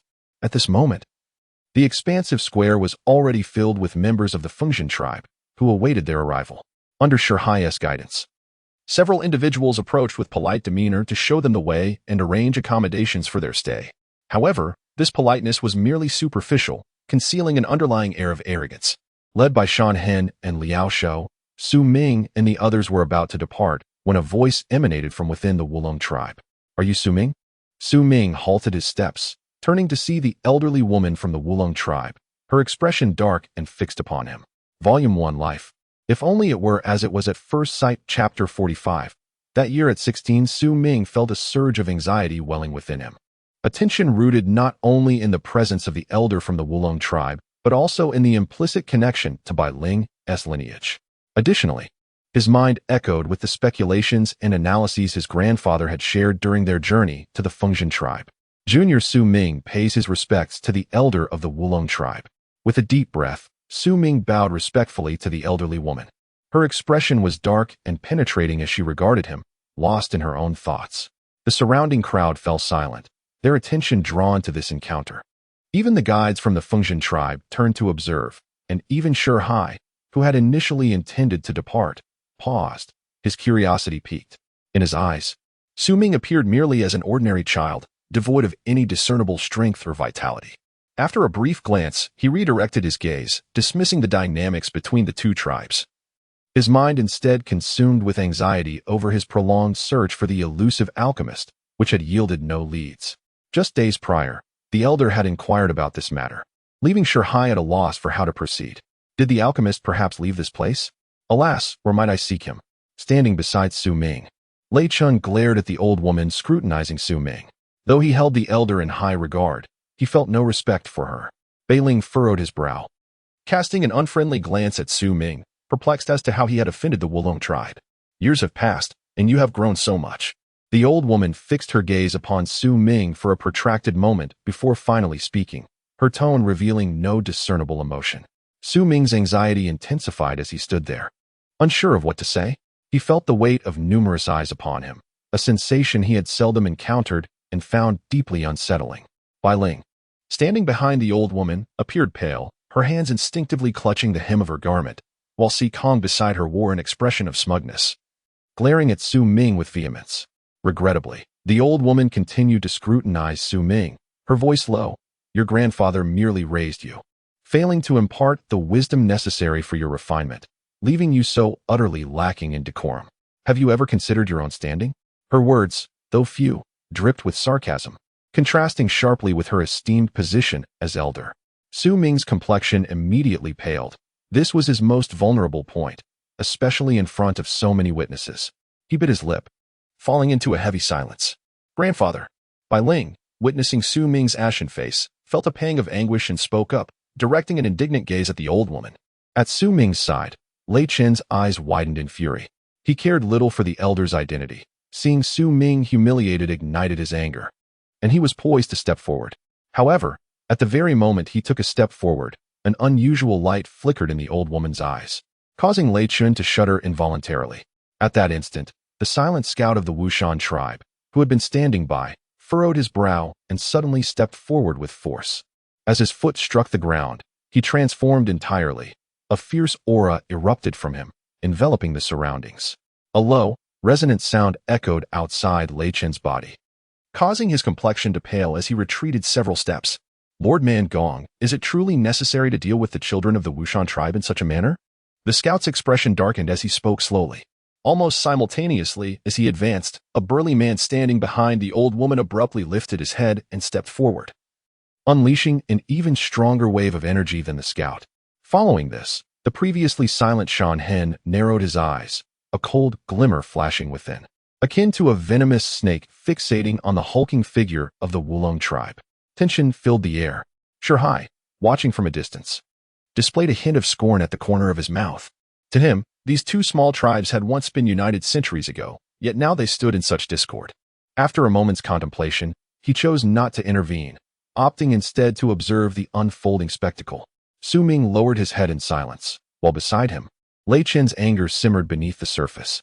Despite his fear, he was about to speak when Su Ming suddenly raised his right hand, gripping Lei Chen's arm. Taken aback, Lei Chen paused as Su Ming slowly lifted his head. His pallid countenance and frail form resembled that of a perpetually youthful child. Untouched by the ravages of time or the harshness of the elements, he was still merely a child. His eyes were clear, pure, and transparent, devoid of impurities. Biting his lower lip, he gazed at the old woman of the Wulong tribe, releasing his hold on Lei Chun and stepping forward. In that moment, all eyes were drawn to him, yet he remained undeterred, passing by Lei Chun and the scout until he stood a mere yard before the old woman. He stood there, silently observing her gaze. I do not know my place. Without parents, I possess no qualifications or status in your eyes. Yet, my grandfather once told me that the rain from the heavens is but a fraction of what falls. One can never know how much remains after it ceases. The murky waters on the ground reveal only their surface, concealing the depths beneath. This year I turned 16. Su Ming spoke softly, lowering his head. After finishing, he turned and began to walk away. Lei Chun followed closely behind, casting a fierce glare back at the old woman with a huff. Seeing that the old woman had fallen silent, the scout and Shan Hen slowly retreated, accompanied by Bei Ling and Ula, guided by the Wind Spring clan members, gradually fading into the distance. The old woman watched Su Ming's departing figure, her brow furrowing, an inscrutable glimmer flickering in her gaze before she turned and walked away. Bai Ling, come back with me. Bai Ling stood there, gazing at Su Ming's receding figure, her heart in turmoil as the words of the old woman echoed in her mind. In silence, she quietly followed the aged matron away. Each time the tribes gathered for worship, they were invited into the Mudstone City, assigned specific places to reside until the ceremonies concluded. The Wu Shan tribe was situated in the southern part of Mudstone City, in a vast dwelling composed of 9 interconnected houses, surrounded by fences that made it appear almost isolated. At this moment, within one of the houses, all the members of the Wu Shan tribe were gathered, seated in a lotus position as they listened to the words of their leader, who sat above them. The Winzhen tribe vastly outnumbered the Wu Shan, possessing a far greater number of warriors. Moreover, as the dominant tribe in the vicinity, the Winzhen had nearly monopolized all the medicinal herbs through their biennial offerings. They even possessed multiple fierce warriors. The leader's gaze swept across the assembly, and he spoke in a grave tone. A medium-sized tribe is far beyond what the Wu Shan can compare to. As for the warriors of the Winzhen, I cannot ascertain their exact number, but it must be in the hundreds. Within these warriors, there exists an abundance of medicinal herbs and diverse ancestral warriors, not something a small tribe can rival. Their cultivation speed surpasses ours, their external conditions are vastly superior, and the likelihood of exceptionally gifted individuals among them far exceeds that of the Wu Shan tribe. During this period, I, along with Shan Hen, will not restrict your movements. Bringing you here is intended to showcase the strength of medium-sized tribes and the prowess of your contemporaries in the Winzhen. I hope you can forge friendships here, whether with members of the Winzhen or other tribes, except for our sworn enemy, the Heishan tribe. With all others, you may interact freely. As the leader spoke, his gaze briefly fell upon the silent Su Ming, who had returned. I also wish for you to observe the outstanding individuals from other tribes, to recognize your own differences and set your aspirations, but remember this.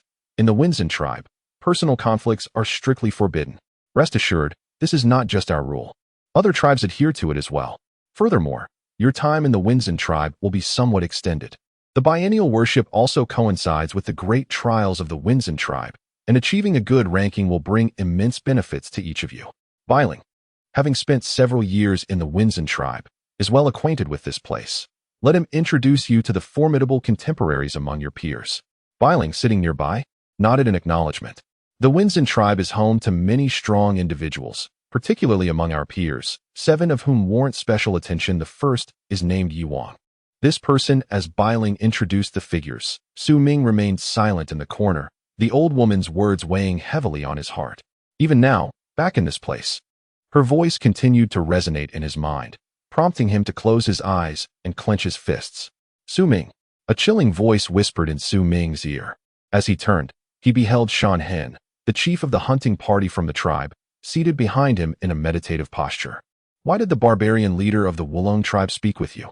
Shan Hen gazed steadily at Su Ming, his tone grave. It's nothing. Su Ming replied after a brief moment of silence, shaking his head.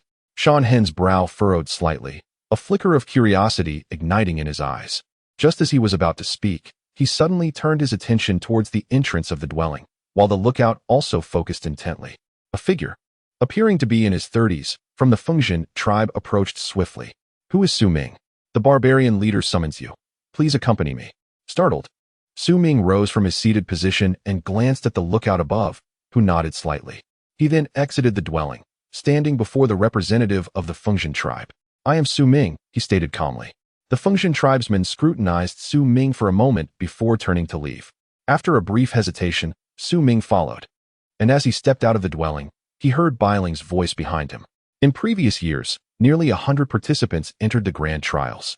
Yet the top 50 positions were predominantly filled by members of the Fengshan tribe, particularly the top 10. To my knowledge, no outsider has ever appeared in those ranks over the past 50 years. This year's trials will likely follow suit. Remember, we must collaborate to secure a place in the top 50.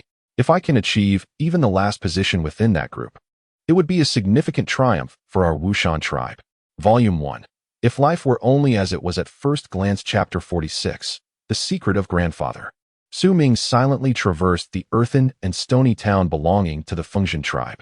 Before him, a solitary tribesman walked, exuding an air of pride that Su Ming could acutely perceive. Indeed, he possessed the credentials for such pride. As Su Ming gazed upon the citadel before him, observing the various earthen and stone dwellings, memories of the skin tints from his own tribe flashed through his mind, rendering any comparison virtually impossible. Particularly along the way, Su Ming encountered a multitude of Fengshan tribespeople, more than he had ever seen in his 16 years, creating an atmosphere of great liveliness. Among the crowd, men and women donned animal skins that appeared far more splendid than the humble attire he wore. Notably, several individuals were clad in the coarse linen garments that only a grandfather could possess, each one radiating an overwhelming vitality typical of formidable warriors. A medium-sized tribe. As Su Ming observed all that lay before him, he glanced towards the distant outer walls of the city. He recalled seeing from above that 6 tribes resembling Wu Shan encircled this earthen city, clearly indicating their lack of privilege to dwell within its confines for long, relegating them to the outskirts. Along the journey, Su Ming also noticed numerous trading houses. Although the throngs were not vast, each individual entering or exiting sent a tremor through his spirit. The ground beneath his feet was not soil, but rather a solid expanse of stones, meticulously crushed and flattened by some unknown method, presenting a stark contrast to the soft earth he was accustomed to, making him feel somewhat uneasy. In the distance, along the earthen city walls, Su Ming spotted several enormous black bows, each around 10 feet in length, exuding a fierce aura that instilled a chill in the heart of any who beheld them. Have you seen enough? A piercing voice interrupted Su Ming's contemplation. It was the welcoming Fengshan tribesman, who now turned to look at Su Ming with a smile. The pride in his expression had morphed into a semblance of mockery, not directed at Su Ming himself, but rather at the bewilderment shared by the small tribe's members upon their arrival here. Enough gazing for now. You will be residing here for a while, so you may explore at your leisure, especially during the night. I advise you to venture outside rather than remain indoors. The knights of my Fengshan tribe are incomparable to those of your Wu Shan tribe. With a pat on Su Ming's shoulder, the Fengshan tribesman urged him to follow swiftly, lest the tribal chief grow impatient. Su Ming remained silent, quickening his pace to keep up. At the very heart of the earthen city, within a colossal 5-pointed altar, there lay 3 secret chambers. In one chamber, the tribal chief of the Fengshan tribe, a man draped in a purple robe and exuding the essence of the dust realm, sat cross-legged. Opposite him sat the composed grandfather Mo Sang from the Wu Shan tribe. Between them lay a chessboard crafted from a large stone, with pieces made from polished animal bones, appearing quite rudimentary. Aside from the chessboard, each of the 2 individuals had a stone cup the size of a fist beside them, from which wisps of steam rose, carrying a fragrant scent that lingered in the air. Mo Sang, you presented me with this chessboard and pieces upon your return from your travels, and you also taught me the art of chess, perhaps to alleviate your own solitude, seeking companionship to ease your mind. The man in the purple robe picked up a piece made of beast bone, placed it on the board, and then looked up with a smile. This chessboard was acquired from the Tian tribe. It is said to have been crafted by the ancient barbarians of Tian from a distant land. Alas, I have not touched it for many years, unable to compete with you. The elder picked up a piece, placing it aside, and spoke softly. Mo Sang, I have always envied you. The man in the purple robe sighed lightly, gazing at the aged Mo Sang, memories of their youth flooding his mind. The other back then so spirited, so proud in the face of the world among their peers of that generation. None were unaware of their prowess yet now. Who could have imagined that the once great prodigy would become a fading elder? You should not have been born in the Wu Mountain tribe had you agreed to my grandfather's request back then, willing to become one of his barbarians. Then today, as chief of the Fengshan tribe would not be me, But you would not have struggled to advance in your cultivation, having surpassed me by a great margin, stepping into the Kai-Chen realm in fact. My grandfather once said that you were the most likely person he had ever seen to become a practitioner of the bone sacrifice realm. At the mention of the bone sacrifice, the man in the purple robe's eyes sparkled with a bright light, imbued with longing. Bone sacrifice to offer up the 13th vertebra of oneself, unlocking the seals of fate, transforming that 13th vertebra into a true barbarian bone from the era of the ancients. The man in the purple robe spoke, but the light in his eyes dimmed. I cannot achieve that. Imo Sang fell silent, a bitter and nostalgic expression crossing his face upon hearing the words bone sacrifice.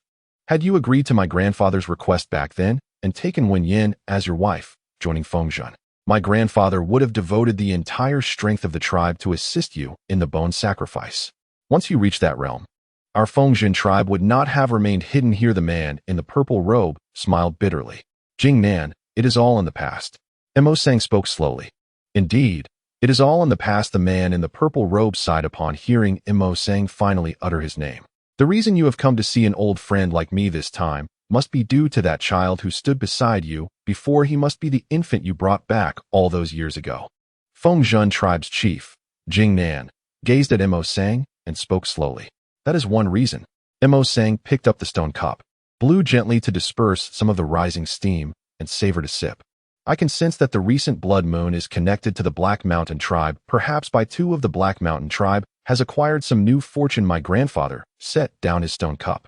I will not hide it from you. He could step into the Kai-Chen realm at any moment. Imo Sang, if you request me to eliminate him. This matter. Jing Nan hesitated for a moment before shaking his head. I am unable to proceed with this matter. Should he ascend to the realm of Kai-Chen, it would greatly benefit my Fengzhen tribe. Even if you acquiesce to my demands from years past, I still cannot act. No matter. The elder smiled faintly, for he had anticipated this outcome. The man before him, Jing Nan, was not as amicable as he appeared. Both were well aware of the entanglements that bound them. You have your own difficulties, and I understand this. Moreover, a resolution between him and myself is inevitable. I have come here to propose a transaction with you.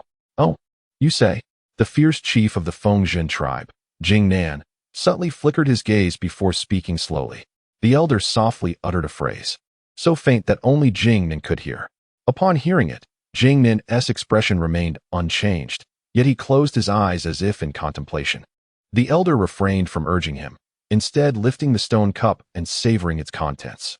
As time slipped by, the chamber fell into utter silence, and after an indeterminate duration, a respectful voice resonated from outside the chamber, reporting to the fierce chief, Su Ming has arrived. Let him enter. Jing Nan continued to keep his eyes shut, unperturbed. The sound of footsteps gradually approached within the quiet chamber. Su Ming felt an intense nervousness as he advanced step by step. The dimly lit space cast shadows, and at the end of the path, he beheld the elder and the man in purple robes. Upon seeing the elder, Su Ming felt a wave of relief wash over him. Su Ming, come stand by my side. The elder smiled and gestured for Su Ming to approach. Su Ming hurriedly stepped forward, positioning himself behind the elder, bowing his head in silence. Speak your second request. After a brief moment, Jing Nan opened his eyes, a glint of sharpness flashing within. Fixing his gaze upon the elder, Imo Sang, as he spoke slowly. I require a drop of your fierce blood. The elder, Imo Sang, returned Jing Nan's gaze, responding in kind. Jing Nan's brow furrowed immediately. As a fierce warrior, he possessed fierce blood. Yet as a practitioner of the Kai-Chen realm, his blood was exceedingly precious. Each drop required considerable time to condense, and he seldom bestowed a drop upon even the most gifted members of his tribe. After a moment's hesitation, Jing Nan glanced past Imo Sang to Su Ming. Give it to him. This boy possesses ordinary talent. He would struggle to assimilate even a drop of my fierce blood. It would be a waste. Please propose another request. Jing Nan retracted his gaze, speaking calmly. 2 requests, without alteration. First, the art of the fierce, the true method of fierce awakening. If you agree, I shall provide it to you afterward. The elder Imo Sang handed the stone cup to Su Ming, indicating for him to drink. Without hesitation, Su Ming accepted it and drank it down in one gulp. Immediately, a mild warmth spread throughout his body, bringing a sensation of comfort. Jing Nan furrowed his brow once more, contemplating for a moment before addressing Imo Sang directly. Sure, I can accommodate both of your requests. However, regarding the matter of the blood essence, as you are aware, this grand trial consists of 3 stages, and I will bestow blood essence upon the top 3 performers in each stage. To prevent any waste, I must add a stipulation. Should this individual rank within the top 40 in any stage of the trial, I shall grant him the blood essence. Should he fail to achieve this, you will need to propose an alternative request. After a moment of contemplation, the elder sensed that the other party was attempting to impose a challenge and pondered for a considerable time before nodding in agreement, contemplating how to formulate another request that would yield similar benefits for Su Ming. Listening to these words, Su Ming observed the elder's white hair and wrinkled visage, recalling the scornful remarks of the old crone from the Wulong tribe, as well as the indifference from the Biling. He reflected on his lifelong solitude and the dreams he harbored while gazing at the night sky, imagining the leather-bound tome. All of this enveloped Su Ming's mind at this moment, transforming into an unprecedented determination and resolve. This resolve was even more intense than when he previously worshipped the totem. The elder rose and gestured for Su Ming to follow, just as they were about to depart. The meditative figure of Jing Nan fixed his gaze upon the elder Mo Sang, a flicker of hesitation evident in his eyes, and suddenly spoke. Mo Sang, I possess a question that has lingered in my heart for over a decade, one I have longed to ask you. Now that you have come to my Fengshan tribe, I hope you can provide me with an answer. Without pausing his stride, the elder continued forward, with Su Ming trailing behind, as he heard the voice of the man in the purple robe behind him. You are clearly at the 9th level of the blood condensation realm, yet whether in the past or present, I perceive a faint yet unmistakable aura that undeniably belongs to the opening dust. The man in the purple robe spoke quickly, withholding the entirety of his thoughts. For within the presence of this aura, there was even a hint that instilled fear within him. It was the same then, and it remains so now. Volume 1 Life. If only it were like the first encounter, chapter 47. 6 numbers. Upon hearing these words, Su Ming felt a jolt in his spirit, as he began to grasp the intricate relationship between his grandfather and the chieftain of the Fengshan tribe, which was not as he had initially perceived. It was likely that a complex history bound the 2 men together. This entanglement could very well explain his grandfather's reluctance to visit Fengshan over the years and simultaneously. The chieftain must possess a certain trepidation, which accounted for his polite demeanor towards a man whose cultivation was merely at the blood condensation stage. Images flickered in Su Ming's mind of the earlier moment on the Python, where his grandfather had effortlessly traversed the air alongside the man in the purple robe, causing his heart to race uncontrollably. You will understand in due time, his grandfather had replied, allowing a cryptic statement to linger in the air as he led Su Ming out of the Pentagon altar. Inside the altar, Jing Nan remained silent, his gaze fixed on the departing figure of Mo Sang, his expression darkening gradually. After a long pause, he retrieved a small vial from his bosom. The vial was purple, resplendent in appearance, suggesting it was a treasured possession.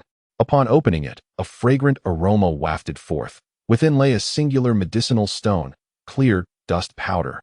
Regrettably, there was only one. A single piece yields negligible effect. If only I could possess 8 more. A flicker of longing sparkled in Jing Nan's eyes. I must unearth the nefarious barbarian who refined this substance. At any cost, I shall locate this individual. I have already discreetly sealed off the surrounding areas. This person cannot possibly escape. I can sense their presence nearby, very close indeed. At this moment, dusk had settled outside, and the city of Nishi was on the brink of being bathed in moonlight.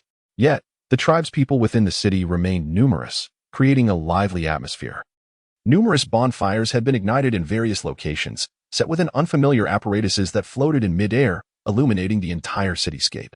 Walking ahead was his grandfather, with Su Ming following closely behind, both ensconced in silence. In 7 days, the day of the grand trial hosted by the Fengshan tribe would arrive. This grand trial required all visiting smaller tribes to send representatives to partake, an occasion meant for the younger generation to showcase their abilities. His grandfather expressed hope that Su Ming would participate, assuring him that he need not worry about exposing his cultivation level. Arrangements would be made. And with this item in hand, only Jing Nan would recognize him. The others would remain oblivious. Su Ming, what I can do to assist you ends here. In the future, you must rely on yourself. His grandfather affectionately ruffled Su Ming's hair and spoke kindly, raising his right hand in a seemingly casual gesture. In an instant, a faint aura of blood vitality flickered and vanished around him, and then, In his grandfather's hand appeared a black, grass-woven hat. This item was acquired by his grandfather during his youth in a large tribe, a sort of barbaric artifact that, when infused with barbaric blood, could slightly alter one's form and appearance. Though the changes were subtle, they could render one nearly unrecognizable, a cherished possession from his grandfather's earlier years. This item has accompanied me for many years, but it holds no value for me now. I bestow it upon you. Grandfather held the black conical hat and lightly tapped it onto Su Ming's body. Instantly, Su Ming felt a tremor coursing through him, as if a chill had penetrated his being, and in that moment, the hat vanished. Yet, despite its disappearance, Su Ming was enveloped by a profound emotional sensation, akin to the way the replicated blood-scaled spear had melded within him. Subsequently, the method for utilizing the hat to alter his form flowed into Su Ming's consciousness from grandfather's words. During the great trial, remain at your residence and do not follow us. After we depart, transform your shape, and I shall arrange for someone to clandestinely escort you. Grandfather smiled gently. Su Ming wished to articulate something, but hesitated, ultimately refraining from speaking. Nevertheless, his resolve solidified within. He vowed that, no matter the cost, he would not let grandfather down. The first 40. Su Ming clenched his teeth in determination. Su Ming, since childhood, grandfather has taught you to ponder deeply and reflect. This will greatly benefit you in the future. Now, let me present you with a riddle and see if our little Razor can decipher it. Grandfather turned his head kindly to gaze at Su Ming, winking and smiling. Listen closely, Su Ming. I shall tell you only once. 32, 79, 248. 371, 563, 781. Su Ming was momentarily taken aback, murmuring these 6 numbers, yet he could not fathom their significance. Observing grandfather's smile, he sensed that he had not been directly informed of the intent behind these numbers, so he committed them to memory and fell into contemplation. The moonlight cast their silhouettes, gradually elongating them, and amidst the shadows, Su Ming and his grandfather walked further away.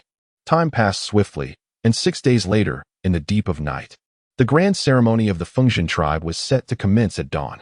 During these 6 days, Su Ming had resided in a secluded dwelling arranged for them by the Wu Shan tribe, practicing diligently. He was always cautious while circulating his internal energy, for he felt as though unseen eyes were watching him, yet he could discern nothing amiss. Amidst this elusive scrutiny, Su Ming's cultivation was often interrupted. Whenever that strange sensation peaked, he would simply lie down, abandon his practice, and close his eyes to sleep, his mind consumed by the riddle of those 6 numbers, which eluded his understanding. It was not until the 5th day that the feeling of being observed completely dissipated, leaving Su Ming feeling somewhat anxious. He had speculated about who might be covertly monitoring him, envisioning various figures in his mind, yet he could not arrive at a conclusion. Over the past few days, Lei Chun had visited Su Ming several times, while most of the time was spent with Ula, engaging in the final preparations for the great trial under grandfather's guidance. However, given his nature, after a brief session of training, Lei Chun could not resist dragging Su Ming outside to wander through the entire Mudstone City. On occasions when Su Ming was unwilling to go out, Lei Chun would venture out alone, returning each time with an air of mystery about him. The expression on Su Ming's face appeared vaguely familiar. Su Ming, you have no idea. Within this city of mud and stone, there exists such a place. In my entire life, I have never encountered so many women. Su Ming, there is a peculiar liquid here, which they refer to as wine, the flavor. Would you care to taste it? Su Ming, guess what I saw today? I witnessed the arrival of the Heishan tribe, bearing their clansmen like a dark cloud. However, the chief of the Heishan tribe did not come. The leader is said to be their chieftain. Su Ming, don't sleep. Listen to me. Today, in the place where I was drinking, I encountered a tribesman from the Heishan tribe, roughly our age. That fellow was particularly arrogant. Had it not been for the prohibition of personal duels here, I would have relished the opportunity to confront him. Su Ming, I saw Bai Ling today. Isn't it strange? Perhaps we truly deceived her, as she didn't inquire about the matter of the stone currency. However, upon seeing me, she did ask about you. Su Ming, I have discovered that I have developed feelings for someone. It is the girl I mentioned yesterday after seeing Bai Ling. She was accompanied by another woman, also from the Wulong tribe, who is quite voluptuous and far more beautiful than Bai Ling. Su Ming, I finally learned her name. It is Bai Fong, a splendid name indeed. In these past few days, Lei Chun has incessantly shared his observations and innermost thoughts with Su Ming, particularly in those final days, when he spoke almost exclusively about the enchanting by Fang. As for Bei Ling, he often ventured out, and even when he remained in the dwelling, numerous youths from the Finchuan tribe would visit him, appearing quite amiable. Yet, on the deep night of the 6th day, as Su Ming stepped outside and gazed at the luminous moon, he noticed Bei Ling being taken away by the Finchuan tribesmen. His expression seemingly reluctant. "I don't wish to go today." Outside the main gate, Bei Ling hesitated for a moment and spoke in a hushed tone. "Not going. That is permissible, but Bei Ling, you are one of the few chosen by Wu Shan to participate in our ceremony. Should you abstain, you shall forfeit the chance to obtain the blood of our Finchuan chief. Let us not forget, on what basis did you enter the top 50 last time?" The Finchuan tribesman leading Bei Ling, a youth of 18 or 19, spoke with a smile, while two others nearby cast disdainful glances at Bei Ling. Bei Ling fell silent, slowly nodding before departing with the three individuals into the night. From a distance, Su Ming observed this scene, frowning slightly. After a moment of contemplation, he looked up at the bright moon and slowly stepped out of the gate. Wu Sr. Su Ming vaguely recalled this name being mentioned by Bei Ling. It is said that he is one of the three most formidable youths within the Finchuan tribe, widely recognized in this grand contest, certain to rank among the top 3 in each of the 3 challenges. Bei Ling had briefly introduced this individual, speaking succinctly before swiftly moving on to the next person. As he traversed the dimly lit alleys of the Mudstone City, Su Ming's physique gradually transformed with each step he took. In a fleeting moment, he grew 7 inches taller, his frame becoming considerably more robust, and even his hair lengthened noticeably. His countenance shifted from youthful elegance to an archaic ruggedness, exuding an air of ferocity that rendered him almost indistinguishable from the typical frail inhabitants of the realm. Strangely, even his attire underwent an imperceptible metamorphosis. After stretching his limbs, Su Ming felt no discomfort. He was as at ease as he usually was. As the vital essence within him surged, the 49 bloodlines beneath his skin remained concealed. Yet a formidable aura suddenly erupted from his being. Beneath the moonlit sky, even those at the 5th tier of blood condensation are no match for me. Coupled with the bloodcale spear, what can a 6th tier practitioner do against me? Su Ming's gaze flickered as he lifted his eyes to the luminous moon and continued onward. Bei Ling had just recently stepped into the 6th tier of blood condensation, while his father, the leader of the hunters, had attained the 8th tier. Among the younger generation, reaching the 8th tier is exceedingly rare, undoubtedly allowing one to surpass their peers. I firmly believe that Wu Shan, along with the other two, does not possess the 8th tier cultivation. Su Ming's pace was unhurried, his movements shrouded in mystery as he navigated the shadows, keeping a watchful eye on Bei Ling and his 3 companions in the distance. The other 3 appeared to be at the 5th tier of blood condensation, yet Bei Ling's wary expression suggested that Wu Shan's cultivation exceeded his, likely placing him above the 6th tier but below the 8th. I am 80% certain that Wu Shan is at the 7th tier of blood condensation. Though I cannot contend with a 7th tier practitioner, beneath the moonlight, should any conflict arise, he would find it impossible to detain me. Su Ming harbored a profound confidence in his own speed. His decision to trail behind was not born of curiosity, but rather a complex emotion stirred by Bei Ling's previous reluctance, reminiscent of the brotherly bond he had once felt in his youth. As time slipped away, the moon hung high in the sky, and Su Ming witnessed Bei Ling and his companions vanish into an unassuming mudstone dwelling, nestled in a secluded corner of the city. Volume 1. Life is only as beautiful as the first encounter. Chapter 48. A thunderous strike. Outside the dwelling, Su Ming halted his steps, standing in the shadows like a hunter, fixating his gaze on the house for a considerable while. Gradually, his brow furrowed, as if sensing something amiss. In a swift motion, he approached the door and pushed it open, stepping inside to find the room empty.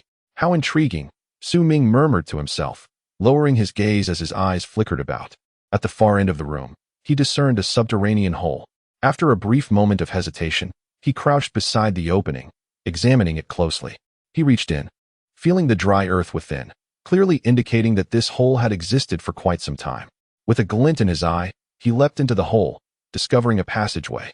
Su Ming moved silently, quickening his pace as he traversed the corridor, meticulously calculating its direction. It became evident that this passage directly penetrated the city walls of Mudstone City. Extending outward, the ground bore scattered footprints, and Su Ming occasionally paused to observe them closely, silently tallying their numbers. Approximately 7 or 8 individuals, he mused. He retrieved a bone fragment, digging deep pits into the earth as he progressed, the bone fragment effortlessly fulfilling its purpose in the dry soil. At one point, he glanced up at the ceiling of the passage, where sturdy logs supported the structure, seemingly to prevent a collapse. After a few moments, having traversed several thousand zhong, Su Ming halted, spotting a sliver of moonlight filtering in, indicating the exit. Faintly, he could discern voices drifting from beyond the threshold, their tones resembling a haunting melody, ethereal and distant. Upon reaching the base of the exit, he quickly raised his gaze, then instinctively stepped back. In that fleeting glance, illuminated by the moonlight, he noticed a figure seated cross-legged, seemingly guarding the opening. Only one guardian, and judging by his aura, he possessed merely the strength of the 4th level. Su Ming's expression remained calm. He took a step forward and then leapt with sudden ferocity. As he burst forth from the exit, the youth of the Wind Spring tribe, seated in meditation, abruptly opened his eyes, momentarily dazed. Yet, in that instant of surprise, Su Ming raised his right hand and swept it gently. The youth was immediately gripped by excruciating pain, as if engulfed in a fiery haze, countless needles piercing through him. Just as he was about to unleash a blood-curdling scream, a cold yet powerful hand seized his mouth from behind, stifling his cries into mere muffled struggles. In no time, the youth's body convulsed before he succumbed to unconsciousness. Behind him, Su Ming remained composed, gently lowering the youth's body to the ground as he crouched, surveying his surroundings. The deep night enveloped them in silence. And in the distance, the outline of Mudstone City emerged against the dark backdrop, accompanied by the flickering bonfires of the surrounding subordinate tribes. In another direction, Su Ming beheld a flickering campfire, its flames not the usual crimson, but rather an eerie green. This verdant flame emanated an unsettling aura, steeped in a sinister ambience beneath the moonlight of the deep night.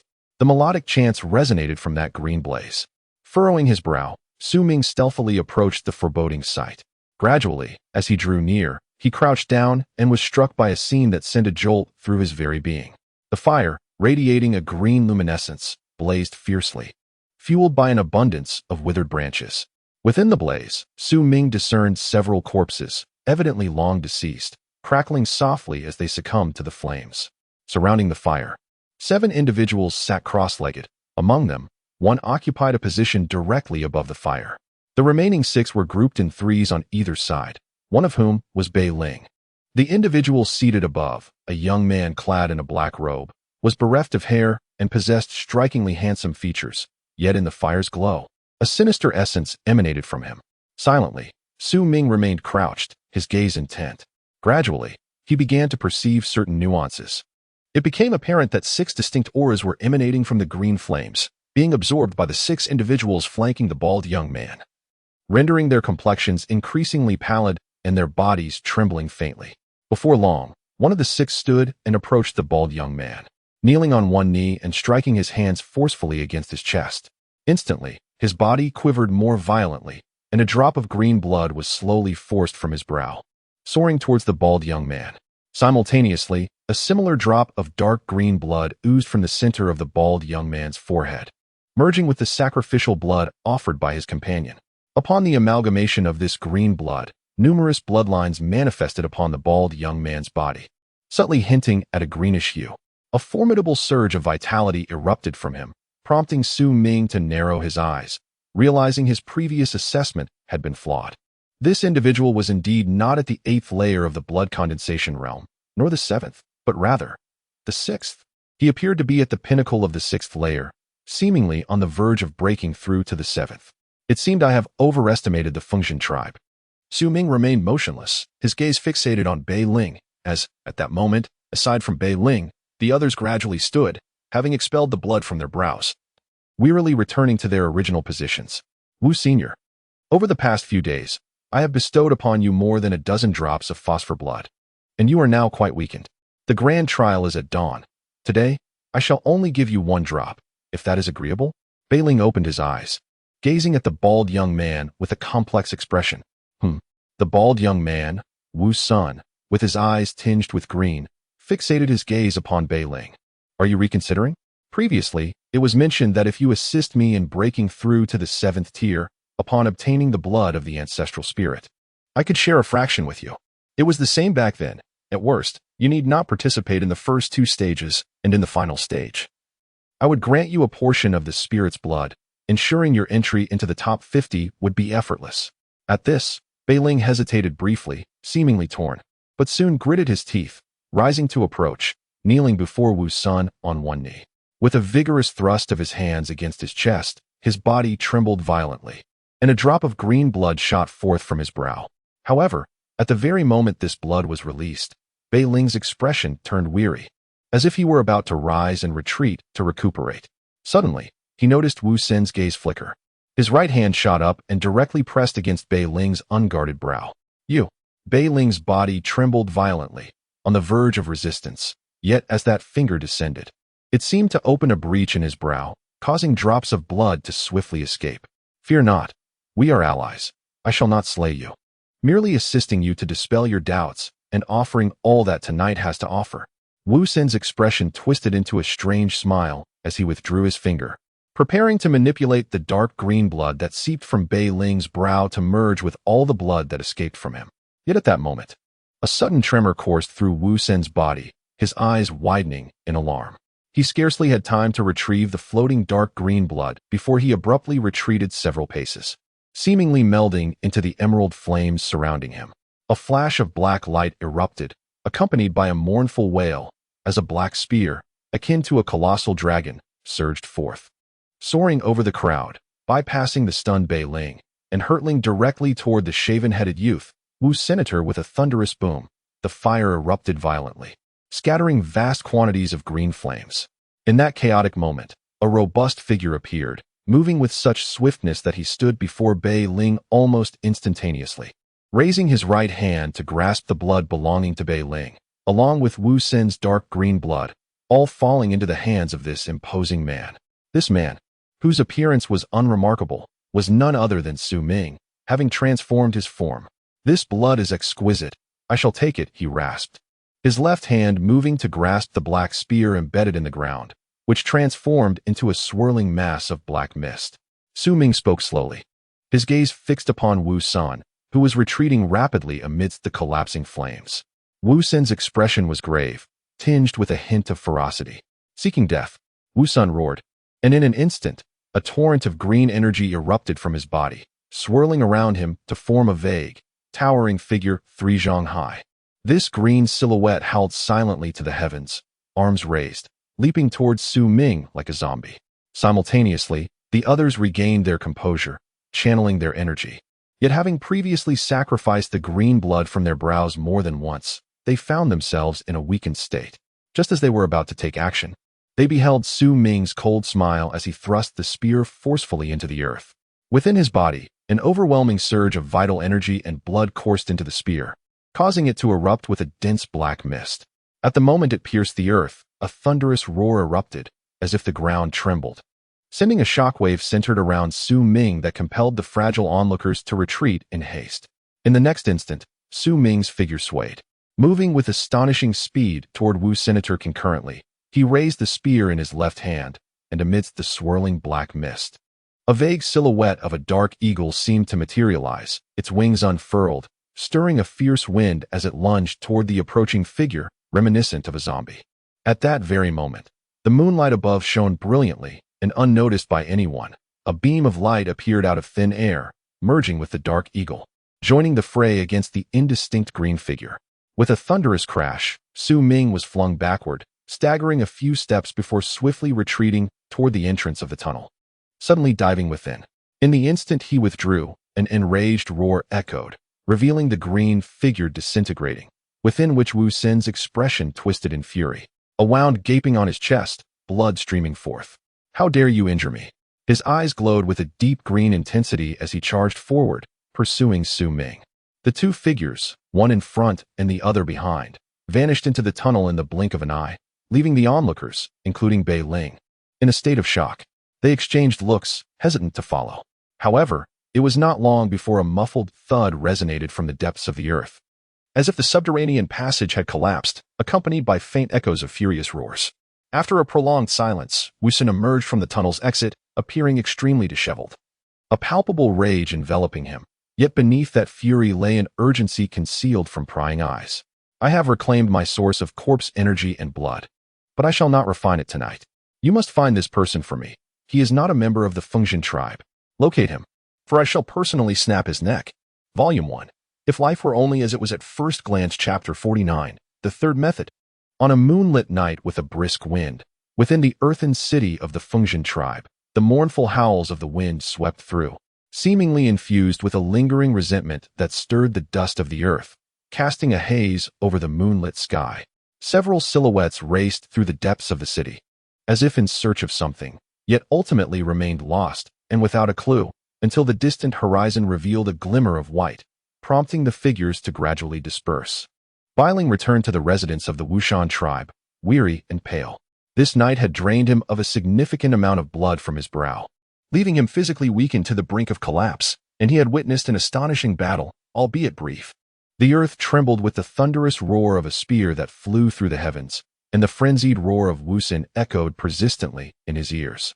In Biling's eyes, Wu Shan epitomized the pride of the Shan tribe.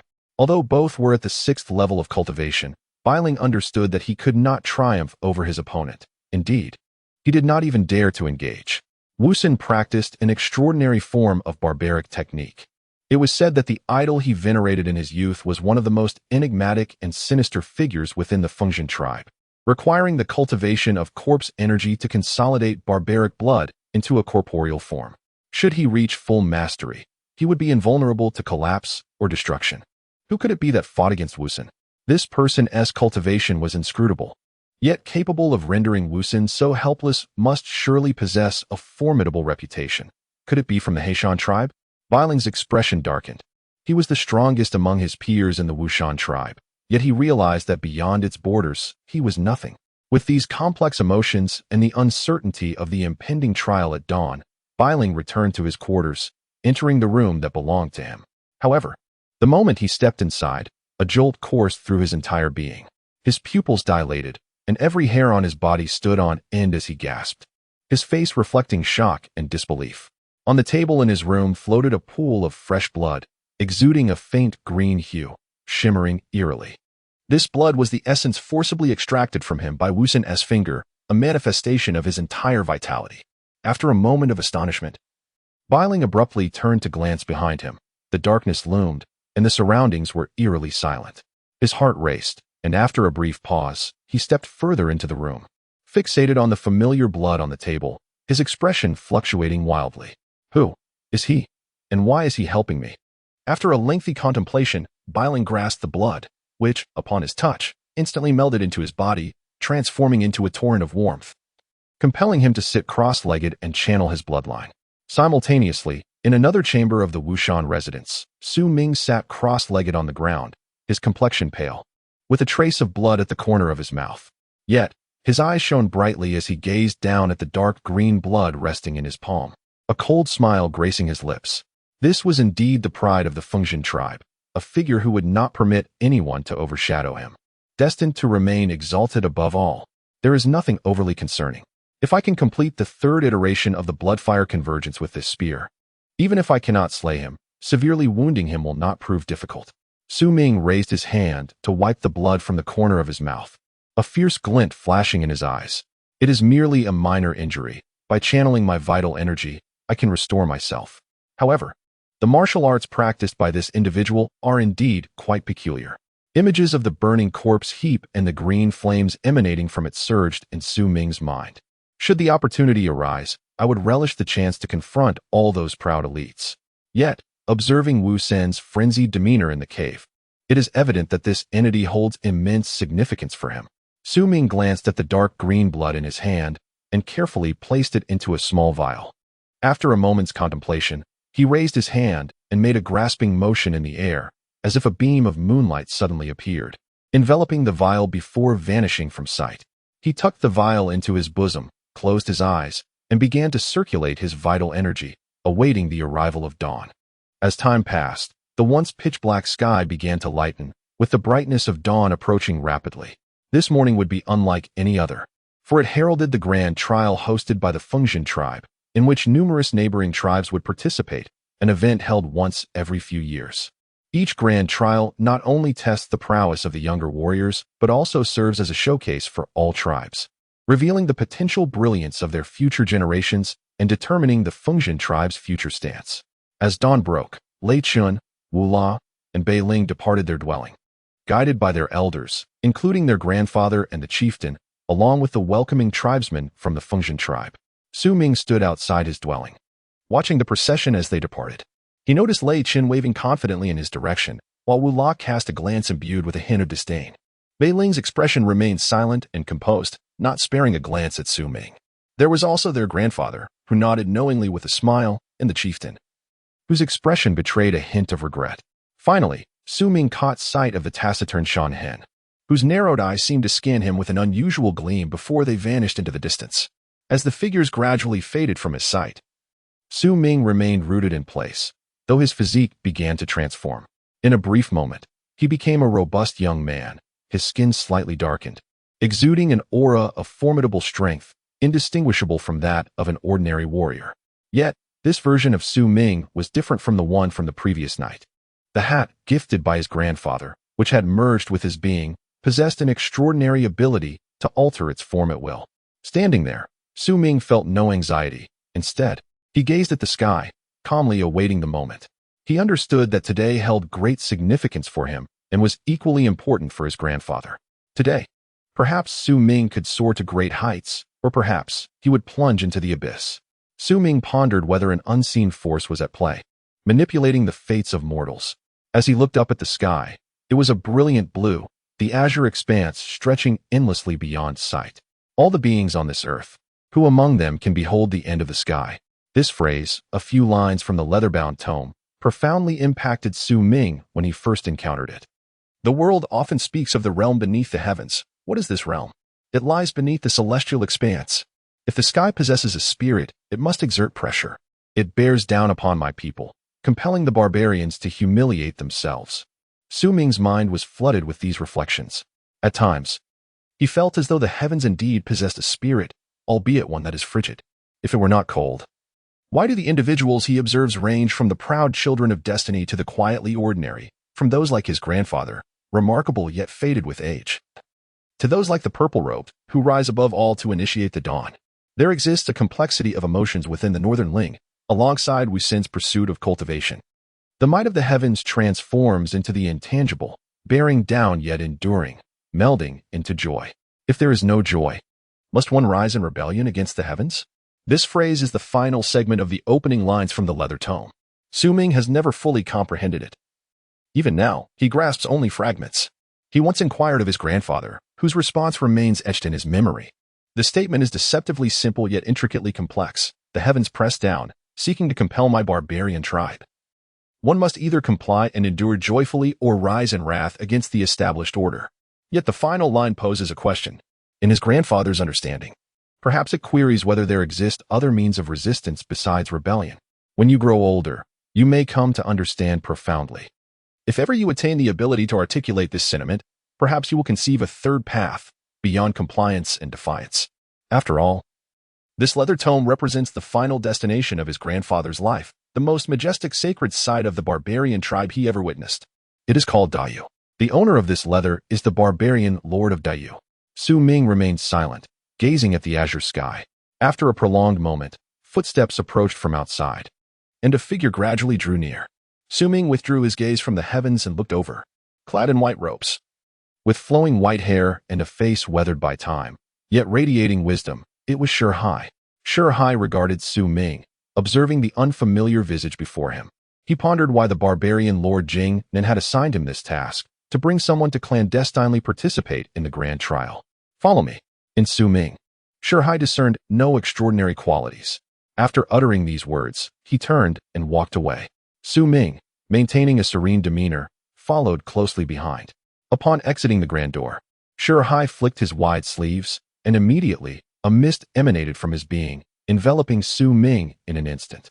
Su Ming's heart stirred, yet he did not retreat.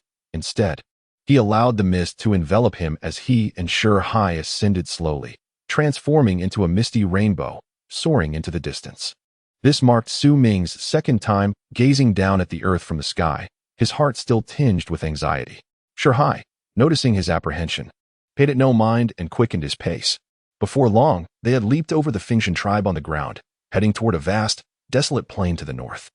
Ming gazed ahead at the vast and desolate plain, which, from the sky, resembled an endless sea of earth. However, as the mist rapidly approached, he felt a sudden jolt, as if his body had collided with an invisible barrier. In that fleeting moment of penetration, the surrounding world warped, rippling like the surface of water, while the chilling voice of the stone sea echoed in his ears. At last, this was no mere flat expanse. Directly ahead loomed a mountain. Ming had never encountered such a colossal peak. Towering far above Wu Mountain, the latter seemed but an infant in comparison. While this mountain stood as a formidable titan, akin to an iron tower, it appeared to pierce the heavens, its summit obscured, shrouded by an array of swirling clouds and mists. The sheer magnitude of this mountain was almost beyond belief. Upon its slopes, Ming discerned a multitude of winding paths ascending, vanishing into the fog. At the foot of the mountain lay a vast circular plaza, encircled by 9 imposing statues, each exuding an aura of primal savagery, rather fearsome in appearance. At this moment, the expansive plaza was already populated by hundreds of people, dispersed yet seemingly engaged in a low murmur of discussion. Ming's arrival instantly captured the attention of the throng, though most merely cast a glance before averting their eyes, whispering among themselves about matters unknown. Volume 1. Life, if only it were like the first encounter. Chapter 50. Young sir, our fates are intertwined. Amidst the gazes that fell upon him, Ming did not discern the presence of his grandfather and the others. The majority of the tribesmen in this area belonged to the Fengshan tribe. Although he had arrived later, they had come ahead of him. After setting Ming down, Hai handed him a black token without uttering a word and instantly transformed into white mist, vanishing from sight. Standing alone, Ming surveyed his surroundings, encountering not a single familiar face. Silence enveloped him as he glanced down at the black token in his hand, which bore the number 109, a numeral representative of the tribesmen. The token appeared rather ordinary, fashioned from stone, yet felt somewhat cold in his grasp. This grand trial was said to be the largest in terms of participants, boasting over 100 individuals. However, this was merely the first round. It was likely that many among them would not proceed to the second and third rounds, for those lacking the necessary strength would only invite humiliation upon themselves. One might be mistaken to think otherwise. The first round is indeed the most challenging of the 3. It is essential to understand that the second round tests speed and strength, while the third involves actual combat. Both require a certain level of cultivation and, to some extent, rely on luck. Yet, the first round, seemingly devoid of any requirements for cultivation, actually measures one's perseverance and potential. This reality cannot be fabricated, and it is exceedingly ruthless. Regardless of one's cultivation level, a poor ranking in this first round indicates a lack of tenacity and insufficient potential, rendering such tribesmen less esteemed within their clan. Ming idly toyed with the black stone token as he overheard the murmurs of those around him. Historically, the top 50 positions in these grand trials have predominantly been secured by the warriors of the Fengshan tribe, with other tribes merely playing a supplementary role, particularly in the top 10, where it is said that no outsider has ever appeared. That is indeed the case. This time will undoubtedly be no different. The top ranks, especially the first 10, consist of a select few individuals, primarily the elite of the tribe, leaving little room for others. As Ming listened, he gradually caught snippets of such discussions, realizing that not all present were participants in the first round. A significant number had come merely to observe. While his mind was still occupied with the 6 numbers his grandfather had mentioned, he suddenly felt a presence nearby. He raised his gaze to see an elderly man quietly approaching. Noticing Ming's attention, the old man quickly donned a smile and hastened a few steps closer. Clad in animal skins and adorned with bone rings on his ears, the elder appeared to be of the Fengshan tribe. Young sir, I am an old man from Beiqiang. I noticed the stone token in your hand signifies your participation in the first round, so I approached to engage in conversation, harboring no ill intentions. The elder's features were somewhat comical, with a long, pointed face that shifted amusingly as he smiled, leaving a lasting impression. Ming maintained a composed demeanor, acknowledging the elder's words with a slight nod. The elder, with a straightforward demeanor, remarked to the young man, "Forgive my bluntness. Though my cultivation may not be profound, my years have endowed me with discerning eyes. Your talents appear rather ordinary." The old man blinked. This grand competition occurs only once every few years, and I always come to witness the spectacle. With your qualifications, I fear you may struggle to break into the top 50, based on my experience. You might find yourself around the 100th position.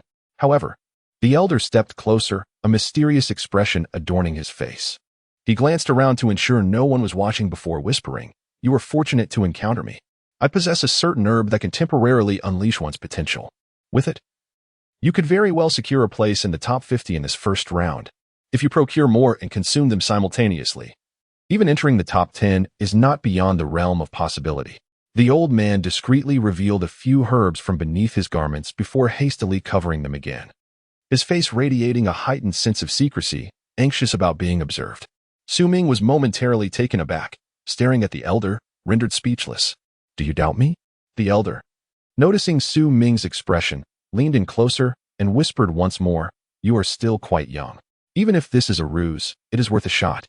After all, once you achieve a higher rank, your status in your tribe will dramatically shift. From your appearance, it seems you have not found your place in your tribe. Very well. If your herb is genuinely effective, why is it that in all these years of competitions, the top 50 has consistently been dominated by the Fengxian tribe? With no outsiders ever breaching the top 10? I shall not purchase it. You would do well to sell it to someone else." Su Ming furrowed his brow and took a few steps back. The elder widened his eyes, raising his right hand and giving a thumbs up, repeatedly expressing admiration. "Ah, young man, you are truly astute to have grasped this so swiftly. It seems I misjudged you. Although your innate talent may be lacking, your intellect is quite sharp. However, you are mistaken regarding the top 10 of the first round. It is not true that no outsiders have ever entered. 50 years ago, there was a man who repeatedly secured first place. You must have heard of him, Mansang from the Wu Shan tribe. Do you know the reason for his success? He consistently purchased considerable amounts of my herbs. There was also another from the Heishan tribe, who likewise procured my herbs and ranked in the 40s, as well as someone from the Wulong tribe. Oh, do not leave. Let me tell you about a recent competitor named Biling, who entered the top 50 by purchasing." The elder continued his ramblings, while Su Ming frowned and retreated once more. "My dear friend, our fates are intertwined, which is why I am willing to sell this herbal remedy to you. If it were anyone else, I would not part with it even if they begged. For others, I would charge 10 stones per plant, but for you, I shall only ask for 3 stones. How does that sound? Such a bargain. If I were to shout, a throng would gather around me. Today, we are fortunate. I shall offer you a buy one get one free deal." The old man rambled on, his words flowing forth with fervor, his hands clapping in excitement, as if he were invigorated by his own speech. Su Ming found himself momentarily stunned, instinctively retreating a few steps. Just as the old man prepared to continue his sales pitch, a commotion erupted among the crowd. Suddenly, the sky warped, and a massive python entered, upon which stood several figures. Indeed, it was the members of the Wu Shan tribe. Among them was the formidable Mangong, known for his exceptional cultivation, though sadly, the tribe lacked successors. However, rumors speak of a promising youth named Biling, who ranked 49th in the last grand trial. As the python dissipated, the group landed in a corner of the plaza, casting a distant glance at Su Ming before averting their eyes. Biling stood aloof, exuding an air of arrogance and indifference. Leichen and Ula, however, were subtly animated, surveying their surroundings. "You see that old man and the cold-faced youth? They are the Wu Shan tribe's Mangong, Moksang, and Biling, whom I mentioned earlier." The elder beside Su Ming remarked, maintaining an air of mystery. As he spoke, the crowd's excitement swelled once more, this time even more pronounced than before. 5 figures approached from the front, the foremost being a bald young man in a black robe, none other than Wu Shan, who wore a grim expression, tinged with barely concealed fury. The events of the previous night had left him deeply humiliated, particularly concerning the emerald green blood that belonged to him. His 4 companions followed silently, closing in on the plaza. "Wu Shan, our Fengxian tribe will undoubtedly secure a place among the top 3 in this grand trial. It is said his cultivation technique is rather peculiar," someone whispered. "Lower your voice. He is known for his unpredictable temperament." Silence. Wu Shan suddenly roared, causing the surroundings to fall into an immediate hush. With a scowling countenance, he strode past Su Ming, but in that fleeting moment, he turned to cast a cold glance at him, his eyes revealing a flicker of confusion. After scrutinizing Su Ming for a few moments, he realized the youth was not the one he had encountered before. With a disdainful snort, he continued on, settling down at a distance while his 4 companions encircled him. seemingly serving as his guardians. Su Ming observed Wu Shan and then glanced at Bailing in the distance before withdrawing his gaze. Wu Shan practices the bloodthirsty corpse qi technique, having devoted himself to a sinister idol of the Fengshan tribe. His demeanor is filled with malice, and his temperament is dark. He is not a person of good character. The elder beside Su Ming whispered, clearly agitated yet wary of being overheard, indicating that he had suffered some misfortune at Wu Shan's hands. Dear sir, I implore you not to provoke this individual. However, even if you do, fret not, for I possess another herb that will undoubtedly bestow upon you immense strength thereafter. The old man's eyes darted about as he continued to persuade. Su Ming furrowed his brow, perceiving that the old man's incessant chatter far surpassed that of Lei Chen. Indeed, if one were to compare the two, Lei Chen could easily be described as taciturn. The old man persistently urged him, exhibiting an unwavering determination as if to suggest that should he not purchase a single herb, he would not relent. At that moment, the square outside became distorted once more, and suddenly, more than 10 individuals surged in. Their laughter and chatter filled the air. And at the center of this lively group stood a slightly stout man, his stature modest yet exuding a contagious joviality as he engaged in animated conversation and gestured enthusiastically. An undeniable aura emanated from him, setting him apart within the throng, drawing the gaze of onlookers irresistibly toward him. Chen Chong, the meditative Wu Shan, seated at a distance, opened his eyes and fixed his gaze upon the slightly plump figure, narrowing his eyes in scrutiny. Su Ming's attention, too, was captured by this individual, as he distinctly sensed a latent energy within him, not merely the power of vitality, but an ineffable presence.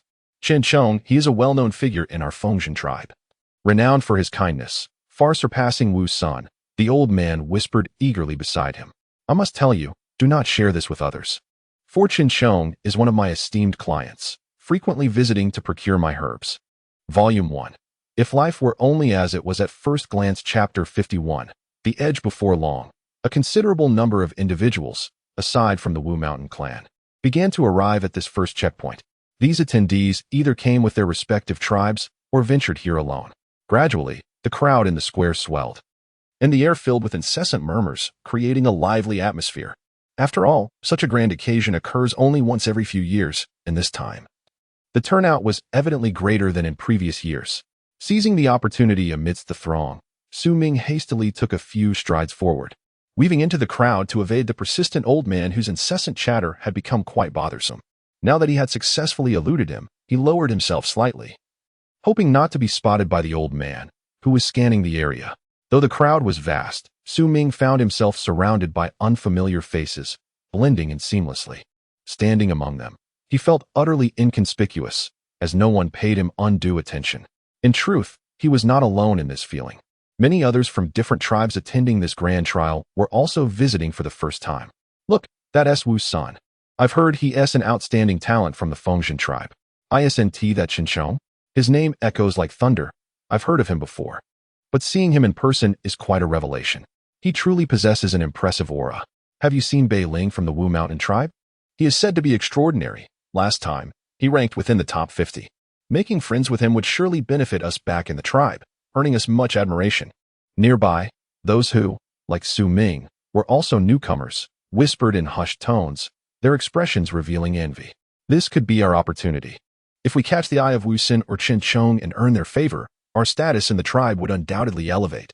Indeed, many share this sentiment. Have you noticed the throngs of people attempting to engage them in conversation? Why don't we give it a try as well?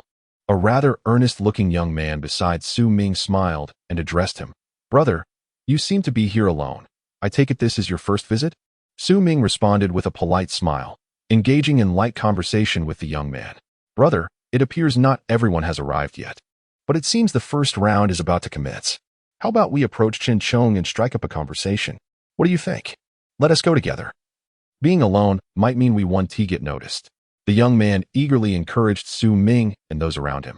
Look at Wu Shan. His expression seems rather grim, indicating he is not in the best of spirits. We should avoid provoking him. Chen Chong, on the other hand, appears quite amiable and should be easier to approach. Swayed by the young man's words, the surrounding individuals felt compelled, and soon a group of 7 or 8 set off toward Chen Chong's location. Although Su Ming had no intention of joining them, he found himself being pulled along by the enthusiastic young man, moving forward with the crowd. As they approached, the atmosphere outside the square twisted once more, captivating the attention of all present. Amidst this distortion emerged 5 figures. Leading the procession was a robust man in his 40s, garbed in coarse linen attire, exuding an aura of formidable vitality. A prominent scar marred his face, extending diagonally from his left eyebrow to the corner of his right mouth, rendering him a fearsome sight. This was the leader of the Wu Shan tribe, renowned for bearing an infamous scar, undoubtedly making him the one in question. It was said that the tribe's brash chieftain had not attended this occasion, leaving the leadership to his tribe's chief. Following closely behind him were 4 individuals, who ambled towards the square. At first glance, they appeared quite ordinary. However, a closer inspection revealed that 3 were youthful peers, while the 4th was another robust man in his 40s. Strangely, the latter seemed to gravitate towards one of the youths, almost as if he were a subordinate, instinctively matching the pace of the young man. This youth, clad in a black leather garment, possessed long flowing hair and appeared to be around 18 or 19 years of age. His face remained obscured, as the collar of his garment stood erect, shrouding everything below his eyes. Coupled with his habit of keeping his head lowered, his visage remained hidden from view. Silently, he traversed the crowd, unaffected by the myriad gazes directed his way, until he and the tribe leader settled in a remote corner, far from the Wu Shan tribe. Their seating arrangement further accentuated the youth's distinctness, as he sat apart, seemingly at odds with the other tribesmen. However, upon settling, he slightly lifted his gaze toward the direction of the Wu Shan tribe, a flicker of disdain evident in his eyes. Su Ming's attention, along with that of the surrounding crowd, fixated upon the individuals from the Wu Shan tribe, especially the leader and the noticeably aloof youth, who piqued Su Ming's interest. While he was not surprised by the leader's formidable presence, the reclusive youth inexplicably instilled a sense of foreboding within him, leading him to surmise that this individual was extraordinary. Nonetheless, he felt a strong aversion towards such pretentious behavior, believing that even Wu Shan displayed more authenticity in this regard. At least Wu Shan did not resort to such artifice to convey an air of mystery. The arrival of the Wu Shan tribe did not incite much discussion. Rather, the attention remained focused on the celebrated prodigies of the Fengshan tribe, whose renown echoed throughout the surrounding regions. Surrounded by enthusiastic young admirers, Su Ming, alongside a group of 7 or 8, made his way towards the Fengshan prodigy, Cheng, who was encircled by a throng of admirers. Amongst the crowd, he appeared inconspicuous and ordinary, drawing no additional attention from those around him. I tell you, I never frequent the tribal gatherings. Even if I do, it is merely to witness the commotion. Do you not believe me? As the event drew near, Su Ming observed Cheng gesticulating animatedly, engaging those around him, which elicited a chorus of laughter from the crowd. Yet, the laughter bore a palpable undertone of flattery. Even those nearby who yearned to make acquaintances instinctively joined in the mirth, seemingly attempting to weave themselves into the fabric of this social circle. The youth beside Su Ming, along with a few others, mirrored this behavior, their laughter incessant. Su Ming stood quietly, a faint smile gracing his lips as he remained composed, gazing at Cheng, who was surrounded by admirers, his status far beyond Su Ming's reach. Observing the individuals around him, who incessantly laughed in an effort to integrate into this circle, even hastily introducing themselves when the opportunity arose, it was evident to any observer that a deep-seated desire for connection lay beneath their facade of indifference.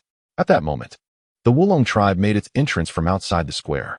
Their presence would typically not stir much discussion, given the tribe's modest size and its lesser notoriety compared to the Wu Shan tribe.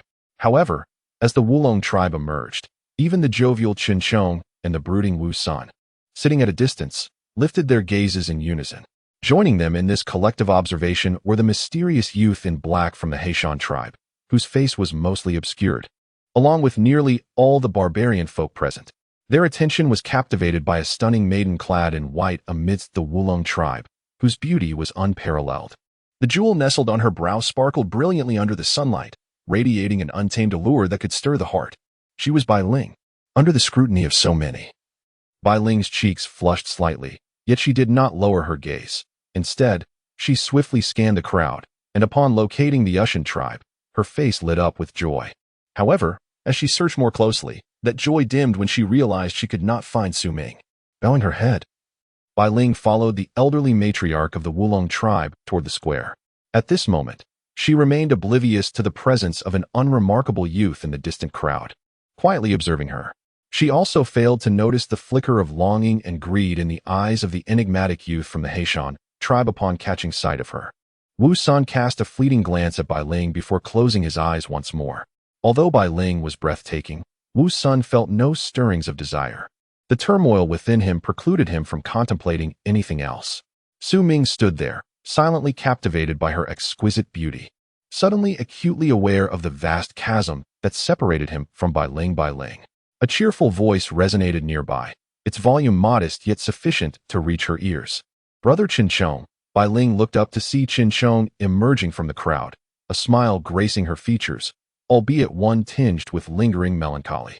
Qinchong laughed heartily, and those in his path instinctively parted, while Su Ming remained stationary, watching as Qinchong passed by him, making his way toward Bai Ling. As he gazed into the distance, Su Ming closed his eyes, uncertain of the emotions that should envelop him at that moment. He merely felt an overwhelming sense of tranquility. With his eyes shut, he seemed to disregard the world around him until he felt a hand grasp his arm, shaking him with fervor. "Yi Wang. It's Yi Wang. Look quickly, that is Yi Wang, the foremost prodigy among the younger generation of the Fengshan tribe. Yi Wang.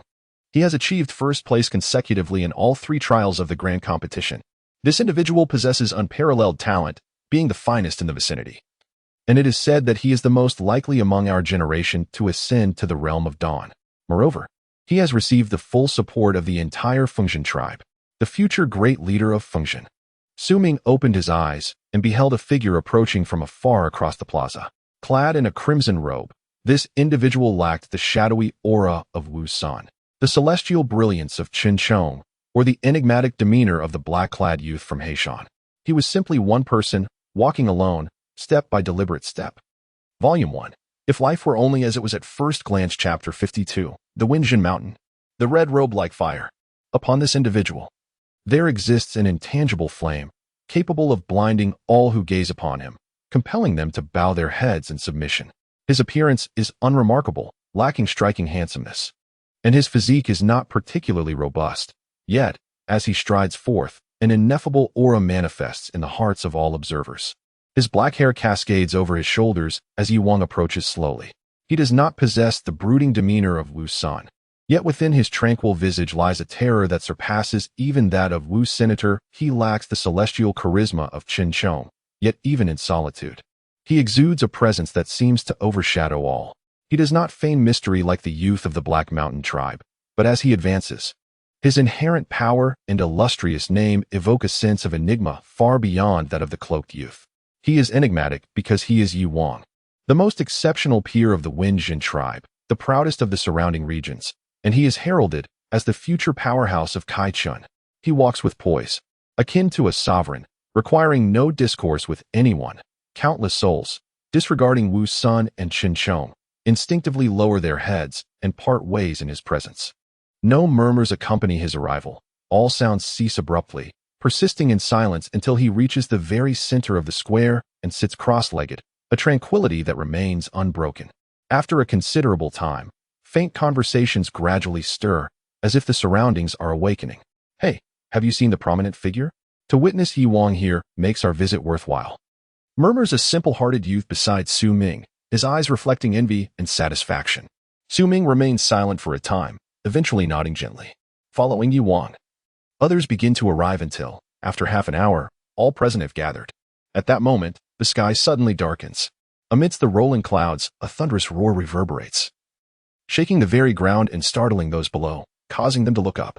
They witness the clouds swiftly coalescing, forming a colossal figure amidst the heavens. Atop this cloud figure sits a man in a purple robe, none other than the barbarian lord of the Wen tribe, Jing Nan. He sits cross-legged, his gaze not cast downward but directed toward the distant towering mountains, gazing upon the lofty peaks that vanish into the clouds, only the mid-slope visible. This mountain is the treasure of our Wen tribe, unparalleled in its significance. It is a legacy passed down from our ancestors, the very foundation of our tribe. Without this mountain, perhaps our tribe would not even exist. What you see is but a mere pinnacle, the true summit of Wen Mountain. At the peak of this mountain lies a sealed mythical beast, a creature that has slumbered for eons, never to awaken. Perhaps it shall remain in eternal slumber. This mountain possesses great power, its might pressing down upon all, and the higher one ascends, the heavier the weight of its force. Amidst this mountain, a path unfolds, with 218 steps ascending directly to its summit. Here lies the first challenge. As per tradition, there is no time limit. All participants in this initial trial may wield their tokens to seek out any path among the mountain steps. The final count of steps traversed will determine the rankings. Many of you are newcomers to this place, and in the spirit of fairness, I shall disclose that the mountain's oppressive force is most potent at night. Now, I shall unbind this mountain. Enter swiftly. Seated upon the colossal figure shrouded in mist, Jingnan raised his right hand and gestured grandly towards the towering peak. With that motion, the misty giant let out a thunderous roar, striding purposefully towards the mountain. Its immense arms lifted as if to rend heaven and earth, tearing at the mountain with ferocity. As the tear was made, the heavens trembled, revealing a vast chasm that split the sky. Opening wide as if an invisible curtain surrounding the peak had been violently drawn aside, exposing the reality within. The mountain remained, yet it was not as Ming had perceived. Instead, it was enveloped in swirling black fog, exuding an eerie aura that quickened the heartbeat with dread. Simultaneously, an indescribable pressure emanated from the newly formed chasm, sweeping through the air like a tempest, lifting the hair of countless individuals and causing some to pale, instinctively retreating a few steps, as if the chasm concealed not merely a mountain, but a magnificent, mythical beast of the cosmos. In that very moment of the chasm's unveiling, several indistinct figures materialized beside the misty giant, coalescing into 8 distinct forms. Among them was Shihai, one of the 8, each possessing remarkable prowess. Upon their appearance, they bit their tongues, spilling blood that intertwined, forming a complex pattern that shimmered with crimson light, racing towards the chasm as if to imprint upon the fog-clad mountain. The mountain, enshrouded in mist, erupted with a roar as the fog surged upwards, revealing ancient steps at its base, imbued with a sense of timelessness. Your tokens, once detached from your bodies even slightly, will dissipate, leading to your disqualification and automatic expulsion from this mountain. This is also a means for those who cannot bear the burden to cease their advance. Furthermore, these tokens serve to record the number of steps you have taken, which will be displayed externally. Now, do not hesitate to step forth. The speaker was none other than Shihai, one of the 8, who bellowed to the crowd below. Suddenly, a figure leaped forth, transforming into a streak of crimson light racing towards the chasm. It was Yi Wang, clad in a red garment. Following him was Wu Shan, who dashed second, closely pursued by Chen Chong. Gradually, a multitude of tribesmen participating in this first trial surged forth, entering the chasm one after another. Bailing, Lei Chun, Wula, and Sikong, along with Bai Ling, all ventured into the fissure, each seeking a solitary staircase, disappearing within its depths. As soon as a staircase was chosen, a mist would descend, enveloping the path. Ming chose not to stand apart, but rather joined a throng of others entering the fissure. The moment he stepped into this realm, he distinctly sensed its divergence from the outside world. An oppressive force loomed here, akin to invisible hands pressing upon his body, inducing a sense of discomfort. Numerous staircases lay ahead, shrouded in mist, indicating that many had already traversed them. Ming did not hurry. Instead, he sprinted towards the distance, where many like him searched for pathways. The base of the mountain was irregular, with some staircases appearing truncated. Such paths were often swiftly claimed, the first to step upon them seizing ownership. Ming refrained from engaging in this frenzy and moved to a more remote area where several paths converged. He paused momentarily, contemplating his next move, when he suddenly turned his gaze to the right, his pupils subtly narrowing. Before him stood a youth clad in black beast skin garments, feigning mystery, who obscured much of his face. He approached coldly, not sparing Ming a glance, and ascended a staircase. Ming watched the figure vanish into the fog-draped path, then withdrew his gaze and approached a seemingly ordinary staircase. The instant he set foot on the first step, he felt the mountain tremble. While the token at his chest emanated a warm flow, though it did not enter his body, merely radiating warmth. Immediately, he was enveloped by a thick fog, obscuring his view to the sides and behind. The only clarity was the winding staircase ahead, barely visible through the mist, and the dim sun hanging in the vast sky. Silence enveloped the surroundings, creating an illusion that each was alone within the mountain.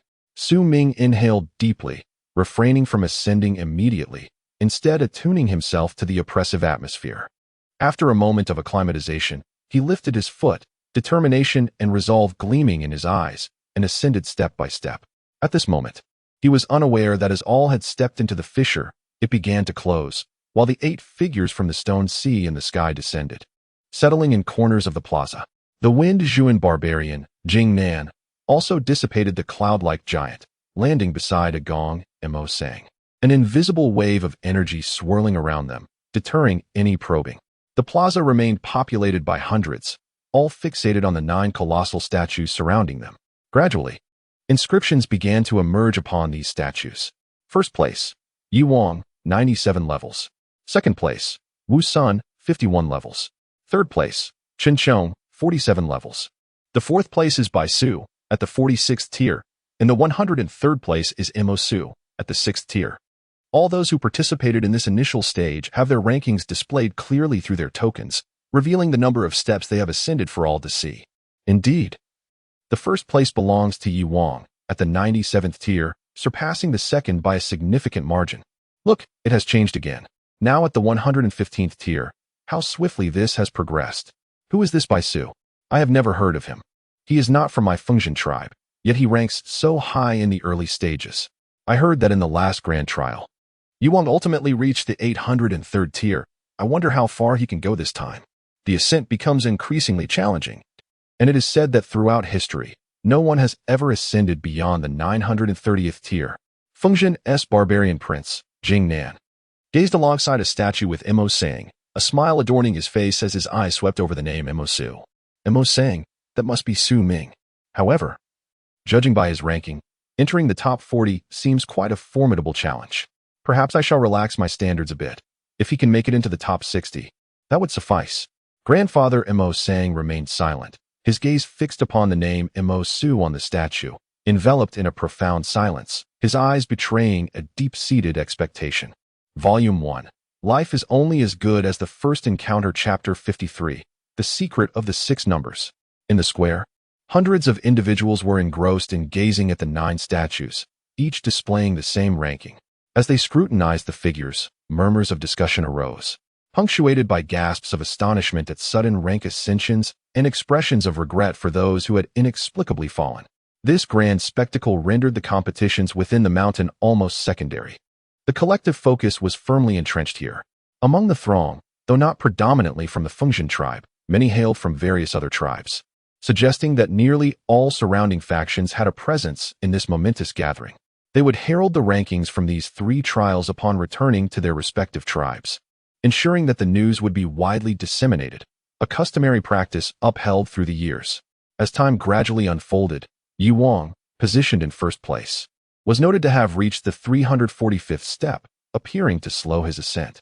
Following closely was Chen Chong, who had ascended to the 189th step. In contrast, the much-anticipated Wu Shan found himself unexpectedly relegated to 9th place, having only reached the 127th step. Instead, a figure named Bai Su captured the square's keen attention, standing third with an impressive 188th step. Who exactly was this Bai Su, demonstrating such formidable prowess? Could it be that he would emerge victorious in this first trial? This development was intriguing. It had been a considerable time since an outsider had breached the top 10, let alone the top 30. Amidst the discussions, the burly chieftain of the Haishan tribe sat cross-legged, scrutinizing the ranking on a nearby statue. A smirk of satisfaction gracing his lips as his gaze swept over to the Wu Shan tribe. The leader of the Wu Shan tribe, seated in a meditative posture, eyes closed and seemingly indifferent to the rankings, exhibited not a hint of interest. Meanwhile, the lookout bore a furrowed brow, an air of anxiety evident. He searched for the rankings of Bei Ling, positioned 57th, Lei Chun in 73rd, and Wu La in 91st. The matriarch of the Wulong tribe, along with several others, also focused intently, their expressions largely devoid of overt emotion. As tribal leaders, they adeptly concealed their feelings, revealing little unless faced with significant upheaval. The lookout of the Wu Shan tribe, however, would not have displayed such anxiety had it not been for Bei Ling's standing. In stark contrast to the discussions and observations of the hundreds in the square, those traversing the more than 100 steps within the great mountain felt as though they were the sole occupants of the peak. The dense mist not only obscured their views of one another, but also shielded the outside world from perceiving their actions. Even the formidable Fengxian tribe's Jian, and could not penetrate the shroud of mist, rendering any events occurring within utterly inscrutable. However, this place is not devoid of danger, for such contests have been held countless times before. Bai Ling bit her lower lip, beads of sweat forming on her forehead as she ascended step by step. The stairs ahead seemed endless, as if they extended into a boundless expanse, inducing a sense of disorientation with each step taken. Coupled with the overwhelming pressure that intensified the higher she climbed, it instilled a profound sense of repulsion, as though a multitude of voices whispered in her ears, urging her to surrender. Not far from Bai Ling, Lei Chun let out a continuous low growl, having torn his leather garment halfway, revealing his robust torso, droplets of sweat cascading down his body. In his exhaustion, his expression became fierce, and he trudged upward with a wild determination in his eyes. Further away, Bai Ling appeared pale. Over the past few days, he had sacrificed much blood to Wu Shan, leaving him weak. According to their agreement, he was to receive a drop of barbaric blood from Wu Shan during the third trial, yet now he felt anxious, uncertain if the pact would proceed as anticipated. Gritting his teeth, Bai Ling was determined not to concede completely, and with the pride of the Wu Shan tribe, he continued his ascent. In stark contrast to their struggles, Yu Wang, the most dazzling prodigy of the Fengshan tribe, clad in resplendent red, appeared remarkably composed. With his hands clasped behind his back, he ascended leisurely. This being his third time upon these steps, he distinctly recalled that during his second ascent, he had reached over 800 steps. This time, his goal was 900. His grandfather had once told him that while the mountain seemed lofty, it contained only 999 steps. Imbued with a peculiar power believed to alter the very fabric of reality, the height one could reach reflected, in part, the ultimate quantity of bloodlines cultivated. I must eat less in the future, Yu Wang mused, sighing softly. Meanwhile, on a narrow path behind him, Chen Chong panted heavily, muttering to himself as he ascended. Slightly plump, his body quivered with each step, yet a glimmer of determination flickered in his eyes as he glanced at the token in his hand, which revealed the entire ranking. He was keenly aware that a certain Bai Su was right behind him. In the distance, a mysterious youth from the Heishan tribe, draped in black animal hide, maintained an air of nonchalance, as if these steps required no serious consideration from him. This is my first time here. If I had not come, it would be one thing, but since I am here, whether it be Wu Shan, Chen Chong, or even Yu Wang, they shall all step aside for me. This time, I shall let everyone know that I, Bai Su, am the foremost prodigy among the barbarians in all directions. The youth, with most of his face obscured, held a fervent gleam in his eyes. In comparison to these individuals, Su Ming had already fallen far behind, his pace sluggish as he had only managed to reach the 32nd step. At that very step, rather than continuing forward, Su Ming lowered his head in contemplation. Gazing at the stairs beneath him, his eyes gradually shimmering with newfound resolve. Grandfather once spoke of 6 numbers. Could the first number, 32, refer to the 32nd step? Lost in thought, Su Ming slowly raised his foot and advanced towards the 33rd step. Upon landing, he felt no unusual sensation, as if the oppressive force of the 32nd step still lingered. There was nothing extraordinary. It felt the same. Furrowing his brow, Su Ming ascended to the 34th step, but the moment his right foot touched it, he suddenly jolted. The same. No, something was amiss. He closed his eyes, placing his right foot on the 34th step. He meticulously sensed the faint surge of oppressive energy. Opening his eyes wide, he swiftly retreated a few steps back to the 31st step, lifted his foot, and stepped on the 32nd and 33rd steps. In that moment, a brilliant light shone from his eyes as he inhaled deeply. So, it was like this. Between the 31st and 33rd steps, the oppressive force intensified. Yet the 32nd step remained peculiar. Standing there, whether he stepped back or moved forward, he experienced the same oppressive weight, as if the 32nd step were non-existent. Even in the absence of this 32nd step, everything remained as usual. After a brief contemplation, Su Ming decided to no longer advance. Instead, he settled into a cross-legged position on the 32nd step, feeling the dual pressures from above and below gradually closing in on him, causing discomfort while revealing 40-odd bloodlines upon his body. As these bloodlines manifested, the oppressive force he sensed diminished significantly, making it difficult to discern without careful observation. On the vast majority of the mountain steps, 2 distinct oppressive forces could be felt, one from above and another residual pressure from behind. Yet, uniquely, The 32nd step allowed these opposing forces to reach a balance. The 6 numbers grandfather told me must represent 6 such places on this mountain. Perhaps this was a secret he gleaned from his involvement in the grand trials of the Fengxian tribe long ago. As Su Ming sat cross-legged, he gradually closed his eyes and circulated the bloodlines within him. After a moment, he opened his eyes, furrowing his brow. He felt no benefits. Even as he circulated his energy, everything remained unchanged. In deep contemplation, Su Ming could not fathom the reason, yet he understood that grandfather would never speak lightly. There must be a secret he had yet to uncover. However, Su Ming scratched his head, remembering how grandfather always spoke in riddles, urging him to ponder and comprehend on his own. If he truly could not understand, grandfather rarely provided the answer. After a moment's reflection, he sighed, gazing at the 49 bloodlines that adorned his body. Their presence allowed him to disregard the oppressive force of his current location. Grandfather, why not just tell me directly? Sigh, what secrets lie hidden here? Unwilling to concede, Su Ming continued to sit there, lost in thought. The oppressive force. A consistent pressure encompassing all. Originally, one could sense the existence of this pressure, yet sitting here, under its weight, the blood within the body hastens its flow, naturally giving rise to bloodlines and resistance. At that moment, Su Ming felt a sudden stir within, as if a spark of insight illuminated his mind. Though he vaguely sensed an elusive grasp on it, he widened his eyes, inhaled deeply, and gazed down at the 49 bloodlines adorning his body. Could it be that the secret contained within his grandfather's words was meant to instruct me on how to manipulate these bloodlines, allowing them to dissipate one by one as they had first appeared? Moreover, the existence of such a balanced pressure, akin to an external force, rendered what seemed impossible achievable in this realm. Su Ming's body trembled. The purpose of this was to enable me to exercise unparalleled control over the bloodlines, to strike with a punch while regulating their quantity, ensuring each blow contained sufficient force without excessive waste.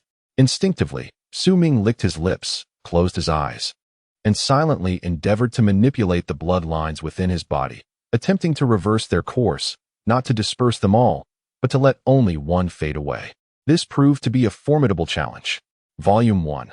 Life, if only it were like the first meeting. Chapter 54. Subtle and profound. It is indeed challenging. For while yielding to circumstances is effortless, to act contrarily is arduous.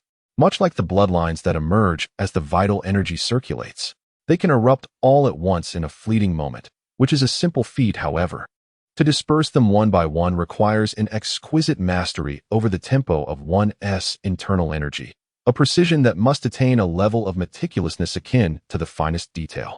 In the realm of blood condensation, warriors capable of such finesse are exceedingly rare. In fact, this skill is not one that a practitioner of blood condensation should possess. It belongs to the realm of those who have reached the dust opening stage, necessitating both comprehension and execution. Su Ming, however, is oblivious to this. All he knows is that his grandfather has guided him in this manner, akin to a riddle, encouraging him to uncover the answers himself. In his contemplation, he gradually realizes that he ought to pursue this path. There is no sense of imposition, nor any hint of coercion. Everything feels so organic that Su Ming believes he must indeed give it a try. Otherwise, it would be a waste of the time he has spent pondering the solution. As time passes, an hour slips by unnoticed. During this hour, Su Ming remains seated in meditation, continuously experimenting with the circulation of his vital energy. The bloodlines on his body begin to undergo strange transformations, fluctuating erratically, sometimes diminishing by more than 10, only to surge back to 49. This cyclical alteration seems to inch towards stability. All of this is intricately linked to the steady pressure of the surroundings, suggesting that only by harnessing this external force can a blood condensation warrior achieve a level of nuanced control typically reserved for those in the dust opening stage. As the hours wane, dusk approaches. At twilight, the mist around the towering mountains thickens, enveloping the area in silence, contrasting starkly with the lively discussions emanating from the square below. The atmosphere is rife with excitement as wagers are placed, with many individuals producing stone coins to initiate betting. Indeed, Yi Wang has ascended to the impressive height of the 506 steps. Meanwhile, Chen Chong trails behind at 328 steps. Yet, that is not all. I remain fixated on the unexpected third contender, Bai Su, whose presence has certainly caught everyone's attention. This individual, previously unheard of, has remarkably reached 327 steps, merely one step behind the second place. Throughout the afternoon, these two have been in constant competition. Alas, Wu Shan finds himself inexplicably ranked 12th. In a secluded corner of the square, Grandpa Mo Sang and Fengzhen sit cross-legged, undisturbed by anyone. An invisible barrier separates them from the outside world. Mo Sang, the elder, observes, Su Ming has remained at the 32nd position for the entire afternoon. He seems to be struggling now, having slipped to the last rank. Jingnan furrows his brow, sensing something amiss.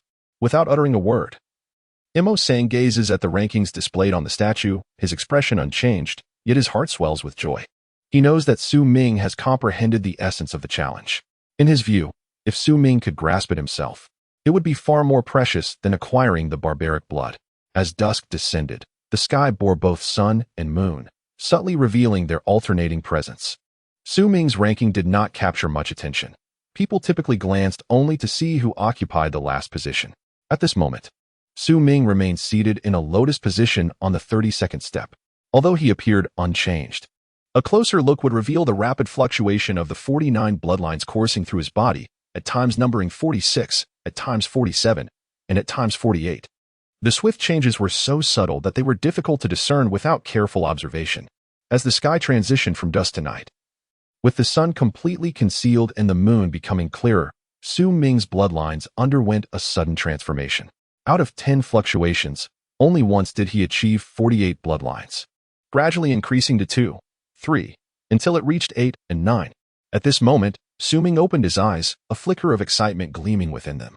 He had succeeded. Though not perfect, he had indeed accomplished it.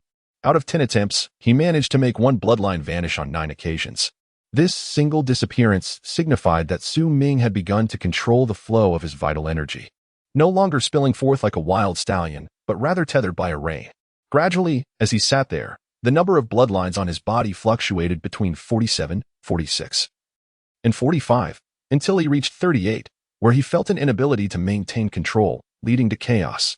Su Ming understood that the balancing pressure of the 32nd step was insufficient to support his progress. To advance further, he would need to ascend to the 79th step. With bright eyes, Su Ming rose without a moment's hesitation, taking a bold step forward onto the 33rd step, moving onward without any doubt. As he traversed each step, enveloped by the mountain's pressure, the 49 bloodlines within him surged forth, rapidly circulating. The meticulous control he had exercised throughout the afternoon brought forth not only a sense of achievement, but also mastery over the bloodlines. This explosive surge within him produced a low rumbling sound, though it was not loud. Yet, as the sound reverberated, a remarkable 50th bloodline emerged from his body. Following the appearance of this 50th bloodline, the 51st followed suit, with no end in sight, as Su Ming continued to ascend the steps. 37th, 42nd, 49th, 58th. In a swift moment, upon reaching the 60th step, Su Ming's body unexpectedly manifested a 52nd bloodline. Just one more, and he would attain the 5th level of the. At this moment, he could even practice the barbaric technique of the dark blood dust. Though the muffled sounds emanating from within him did not carry far, they were faintly heard by those traversing the 300 steps of the Black Mountain, where he paused momentarily, glancing back. This is the sound of a breakthrough in bloodlines. It unexpectedly increased here. Who could it be? He pondered briefly but did not dwell on it, choosing instead to press onward. Although this was his first visit to this place, he had adequately prepared beforehand. Bai Su understood that the initial trials at night were significantly more challenging due to the mountain's oppressive force, which was exponentially stronger than during the day. Consequently, nearly everyone opted to halt their progress under the bright moonlight during the deep of night, as advancing at this hour demanded a far greater toll, rendering it a futile endeavor. It was far wiser to rest for the night and continue at dawn to ensure optimal condition. Thus, he aimed to cover as much ground as possible before the night fully enveloped him. As Su Ming's bloodline surged to 52, he continued his ascent, traversing the countless steps toward the seemingly endless summit with haste. At this moment, he was unaware that his rapid pace had stirred a minor tempest in the external square. Among the hundreds present, most were fixated on the fluctuations within the top 50 rankings, yet occasionally cast glances at the final contender, a person named Mo Su. They harbored a sense of derision, as this individual had remained stationary on the 32nd step for an entire afternoon, appearing utterly incapable of advancing further. However, when a robust man among the crowd, after admiring the shifts within the top 50, instinctively glanced at the last position, he was momentarily taken aback. His eyes widened in astonishment as he witnessed the number beside Mo Su's name soar abruptly. 33, 37, 45, 48, until it reached 61, 63. And it continued to rise. He observed as Mo Su's ranking ascended from the very bottom, climbing over 10 spots, and still advancing. Before long, he was not the only one to notice this extraordinary development. Many others became aware, their astonishment palpable. At that moment, the allure of the top 50 paled in comparison to the spectacle of the last contender's spirited surge. The individual known as Mo Su was indeed beginning to rise. Could it be that he had merely been resting throughout the afternoon and was now awakening? He had surged to 137, leaping over several positions from the very end. This fellow was indeed a late bloomer. Would he manage to break into the top 120? He did. 119, 79 steps. But why has he stopped again? He has come to a halt. Those who had been tracking Su Ming's rank now gazed at Mo Su, who lingered at 119, with his 79 steps unchanged for a considerable time. And disappointment began to set in. They had anticipated another surprise, but alas, it appeared his strength had waned. 79 steps seemed to be his limit. A culmination of the energy he had amassed throughout the afternoon, now explosively released. Gradually, the people in the square ceased to pay attention to that ordinary name, redirecting their focus instead to the top 50. As the deep night approached, in accordance with established customs, no one ascended the steps at this hour. The rankings at that time marked the conclusion of the day. In a corner of the square, the elder Mo Sang observed the rapid ascent of the rankings and noted that Su Ming ultimately settled at the 79th step, a smile gracing his lips. Beside him, the tribal chief Jing, Nan of the Fengzhen tribe, wore a perpetual frown. The over 100 names he had hoped to see on the statue seemed to have vanished, leaving only one remaining. 119, Mo Su, 79 steps. As Su Ming's rank rose, within the heart of the great mountain on a narrow staircase, Ula felt a surge of anxiety, her heart clenching as she gazed at the token in her hand, revealing her own ranking. 118, Ula, 82 steps. After a while, upon seeing that the individual named Mo Su remained at 79 steps, Ula finally exhaled in relief, gritting her teeth as she continued her ascent. Volume 1 Life. If only it were as the first encounter, Chapter 55, the moonlit night, belonging to him. Upon the 79th step, Su Ming stood, surveying his surroundings, particularly drawn to the luminous moon above. Though the midnight hour had yet to approach, he found solace in the moonlit night. Ever since he had embarked on the practice of the fire barbarian technique, he had developed an affinity for nights illuminated by the moon, especially those of the full moon. Remarkably, he had yet to experience a full moon since his training began. There had been one occasion, but that day was shrouded in clouds.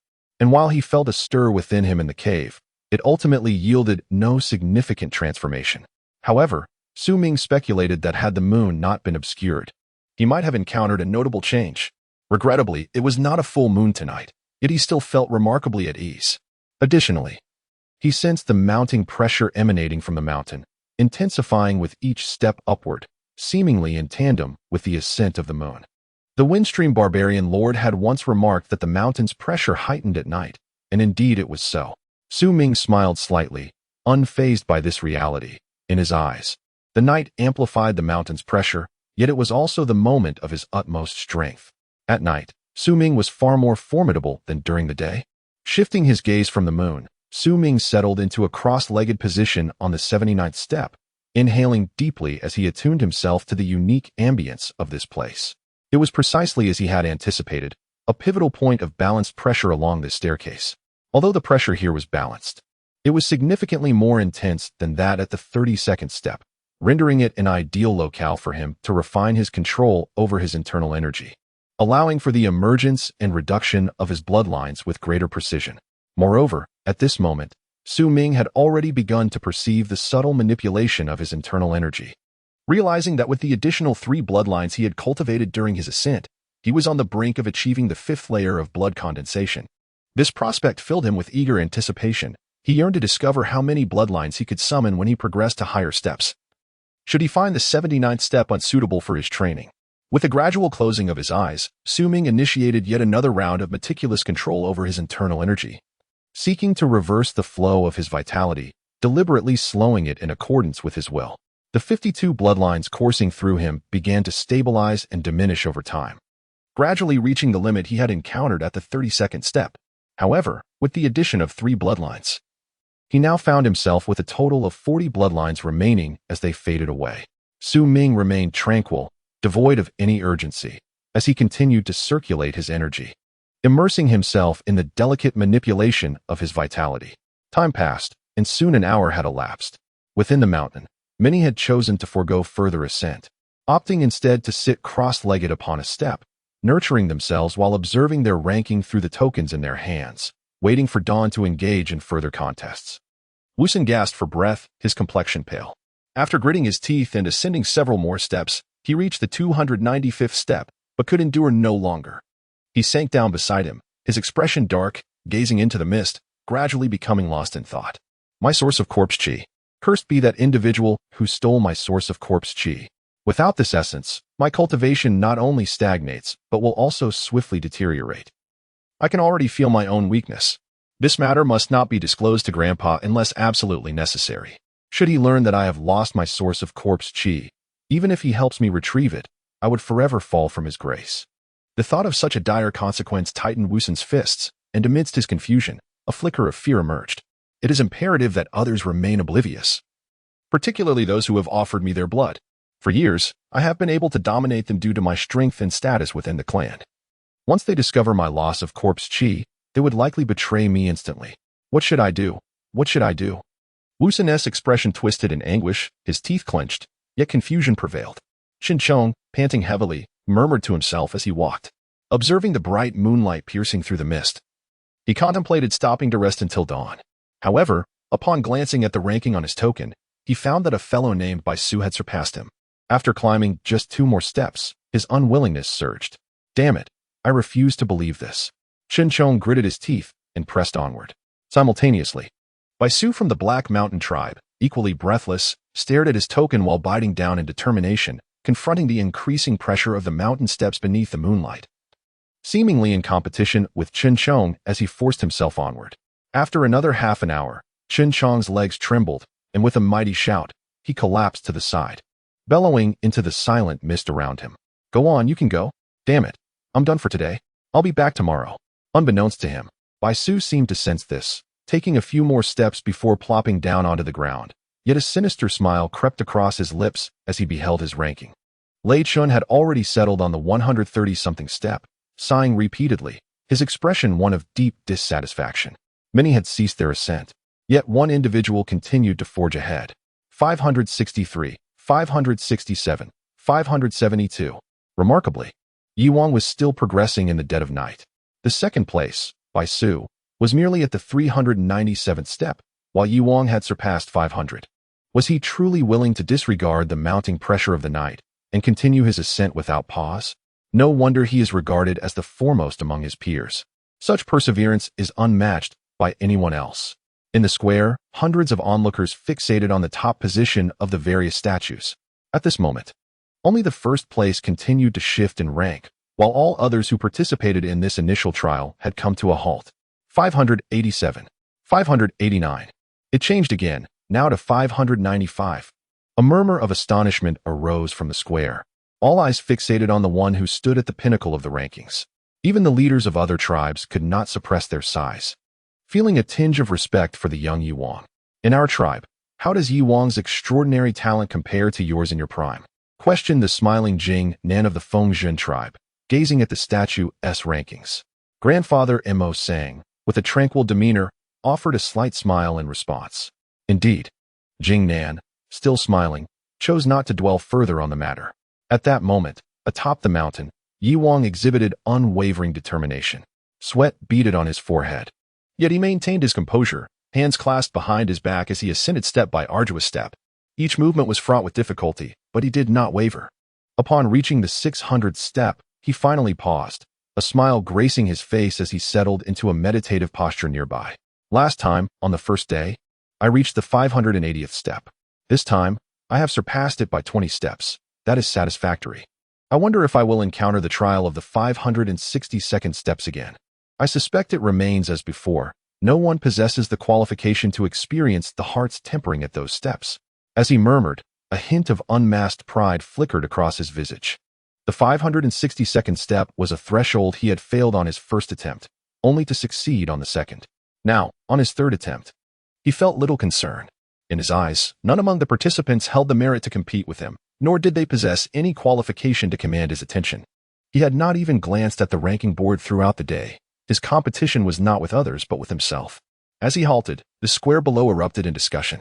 To all observers, it seemed that the day's contest had reached its conclusion with Yi Wang's stop, and the next session would not commence until dawn.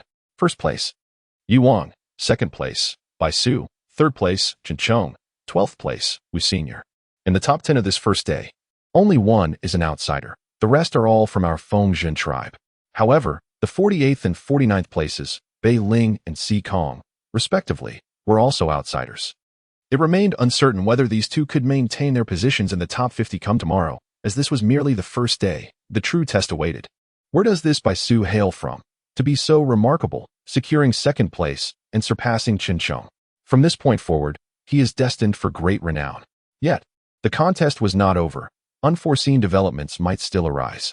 The buzzing discussions gradually subsided, and most of the several hundred individuals present settled into meditative postures, awaiting the dawn of the next day.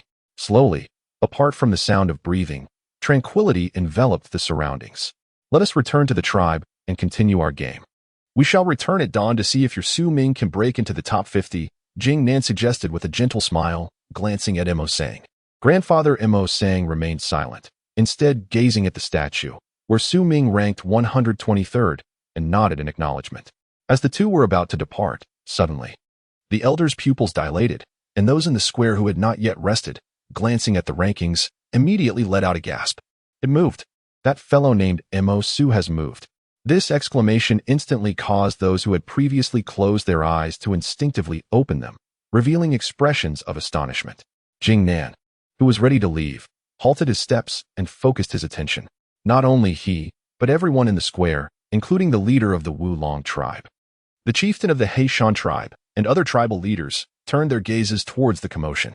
After all, in the depths of night, with all participants having ceased their movements, this singular, sudden change stood out vividly. In the depths of the mountains, on the small path where Su Ming sat cross-legged on the 79th step, he abruptly opened his eyes. The control of the bloodlines within him had solidified as it dwindled to 28, reaching its limit, unable to proceed further. This time, it was notably smoother and quicker than before, for now, it was a moonlit night. Beneath the moonlight, a faint crimson hue flickered in Su Ming's eyes. He slowly rose, gazing at the winding steps ahead, a glimmer of determination flashing within his gaze. Next, Su Ming lifted his right foot, and under the moonlit sky, amidst the stillness of the night where everyone else, be it Chen Chong, Bai Su, or even Yi Wang, dared not advance, he, Su Ming, ascended. The moonlit night belonged to him. Volume 1. If Life Were Only As It Was at First Sight, Chapter 56. The fifth level of blood condensation realm. Su Ming's eyes shimmered with vitality and brilliance. On this moonlit night, when not a single soul stirred upon the entire mountain, he faced the formidable pressure emanating from the summit and, with a sudden resolve, lifted his foot to advance step by step. The 80th step, 81, 82. The mountain's oppressive force during this deep night was magnified several times compared to the day, and the higher he ascended, the more astonishing this pressure became. Yet, it was precisely because this was a moonlit night, belonging to Su Ming, that as he progressed, the luminous moon above cast its pure light, seemingly unremarkable, but in truth, a subtle beam of moonlight descended, merging into Su Ming's being, gradually clarifying the faint lunar shadow within his pupils. A refreshing aura coursed through Su Ming's body, quickening his pace as he ascended. 87, 88, 93. Before long, he stood upon the 99th step. The moment his right foot touched this step, a tremor coursed through him, unleashing a torrent of heated energy within, causing his body to quiver slightly, and instantaneously, 52 bloodlines emerged upon him, twisting to form an enigmatic pattern. Su Ming paused, tilting his head skyward as he let out a low roar, which, though not loud, reverberated in the surroundings. Suddenly, The 53rd blood line manifested upon him. The emergence of this line signified Su Ming's breakthrough from the 4th level to the 5th level of the blood condensation realm. At that moment, a thunderous sound erupted from within, echoing outward and generating a series of resonant booms, as if swallowed by the surrounding black mist, its destination unknown. At the very instant Su Ming transcended the 4th level and entered the 5th, on a nearby path of the mountain, Chen Chong, who was seated and murmuring to himself as he prepared to rest, was abruptly jolted. Instinctively, he turned his head toward the encroaching black mist, where a muffled roar reverberated. A sound he recognized. What the? How could someone break through here? Chen Chong was momentarily stunned, disbelief etched across his features, his flesh quivering slightly. He had never heard of anyone achieving a breakthrough in the first trial of the Great Examination. This was unprecedented. Rubbing his eyes vigorously, he felt something was amiss, and hastily rubbed his ears, tilting his head to listen intently. He noticed his ears twitching peculiarly, turning a vivid red. Chen Chong had always possessed a remarkable gift, particularly with his keen hearing. Even from a distance, while others heard nothing, he could discern sounds with clarity. This talent, honed since childhood, had only grown stronger with his increasing cultivation, a source of great pride for him. Yet, as he listened, a bitter expression crept onto his face, mingled with a sense of indignation. What a stroke of luck! To experience a breakthrough in cultivation right here. Oh heavens, why can't such an event happen to me? Chen Chong sighed heavily, exhibiting a mixture of envy and jealousy. The dull, thunderous rumble was perceptible only to him due to his unique auditory abilities. The others were largely oblivious. Only Bai Su, who sat cross-legged on the steps nearby, noticed it. At that moment, he abruptly opened his eyes, revealing a look of astonishment. Glancing back at the fog behind him, someone has broken through. Bai Su's expression darkened as he recalled the sounds he had heard earlier when the bloodline surged. In a fleeting moment of realization, he regarded the changes in the rankings on his token. At first glance, he noticed a name soaring amidst the stagnant ranks of others. At that moment, in the plaza outside the mountain, Su Ming's movement stirred up a tremendous uproar. Almost everyone's gaze was fixated on the rankings of the statues, particularly on the row belonging to Mo Su. This dark night was unlike any other. Typically, during the first checkpoint, everyone would rest, both within the mountain and in the plaza. However, this night was markedly different. All of this was triggered by the rapid ascent of a particular ranking. It has begun. From the 99th step, this individual surged from 79 to 99 in one breath. This person had previously exhibited the same pattern, resting sufficiently before ascending wildly. His name is Mo Su. I remember him. He was originally in last place, having surged to 119 before halting and dropping to 123. Look, his current rank is 113 no, 109, 100 101. He has actually entered the 101 spot. This person is formidable. Haha, I never expected to witness such an event tonight. Let us see how far Mo Su can climb. The plaza erupted into a cacophony of excitement, with countless discussions erupting, even more boisterous than during the day. Even those who usually paid no mind to ranks beyond 100 were now wide-eyed, watching closely. In previous grand trials, few paid attention to those at the tail end. Their focus was often on the top 50, even the top 30, or the top 10. Yet this time is strikingly different. A rare occurrence has emerged that has captivated the attention of the crowd. However, despite the fervent discussions and raucous excitement, no one truly regarded Mo Su with seriousness. To them, he was merely a source of amusement to pass the time while the other participants of the grand trial rested. Once dawn broke and the other competitors stirred, Mo Su would inevitably be overlooked, for in comparison to those prodigies, both his steps and ranking were far from remarkable. At this very moment, Su Ming's sudden movement drew the attention of numerous participants on the lofty mountain. Most of them were resting, gazing at the tokens in their hands, particularly those ranked lower, who could not help but feel a twinge of anxiety. In contrast, those at the forefront merely cast a fleeting glance before returning to their previous indifference. Yura, perched on the 112th step, was markedly anxious, her wide eyes fixed on the token she held. She was deeply concerned about a figure named Mo Su, who had previously surged up from the back, imposing considerable pressure on her. After toiling all day and finally breaking into the top 100, she found herself vexed by the existence of this enigmatic Mo Su.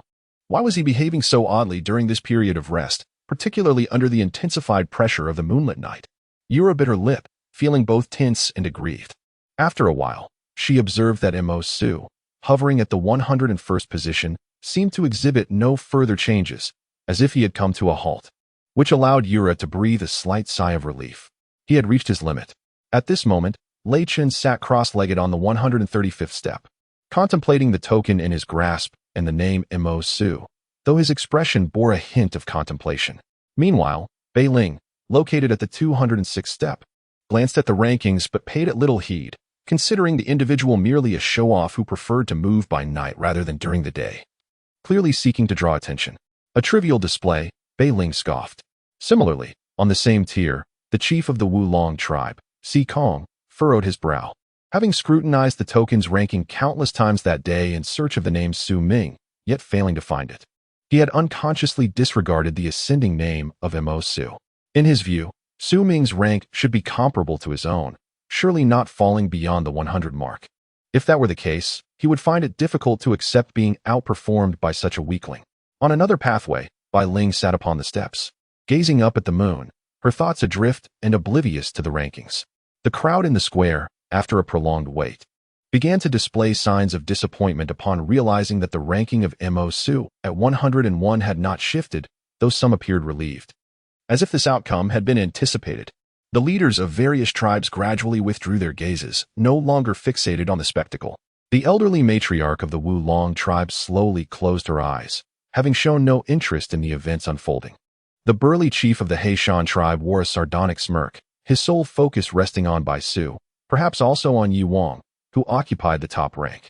In his eyes, Bai Su's only worthy opponent was Yi Wang.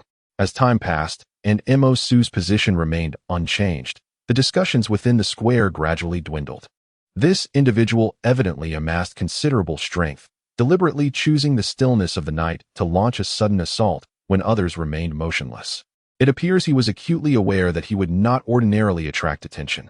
Thus, he opted for this strategy to garner a modicum of fame. Indeed, this approach is rather astute, for at the very least, I now recall his name and am intrigued to discover his identity.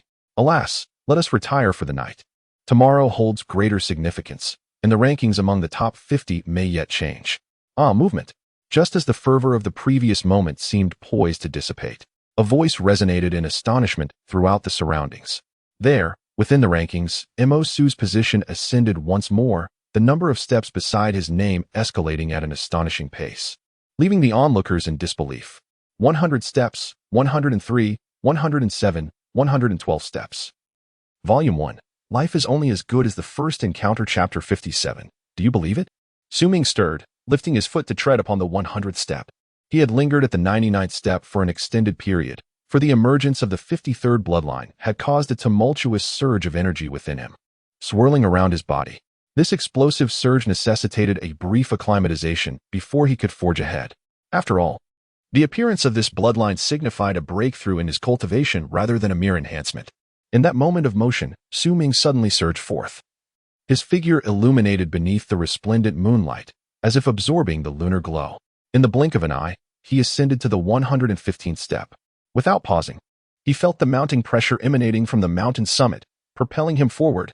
120 steps, 130, 140, 150, 160. In just a few breaths, he had traversed 60 steps. Standing on the 160th step, Su Ming experienced an overwhelming sensation, as though the oppressive force from the mountain's peak had come crashing down upon him. Yet at that moment, the moon hung brilliantly in the sky, its light enveloping Su Ming, causing his dark hair, bound by ropes, to sway freely. His movement did not go unnoticed. Nearly half of the participants in the competition atop the mountain, as well as those in the surrounding plaza, fell into an eerie silence. Yura, momentarily stunned, had previously been concerned about her ranking, feeling aggrieved and unwilling. However, as her expression turned blank, all those complex thoughts dissipated. She realized that she and Su Ming existed on entirely different planes. Any attempt to compare herself to him was but an exercise in self-humiliation. Lei Chen abruptly stood, staring blankly at the token in his hand. He had harbored some suspicions regarding the name Mo Su, but now those uncertainties began to waver, leaving him unsure whether his prior thoughts were indeed correct. Bei Ling gripped the token tightly, his heart racing. In that fleeting moment, he experienced a thrilling sensation, watching as the individual named Mo Su ascended 60 steps in mere moments. This velocity was astonishing, almost rendering him breathless. Initially, he had thought that the person sought to garner attention through ostentation, but now it was evident that Mo Su possessed genuine strength. How else could one ascend 60 steps in such a brief span? The mountain fell into profound silence. Within this stillness, Chen Chong blinked vigorously, trying to dismiss the thought. Yet his instincts urged him to acknowledge that this Mo Su was likely the individual behind the explosive sounds of breakthrough he had previously heard. It must be him, but who could he be? He was not one of the Wenjin tribe. He was uncertain whether he had seen him in the plaza before. At this moment, Chen Chong remained oblivious to the crowd encircling him in the square, a group that laughed heartily, attempting to integrate into his circle. Among them stood an individual whose smile was faint and whose appearance was unremarkable, so subtle it seemed almost imperceptible, so ordinary that it drew no attention. This person gazed at Chen Chong, observing him as he engaged in animated conversation, basking in the adoration of those around him, and as he moved towards Bai Ling.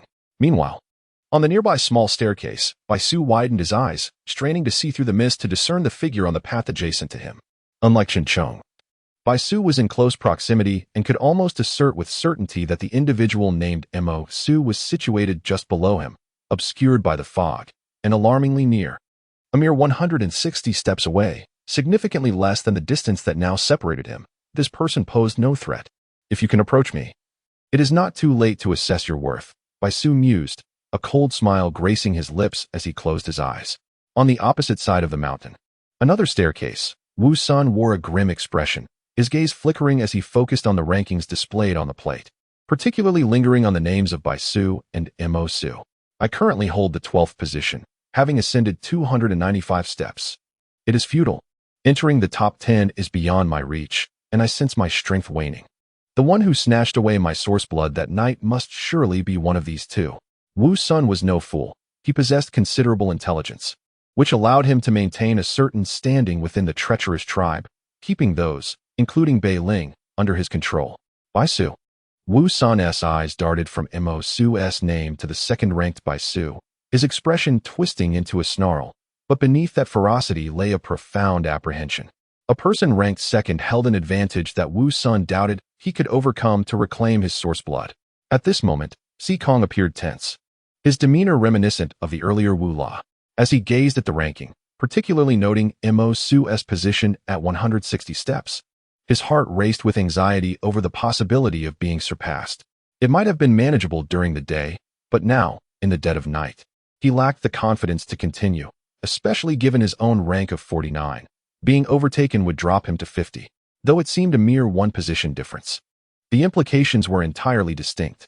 Aside from them, nearly all participants in the grand trial focused intently on their respective plates, fixated on the name Mo Su. Only Yuang remained indifferent, never glancing at the plate, and thus unaware of the unfolding events. Yet, even if he were informed, his character would not allow him to dwell upon it. In contrast to the profound silence that typically enveloped the mountain, the square now resonated with a palpable stillness, one that felt as if a breath had been halted, rendering any sound impossible. The force that constricted the throats of the many gathered in the square stemmed from their own astonishment, from the sight they beheld, the identical rankings inscribed upon each statue. 63rd place, Mo Su, 160 steps. After experiencing a sudden surge in rankings and steps, many individuals in this place can no longer regard the name Mo Su as merely a pastime to pass the night. Rather, they have begun to take it seriously. The astonishing achievement of 60 steps in that fleeting moment has left them in a state of disbelief. During the day, perhaps the term shock would not suffice, but now, under the cover of night, when the mountain's oppressive presence looms hundreds of steps above the daylight, it seems to everyone that if one can count 60 steps at night, then by day, that number would surely double. Those capable of such feats are undeniably few among the participants from various tribes. Who is he? Mo Su. Mo Su. I just calculated, and in less than 10 breaths, he ascended from the 99th to the 160th step. This is beyond belief. His rank jumped from 101 to 63. This individual possesses such strength that if he were to perform during the day, he could even break into the top 30. Why, then, does he strive so hard at night? After a considerable time, murmurs of astonishment began to ripple through the square, growing increasingly fervent. drawing the attention of the chieftains from various tribes. However, the elder of the Wu Long tribe and the leader of the He Shan tribe remained indifferent. This night was destined to be extraordinary. It was a night when all brilliance belonged to one individual. Su Ming. Grandfather Mo sang, with a faint smile, gazed at the ranking on the statue, his anticipation intensifying. He understood that Su Ming had fully comprehended the significance of those 6 numbers. Beside him, the calm and composed Jin Nan, a noble of the Fengzhan tribe, displayed no sign of change. With his cultivation and status, if he could not maintain his composure, he would not have attained his current position. Indeed, Mo sang, the child you brought back years ago has been raised remarkably well. I have always harbored a slight curiosity about his origins. Jin Nan remarked with a subtle smile, glancing at Mo sang. Curious? What if I told you he is a prince of the Dayu dynasty? Would you believe it? Mo sang replied with a smile, his expression inscrutable. Perhaps the secret of Su Ming's lineage was known only to him. Why not say he is the son of the barbarian god? How amusing. Jin Nan was momentarily taken aback before bursting into laughter. Perhaps that could also be the case. Grandfather Mo sang chuckled. Jin Nan laughed heartily, though uncertainty lingered within him, leaving him unsettled by Mo sang's words. Throughout his years of growth, every encounter with Mo sang had evoked such feelings. At that moment, amidst the clamor of discussion in the square, another cry of astonishment erupted. He has moved again. How many steps will he ascend before he stops? Look, he has reached 168 steps. 172, 179. This pace appears to have slowed somewhat compared to before. I surmise that this is the final surge, and I firmly believe he will not surpass 200 steps. It seems that even reaching 190 may prove to be a formidable challenge, especially considering the late hour and the increasing pressure as one ascends. Amidst the murmurs, countless gazes fixate on the rankings of the statues, reflecting indifference, disdain, anticipation, envy, and jealousy. At this moment, Su Ming found himself enveloped by the moonlight, advancing step by step towards the mountain steps. With each stride, 53 bloodlines erupted in resplendent crimson brilliance, and astonishingly, the 54th bloodline manifested as he progressed. Soon after, the 55th, 56th, and 57th bloodlines emerged simultaneously, intensifying the luminescence emanating from his being, filling him with an overwhelming force poised to erupt. With a low growl, Su Ming propelled himself forward, taking a significant leap to the 186th step. Once again, the sound of bloodlines increasing reverberated within him, a sound that caused Bai Su, on a nearby path shrouded in mist, to furrow his brow, while Qin Chong, in the distance, gritted his teeth, wishing fervently that his own body could produce a similar sound. 189, 192, 199, 200. The rankings within the statues in the square shifted in an instant. First place, Yi Wang, 600 steps. Second, Bai Su, 397 steps. Third, Qin Chong, 391 steps. 48th, Bei Ling, 206 steps. 49th, Si Kong, 201 steps. 50th, Mo Su, 200 steps. Volume 1 Life. If only it were as beautiful as the first encounter. Chapter 58. Breaking Through. The inscription on the statues ranking the contestants, 50, Mo Su, 200 steps, caused a profound transformation in the expressions of all who beheld it. Their previous disdain, contempt, and casual amusement at the spectacle vanished, as if swept away by a tempest. No longer did anyone regard this as a mere diversion. They had witnessed a miracle, an astonishing rise from the last position to the 100th, and then to the 50th. Some of the clan's people within the square found it hard to fathom the extraordinary turn of events that had unfolded before their eyes. The fact that Mo Su had surged from the very bottom into the top 50, especially during the stillness of the night, was utterly astonishing. The hundreds gathered in the square had entirely overlooked the brilliance of the top 10 and the second-placed Bai Su, their attention wholly captivated by the name of Mo Su. How far could he ascend?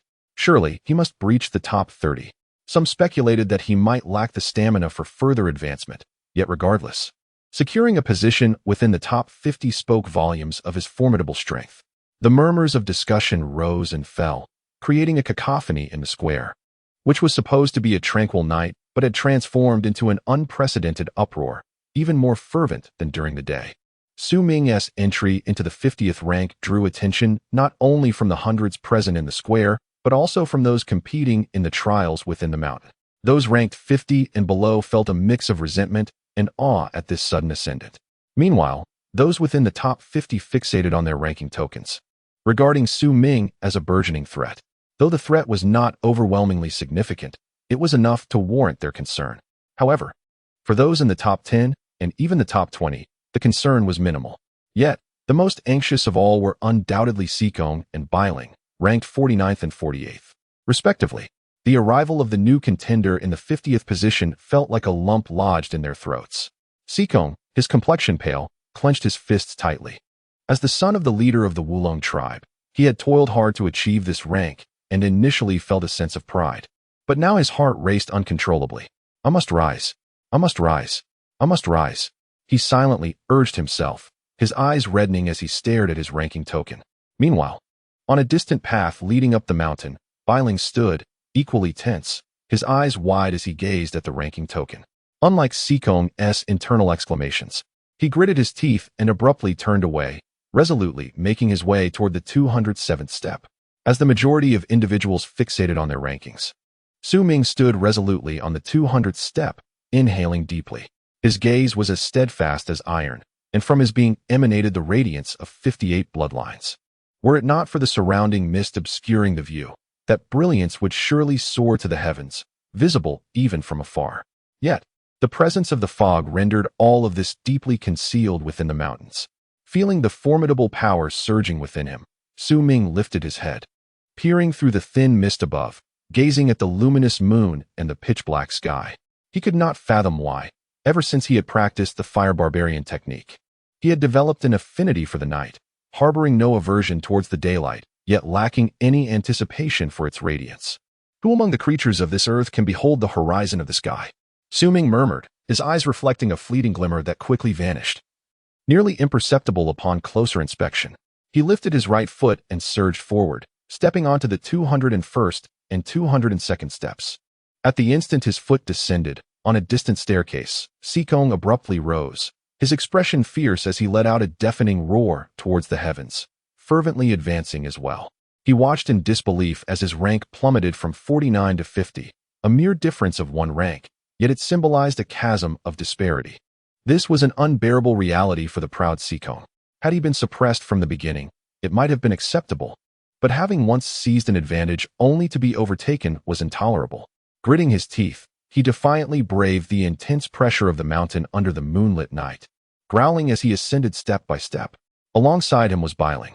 Their actions instigated a chain reaction, as those ranked 47, 46, and 45 could no longer remain seated, rising in discontent and taking action. Their movement invigorated the hundreds gathered in the square, akin to a potent elixir, igniting excitement and an uproar of chatter. Sikong advanced. 202, 203 halt. Bailing 2 could not remain still. 207, 208, 209. How intriguing that Mo Su's entry into the top 50 immediately disrupted the rankings, ensuring that someone would inevitably fall out of the top 50, forcing them into a state of urgency.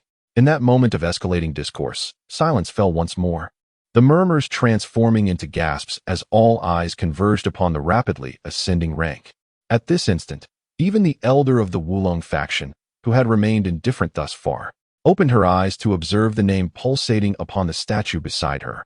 Though her expression remained unchanged, it was difficult for outsiders to discern any shift in her thoughts. Meanwhile, the chieftain of the Haishan faction continued to cast not a glance in that direction. 49th rank, Mo Su, 205 steps. 46th rank, Mo Su, 213 steps. 42nd place, Mo Su, 221 steps. 39th place, Mo Su, 232 steps. 37th place, Mo Su, 239 steps. 34th place, Mo Su, 247 steps. Sikong stared blankly at the rankings displayed on the token in his hand, his complexion paling as he trembled, feeling as though all strength had drained from him. He slumped down, grinding his teeth in frustration, yet ultimately surrendering to despair. After taking just 2 steps, he found himself unable to withstand the oppressive force of that night, compelled to halt. Bailing wore a bitter expression, relinquishing further attempts.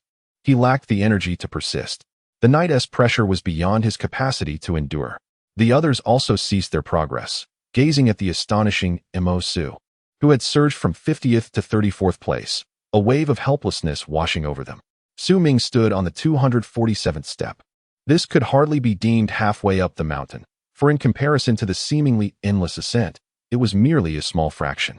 Yet, even at this modest height, he felt suspended in midair. There was no wind here, and the thick fog obscured the outside world, but as he gazed upward at the moon in the sky, he felt an inexplicable closeness to it.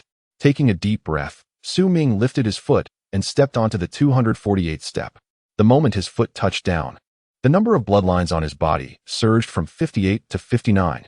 He glanced down at the bloodlines adorning his form, and a smile crept across his lips. He could distinctly sense that the 248th step, like the previous two, harbored a peculiar balance. At this moment, dusk had deepened, and dawn was still a while away. However, Su Ming chose to forego further ascent, opting instead to sit cross-legged on the 248th step. He closed his eyes, immersing his consciousness in the circulation of his vital energy, gradually beginning to exert delicate control over it. With the increase in bloodlines, the complexity of this control escalated. Yet Su Ming remained unhurried. This rare opportunity was not to be squandered. He recalled the 6 digits that they had shared with him, a reminder to cherish this moment. As Su Ming meditated and regulated the flow of his internal energy, time passed slowly. The 30-odd individuals within the mountain, who had been observing him, transitioned from confusion to contemplation, while those ahead of the 34th place began to relax from their earlier tension. In the outer plaza, varied speculations and anticipations arose regarding Su Ming's latest pause. Who was he? Which tribe did he belong to? Why did he choose to progress during the night? Why had he halted after reaching 34th place? Was it due to a lack of stamina, or did he harbor other intentions? Would he maintain his ranking, fall below 50? Or perhaps, ascend into the top 30, or even the top 20? Was there a glimmer of possibility for him to breach the top 10? Numerous questions arose within the hearts of the hundreds of clansmen gathered in the square. As their discussions gradually subsided, these uncertainties were buried deep within, awaiting the moment they would be answered. Yet, there were many who held little faith in Su Ming. They believed he would falter, and most crucially, with the dawn's arrival. As others stirred once more, Su Ming's rank would inevitably decline. Nonetheless, even those who were skeptical of Su Ming could not deny that this night was rendered extraordinary by the name Mo-Su. A name that would forever be etched in memory, destined to remain unforgotten, even through the passage of years. On this night, Mo-Su's brilliance surpassed the top 10.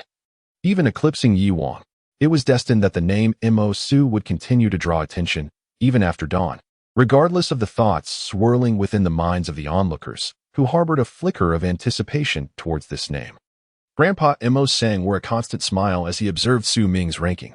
Although he was unaware of the reasons behind Su Ming's remarkable transformation under the night sky, he understood that everyone harbors their own secrets.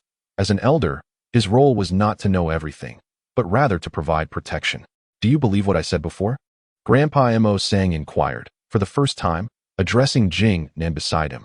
Jing Nen maintained his usual demeanor, but as he gazed at the rankings, a slight furrow appeared on his brow, and his doubts regarding Mo Sang's earlier words about Su Ming's origins grew more pronounced.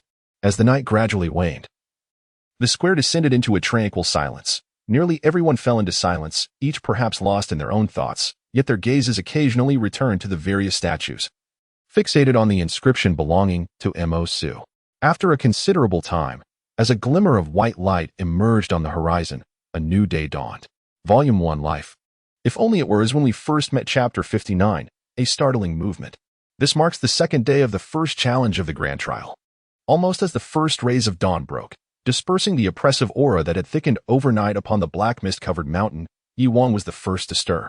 With a tranquil expression, he opened his eyes and rose, making his way toward the 601st step. Unbeknownst to him were the events of the previous night. For one who had always held himself in high regard, the ranking insignia was of no concern. He firmly believed that no one else could ever qualify as his rival. Save for himself. Step by step, clad in a fiery red robe, Yi Wang advanced toward the steps with an air of pride. Within him surged a resolute determination. He was determined to reach the 900th step in this first challenge. He vividly recalled that his previous journey had ended beyond the 800th step, at a moment of utter exhaustion when he could advance no further and had to concede. Lifting his gaze, he seemed to glimpse the peak of the mountain in the distance, where a peculiar stone statue stood. Alas, the statue's form was obscured by distance. Yet that fleeting sight ignited a fervor within Yi Wang. In his heart, pride and uniqueness had become ingrained in his very essence. He yearned to behold the summit that eluded others.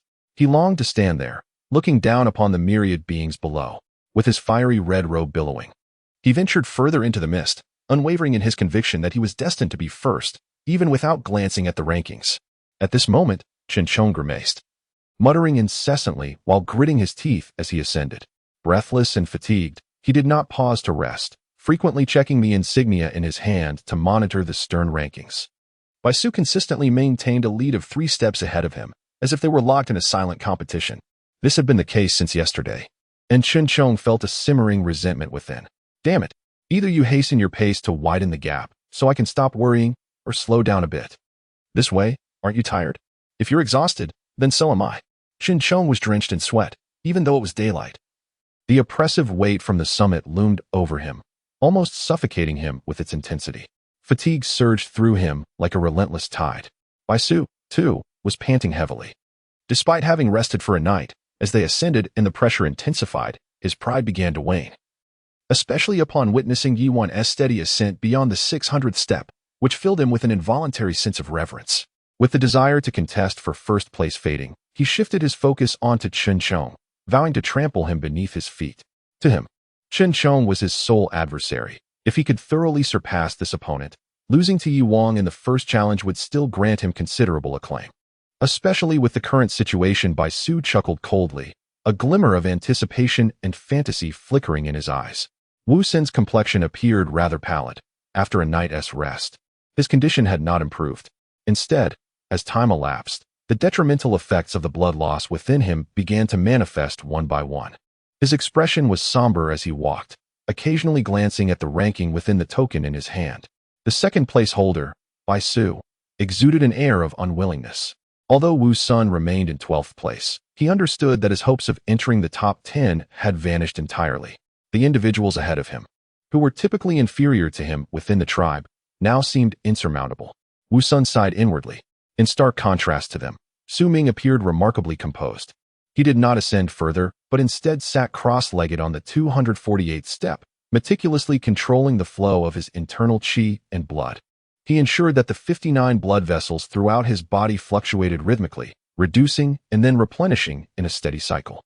He exerted his utmost effort to harness the balanced pressure of this place, ensuring that whether his blood vessels increased or decreased, it always stabilized at 1.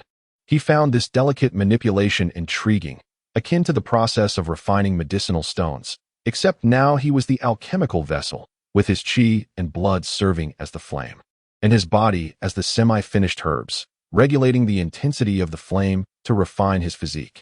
As time passed, the hundreds gathered in the square observed the rankings on the statues, and murmurs of discussion arose. Yi Wang's first place was beyond dispute. He had ascended over 680 steps, leaving no one able to catch up. The second and third places were destined to be contested between Chen Chong and Baisu, as their ranks seemed to perpetually entwine, suggesting a standoff between the two. Regrettably for Wu Shan, an inexplicable turn of events had left many baffled. Yesterday's Mo Su remained immobile until noon, continuously surpassed in rank, now languishing at 47th. Amidst the discussions, a sudden flicker of gray light emanated from one of the names on the statues, which had been among the top 100. In an instant, the name turned gray, capturing the attention of the crowd, though they did not express surprise. Someone had given up. In the initial trials of the Great Examination, numerous abandonments began to emerge on the following day. Many were unable to proceed, succumbing under the oppressive weight of the mountain, should they not depart. They risked a dire pressure on their vitality. At that moment, the sky above warped abruptly, and a wisp of mist surged forth, dissipating upon reaching the ground. Emerging from within was a youth, around 20 years of age, his complexion ashen. Upon landing, he stumbled slightly, clearly having been forcibly transported. Appearing ill at ease under the collective gaze of the onlookers, he lowered his head and hastily made his way to his designated tribe, sitting quietly. His expression one of dejection. Such abandonments have become increasingly frequent in the afternoon, as the once vibrant names fade into obscurity. And the dim silhouettes emerging from the twisted firmament enveloped in dark mists create a captivating tableau on this second day. The individuals who have given up, many of whom are from the Wind Channel tribe, quietly lament as they retreat to their respective clans. Over 100 have already surrendered, and mark my words, by nightfall, all those beyond the top 50 will surely concede, with many more following suit in the dead of night. Even if they choose not to advance, the overwhelming pressure of the night will be difficult to withstand when fatigue sets in. The initial trials are not merely about rankings. Observing those who choose to abandon their efforts provides a peculiar form of amusement. Indeed, especially for those who ranked decently, returning with a tense demeanor, fearful of being surpassed, is quite entertaining. As these sentiments echoed through the square, a sudden exclamation broke the atmosphere. Mo Su has moved. This proclamation instantly captured the attention of nearly everyone present. Countless gazes converging upon the various statues, particularly the one belonging to Su Ming. Su Ming opened his eyes. The intricate management of his bloodlines throughout the day had brought him to the brink with only 21 remaining. He lifted his gaze towards the steps shrouded in mist ahead and slowly rose to his feet. Unbeknownst to him, he had drawn the attention of many. His mind was consumed by two singular thoughts: to utilize this place for profound cultivation and to ensure he did not disappoint his grandfather. With all the determination he could muster, he resolved to fight valiantly. After all, Su Ming was still a youth, imbued with youthful vigor and an indomitable spirit. A flicker of resolve ignited within him as he stepped forward, placing his foot on the 249th step. An immense pressure descended upon him, causing Su Ming to shudder. Such formidable oppression. His complexion paled slightly, as if a ferocious beast were about to pounce from the mountainous path.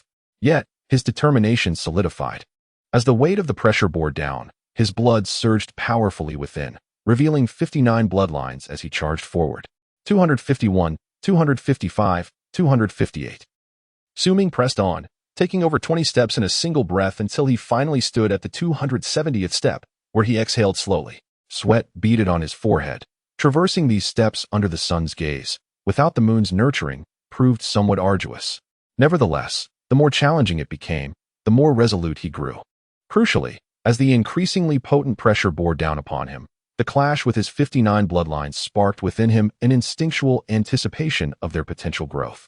He understood that this was due to his discovery of the secret behind those 6 numbers, and his continuous manipulation of his vital energy, which, under meticulous control, not only allowed for precise regulation of his vital force, but also compelled the latent potential within him to emerge progressively. Particularly, having acquired the authentic technique of mankind's awakening from his grandfather, along with a drop of ancestral blood, all these elements were unleashed through his persistent focus. As he ascended, the oppressive force from the mountaintop bore down upon him, truly enabling him to absorb this power. Gritting his teeth, Su Ming once again lifted his foot, continuing to leap upward with fervor, the muffled sounds of thunder reverberating within him. As he advanced, the 60th bloodline manifested upon his body. 61, 62. At the moment he set foot on the 301st step, the bloodlines within him erupted, revealing the 67th. 67 bloodlines coiled around Su Ming's entire being, instilling within him an indomitable strength. Despite the relentless sweat streaming from his body, his gaze was now more resolute than ever. Unbeknownst to Su Ming, his movement from the 248th step to the 301st had left the hundreds of onlookers in the plaza below in sheer astonishment. The chieftain of the Black Mountain tribe also glanced over, a rare gravity etched upon his countenance. Another 60 steps. When Mo Su remains still, he is unremarkable. But when he moves, he astonishes. Ha ha, I have been waiting for him to act, and he has not disappointed me. Mo Su, break into the top 30. Ideally into the top 10. He had shown no change throughout the day, and now, even with his movement, his rank was merely 36. Falling short of yesterday's performance. Among the murmurs, those who had spoken with jealousy and feigned disdain suddenly widened their eyes, swallowing back the words they had intended to utter. Volume 1. If life were only as it was at first glance, Chapter 60. They are afraid. Not only did the person in this life swallow half of their words, but at this moment, the hundreds of tribespeople in the square, along with those who had abandoned the contest and returned in despondence, all widened their eyes, their expressions revealing astonishment. Some had instinctively risen from their seated positions, while others unconsciously took a few steps closer from their distant vantage points, eager to see more closely. The elder of the Wulong tribe now gazed intently, her eyes sparkling with an unusual light, fixating on a statue not far away, specifically on the ranking belonging to Mo Su. More tribal leaders who had gathered here focused their attention, their faces growing solemn. The lookout of the Wu Shan tribe, the father of Biling, had always been fixated on the ranking displayed, primarily concerning his son's position. However, at this moment, he neglected his child and instead stared at the two characters spelling Mosu, observing in awe as the number of steps behind him increased at an astonishing speed. The entire square fell into an abyss of silence in that instant. 36th, Mosu, 301 steps. 34th, Mosu, 310 steps. 31st, Mosu, 322 steps. 28th, Mosu, 335 steps.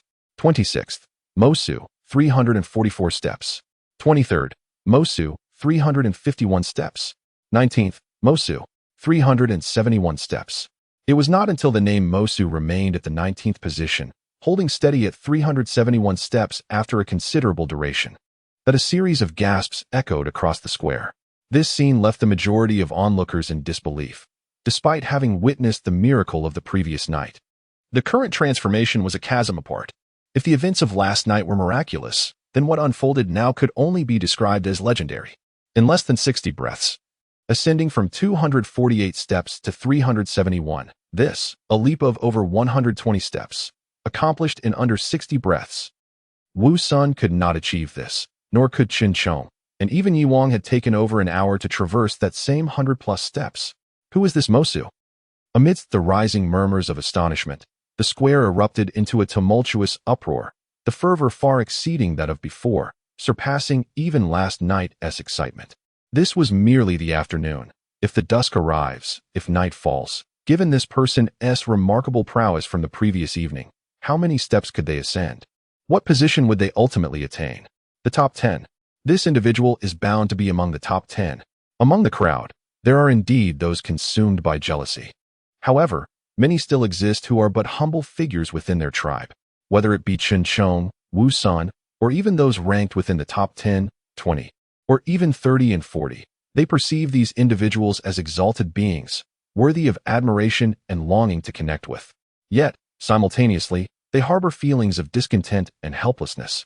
Today, they have witnessed a remarkable rise, a transformation from the very last position just yesterday to an explosive ascent, surging into the 19th rank with an indescribable vigor and speed. It is precisely because they have witnessed this miracle with their own eyes that their hearts swell with excitement, as if Mosu were a reflection of themselves. However, human nature is intricate and will never undergo a singular change. Within their exhilaration lies a tangle of complexity and envy, a whirlpool of emotions that even they cannot articulate.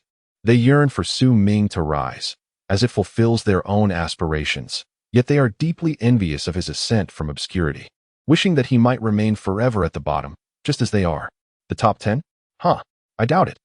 He must have encountered fortuitous circumstances or perhaps employed some ignoble means to achieve this position. Indeed, have you noticed how he takes long breaks after each segment? I suspect that is where his secret lies. The discussions among the crowd are rife with contradictory emotions. Perhaps one moment they are exhilarated, only to be engulfed in jealousy the next. At this moment, however, amidst the throng, there stands an elderly man with a pointed chin and sharp features.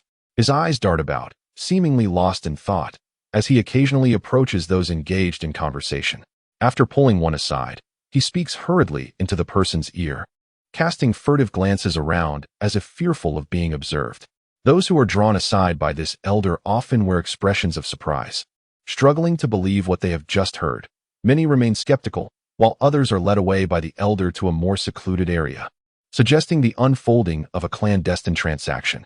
Compared to the hundreds gathered in the square, the participants from various clans within the lofty mountains display equally complex emotions. Their gaze is fixated on the tokens in their hands, contemplating the name that has captured their attention since last night. They cannot quite articulate their feelings: envy, jealousy, perhaps even disbelief. Lei Chun withdrew his gaze from the token, a sheepish smile gracing his lips, yet uncertainty lingered in his eyes. As he ambled forward, he pondered the identity of this Mosu. Could he truly be Ming? Since he first laid eyes on the name Mosu, the visage of Ming had immediately surfaced in his mind. Yet now, watching Musu's rank soar to 19th, Lei Chun felt increasingly apprehensive. Alas, perhaps it is not him. Bei Ling, drenched in sweat, gazed at the ranking on the token, observing the rise of the individual named Mosu. With a gentle shake of his head, he let out a soft sigh. This individual possesses remarkable forbearance. From this moment forth, he shall undoubtedly attain great renown. Yet, this holds no significance for me, as he is not a member of my Wu Shan tribe. However, his name contains the character Su, a character I detest. Bai Ling lowered his head and ascended slowly. Furthermore, there was Sikong in the distance on the steps, who naturally ceased to regard the rising figure of Mo Su. In his eyes, the latter had surpassed many, a comparison beyond his reach. What concerned him more was the presence of Bai Ling ahead. He must break into the top 50. Sikong clenched his fists, gritting his teeth as he proceeded.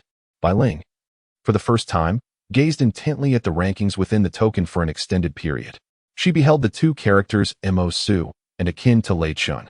Her heart wavered. Could it be him? A bittersweet smile crossed her lips as she shook her head. She understood that Su Ming was a formidable warrior with some cultivation, but she did not believe Su Ming to be this radiant Mo Su.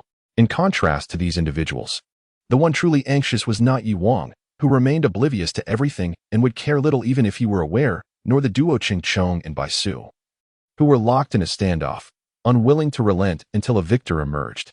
Instead, it was Wu Shan. Wu Shan was tense, his eyes fixated on the rankings. Where Mo Su had suddenly surged to the 19th position, his expression exceedingly grim. He found himself uncertain as to whether Bai Su or this Mo Su warranted greater scrutiny. Yet, this was not the source of his current distress. He could bear being surpassed by one outsider, but if two outsiders were to eclipse him, his pride would be unbearable. Damn it! Wu Shan growled fiercely, his complexion pale, yet filled with fervor as he pressed forward. In his mind, a voice roared, insisting that he must not be surpassed again.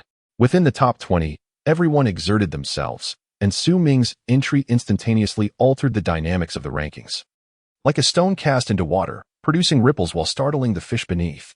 Fortunately, the source of their alarm, the Mo Su ranked 19th, paused after reaching the 371st step, remaining stationary for a considerable time, which allowed them to breathe a sigh of relief and hasten their ascent. Seizing the opportunity to widen the gap, they were afraid, terrified of the peculiar actions of this Mo Su, fearful that his stillness belied astonishing change. For the first time, they paid heed to this individual, occasionally glancing at the rankings to see if he would move again.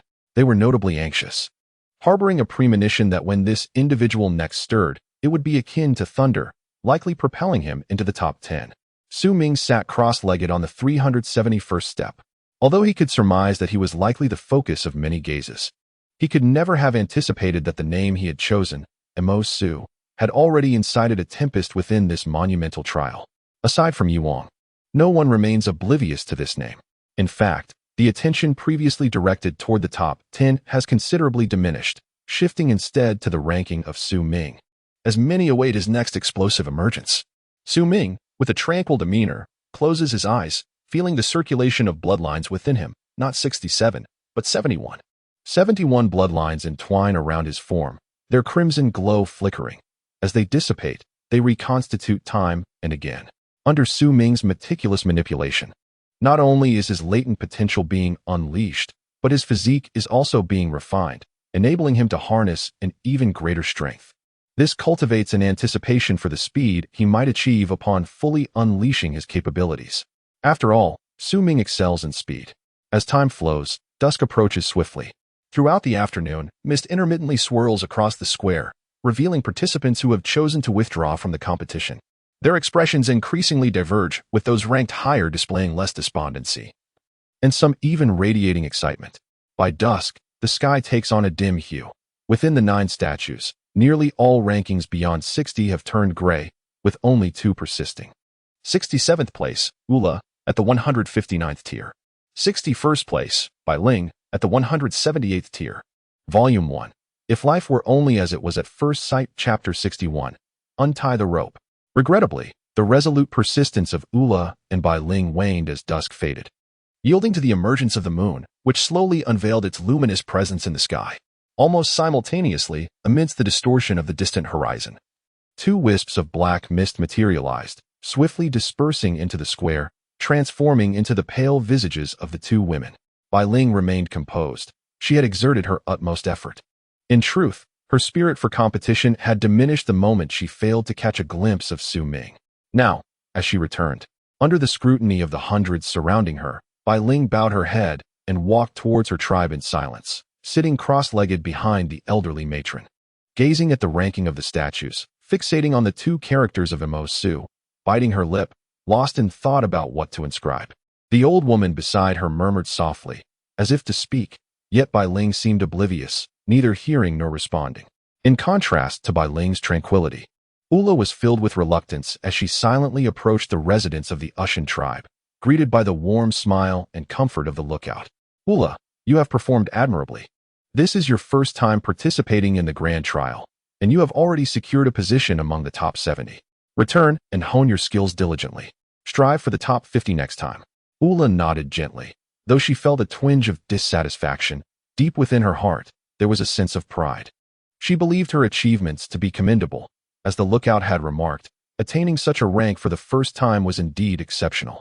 Raising her gaze, Ula observed the rankings on the statue, noting Bai Ling in 49th place and Lei Chun in 53rd. Her eyes brightened as she glanced at the name Emo Su. Who could he be?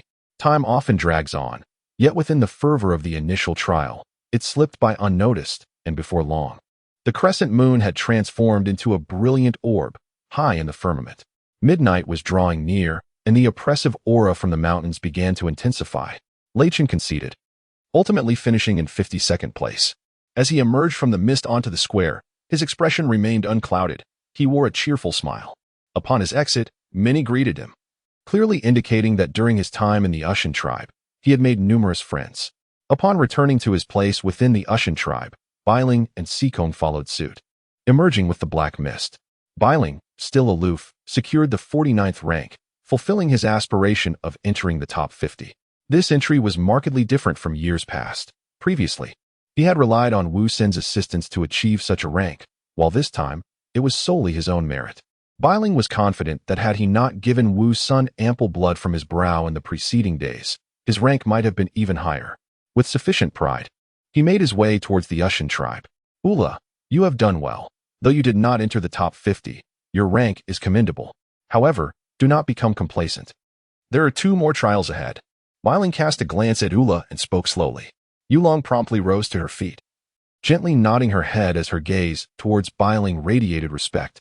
Having personally participated in this grand trial, she fully understood the arduous journey it took to secure a position among the top 50.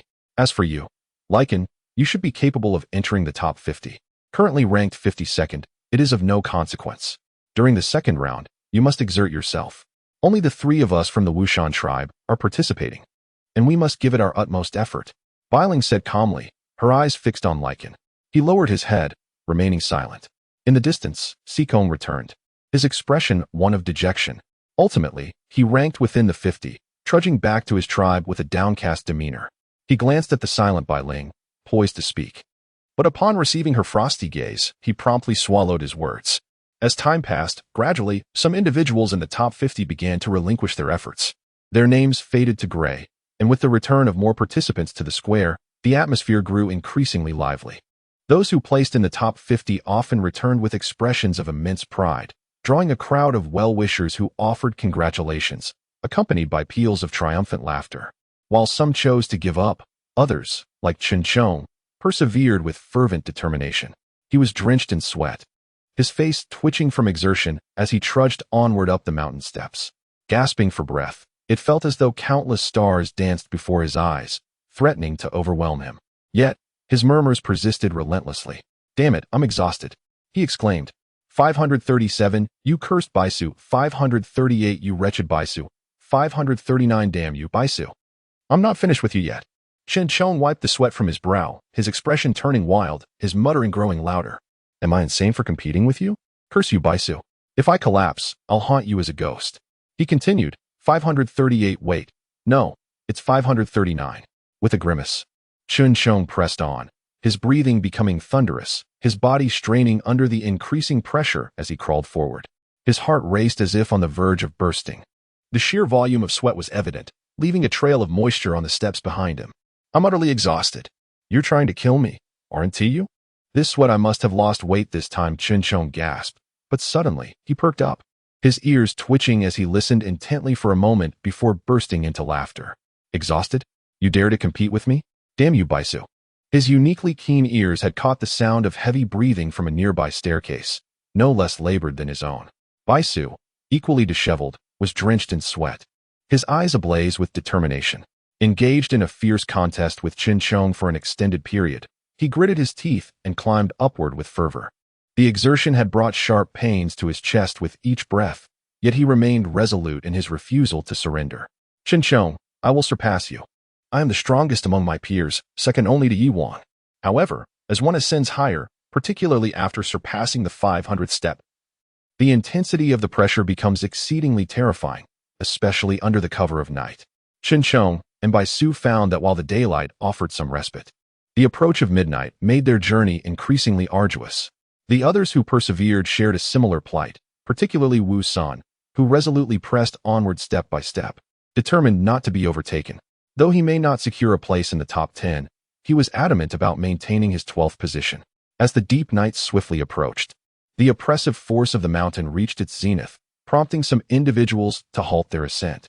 After all, according to the customary practices of past trials, the final confrontation would commence at dawn. The moment darkness enveloped the surroundings, Qin Chong felt a jolt throughout his body. Acutely aware that the pressure emanating from the summit had reached a level that instilled genuine terror within him. 547. 500. Damn it. I'm done competing. Baisu, if you want second place, it's yours. If I continue any further, I'll surely collapse right here, this body of mine. Qin Chong slumped to the ground, unleashing a roar that echoed into the night. Third place is fine, as long as I remain in the top 3. I want to be ashamed. After all, Wu Shan is right behind me. Baisu, if you have the ability, go ahead and take a few more steps. I hope you exhaust yourself. Damn it, if only I possessed the talent of Su, I could break through as well. Wait ah. Qin Chong gasped for breath, fanning himself as he muttered, suddenly jolting with shock, his expression gradually shifting to one of astonishment. Baisu, upon noticing that Qin Chong's ranking had stagnated, burst into laughter, a fierce glint gleaming in his eyes. I am the strongest aside from Yuan. With rapid breaths, he gritted his teeth and ascended several more steps, finally halting at the 553rd step. Glancing at the ranking board, his momentary delight froze as he observed Su, who had plummeted to 21st, now in motion. Simultaneously, Wu Shan and all the others in the top 20, excluding Yuan, also noticed this change. They watched in unison as Su stirred. Meanwhile, below in the plaza, a tempest of astonishment erupted as if it were capable of shaking the very heavens. Everyone present, from the elderly of the Wu Mountain tribe to the leaders of various clans, and even the Black Mountain tribe leader, who had previously remained aloof, turned their attention towards the commotion. Countless gazes fixated on the 9 statues, all focusing on the same name. Grandfather Sang, with eyes ablaze, fixed his gaze upon the ranking within the statue, his expression filled with fervor. Beside him, Jing Nan, previously indifferent, now narrowed his eyes in astonishment. Ming has moved. In this night that belongs to him, bathed in the silvery glow of the moonlight, he gradually rose to his feet. The veins within him, meticulously controlled, dwindled down to a mere 15 before dissipating. As he lifted his gaze to the moon in the sky, a crimson hue began to form in Ming's eyes. His hair, bound by a grass rope, stood upright, swaying gently in the moonlight without a breath of wind. Taking a deep breath, Ming raised his right hand to remove the grass rope, allowing his hair to cascade freely. In a sudden motion, he lifted his right foot and descended upon the 372nd step. In that instant, a surge of blood energy erupted from within him. Marking the first occasion he unleashed his utmost speed in this place. Bloodlight scattered around him as Ming transformed into a fleeting shadow of crimson, racing forth with astonishing swiftness. 372 steps, 393 steps, 424 steps, 448 steps, 471 steps. His velocity, in this moonlit night, resembled a tempest sweeping across the land, rendering all who bore witness, whether atop the mountains or in the plaza below, into a profound silence. Volume 1. Life? If only it were as upon first meeting Chapter 62, a formidable threat. They were compelled to silence, for this was merely the beginning. Upon the 9 statues, among the fewer than 20 individuals remaining in the mountain, the ranking card in their hands bore the name of Ming, ascending at a terrifying velocity. 20th place, 19th place, 17th place, 15th place, 14th place, 12th place, 10th place. Yet, At the very instant he breached the top 10, his rank astonishingly transformed to 9th. Wu Shan stood there, frozen on the 457th step, staring incredulously at the ranking on his card, unable to trust his own eyes. Though he had anticipated that this person named Mo Su would be astonishing when he moved, he had never imagined the magnitude of such astonishment could be so terrifying. In a heartbeat, Wu Shan plummeted from 12th to 13th, not granting him the slightest opportunity to react or resist. Equally stunned were not only he but also all others ranked from 10th to 20th.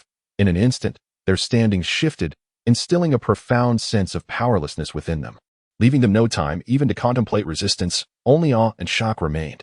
Wu Shan let out a low growl, veins bulging on his forehead, gritting his teeth as he charged forward, unwilling to concede.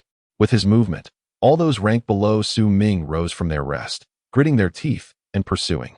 Those who could enter the top 20 were no ordinary individuals. Their pride forbade them from surrendering easily.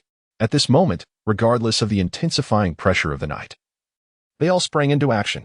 Even Chen Chong, resting on the 547th step, was jolted awake, staring blankly at the card in his hand, gasping as he discerned the muffled rumbling sound that had just resonated in that fleeting moment. It was the sound of bloodlines surging, the very sound he had previously yearned for and envied. Bai Su, situated at 553, felt the urgency even more acutely. He was separated from the path where Su Ming stood by a dense veil of mist. He could distinctly hear that muffled thunder, could palpably sense the terrifying speed of the person named Mo Su on the adjacent staircase. Not only the two of them, but the most anxious at this moment were the 5 individuals ranked from 4th to 8th, all of whom hailed from the Fengxian tribe. Though not as renowned as Chen Chong or Wu Shan, they were by no means commonplace. Yet now, their anxiety quickened their heartbeats, prompting them to rise from their rest and resume their ascent. But this was nighttime, the deep night when the pressure of Fengxian Mountain was at its zenith. Their climbing met with immense resistance. The sensation of overwhelming oppression was sufficient to drive a person to the brink of mental collapse. As everyone rose to their feet, before they could take but a few steps, their gazes fell upon the rankings displayed on their tokens. The initial shock transformed into sheer horror, causing their footsteps to halt one by one. Su Ming, with his long hair cascading freely, unbound by the grass rope, seemed to be animated by an unseen force. His eyes a fiery crimson, harboring a burning moon within. He advanced without a moment's pause, reaching the 471st step, his body resonating with an unrelenting roar. As bloodlines multiplied within him, he scarcely registered their increase, suddenly lifting his foot to take another step forward. The overwhelming pressure descending from the mountaintop bore down upon him like a multitude of mountains, rendering Su Ming nearly incapable of bearing it. Yet, his vital energy surged rapidly, moonlight enveloping him as he resolutely pressed on against the oppressive weight. 472, 483, 494, 506, 523, 537, 546. It was not until Su Ming stood upon the 546th step that he finally came to a halt, drenched in sweat, breathing heavily, yet his eyes remained steadfast and determined. His body continued to resonate, and at this moment of cessation, 87 bloodlines erupted chaotically across him, coalescing into a formidable aura that enveloped Su Ming entirely. 4th place, Mo Su, 546 steps. Before him stood only 3 individuals, while behind him lingered all others who had participated in this first trial. Though he could not survey all the mountains below or ascend to the pinnacle at this moment, Su Ming too stood upon a lofty peak. At this juncture, Chen Chong trembled slightly, though he could not see Su Ming. He felt an overwhelming aura emanating from the token in his hand, and his ears echoed with a thunderous sound that left him aghast. He could not perceive his opponent, yet there was an unsettling sensation that this individual instilled in him, more alarming than the presence of Bai Su. Perhaps it was precisely because he could not see him, and due to the enigma surrounding him, that Chen Chong felt an unusual and profound apprehension arise within his heart. Chen Chong appeared affable, yet deep down, he harbored a sense of pride. He could dismiss Bai Su, having relinquished the contest out of sheer fatigue and a disinclination to overly engage. Why should he exhaust himself unnecessarily? Primarily, he believed Bai Su was not a worthy adversary. What if someone surpassed him, without an aura that could evoke trepidation? All was rendered pale in comparison. In Chen Chong's eyes, among those he observed, only Yi Wang possessed such an aura. Now, however, He was astounded to discover that in the name of Mo Su, he sensed the very presence that only Yi Wang had previously exuded. Chen Chang's expression grew grave. His murmurs ceased, and he gradually revealed an aura befitting a formidable contender. He rose to his feet, gazing into the depths of the mist, where, in the hazy distance, he could discern a figure standing coldly upon the 546th step of a narrow pathway, head lifted towards the heavens, emanating an oppressive aura that Chen Chong regarded with utmost seriousness. In comparison to Chen Chong, Bai Su is evidently lacking in this regard. At this moment, his expression is fierce, exuding an air of ruthlessness as he fixates intently on the mist. He can even sense the silhouette concealed within. The faint sounds of breathing barely perceptible. Regardless of who you are, surpassing me, Bai Su, is an impossibility. Bai Su roars toward the mist, his voice merging with it and gradually dissipating. At this moment, on the lofty mountain, the last member of the Fengzhen tribe, after a brief silence, chooses to abandon the contest and depart. He understands that the trials of the first round do not require waiting until dawn. The decisive battle is now upon them. But this confrontation is one in which he cannot partake. This mountain is reserved for only a select few. He does not wish to be a mere backdrop, a green leaf in the shadows. It is better for him to leave. Recognizing the proper timing and knowing when to advance or retreat is, perhaps, a rarity among many. Yet those who rank among the top 20, the proud ones, mostly comprehend this truth. The strong are generally respectful of one another, even across different tribes. As this individual departs, gradually, after the fourth place, aside from Wu Shan and two others, the rest choose to forfeit, leaving this space for the current pinnacle of 4. After struggling for a while, Wu Shan also lets out a long sigh and decides to leave. The other two, reluctant yet hesitating, witness the exodus of their companions and ultimately choose to forfeit as well. As the tendrils of black mist emerge one after another in the quiet square during the deep night, no one pays them any mind. All present in the square gaze anxiously at the rankings on the statue.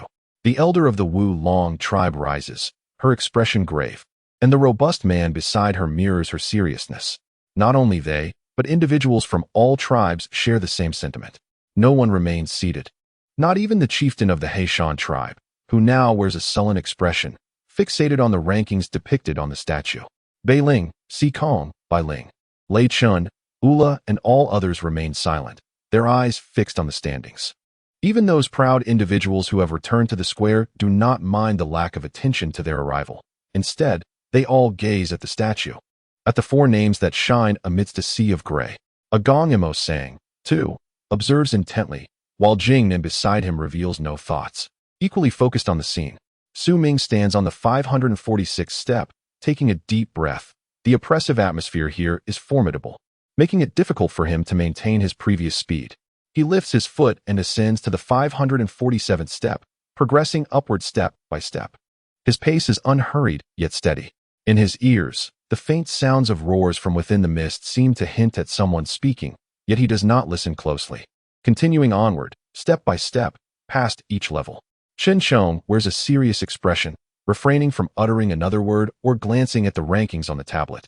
Instead, he is deeply focused, tearing open his garment to reveal a slightly thicker torso, and resolutely ascends, step by step. As for Bai Su, his countenance was exceedingly fierce, gritting his teeth against the formidable pressure bearing down upon him, enduring the oppressive pain emanating from within. With each determined stride upward, he constantly fixated on the rankings displayed on the token. First place was Yi Wang, at the 791st step. Second was Bai Su, at the 554th. Third was Chen Chong, at the 548th. And fourth was Mo Su, at the 547th. Among these 4, only Bai Su remained preoccupied with the rankings, while the other 3 were indifferent. Yi Wang paid no heed to any fluctuations, believing that his only rival was himself. Chen Chong, with his pride, subtly sensed the hidden momentum of Su Ming, which commanded his attention. Thus he refrained from glancing at the rankings, fearing it would disturb his focus. Su Ming, too, did not look, but resolutely ascended the steps, each footfall causing his body to tremble as beads of sweat poured forth, overwhelmed by the intense pressure. Yet, the tenacity inherent in his character, coupled with an indescribable determination, allowed him to stand firm against this oppressive force, akin to a sapling struggling against a tempest. Among all the beings on this earth who could glimpse the edge of the heavens, Su Ming gazed skyward, advancing steadily, murmuring softly. Volume 1 Life. If only it were as it was at first glance. Chapter 63, The Stage of Heart Refinement. The bright moon hung high in the sky, casting a unique glow that seemed different from any other night. The cloudless expanse allowed the moonlight to shine brilliantly upon the earth, creating a delicate veil between heaven and earth. From afar, it appeared enchanting. However, upon the towering, cloud-kissed mountain, this moonlight transformed into something fearsome. Beneath the moon's radiance, the mountain's oppressive force erupted with terrifying velocity, conjuring an invisible storm that distorted the entire peak. Those who dared to gaze upward from within its embrace would perceive a jarring twist in their surroundings. At this hour, the night was deep, marking the moment when the moonlight was at its zenith, coinciding with the pinnacle of the mountain's oppressive might. Standing on the more than 500 steps were Ming and his companions. Should the mountain be shrouded in mist, an observer from below might glimpse the trio, seemingly perched at the very edge of the sky, as if merely lifting their hands could brush against the heavens. Ascending beyond the 500 steps felt akin to entering the realm of the divine, a notion that resonated deeply with Yuan. Oblivious to the events unfolding outside and unaware of the struggles of his companions behind him, he was solely focused on his own journey, laboriously climbing with each heavy breath. Today, he aimed to conquer the 803rd step. With gritted teeth and a pride that could burn the eyes of onlookers, Yuan pressed forward. Under such oppressive pressure, without unwavering resolve, no one could ascend more than a few steps. Su possessed determination, yet within his persistence lay a seed of self-doubt. Otherwise, why would he glance at the ranking on the token in his hand after each step? 556, 557. Damn it. Chen Chong has surpassed me. He is now 558. A flicker of resentment crossed by Su's face as he gritted his teeth and took another step. Yet, as his foot fell, he felt a tremor coursing through his body, as if he had faintly heard a distant roar emanating from the pinnacle of the mountain. This roar was not one that could be produced by a mere human. It belonged to a beast. As the sound reverberated, Su trembled violently, a sharp pain piercing his chest as he coughed up blood, nearly losing his footing. His face turned pale. In that fleeting moment, he felt as though the mountain had transformed into an unseen beast, its gaping maw lunging toward him. Chen Chong, standing on the 558th step, also sensed this terrifying spectacle. Just as he prepared to ascend, his body convulsed violently. He raised his head sharply, bloodshot eyes glistening with blood seeping from the corner of his mouth. Ming, drenched in sweat, yet with unwavering determination in his gaze, continued his ascent. 548. 549. Upon reaching the 557th step, he too heard the indistinct roar echoing around him. The roar, imbued with an overwhelming sense of resentment, surged forth like a tempest, striking Ming with a force that rendered him momentarily rigid. A sharp pain pierced his chest, and he involuntarily spat out a mouthful of blood. The roar bore an oppressive weight, compelling all who heard it to submit. Yet, in that fleeting moment when blood stained his vision, the blood-red moon within Ming's eyes erupted with an intense brilliance, igniting into flames. He would not yield. Instinctively, Ming lifted his gaze towards the mountain's summit and unleashed a thunderous shout. His voice reverberated like thunder, echoing across the surroundings. As his long hair billowed and the fire within his eyes threatened to spill forth, with a determined step, he forcefully planted his right foot on the 558th step. As his foot struck the ground, a tremor coursed through his body, blue veins bulged, and blood surged, encapsulating an indescribable agony between the hues of crimson and azure. Yet, Ming remained resolute. He was determined to ascend to the 563rd step, to continue his meticulous control there. He would not relinquish this opportunity, nor would he allow his grandfather to feel disappointment. If Ming were to move, he would ensure it was a decision without regret. His sole purpose was to strive wholeheartedly, to fight for an existence devoid of remorse. 559, 560, 561. With each step he took, his body trembled violently, emitting sounds of unbearable strain, as if his flesh and bones were on the verge of being crushed.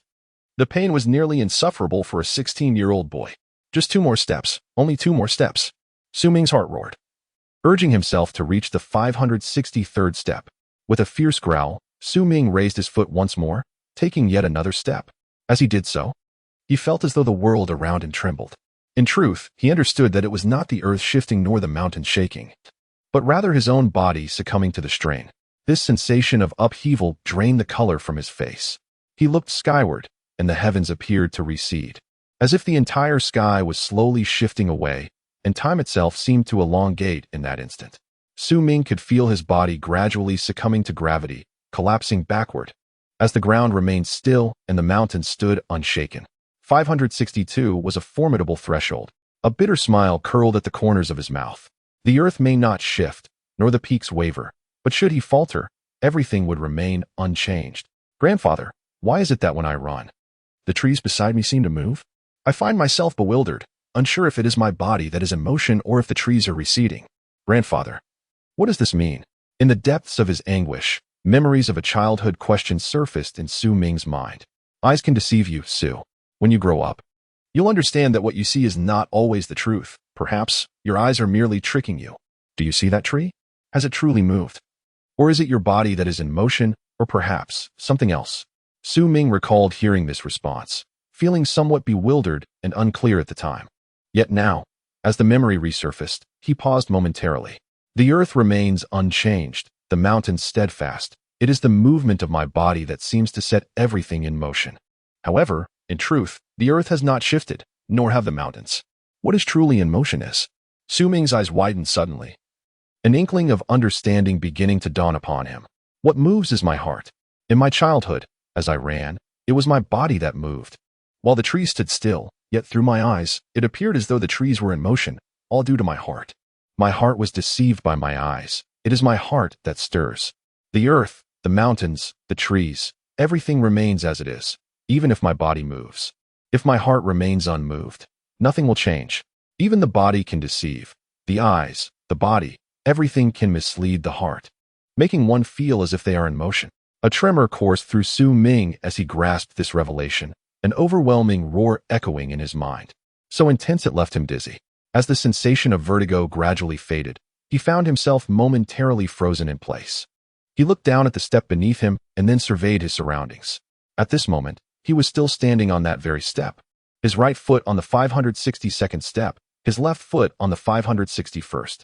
His body had remained unchanged throughout, without the slightest alteration. In silence, Ming lifted his left foot and fully stepped onto the 562nd step.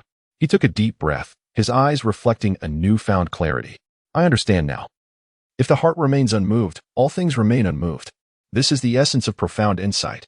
Ming murmured as he ascended to the 563rd step. Standing there, a smile broke upon his pale face as he slowly sat cross-legged, embarking on his first true journey of profound insight after this realization. This time, it would be entirely different from the previous 4 attempts, which had been executed in a state of confusion. The effort expended had merely been in manipulating the flow of energy and blood, exerting all his strength to control it, which was an external force. Now, enlightened, he understood that true profound insight does not rely on external forces to alter the speed of energy and blood circulation, but rather on the heart. When the heart moves, all moves. When the heart remains still, the energy and blood remain still. As Ming sat cross-legged, Bai Su emitted a reluctant roar, his right foot trembling, suspended at the 562nd step, yet no matter what, he could not bring himself to set it down. A profound sense of apprehension gripped him. He felt that if he took that step, he would be unable to bear the consequences. This feeling was intensely vivid, compelling him to halt, for he did not dare to take that risk. Chen Chong's demeanor was remarkably grave, a rare sight throughout his life. He stood at the 561st step, gazing at the 562nd, enveloped in silence for an extended period, having once heard tales of this tier.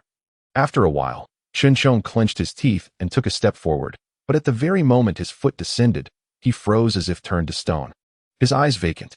As time relentlessly passed, after 7 breaths, Chen Chong coughed up a mouthful of fresh blood, collapsing between the 561st and 562nd steps.